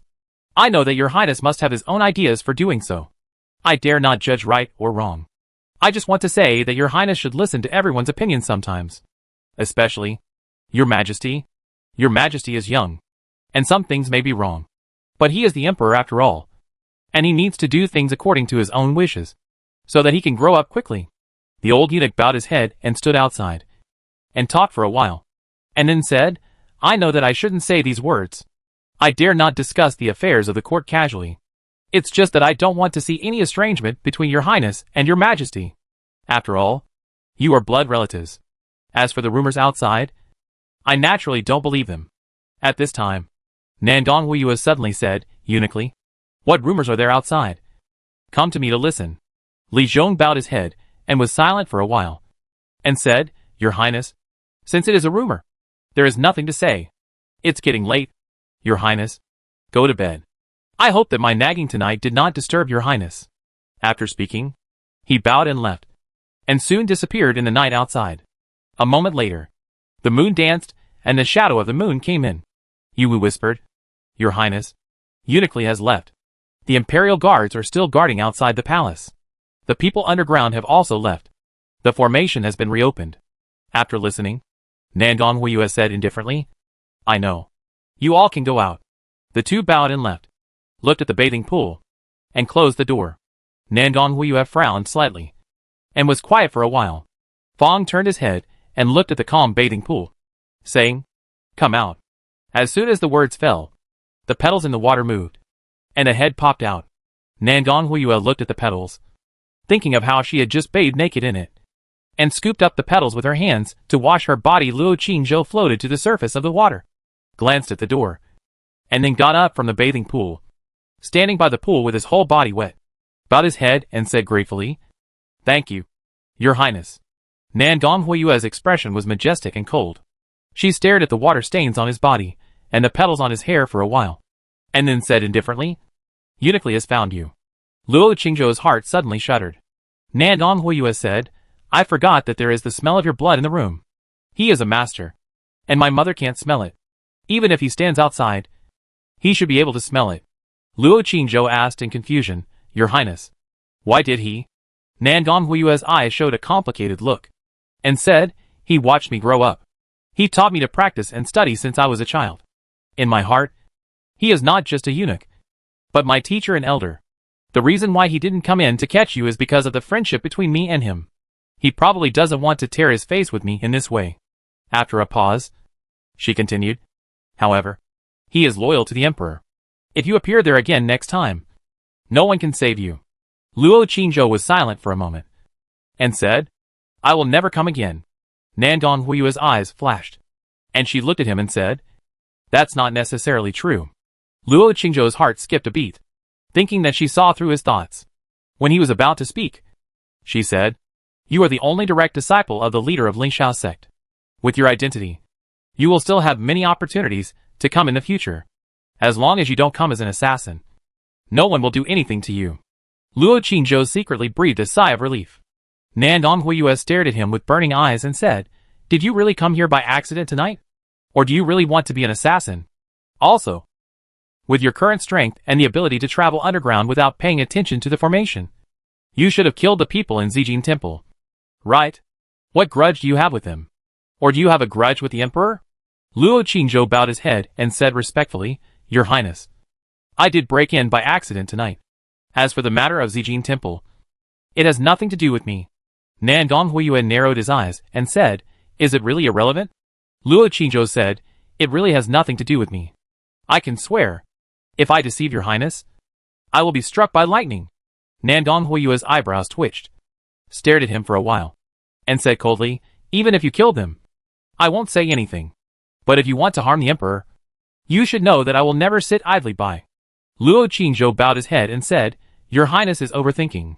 I will never dare. There is no disadvantage to the emperor, and I have no motive to do anything bad to the emperor. Nandong Huiyue heard this, and then retracted the cold light in her eyes, and said lightly, As the most promising young disciple of Lingxiao sect, you really have no reason to participate in such things. After a pause, she said, Chu Feiyang, you stay here to recover first. Tomorrow is New Year's Eve. There will be a banquet and performance in the palace at night. At that time, I will find a way to send you out. Luo Qingzhou immediately said, "Thank you, Your Highness. Your Highness's great kindness. I will remember it in my heart and never dare to forget it." Nandong Huiyue looked at her deeply and said lightly, "I hope so." After speaking, he stood up and said, "I am going back to rest. You stay here. Without my order, you must not go out casually. Can you hear it clearly?" Luo Qingzhou said respectfully, "Yes."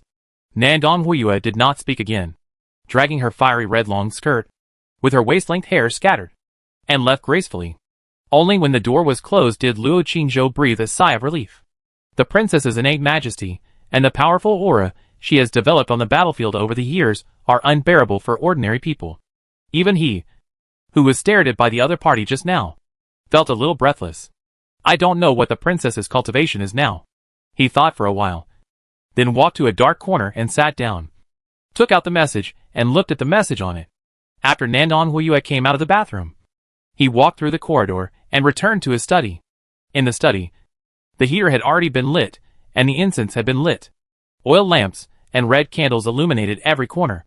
Nandong Huiyue walked to the window and opened it. A chill came over him. Outside the window, snowflakes fell and fluttered. Today is the night before New Year's Eve, but it is biting cold outside, with heavy snow. "I don't know how many people will be hindered from celebrating the New Year." She asked him to go back tomorrow. Of course not, so that he could celebrate the New Year with his family. The day after tomorrow, the royal family will go to Lingxiao sect to propose marriage. As the chosen consort, he had to be there. To be honest, she really wanted to go with him that day to see his reaction and expression after hearing the news. Was he excited, thrilled, or shocked and unbelievable? Or was he unwilling? No. With his protection and admiration for her in the palace that day, and her kindness to him today, she could imagine that when he heard the news, he would definitely be shocked and unbelievable. And then, he would be so excited that he couldn't sleep. As a man, who doesn't want to marry a goddess in his mind? Who doesn't want to marry a high and mighty daughter of heaven into the room and slowly conquer her? Today he bowed his head and bent over to her, groveled and obeyed her orders. When he thought that one day, he would marry her in the hall, and then press her on the soft wedding bed, strip her clothes, and do whatever he wanted, huh? The cold wind blew outside the window, and Nandong Huiyue, who was in a state of fantasy, suddenly woke up, thinking of the shameful scene that just appeared in her mind. Two light blushes suddenly rose on her beautiful and majestic cheeks. She said, "Pa," and said, "What am I thinking about? Disgusting." Then she snorted coldly. It's Xiaoya who was thinking about it. Shameless. She stood in front of the window for a while, took out the communication treasure on her body, hesitated for a moment, and sent a message, "Where are you now?" The message came back quickly, "Xiaoya, I am safe now. You don't have to worry. And you don't have to come to me." Nandong Huiyue replied to the message while secretly mocking in her heart. "Are you afraid that someone will disturb you from meeting the goddess in your mind?" Then she snorted coldly, "Men, they are all fickle and ungrateful. Xiaoya helped you so much and licked you so much. But now you are hiding in another woman's bathroom, licking her in the corner of the bathroom." After Luo Qingzhou replied to Xiaoya's message, he replied to Linghu Qingzhu and Longer, telling them that he was fine. Of course, the first person he responded to was Sister Yu. After the flying sword was broken by the old eunuch, Sister Yu seemed to sense it, and took the initiative to send a message to ask him how he was doing now. It seemed that Sister Yu still cares about him. The message came back quickly. "The flying sword can be repaired. Since you have advanced to the middle stage of the spirit-severing realm, you naturally need a more powerful flying sword. When you come back, I will help you refine it again." Luo Qingzhou felt warm in his heart. "Thank you, Sister Yu. Tomorrow is New Year's Eve. Sister Yu, will you also reunite with your family?" Sister Yu, "Yes." Luo Qingzhou, "Then, is your sister treating you well?" Sister Yu, "Yes." Luo Qingzhou, "Then, does your ex-husband still contact you?" The other party did not reply again. Luo Qingzhou waited for a while before putting away the message. He was thinking about something when a cold voice suddenly came from outside the door. "Can I come in?" Luo Qingzhou was slightly startled when he heard this and said, "Come in." Yu Ying, wearing a black dress and holding a sword, pushed open the door and walked in. She looked at him coldly and said, "Have you practiced sword?" Luo Qingzhou's eyes flashed and he said, "No." Yu Ying looked at him coldly and said, "You have." Luo Qingzhou shrugged and said, "Just assume that I have it. What do you want, girl?" Ying held the hilt of the sword and slowly pulled out her sword, pointing at him and said, "Boring. Practice with me. If you dodge 10 of my moves, I will apologize to you." Luo Qingzhou frowned, raised his hand, touched the wound on his neck, looked at her and said, "I don't want an apology." "Then what do you want?" Ying looked at him coldly. Luo Qingzhou looked at the red string exposed around her neck and said, "I want the thing on your chest." After saying this, Ying's face changed. She lowered her head to look at her towering chest. A cold light flashed in her eyes. The sword in her hand made a hum sound, and a flash of sword light appeared. Chapter 714 New Year's Eve.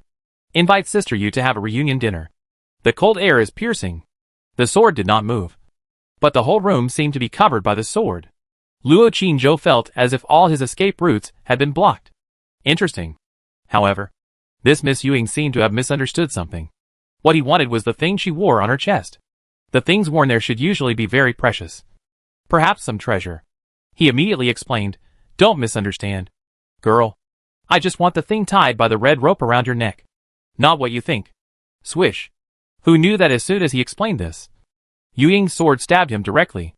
The sword cut through the air, making a harsh sound, and the cold light flashed on the tip of the sword, spitting out a sharper sword light.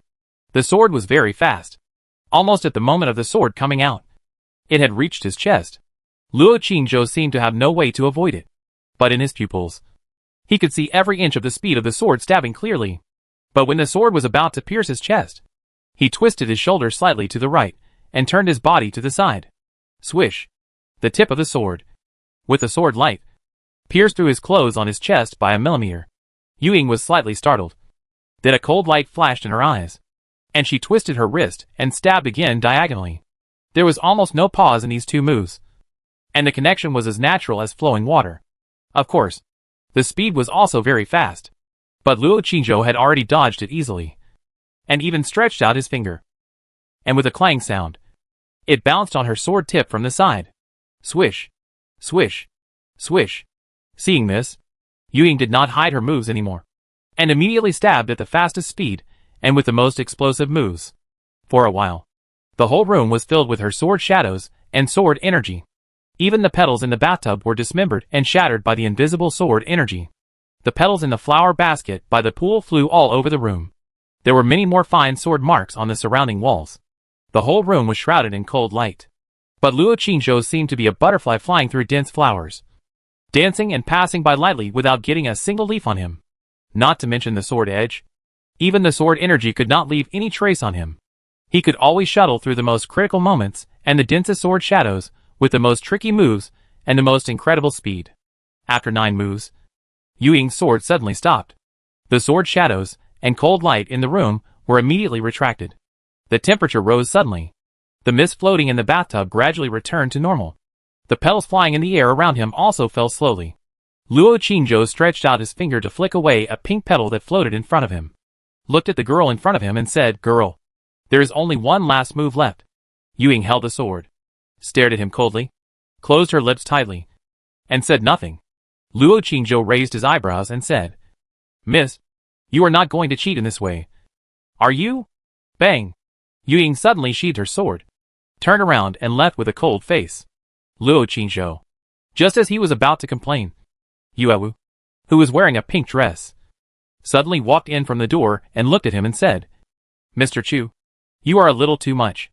Luo Qingzhou felt innocent when he heard it, and spread his hands and said, "How did I go too far?" She took the initiative to come in and say that she wanted to spar with me. And she also took the initiative to say that if I could dodge her 10 moves, she would apologize to me. Now she only used 9 moves and ran away. How could I be too much? Yuewu looked at him coldly and said, "Sir, didn't you just say that if you win, you want the thing on her chest?" Luo Qingzhou said calmly, "I did, but she must have misunderstood.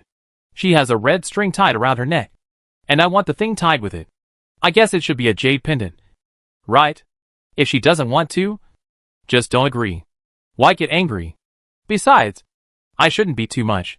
Right?" Yuewu frowned and looked at him strangely and said, "Sir Chu, do you really not know? Or are you pretending?" Luo Qingzhou asked in confusion. "What do you mean?" Seeing that he really didn't know, Yuewu had to raise her hand and open her collar. There was also a red string tied around her neck. When Luo Qingzhou was puzzled, she explained with a strange look, "This is the red string on the belly band worn by girls." Luo Qingzhou. Yuewu looked at him and said, "Young master asked Yuying to give you the things tied on the red string." Young master. Don't you think this is too much? Luo Qingzhou froze in place, with a dull expression on his face. He really wanted to find a crack in the ground to crawl into. But, girl, why do I remember that the red string of a girl's belly band is tied at the back? He couldn't help but ask. Yuewu looked at him meaningfully and said, "There are various styles of belly bands. Some are tied at the back, some are tied at the front, and some are tied at the chest." Huh? Why did she suddenly discuss this kind of thing with him? She immediately stopped talking and said coldly, "Yuying often practices sword, so the red rope may have accidentally exposed a little, and was seen by the young master. Although this is a misunderstanding, it is indeed too much for the young master to say that in front of a girl. Isn't it?" Luo Qingzhou immediately bowed his head and admitted his mistake. "Yes. It is indeed too much. I am wrong. I hope the young lady will apologize to Miss Yuying on my behalf." Yuewu saw his sincere attitude, and her face eased, saying, "You don't need to apologize, because she hurt the young master before, and she should apologize to the young master. So you don't need to apologize to each other." After a pause, she suddenly asked again, "Mr. Chu, are you married?" Luo Qingzhou was slightly startled when he heard this, and nodded, "Yes." Yuewu frowned slightly and asked again, "How many wives does the young master have at home?" Luo Qingzhou hesitated for a moment and said, "Quite a lot." Yuewu didn't say anything more, lowered her head, and said, "Mr. Rest early?" After saying that, she took her leave and closed the door. Luo Qingzhou was secretly puzzled. "Why are you asking me this suddenly? Could it be that I just saw the red string on the bellyband of Miss Yuying's neck, and accidentally offended her? So I have to marry her?" He thought for a while, then went back to the corner and sat down, taking out the message. "Sister, you still didn't reply. But Master Ling who sent a message. Tomorrow is New Year's Eve. Can you come back?" Luo Qingzhou replied, "It should be possible. Try your best." "Zhu, your Chan Chan is standing by the river waiting for you again." Luo Qingzhou, "How did Master know?" "Zhu, I am here too. With her." Luo Qingzhou didn't know how to answer for a moment, and his heart was full of guilt. After a pause, he replied, "It's cold. Drink more hot water. Zhu, if you have nothing to say, just tell me about your current situation. Where are you now? Who are you with? A man or a woman? Answer honestly. Your Chan-Chan is watching." "Luo Qingzhou, I am hiding in the palace. The princess's place. Now I am alone in the room. The princess said she will find a way to send me out tomorrow." "Zhu, why did I go to her place?" "Luo Qingzhou, it's a long story. There was a Taoist priest from Zijin Temple chasing me, but I killed him. Then I took the other party's earth magic weapon and fled underground, and accidentally came here." "Zhu, did you deliberately find the right direction?" "Luo Qingzhou, of course not. Zhu, you came out from underground, so you shouldn't be in the princess's boudoir, study, or bathing and changing place. Right?" When Luo Qingzhou saw this message, he was secretly shocked by the special ability of women, and quickly replied, "What is Master thinking? Am I so bold and dirty? By the way, Uncle Master, tell Chan-Chan that I miss her. Let's change the subject." "Zhu, what else?" "Luo Qingzhou, tell Chan-Chan that I miss the second lady too." "Zhu, what else?" "Luo Qingzhou, tell her that I miss the rest of the family too." "Zhu, I'll go to your house with her later." Luo Qingzhou said quickly, "Uncle Master, I miss you too." "Zhu, what should I call you at this time?" "Luo Qingzhou, sister." "Zhu, there is a small boat in the middle of the river. There are people on the boat, but I can't see clearly. Is it yours?" Luo Qingzhou thought to himself, "It should be Longa." He replied, "Yes. She is helping me guard the river bank and protect my family." "Zhu, I saw it wrong. It's not a person, but a spirit. There are two, one white and one green. Are they both yours?" Luo Qingzhou was shocked and replied, "Uncle Master, no more. I need to rest. Zhu, I will wait for you here tomorrow night." Luo Qingzhou, "Okay." He immediately swiped to Sister Yu's name and prepared to send a message. After thinking for a while, he sent a message to Long Air first. "Long Air, what are you doing?" The message came back quickly. I am helping the young master to guard the house. The reunion dinner will be held tomorrow night. Can the young master come back? Longhair also wants to go to the young master's house for the reunion dinner. Luo Qingzhou, try to go back. By the way, Longhair, are you alone there now? Little dragon girl, yes. Longhair is alone. So bored. Luo Qingzhou, sister, you didn't go. Little dragon girl, no. Luo Qingzhou paused and replied, Longhair, do you like the young master? Little dragon girl, yes. I like him very much. Luo Qingzhou, then tell me the truth. Are you alone now? Or are you with someone else? Little dragon girl, sir. It's snowing here. It's so snowy and beautiful. Luo Qingzhou, speak. Little dragon girl, sir. Can Longhair take some photos of Longhair's feet? There are snowflakes on Longhair's feet. Luo Qingzhou ignored her and sent a message to Sister Yu directly. Sister Yu, where are you now? After a while, the message was replied, home. Luo Qingzhou, you lied. You were clearly in Yumu River and clearly with Longhair. What were you doing there? Sister Yu, looking at the snow. Luo Qingzhou, Sister Yu. Tomorrow night is the reunion night. But you are going out alone tonight. Is it because your family treats you badly?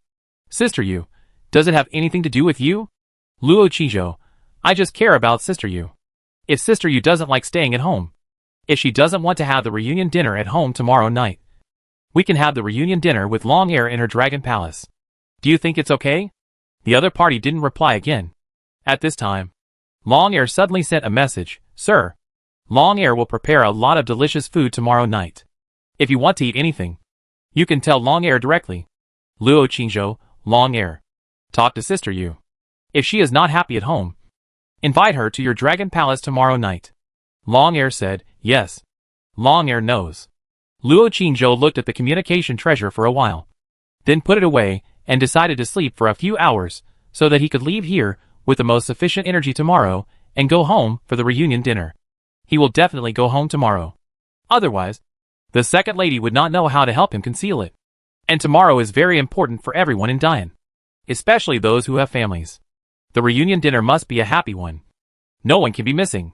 Thinking of this, he suddenly thought of his elder brother again. The princess has not found his elder brother yet, and the eldest princess seems to have no news. I don't know where his elder brother is hidden. Or has he? It should be fine for the time being. After all, the elder brother is a student of Dragon and Tiger Academy, and the former commander of the Jinyi. Even if he was really killed, it is impossible that there is no news.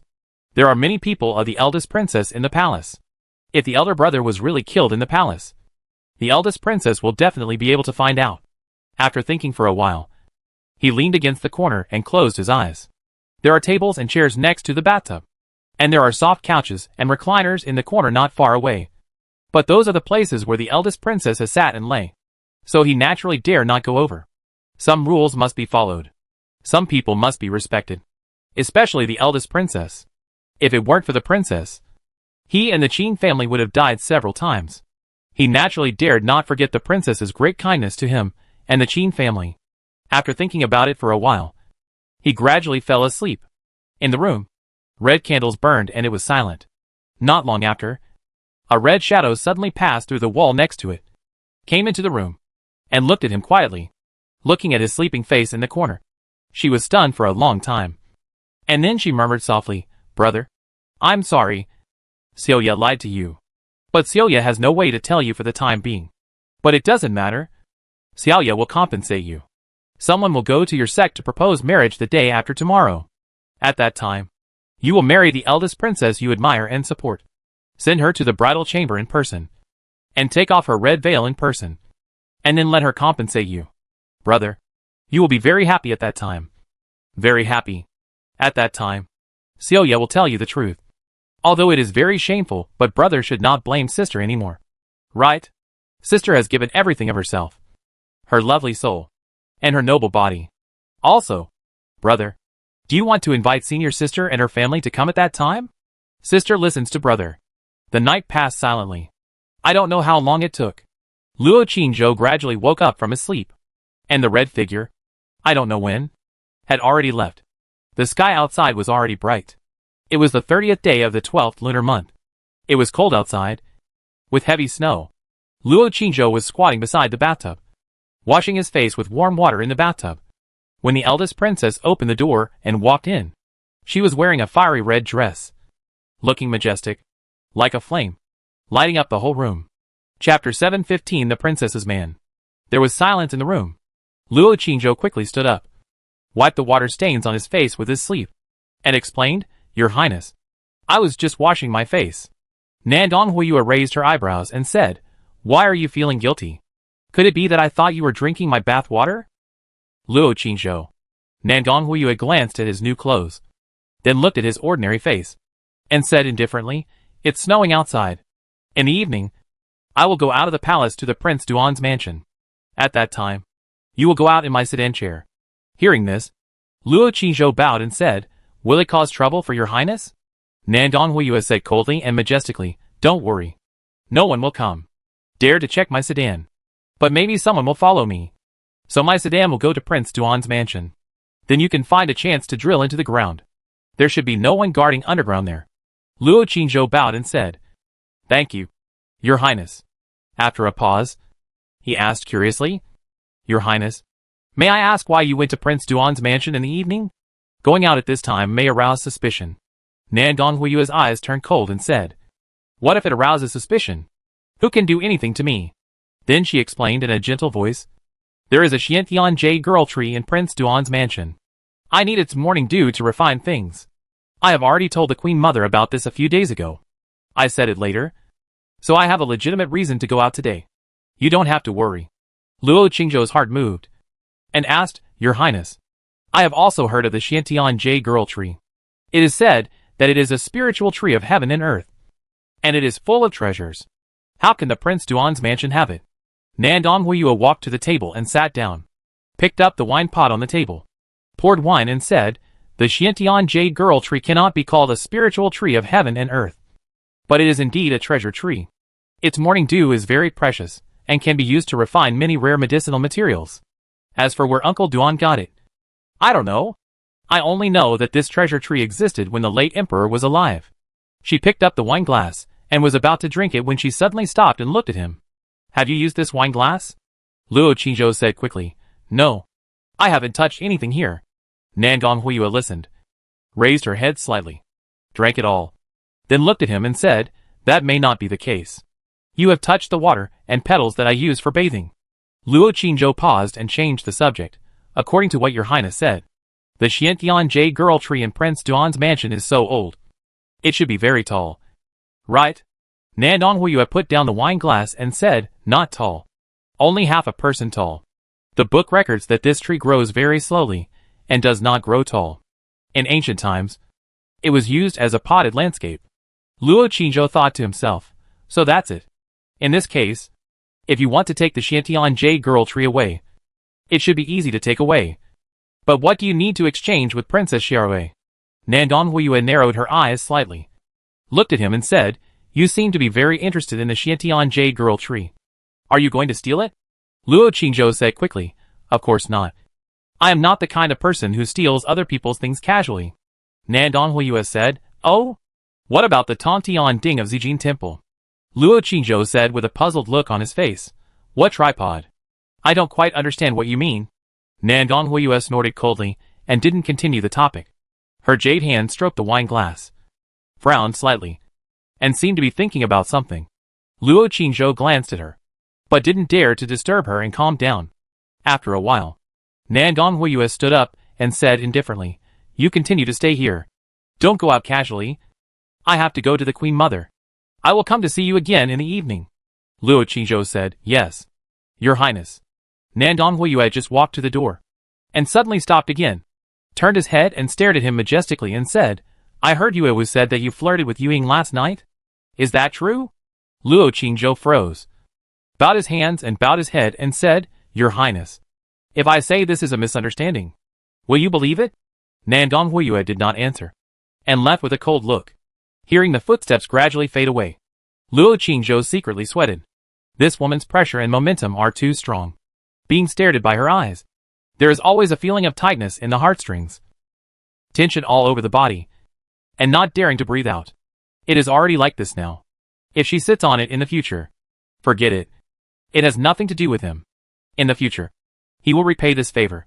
And he probably won't appear in front of her as Chu Feiyang again. As for Luo Qingzhou's identity, that is another relationship. He thought about it for a while, returned to the corner, took out the azure spiritual liquid, and dripped 2 drops on his palm. The soul has been promoted to the middle stage of the spirit separation realm, and the physical body must also be promoted as soon as possible. Only by breaking through to the master level can there be a chance to come and go freely in this palace. His current physical body also shows signs of breaking through. Of course, it still needs to be cultivated to the late stage of great perfection. Generally speaking, the promotion of the late stage of the great martial artist is to break through to the master level. But in fact there is another small level. That is, the late stage of great perfection. He should be there soon. Otherwise there would be no signs of promotion. Of course, just absorbing the spirit liquid and practicing the inner strength is far from enough. After going out tonight, he will use external force to stimulate. Boxing and stick techniques are both external stimulation.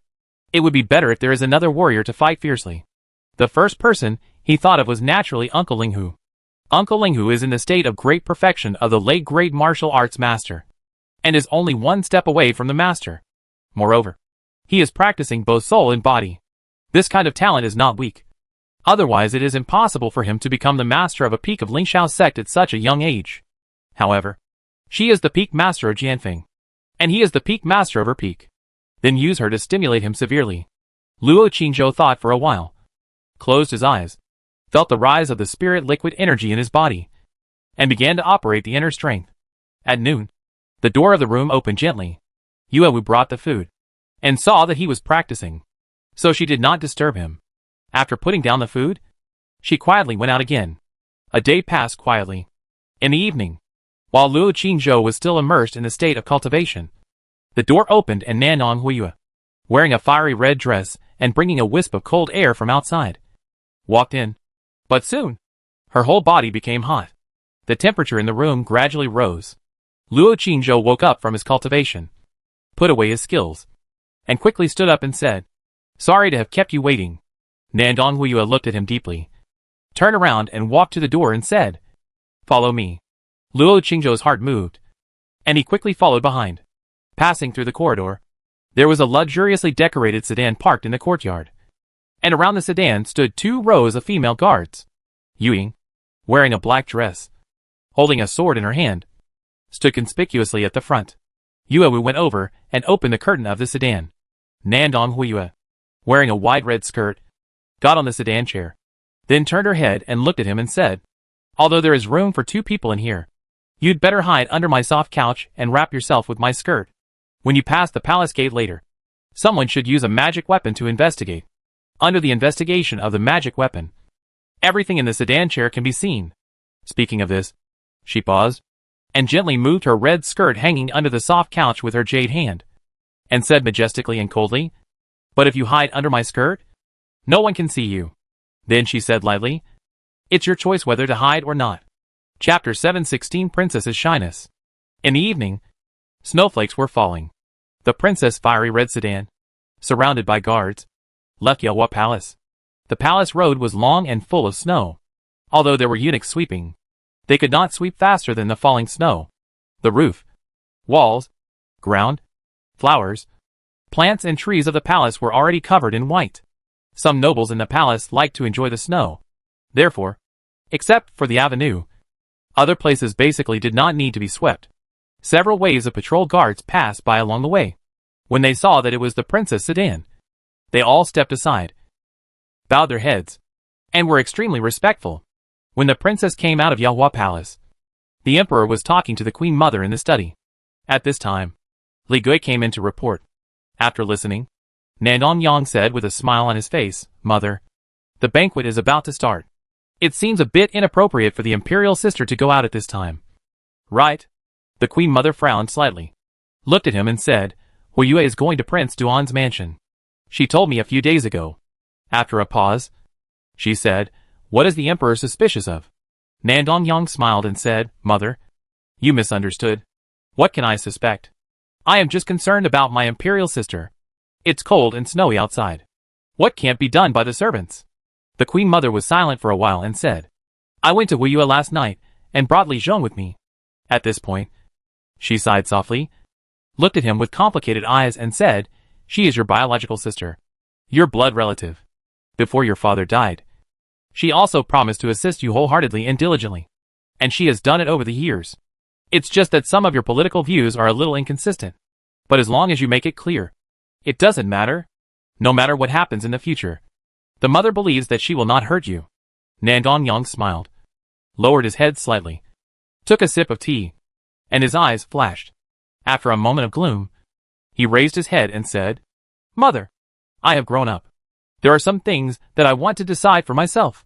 Then he sighed and said, "Imperial sister, you are good in every way, but you are too controlling.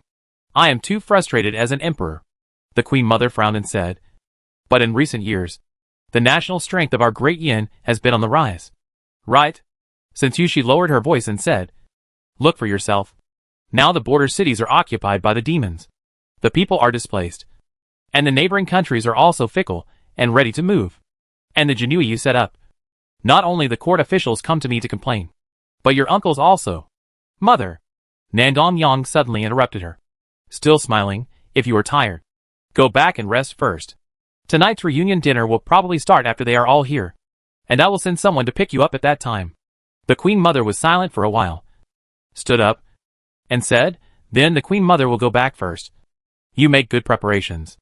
Nandong Yang smiled and agreed, got up, and helped her out the door, until the Queen Mother's back disappeared at the door outside. He stood on the corridor for a while before returning to the study. Pa! Not long after, there was a sound of vases breaking, desks falling to the ground, and teacups breaking in the study. Li Gui and others stood outside, lowered their heads, held their breath, and did not move. At the same time, the princess sedan chair, surrounded by the crowd, came to Chaotian Gate, the only gate leading to the palace. On the plaque on the top of the gate, in addition to the 3 golden characters, there was also a golden gem inlaid. At this time, the gem was shining softly under the reflection of the white snow. On both sides of the gate, there were 2 rows of armored guards. On the wall, there stood a tall, majestic old guard. When approaching Chaotian Gate, Nandong Huiyue in the sedan suddenly moved her feet, kicked the person hiding under the bed, and whispered, "Hide in your skirt quickly. Today is Yu Qiling's duty. He will not give me face, and will definitely use magic tools to explore the inside of the sedan." Luo Qingzhou huddled under the bed, and heard that he had to lift up the red skirt hanging on the ground and prepared to get in.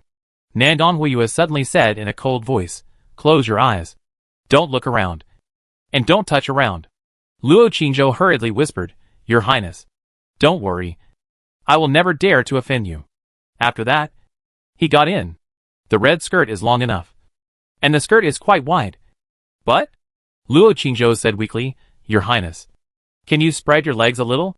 Nandong Huiyue tightly pressed her legs together and said coldly, "What are you doing?" Luo Qingzhou shrank his body and said, "I want to move forward a little. Put my head through. There are something behind that can't be covered." Nandong Huiyue slowly clenched her fists in her sleeves, and 2 blushes rose on her beautiful and majestic cheeks. Seeing that she had reached the city gate, she had to bite her pink lips and reluctantly separated her feet and calves. Her 2 slender and straight thighs were still tightly together. Luo Qingzhou hurriedly moved forward, put his head in, and his whole body was hidden in the red skirt. Nandong Huiyue gritted her teeth and said, "If you dare to look around, I will tear you into pieces." Luo Qingzhou closed his eyes tightly and said, "Don't worry, Your Highness. I have kept my eyes closed all the time, and I came in with my face close to the ground." Nandong Huiyue. At this time, the sedan chair had arrived at the palace gate. The white-haired guard on the city wall immediately said with a serious look, "Your Highness, please wait a moment. I will check it before letting you go." After that, he took the guards and walked down the city wall quickly. Nandong Huiyue looked down and found that the hem of her skirt was slightly bulging, which looked unnatural. So she quickly put her feet and legs together again. Luo Qingzhou was tightly clamped, but he didn't dare to say a word. He held his breath, huddled under his skirt, and didn't move. "Yu Qiling, you are so bold. Do you even want to check my sedan chair?"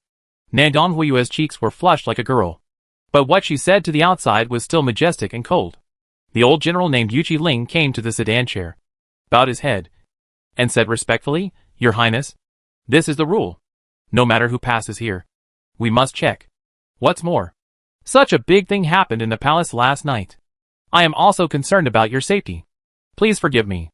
Nan Gonghuiyue said coldly. Do you suspect that the assassin can hide here in this palace? Yu Qiling said respectfully. I am just checking. Your Highness. Don't worry. Since the assassin was able to sneak into your Majesty's bedroom last night without anyone noticing, he must have extraordinary skills.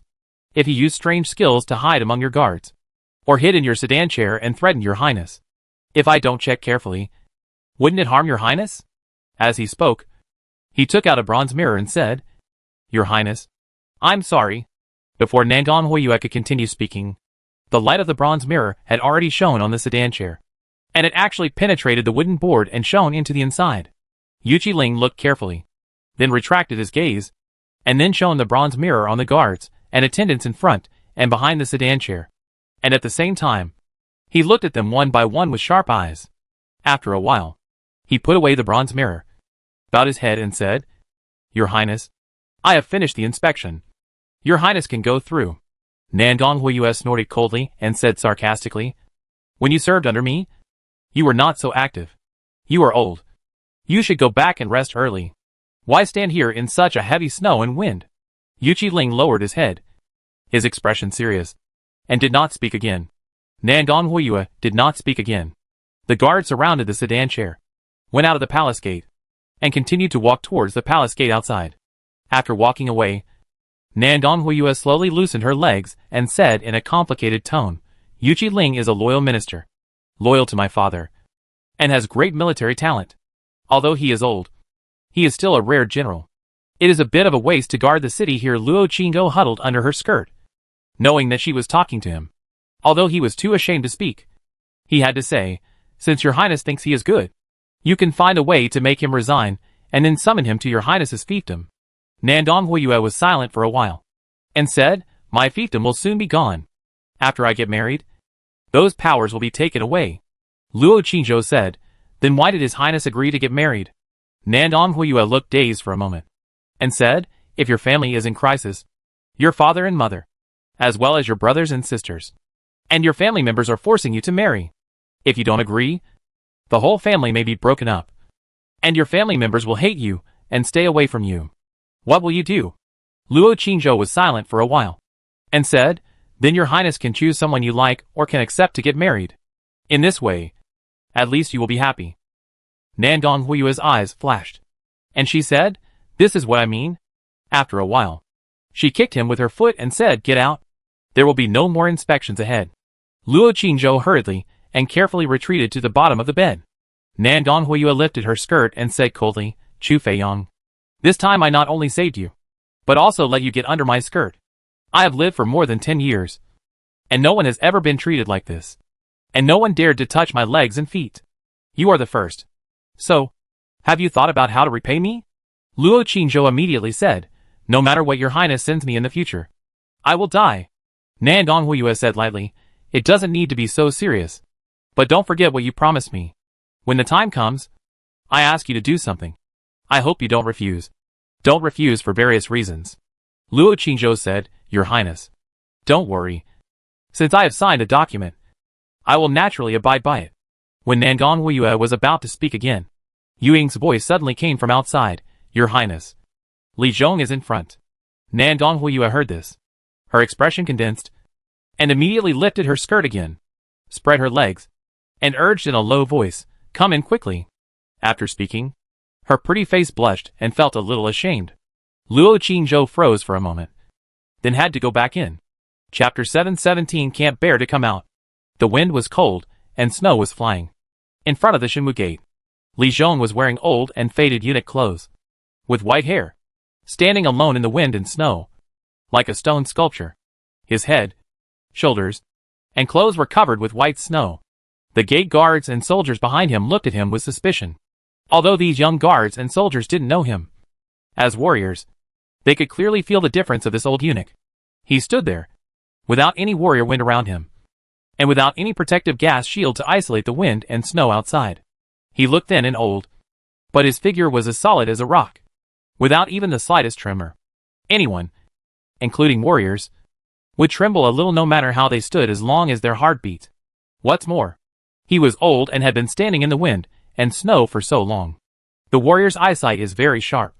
At such a close distance, they can clearly see any of his movements.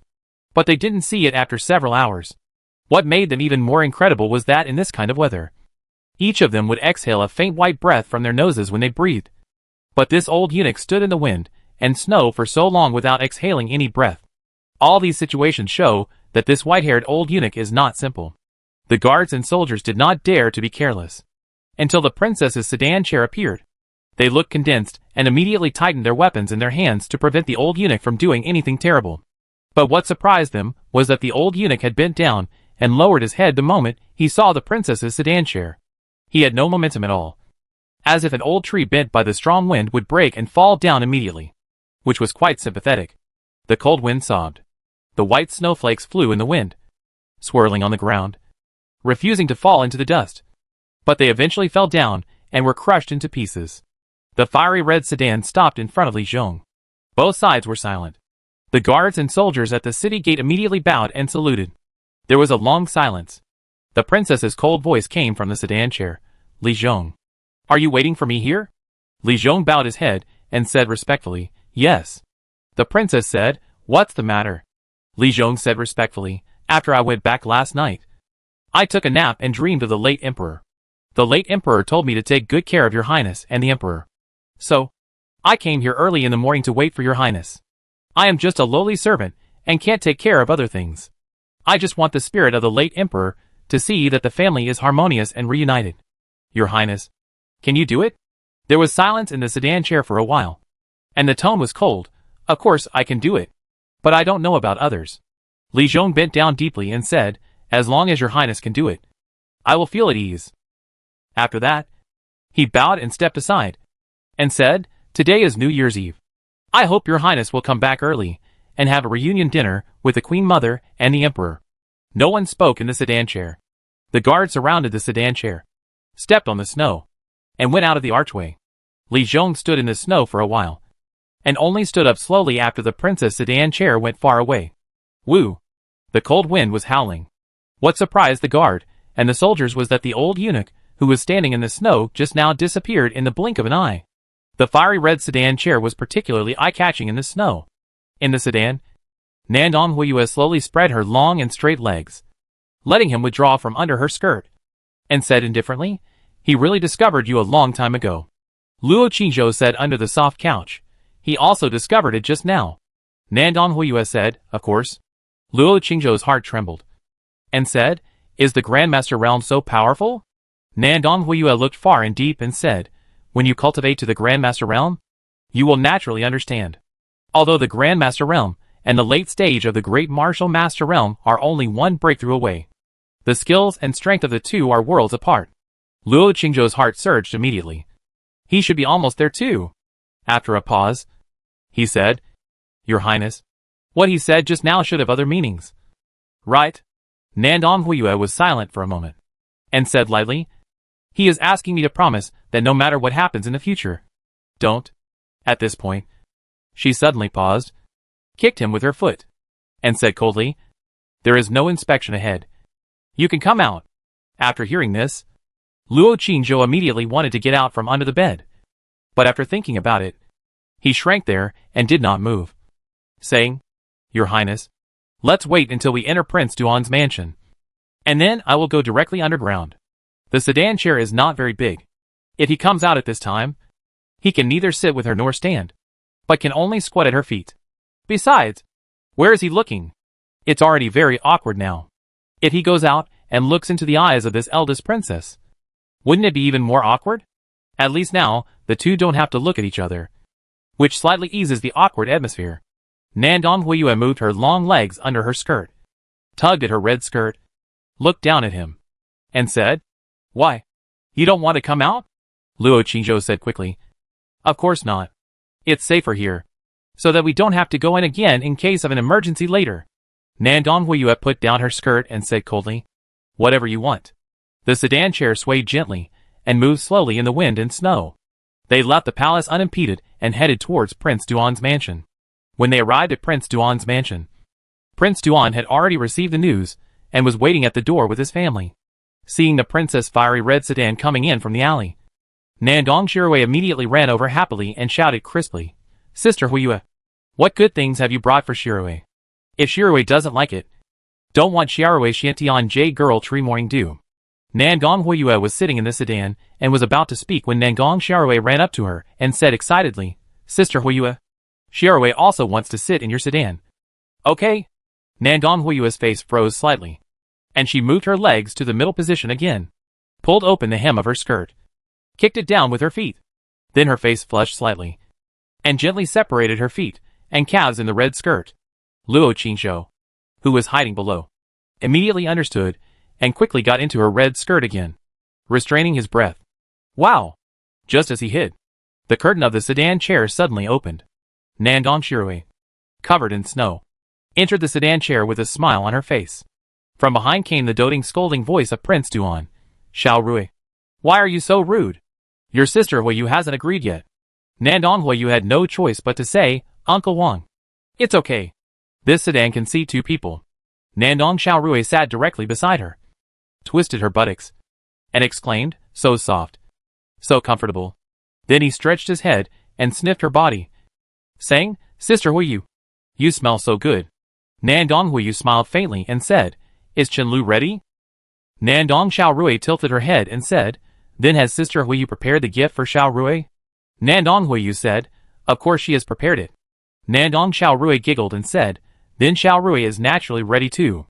Prince Duan said with a smile on his face outside, "It's snowing outside. Huiyu, let's talk in the mansion." Yuing brought several guards, surrounded the sedan chair, went up the steps, and entered Prince Duan's mansion. Then, the sedan chair was placed in the front yard. Nandong Shirui twisted her, but on the soft couch a few times. Then took Nandong Huiyue's hand and said, "Sister Huiyue, let's go. Shirui will take you to see something good. Daddy just brought it back for Shirui." Nandong Huiyue paused, and with her red skirt, she gently kicked the person under the couch, telling him that she was leaving. Luo Qingdou hesitated for a moment, stretched out his finger, and gently touched her foot as a response. When the finger touched the foot, Nandong Huiyue's body trembled. Nandong Shirui blinked her big eyes and asked in confusion, "Sister Huiyue, what's wrong?" Nandong Huiyue stood up and said calmly, "It's okay. It seems a little cold outside." Nandong Shirui was surprised when she heard this. "Sister Huiyue is also afraid of the cold? I heard from my father that Sister Huiyue has been hot all over since she was born, and has never been afraid of the cold." Nandong Huiyue lifted the curtain and walked out, saying, "I'm not afraid of the cold, but I can feel the cold." The 2 sisters talked and gradually walked away, surrounded by Prince Duan and others. There was no sound around the sedan chair soon. Luo Qingzhou waited for a while, and then took out the jade rat.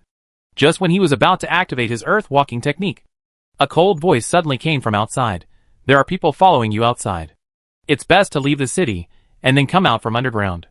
Luo Qingzhou was stunned for a moment and said, "Thank you, Miss Yuing." After a pause, he said, "I didn't mean to offend you last night. Please don't take it to heart." Yuing held a sword and stood alone in the wind and snow outside. When she heard the words, her eyes moved. Just as she was about to speak, someone in the sedan said, "Goodbye."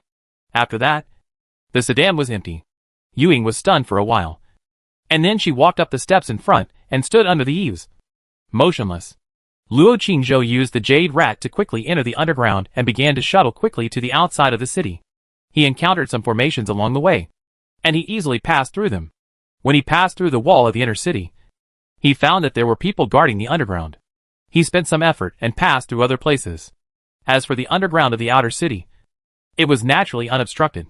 When he got out of the outer city gate, he was very fast. When he was at the Shirley Pavilion outside the city, he came out from underground. At this time, night had fallen. The sky was gray. Snowflakes were falling, and everything was white. He felt as relaxed and happy as if he had been reborn. Finally out. Tonight is New Year's Eve. By the misty river. At home, there must be many people waiting for him.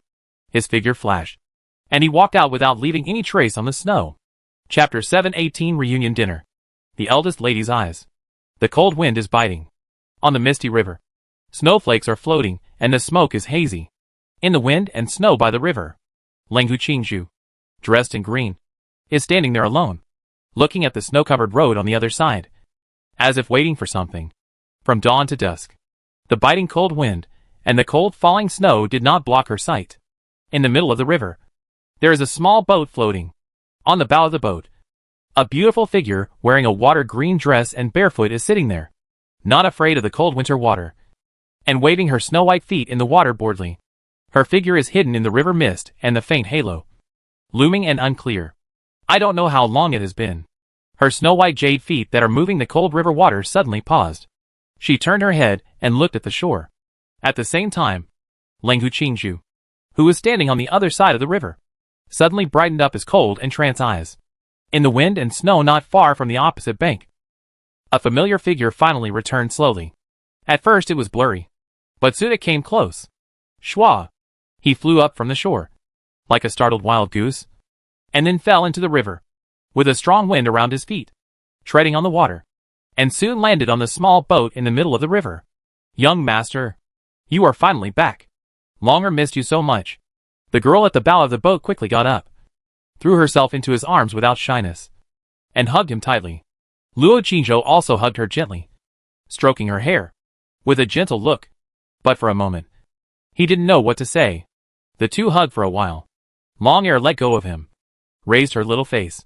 The red dot between her eyebrows was particularly attractive, and she whispered, "Young master, go and have the reunion dinner quickly.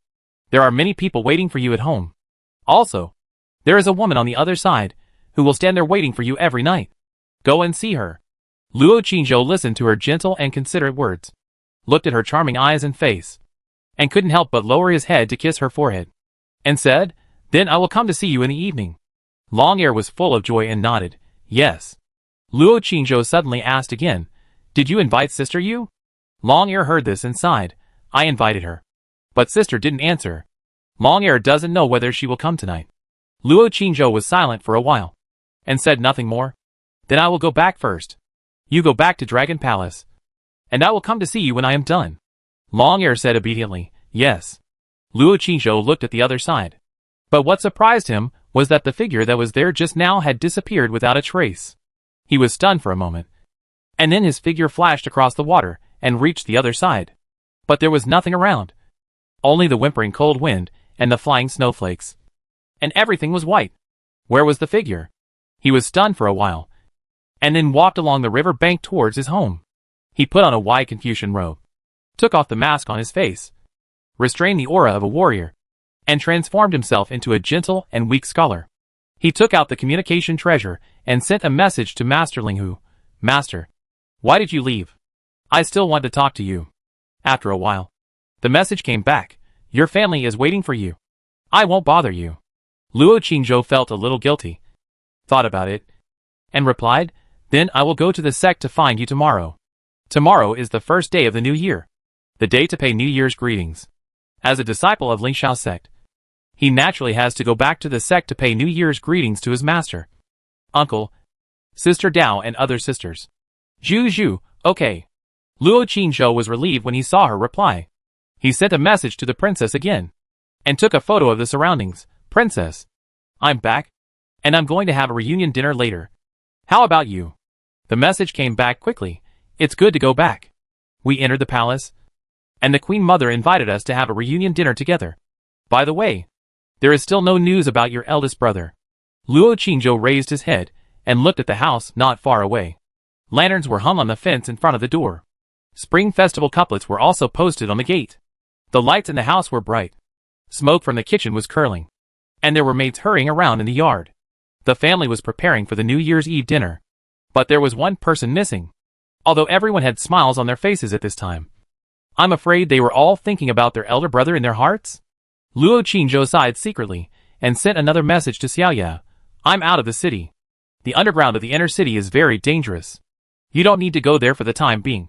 The other party did not reply immediately. Luo Qingzhou put away the message, sorted out his mood, and strode towards the house. Entered the fenced courtyard, passed through the gate, and entered the courtyard. The snowflakes dyed the entire courtyard white. Mare was holding a broom and sweeping the bluestone path in the middle.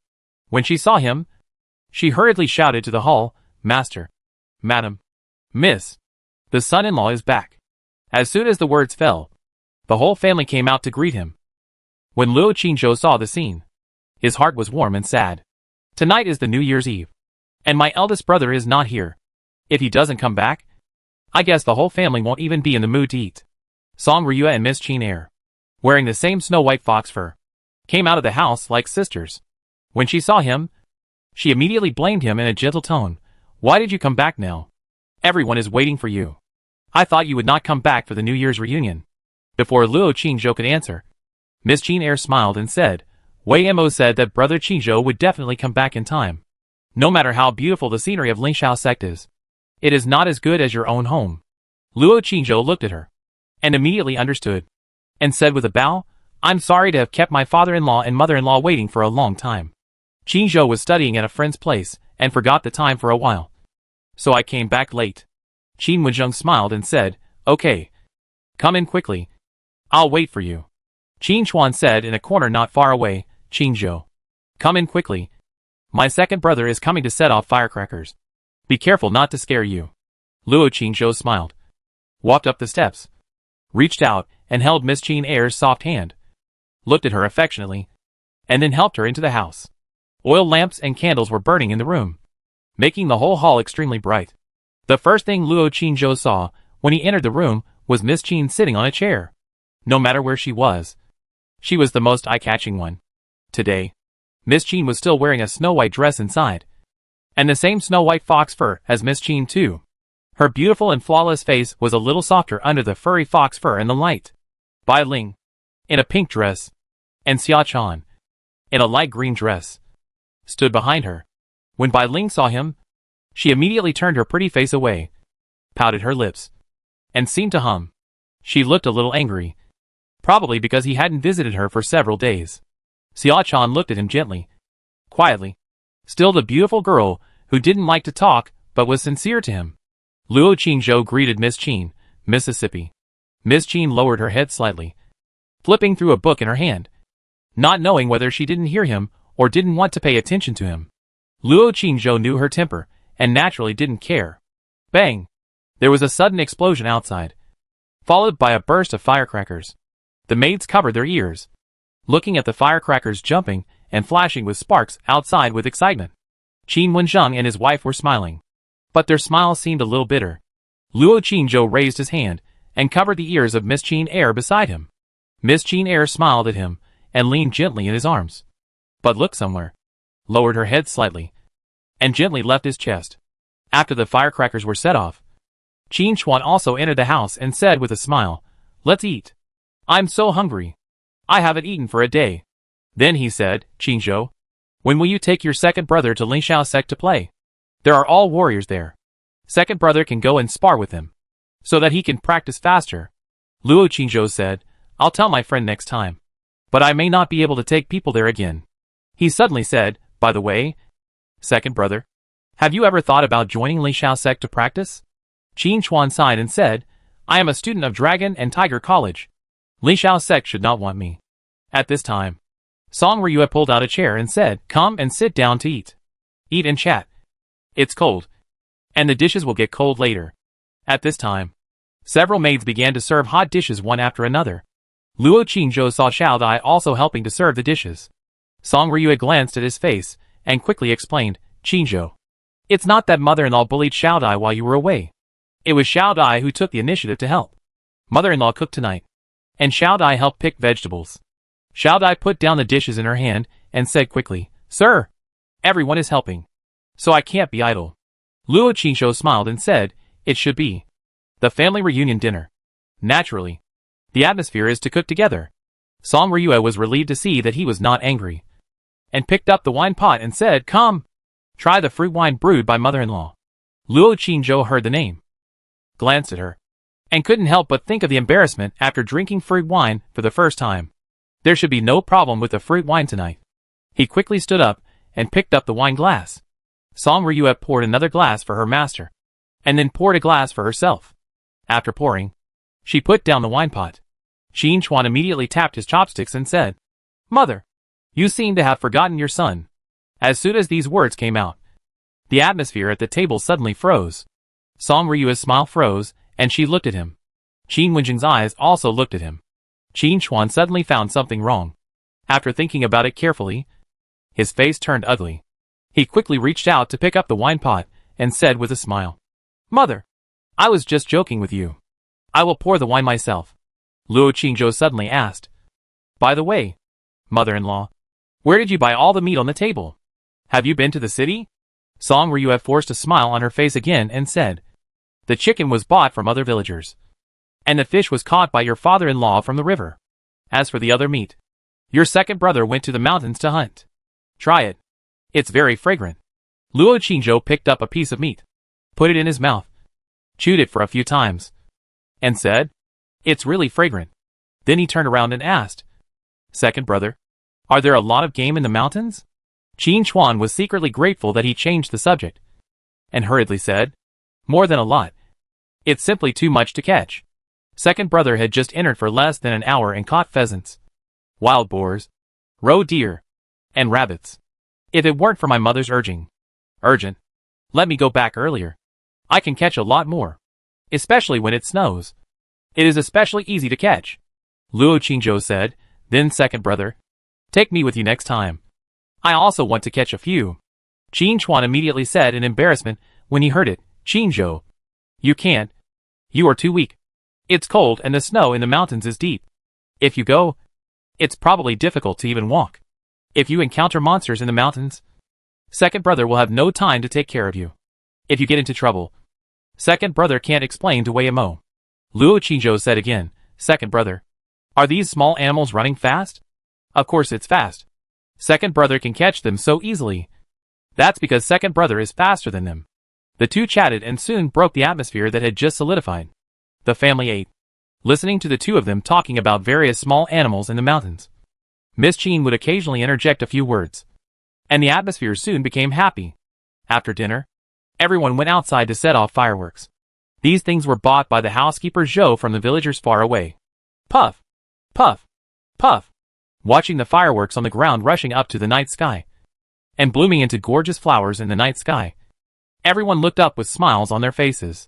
Luo Qingzhou looked for a while, turned his head, and looked at the girl beside him. Miss Qin leaned on his shoulder softly, looking up at the night sky with her beautiful and gentle face, and gorgeous flowers were blooming in her dark pupils. When Luo Qingzhou was about to retract his gaze, Miss Qin whispered, "Brother Qingzhou, if I hadn't met you, Wei Mo would be like these fireworks, fleeting, or even not as lively and beautiful as them." Luo Qingzhou's heart was full of pity. He stretched out his arms, and gently held her in his arms. When he turned his head, he saw Miss Qin, who was wearing a snow-white fox fur, in the corridor next to him, and seemed to be looking at him quietly. He was startled, turned his head, and looked at the corridor behind him. Miss Qin was dressed in white, standing quietly at the railing, looking up slightly at the fireworks in the night sky. Her face illuminated by the fireworks was as beautiful as a fairy. When Luo Qingzhou looked at her, she seemed to sense it and looked at him. The two looked at each other, but Luo Qingzhou withdrew his gaze, as if to avoid it, and looked at the night sky again. "Brother Qingzhou, is it dangerous to have so many fireworks flying into the sky?" Miss Qin asked softly. Luo Qingzhou's eyes flickered, and he said, "What danger can there be? It's cold and extinguished when it falls, and it won't catch fire. As for whether it will be seen by others, it doesn't matter. It will come sooner or later." Miss Qin said him softly, leaned gently in his arms, and said nothing more. After setting off the fireworks, the family talked in the corridor for a while before they dispersed. On such a cold night, it would be more comfortable to go back to the room and lie in bed early. Luo Qingzhou supported Miss Qin, took Chior and Xiao Dai, and walked towards the backyard with Miss Qin De. Bailing walked in front with a lantern. Xia Chan walked behind with a sword. As for Zhu, she was helping to pack up. After sending Miss Qin De and the other two to the gate of Lingshan Moon Palace, Luo Qingzhou helped Miss Qin leave. After returning to her own courtyard, before entering the house, Miss Qin whispered, "Brother Qingzhou, go and talk to Xia Chan and Bailing, and come back later." Luo Qingzhou did want to talk to Chan Chan, and nodded when he heard it. When he was about to leave, Miss Qin said again, "Brother Qingzhou, remember not to ignore your sister." Luo Qingzhou glanced at her again, and then turned and left. Has Miss Jean let go of her thoughts? Judging from the situation, it seems so. However, he is not so shameless. Miss Jean Dawes' look clearly shows that she doesn't want to pay attention to him. So why should he try to get close to her or him? Scholars should be elegant. Crack, crack. He stepped on the snow and came to Lingshan Yu Palace. At the same time, in the bathroom of Yahua Palace, the Imperial Palace, Nandong Huiyue, wearing a fiery red dress, was standing by the bathtub, hesitating as she looked at the water and petals in the bathtub. Although the water has been changed and the place has been cleaned everywhere. But that guy admired her so much and regarded her as the goddess in his mind. He finally had the opportunity to sleep here and bathe in the bathtub she bathed in. Would he not be able to resist leaving some dirty things in it? She frowned, thought about it for a while, and then remembered the dinner just now. The dinner just now was not pleasant. She ate a few bites and left. Everyone was excitedly discussing going to Ling Xiao's sect tomorrow to help her propose marriage. Right in front of her, completely disregarding her feelings. Although, that person was chosen by her herself. Chapter 719 The Eldest Lady's Contradiction. Lammer's Family. Knock. Knock. Knock. Luo Qingzhou came to the door of Lingshan Moon Palace with an umbrella and knocked on the door. Beiling's voice came from the courtyard. Who? The voice was crisp, but sounded a little angry. Of course she knew who it was. Luo Qingzhou said, your son-in-law. Beiling immediately said, ah? My son-in-law? But my lady hasn't married yet. Where did the son-in-law come from? Then he said, oh, no. We used to have a son-in-law. But that was in the past. The bad son-in-law has run away. Luo Qingzhou was embarrassed for a moment, but did not refute. Just as he was hesitating whether to leave, there was a sudden sound of footsteps from the door. And then with a creak, the wooden door opened. Beiling, wearing a pink dress, stood in the doorway, looking at him with wide eyes and said, why don't you talk? Luo Qingzhou shrugged his shoulders and said helplessly, nothing to say. Beiling snorted and pouted. Don't you want to talk to me? You're having so much fun outside. Why would you want to care about us? Huh? After that, she turned around and walked into the courtyard angrily. The courtyard door was open. Luo Qingzhou paused, then followed in. In the corridor, Miss Qin, wearing a snow-white fox fur, was standing there beautifully, quietly watching the falling snow in the courtyard, with a cold face, and no one knew what she was thinking. Xia Chan held a sword and stood motionless behind her. Beiling walked to the flower bed in the corner of the courtyard, squatted there, pouted her little mouth, looked at the newly grown buds in the flower bed, and sulked. The flowers she planted grew very fast, and they seemed not to be afraid of the cold, whether in spring, summer, autumn or winter. Her flower garden always has flowers blooming. Luo Qingzhou, holding an umbrella, stepped on the snow on the bluestone slabs, walked up the steps leading to the corridor, and then walked to Miss Qin, bowed his head, and said respectfully as always, Mississippi. Miss Qin paused, then slowly retracted her gaze from the snowflakes, looked at him, was quiet for a while, and said lightly, Wei Mo asked you to come. Luo Qingzhou said, yes, but I want to come myself. Miss Qin looked at him again, said nothing, turned around and left, and walked into the house with a cold back. When Xia Chan was about to follow in, she said, he is here to see you.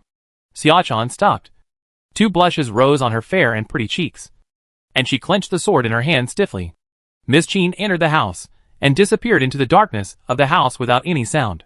Xia Chan froze at the door, and just as she was about to go in, Luo Qingzhou grabbed her and said, Chan, let's go out and talk. Xia Chan lowered her head, blushed, and shook her head. No, don't. Luo Qingzhou held her cold little hand tightly, and forcibly took her down the stairs. Xia Chan struggled, saying pitifully, no, I won't go. Luo Qingzhou ignored her, and continued to pull her towards the door. At this time, Beiling suddenly stood up from the flower bed, turned around and looked at them and said, son-in-law, in public, it's not decent to pull and tug. How can it be? Luo Qingzhou ignored her, and continued to pull Xia Chan away. Beiling immediately ran over and blocked him, with her hands on her waist, and said fiercely, Uncle, you are not allowed to take my Chan away. Luo Qingzhou stopped, looked at her, and suddenly stretched out his hand to grab her. Beiling was startled, and immediately jumped away like a frightened little rabbit, and then stepped back several steps, and said with a frightened face, Uncle, What are you going to do? It's not enough to take Chan Chan. You also want to take her away? Uncle is too greedy. Luo Qingzhou ignored her and directly pulled Xia Chan behind him out of the door. Then he picked her up and quickly walked towards the rockery in front. Xia Chan struggled in his arms and begged, "Let me go. Get down, I want to accompany the young lady." Luo Qingzhou hugged her tightly, entered the rockery, and said, "The young lady is not a child anymore. She doesn't need your company. You and Uncle haven't seen each other for several days. You should accompany Uncle tonight." "No. Don't." "Why not? Could it be that Chan Chan has fallen in love with someone else and doesn't like Uncle anymore?" "No. No. Then why? You want to do bad things." "Uh-huh. Don't worry. Uncle is just talking to you. He won't do bad things. It's so cold. Don't do bad things outside. You will freeze to death." Xia Chan thought about it and felt that what he said made sense. So she stopped struggling, blushing and looking at him shyly with dark eyes. Luo Qingzhou carried her into the cave inside the rockery, then put her down, lowered his head, stared at her dark eyes and shy face for a while, then hugged her slender waist and kissed her mouth. Xia Chan's delicate body trembled, opened her eyes wide, blinked her long eyelashes a few times, and slowly closed them. Luo Qingzhou held her and kissed her for a while, his lips touching her mouth, and said softly, "Chan Chan, do you miss me?" Xia Chan's face was hot, and her body was soft in his arms, leaning against his chest, and whispered shyly, "Yes, I miss you." Luo Qingzhou suddenly blocked her mouth, and while kissing her, he took off the hairpin he gave her on her head. A head of black hair like a waterfall suddenly fell down. At this time, there was a slight sound of footsteps on the snow outside. Luo Qingzhou glanced at the cave entrance, and suddenly took out the jade mouse. A flash of light enveloped him and the girl in his arms, and then sank into the ground and disappeared. A moment later, a head quietly stretched out from the cave entrance and looked into the cave. Luo Qingzhou held Xia Chan, performed the earth-walking technique, and entered the underground. Xia Chan opened her eyes wide and looked at him confusedly, as if she didn't know what happened. With a silly and cute look, "The underground is much warmer than above." Luo Qingzhou held her and found a space, and then he couldn't wait to kiss her. Xia Chan opened her dark, clear and innocent big eyes, staring at him in a daze, without any struggle or speech, not knowing whether she was scared or felt like she was dreaming. When Luo Qingzhou was forced to spend the wedding night with her, didn't he also feel that he was dreaming? And such a dream was more than once. Luo Qingzhou hugged her tightly, kissed her tenderly, and said sweet words to her. Unconsciously, he had led her into a loving state. Lingshan Moon Palace. Bailing had returned to the courtyard without knowing when, and squatted in front of the flower bed in the corner, fiddling with the flowers she had planted.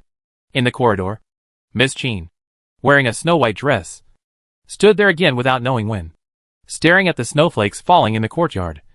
In a daze, she did not put on the thick fox fur on her body, and her thin white dress fluttered slightly in the cold wind.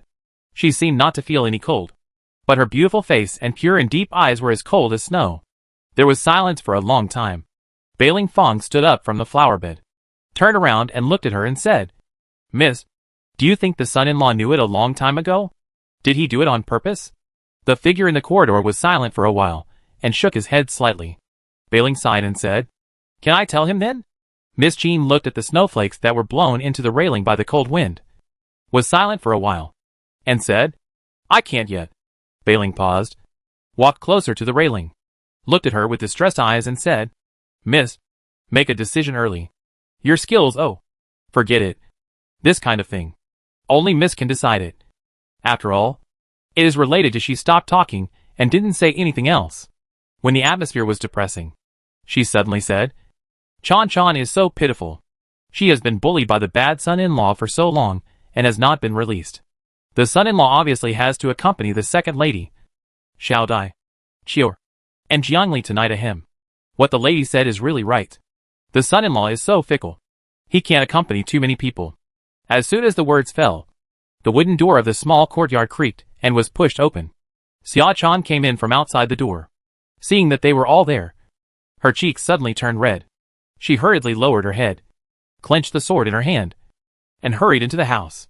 When she ran up the steps, her legs went weak, and she almost slipped. Poor Chan Chan. She's so strong. but she almost fell down even when she was walking. Bai Ling's face was full of sympathy. And then she pouted her lips and said in a faint tone, "Stinky son-in-law. Bad son-in-law. Lustful son-in-law. Bully Chan-Chan as soon as you come back. Don't you know to bully others first?" Miss Jean glanced at her, turned around and went into the house. Bai Ling continued to pout in the yard and muttered angrily.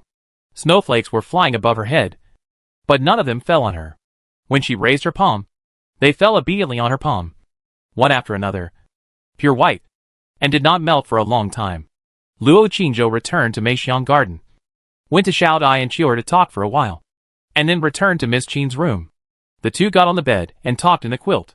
Miss Qin Air suddenly came close to him, sniffed his scent, looked at the tooth marks on his neck, raised her eyebrows and said, "Whose?"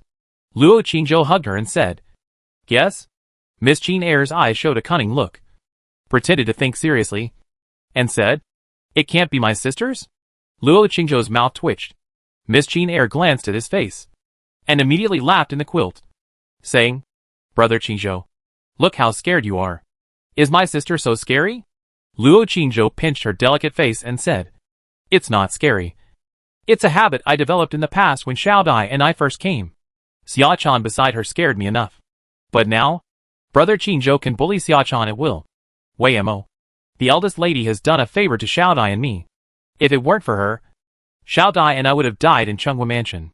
After we went to Qin Mansion, she was also very good to us. So, no matter what happens in the future, no matter how powerful I become in the future, I will always respect and appreciate her. Brother Qingzhou, you have a lot of people to be grateful to, Sister Meiji, Miss Longer, Uncle Master, and Sister Yu. There should be more. Right? Wei Mo, you should have recovered. Right? Do you want your husband to love you? Yes, husband. Wei Mo wants. If you want, go to sleep.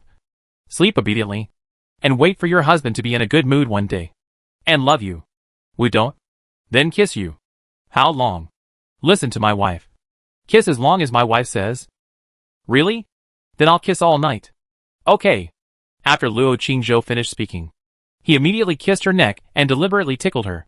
Miss Qin Air immediately smiled and pushed him. Luo Qingzhou took the opportunity to move aside and said, "My wife didn't let me kiss you." Miss Qin Air covered her neck and pouted her lips with a smile, saying, "Brother Qingzhou is so cunning." The two of them made a fuss in the quilt for a while, and then Miss Qin Air leaned against his arms and calmed down. After whispering for a while, she closed her eyes hazily. She was originally weak, and she had been worried these days. She couldn't sleep well at night and was restless during the day. Tonight, he came back, and she finally put her mind at ease and could sleep well. After she fell asleep, Luo Qingzhou took out the message and looked at the message on it. "Xiao Meijiao, I'm back home. The palace is very lively tonight, but I'm not happy." Luo Qingzhou hurriedly asked, "Princess, what's wrong?" He replied to Zhu Yin a few more messages. After waiting for a while, the princess's message still didn't come back. He was a little worried, not knowing what happened in the palace. But it shouldn't be about his elder brother. It should be 3 o'clock at this time. He didn't wait for the princess's message, but Longer sent a message. "Sir, are you not done yet?" Luo Qingzhou replied, "I'm done. I'll go over later." "Has Sister Yu come?" Little dragon girl, "No. Sir, if Sister doesn't come, you probably won't come either." "Right? It's okay. Longer can have the reunion dinner alone." Luo Qingzhou hurriedly said, "I'll go with you." On the misty river, in the cold wind and snow, Longer was lonely, sitting alone on a small boat, with a lonely look on his face, until he received his reply. A bright smile suddenly appeared on his face, but as he smiled, his eyes misted up, and he started crying. After crying for a while, she wiped her tears and murmured with tears in her eyes, "Master, thank you. From today on, you are Longer's family." Longer hopes that every year, Longer can accompany Master to eat the reunion dinner, unless Master dislikes Longer and doesn't want Longer anymore. She wiped her tears, and was about to reply when she suddenly raised her head and looked at the dark and gloomy night sky. A ray of white moonlight suddenly appeared in the wind and snow in the night sky. Then, a figure gradually became clear and fell down. Chapter 720. The Soul Meets the Body. At the 4th watch, Luo Qingzhou's soul left his body and flew into the night sky. He first carefully observed the surrounding situation. There was wind and snow all around. But nothing unusual happened. But Brother Qin went to the hillside to practice boxing alone. In the past few days since he moved here, he would keep watch every night. When he was bored, he would practice boxing on the hillside. Although it was hard, it was comfortable. Luo Qingzhou glanced at him and flew towards the river. At night, the river was covered with snowflakes, cold air, and hazy. In the middle of the river, a small boat was moored there. At the bow, a girl in a water-green dress and sparkling jewelry was sitting there looking forward to it. The girl had a graceful figure and a beautiful appearance. There was a bright red mark between her eyebrows, and her eyes were as clear as the river water. Under her skirt, there was a pair of small white jade feet. One of the jade feet was tied with a bright red rope on the ankle. On the red rope, there was a bell. At this time, the bell was ringing softly with her shaking white feet, and it formed a beautiful melody with the sound of the water being touched. Luo Qingzhou took a closer look in midair and found something wrong. What long air came out today was not just the spirit, but the body that was transformed from the original body. He was stunned, thought about it carefully, and suddenly turned back. Since he was going to accompany her for the reunion dinner, he naturally had to be sincere. If the physical body didn't go, how could she eat the food she prepared? If it was just the spirit, he could only pretend. Long air was very good to him. When she was in West Lake, she not only saved him, but also helped him save Hua Gu's body without hesitation and gave him many treasures. Those treasures were her dowry. After coming here, she has been silently helping him protect his family. When he came to her shamelessly in order to break through, she was also ready to sacrifice her precious virginity to help him without hesitation. So, tonight's reunion dinner, he must not just perfunctorily use his soul to treat her. This girl was lonely and helpless. She had been alone in West Lake for so long, and came to this strange place because of him. On this night when every household was lively, she sat alone on a boat in the wind and snow, listening to the sound of firecrackers not far away. How desolate was she! Luo Qingzhou thought in his heart while returning to the small courtyard. Entering the room, and returning to his soul, Miss Qin Air was weakly leaning on his arms, sleeping soundly. Luo Qingzhou lowered his head and kissed her forehead, then gently took out his arm, quietly got out of bed, and put on his clothes. After covering Miss Qin Air with a quilt, he walked to the window and prepared to climb out of the window to leave. But at this moment, in the courtyard outside, there was a sudden sound of Zhu'er throwing a flying knife. The force was much heavier than before, and the moment the flying knife flew out, there was a sound of breaking through the air. Is this girl practicing internal strength? Luo Qingzhou's heart moved, and he quietly opened the window and looked outside. In the heavy snow, Zhu'er was wearing a thick cotton jacket, holding a flying knife, looking at the target in the corner in front. She did not throw the flying knife immediately, but adjusted her breath, and a wisp of white air came out of her nose and mouth. Then she closed her eyes, raised her hand and threw it, and the flying knife flew out with a swish, accurately piercing the bull's eye in the corner, and the handle of the knife almost sank into it. As expected, she cultivated her internal strength. Luo Qingzhou was secretly surprised when he saw this scene. Who taught her? Second brother? Second brother doesn't know how to throw a knife, and second brother shouldn't teach it to a little maid alone. Right? After thinking about it, only one person is the most suspicious. Every time Zhu'er saw the other party, she was smiling, very happy and attentive, just like a little dog. However, he had tried many times, but he didn't find out that the other party had internal strength. If it was really her, then she would be even more unpredictable. While Luo Qingzhou was thinking, the communication treasure on his body suddenly vibrated. He took it out and took a look. It was sent by Longer, young master. Haven't you come yet? Luo Qingzhou immediately replied, I'm coming. He put away the communication treasure and looked up at the courtyard. Zhu'er, who was standing in the courtyard holding a flying knife, was also looking at him with timid eyes. Luo Qingzhou climbed out of the window, closed it, and walked in front of her and said, Son-in-law, go out for a while and come back tomorrow morning. Is that okay? Zhu'er bit her lip, lowered her head, and said in a trembling voice, No. Luo Qingzhou glanced at her and was about to leave, but she suddenly couldn't help asking, Son-in-law, son-in-law, are you going to meet another woman? Luo Qingzhou stopped and looked at her for a few seconds, then suddenly reached out and took the flying knife from her hand, and threw it into the air with a wave of his hand. Zhuer was stunned for a moment and looked up quickly. Luo Qingzhou's soul power moved, and he performed the art of controlling objects. The flying knife suddenly hovered in the air, then fell rapidly, and when it was about to pierce the ground, it turned around and flew up with a swish, and began to circle around the entire courtyard. Puff! Luo Qingzhou pointed his finger, and the flying knife suddenly stabbed into the bull's eye in the corner of the wall accurately.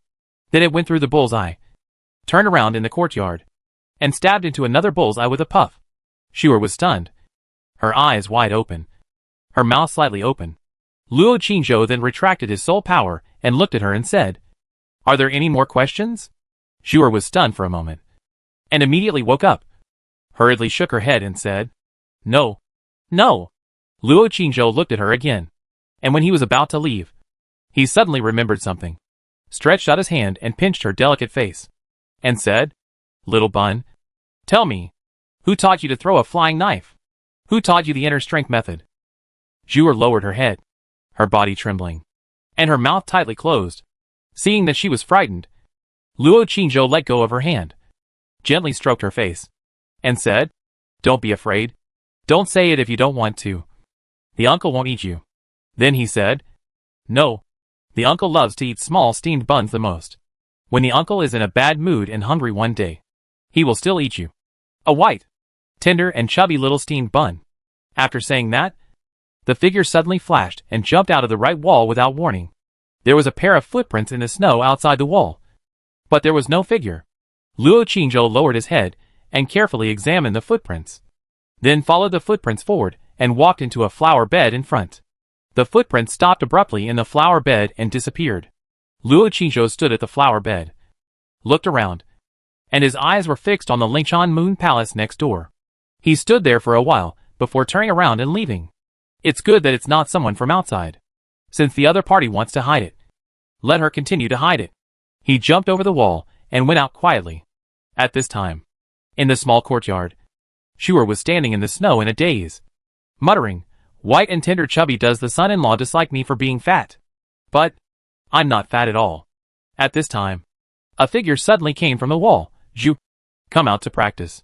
Hearing this voice, Zhuer's eyes suddenly lit up, and she immediately went out of the courtyard gate, and then complained, "The son-in-law sneaked out again and the son-in-law dislikes me for being fat." The crisp voice said, "Maybe it's not dislike, but covetous? Ah, let's go. I'll help you see how fat you are." Oh! The two left hand in hand. The temperature by the river was even colder. Luo Qingzhou quickly came to the riverside, looked at the hillside, and saw that Qin Urge didn't pay attention to this place. So he jumped into the river, and in a flash, he had already boarded the small boat in the middle of the river. Longer was sitting on the bow, holding the message, swinging her snow-white feet under her skirt boredly. Seeing him suddenly appear, she was surprised and happy, and hurriedly stood up and said, "Young master, you finally, huh?" It was the breath of the young master. But Longer opened his eyes and looked carefully at the figure in front of him, wearing a Confucian robe, tall and slender, handsome, gentle and elegant, but he exuded the breath of a warrior, and at the same time, exuded a warm breath that only the flesh has. "Young master, you? Since I want to accompany you for the reunion dinner, I naturally have to come in full. If it's just the spirit, how can I accompany you for dinner?" Luo Qingzhou said with a smile on his face. "Young master." Longer's eyes suddenly misted up, and then she threw herself into his arms, hugged him tightly, and sobbed, "Young master is so good to Longer. Longer wants to. I want to mate with you now." Luo Qingzhou. "Young master. Okay. Ahem. Let's go to the reunion dinner. After mating, let's go to the reunion dinner. No. Let's wait until after the reunion dinner. Ahem. Longer. Don't say this word in the future. And tonight is the day of reunion. It's not good to do other things. Okay, Longer, listen to you." At this moment, a cold shout suddenly came from the riverside. "Monster! How dare you? What are you doing on the boat? Do you want to do evil on the shore? Give me your life." Luo Qingzhou turned his head and saw that Qin Urge was standing on the shore with his fists clenched and glaring. The corners of his mouth could not help twitching, so he had to lead Longer and jump into the water together. A light shield lit up on Longer's body, covering the two of them, isolating them from the river outside, and emitting a warm breath. By the river, Qin Chuan clenched his fists, his robes fluttering, and snorted coldly, "You are so useless that you were scared away by a few words from me. It seems that you are not a threat." After saying that, he stood by the river for a while, then turned around and left, continuing to practice boxing in an open place. "Young master, your second brother is so stupid." Long Hair led Luo Qingzhou to sneak in the river, and couldn't help but laugh and complain. Although Luo Qingzhou also felt that his second brother was a little silly, he would not say bad things about him behind his back. When he first entered the Qin mansion, he was of humble status and had nothing. When his second brother met him for the first time, he was very polite and kind to him, and even taught him the Thunder Fist to exercise his body. He really treated him as a relative. "My second brother is devoted to martial arts and doesn't know much about other things, so he looks a little bit stupid," Luo Qingzhou explained. Long Hair looked like he understood, and said, "Oh, it seems that you can't just practice martial arts. You should study like the young master, and flirt with women everywhere. Only in this way can you become smart. Right?" Luo Qingzhou paused and said, "Long Hair, did Sister Yu say anything to you last night?" Long Hair shook his head and said, "No. Sister doesn't like to talk." Luo Qingzhou said, "Did she say anything?" Long Hair said, "Yes. She didn't say anything. Sister is so cold that Long Hair was scared and didn't dare to speak." Luo Qingzhou was silent for a while and asked, "Do you know if she has been practicing recently?" Long Hair shook his head and said, "Long Hair doesn't know." Luo Qingzhou didn't say anything. Long Hair took him through the underground passage quickly and entered the magnificent Dragon Palace. "Young master, Long Hair will go to prepare the dishes. You stay here for a while, or go to see Miss Wagu.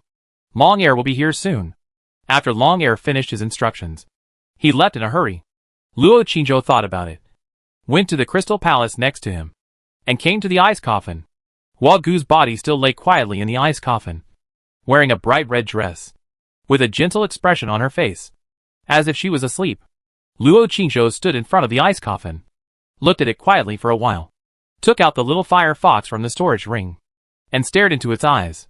Unfortunately, at this moment, the little fire fox's body was not controlled by Wagu. However, he still looked into its eyes and whispered, "Wagu, Happy New Year."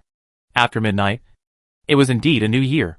Thinking of this, he put away the little fire fox, took out the communication treasure, and said New Year's greetings to everyone on it. "Senior, Happy New Year. After the New Year, I will come to you and tell you a story." Zhu Yin quickly replied to the message, "Boy, telling stories is fake. Coming to shed my blood is real." Luo Qingzhou did not reply. "Princess, Happy New Year. Love you forever. Master, Happy New Year. I wish you eternal youth and beauty. I wish the Lingxiao sect will be passed down from generation to generation. Uncle Master, Happy New Year. I will go to pay my respects to you tomorrow, and ask you to help me practice with me. It is just pure practice. Xiao Ya, Happy New Year. Thank you for helping me all the time. I wish you happiness forever. Miss Liuli, Happy New Year. I wish you a happy journey. Sister Yu, Happy New Year." When sending a message to Sister Yu, he hesitated for a long time, not knowing what to say, so he just said Happy New Year. But for Sister Yu, this new year, without her husband and home, living in her sister's house, she should not be happy. The uncle replied first, "Happy New Year. I can practice with you, but you also have to practice with me. Not just pure practice." Luo Qingzhou's mouth twitched, "But the energy in my body is too strong. My uncle will faint." "Juju, I like it." Just these 3 words. Luo Qingzhou was completely speechless. Xiaoya also sent a message, "Brother, Happy New Year. Today is the first day of the new year. Sister can't wait." Luo Qingzhou was puzzled. "Can't wait for what?" "Xiaoya, New Year." Luo Qingzhou, "Oh, go to bed early." Xiaoya, "Well, brother, you should go to bed early too. You have to get up early tomorrow morning. Sister will have a good dream tonight. Dreaming of being with brother forever. Dreaming that brother will love sister every day." Luo Qingzhou didn't know how to reply, so he didn't reply again. At this time, Long Hair's voice suddenly came from the door, "Young master, come and have dinner quickly. Longwo will give you a surprise." Luo Qingzhou put away the communication treasure, turned around and looked at her and said, "What surprise?" Long Hair smiled and said, "Young master, you will know when you go there. It's really a surprise. Young master will be very happy after seeing it." Luo Qingzhou was puzzled and followed her out of the crystal palace. His eyes suddenly fell on her slender and graceful girl's figure, and the pair of snow-white and beautiful jade feet under her skirt. He couldn't help but say, "Longer. Will you feel uncomfortable when your body is transformed?" Longer said, "Of course not. Except that my strength will be reduced. Everything else is very comfortable."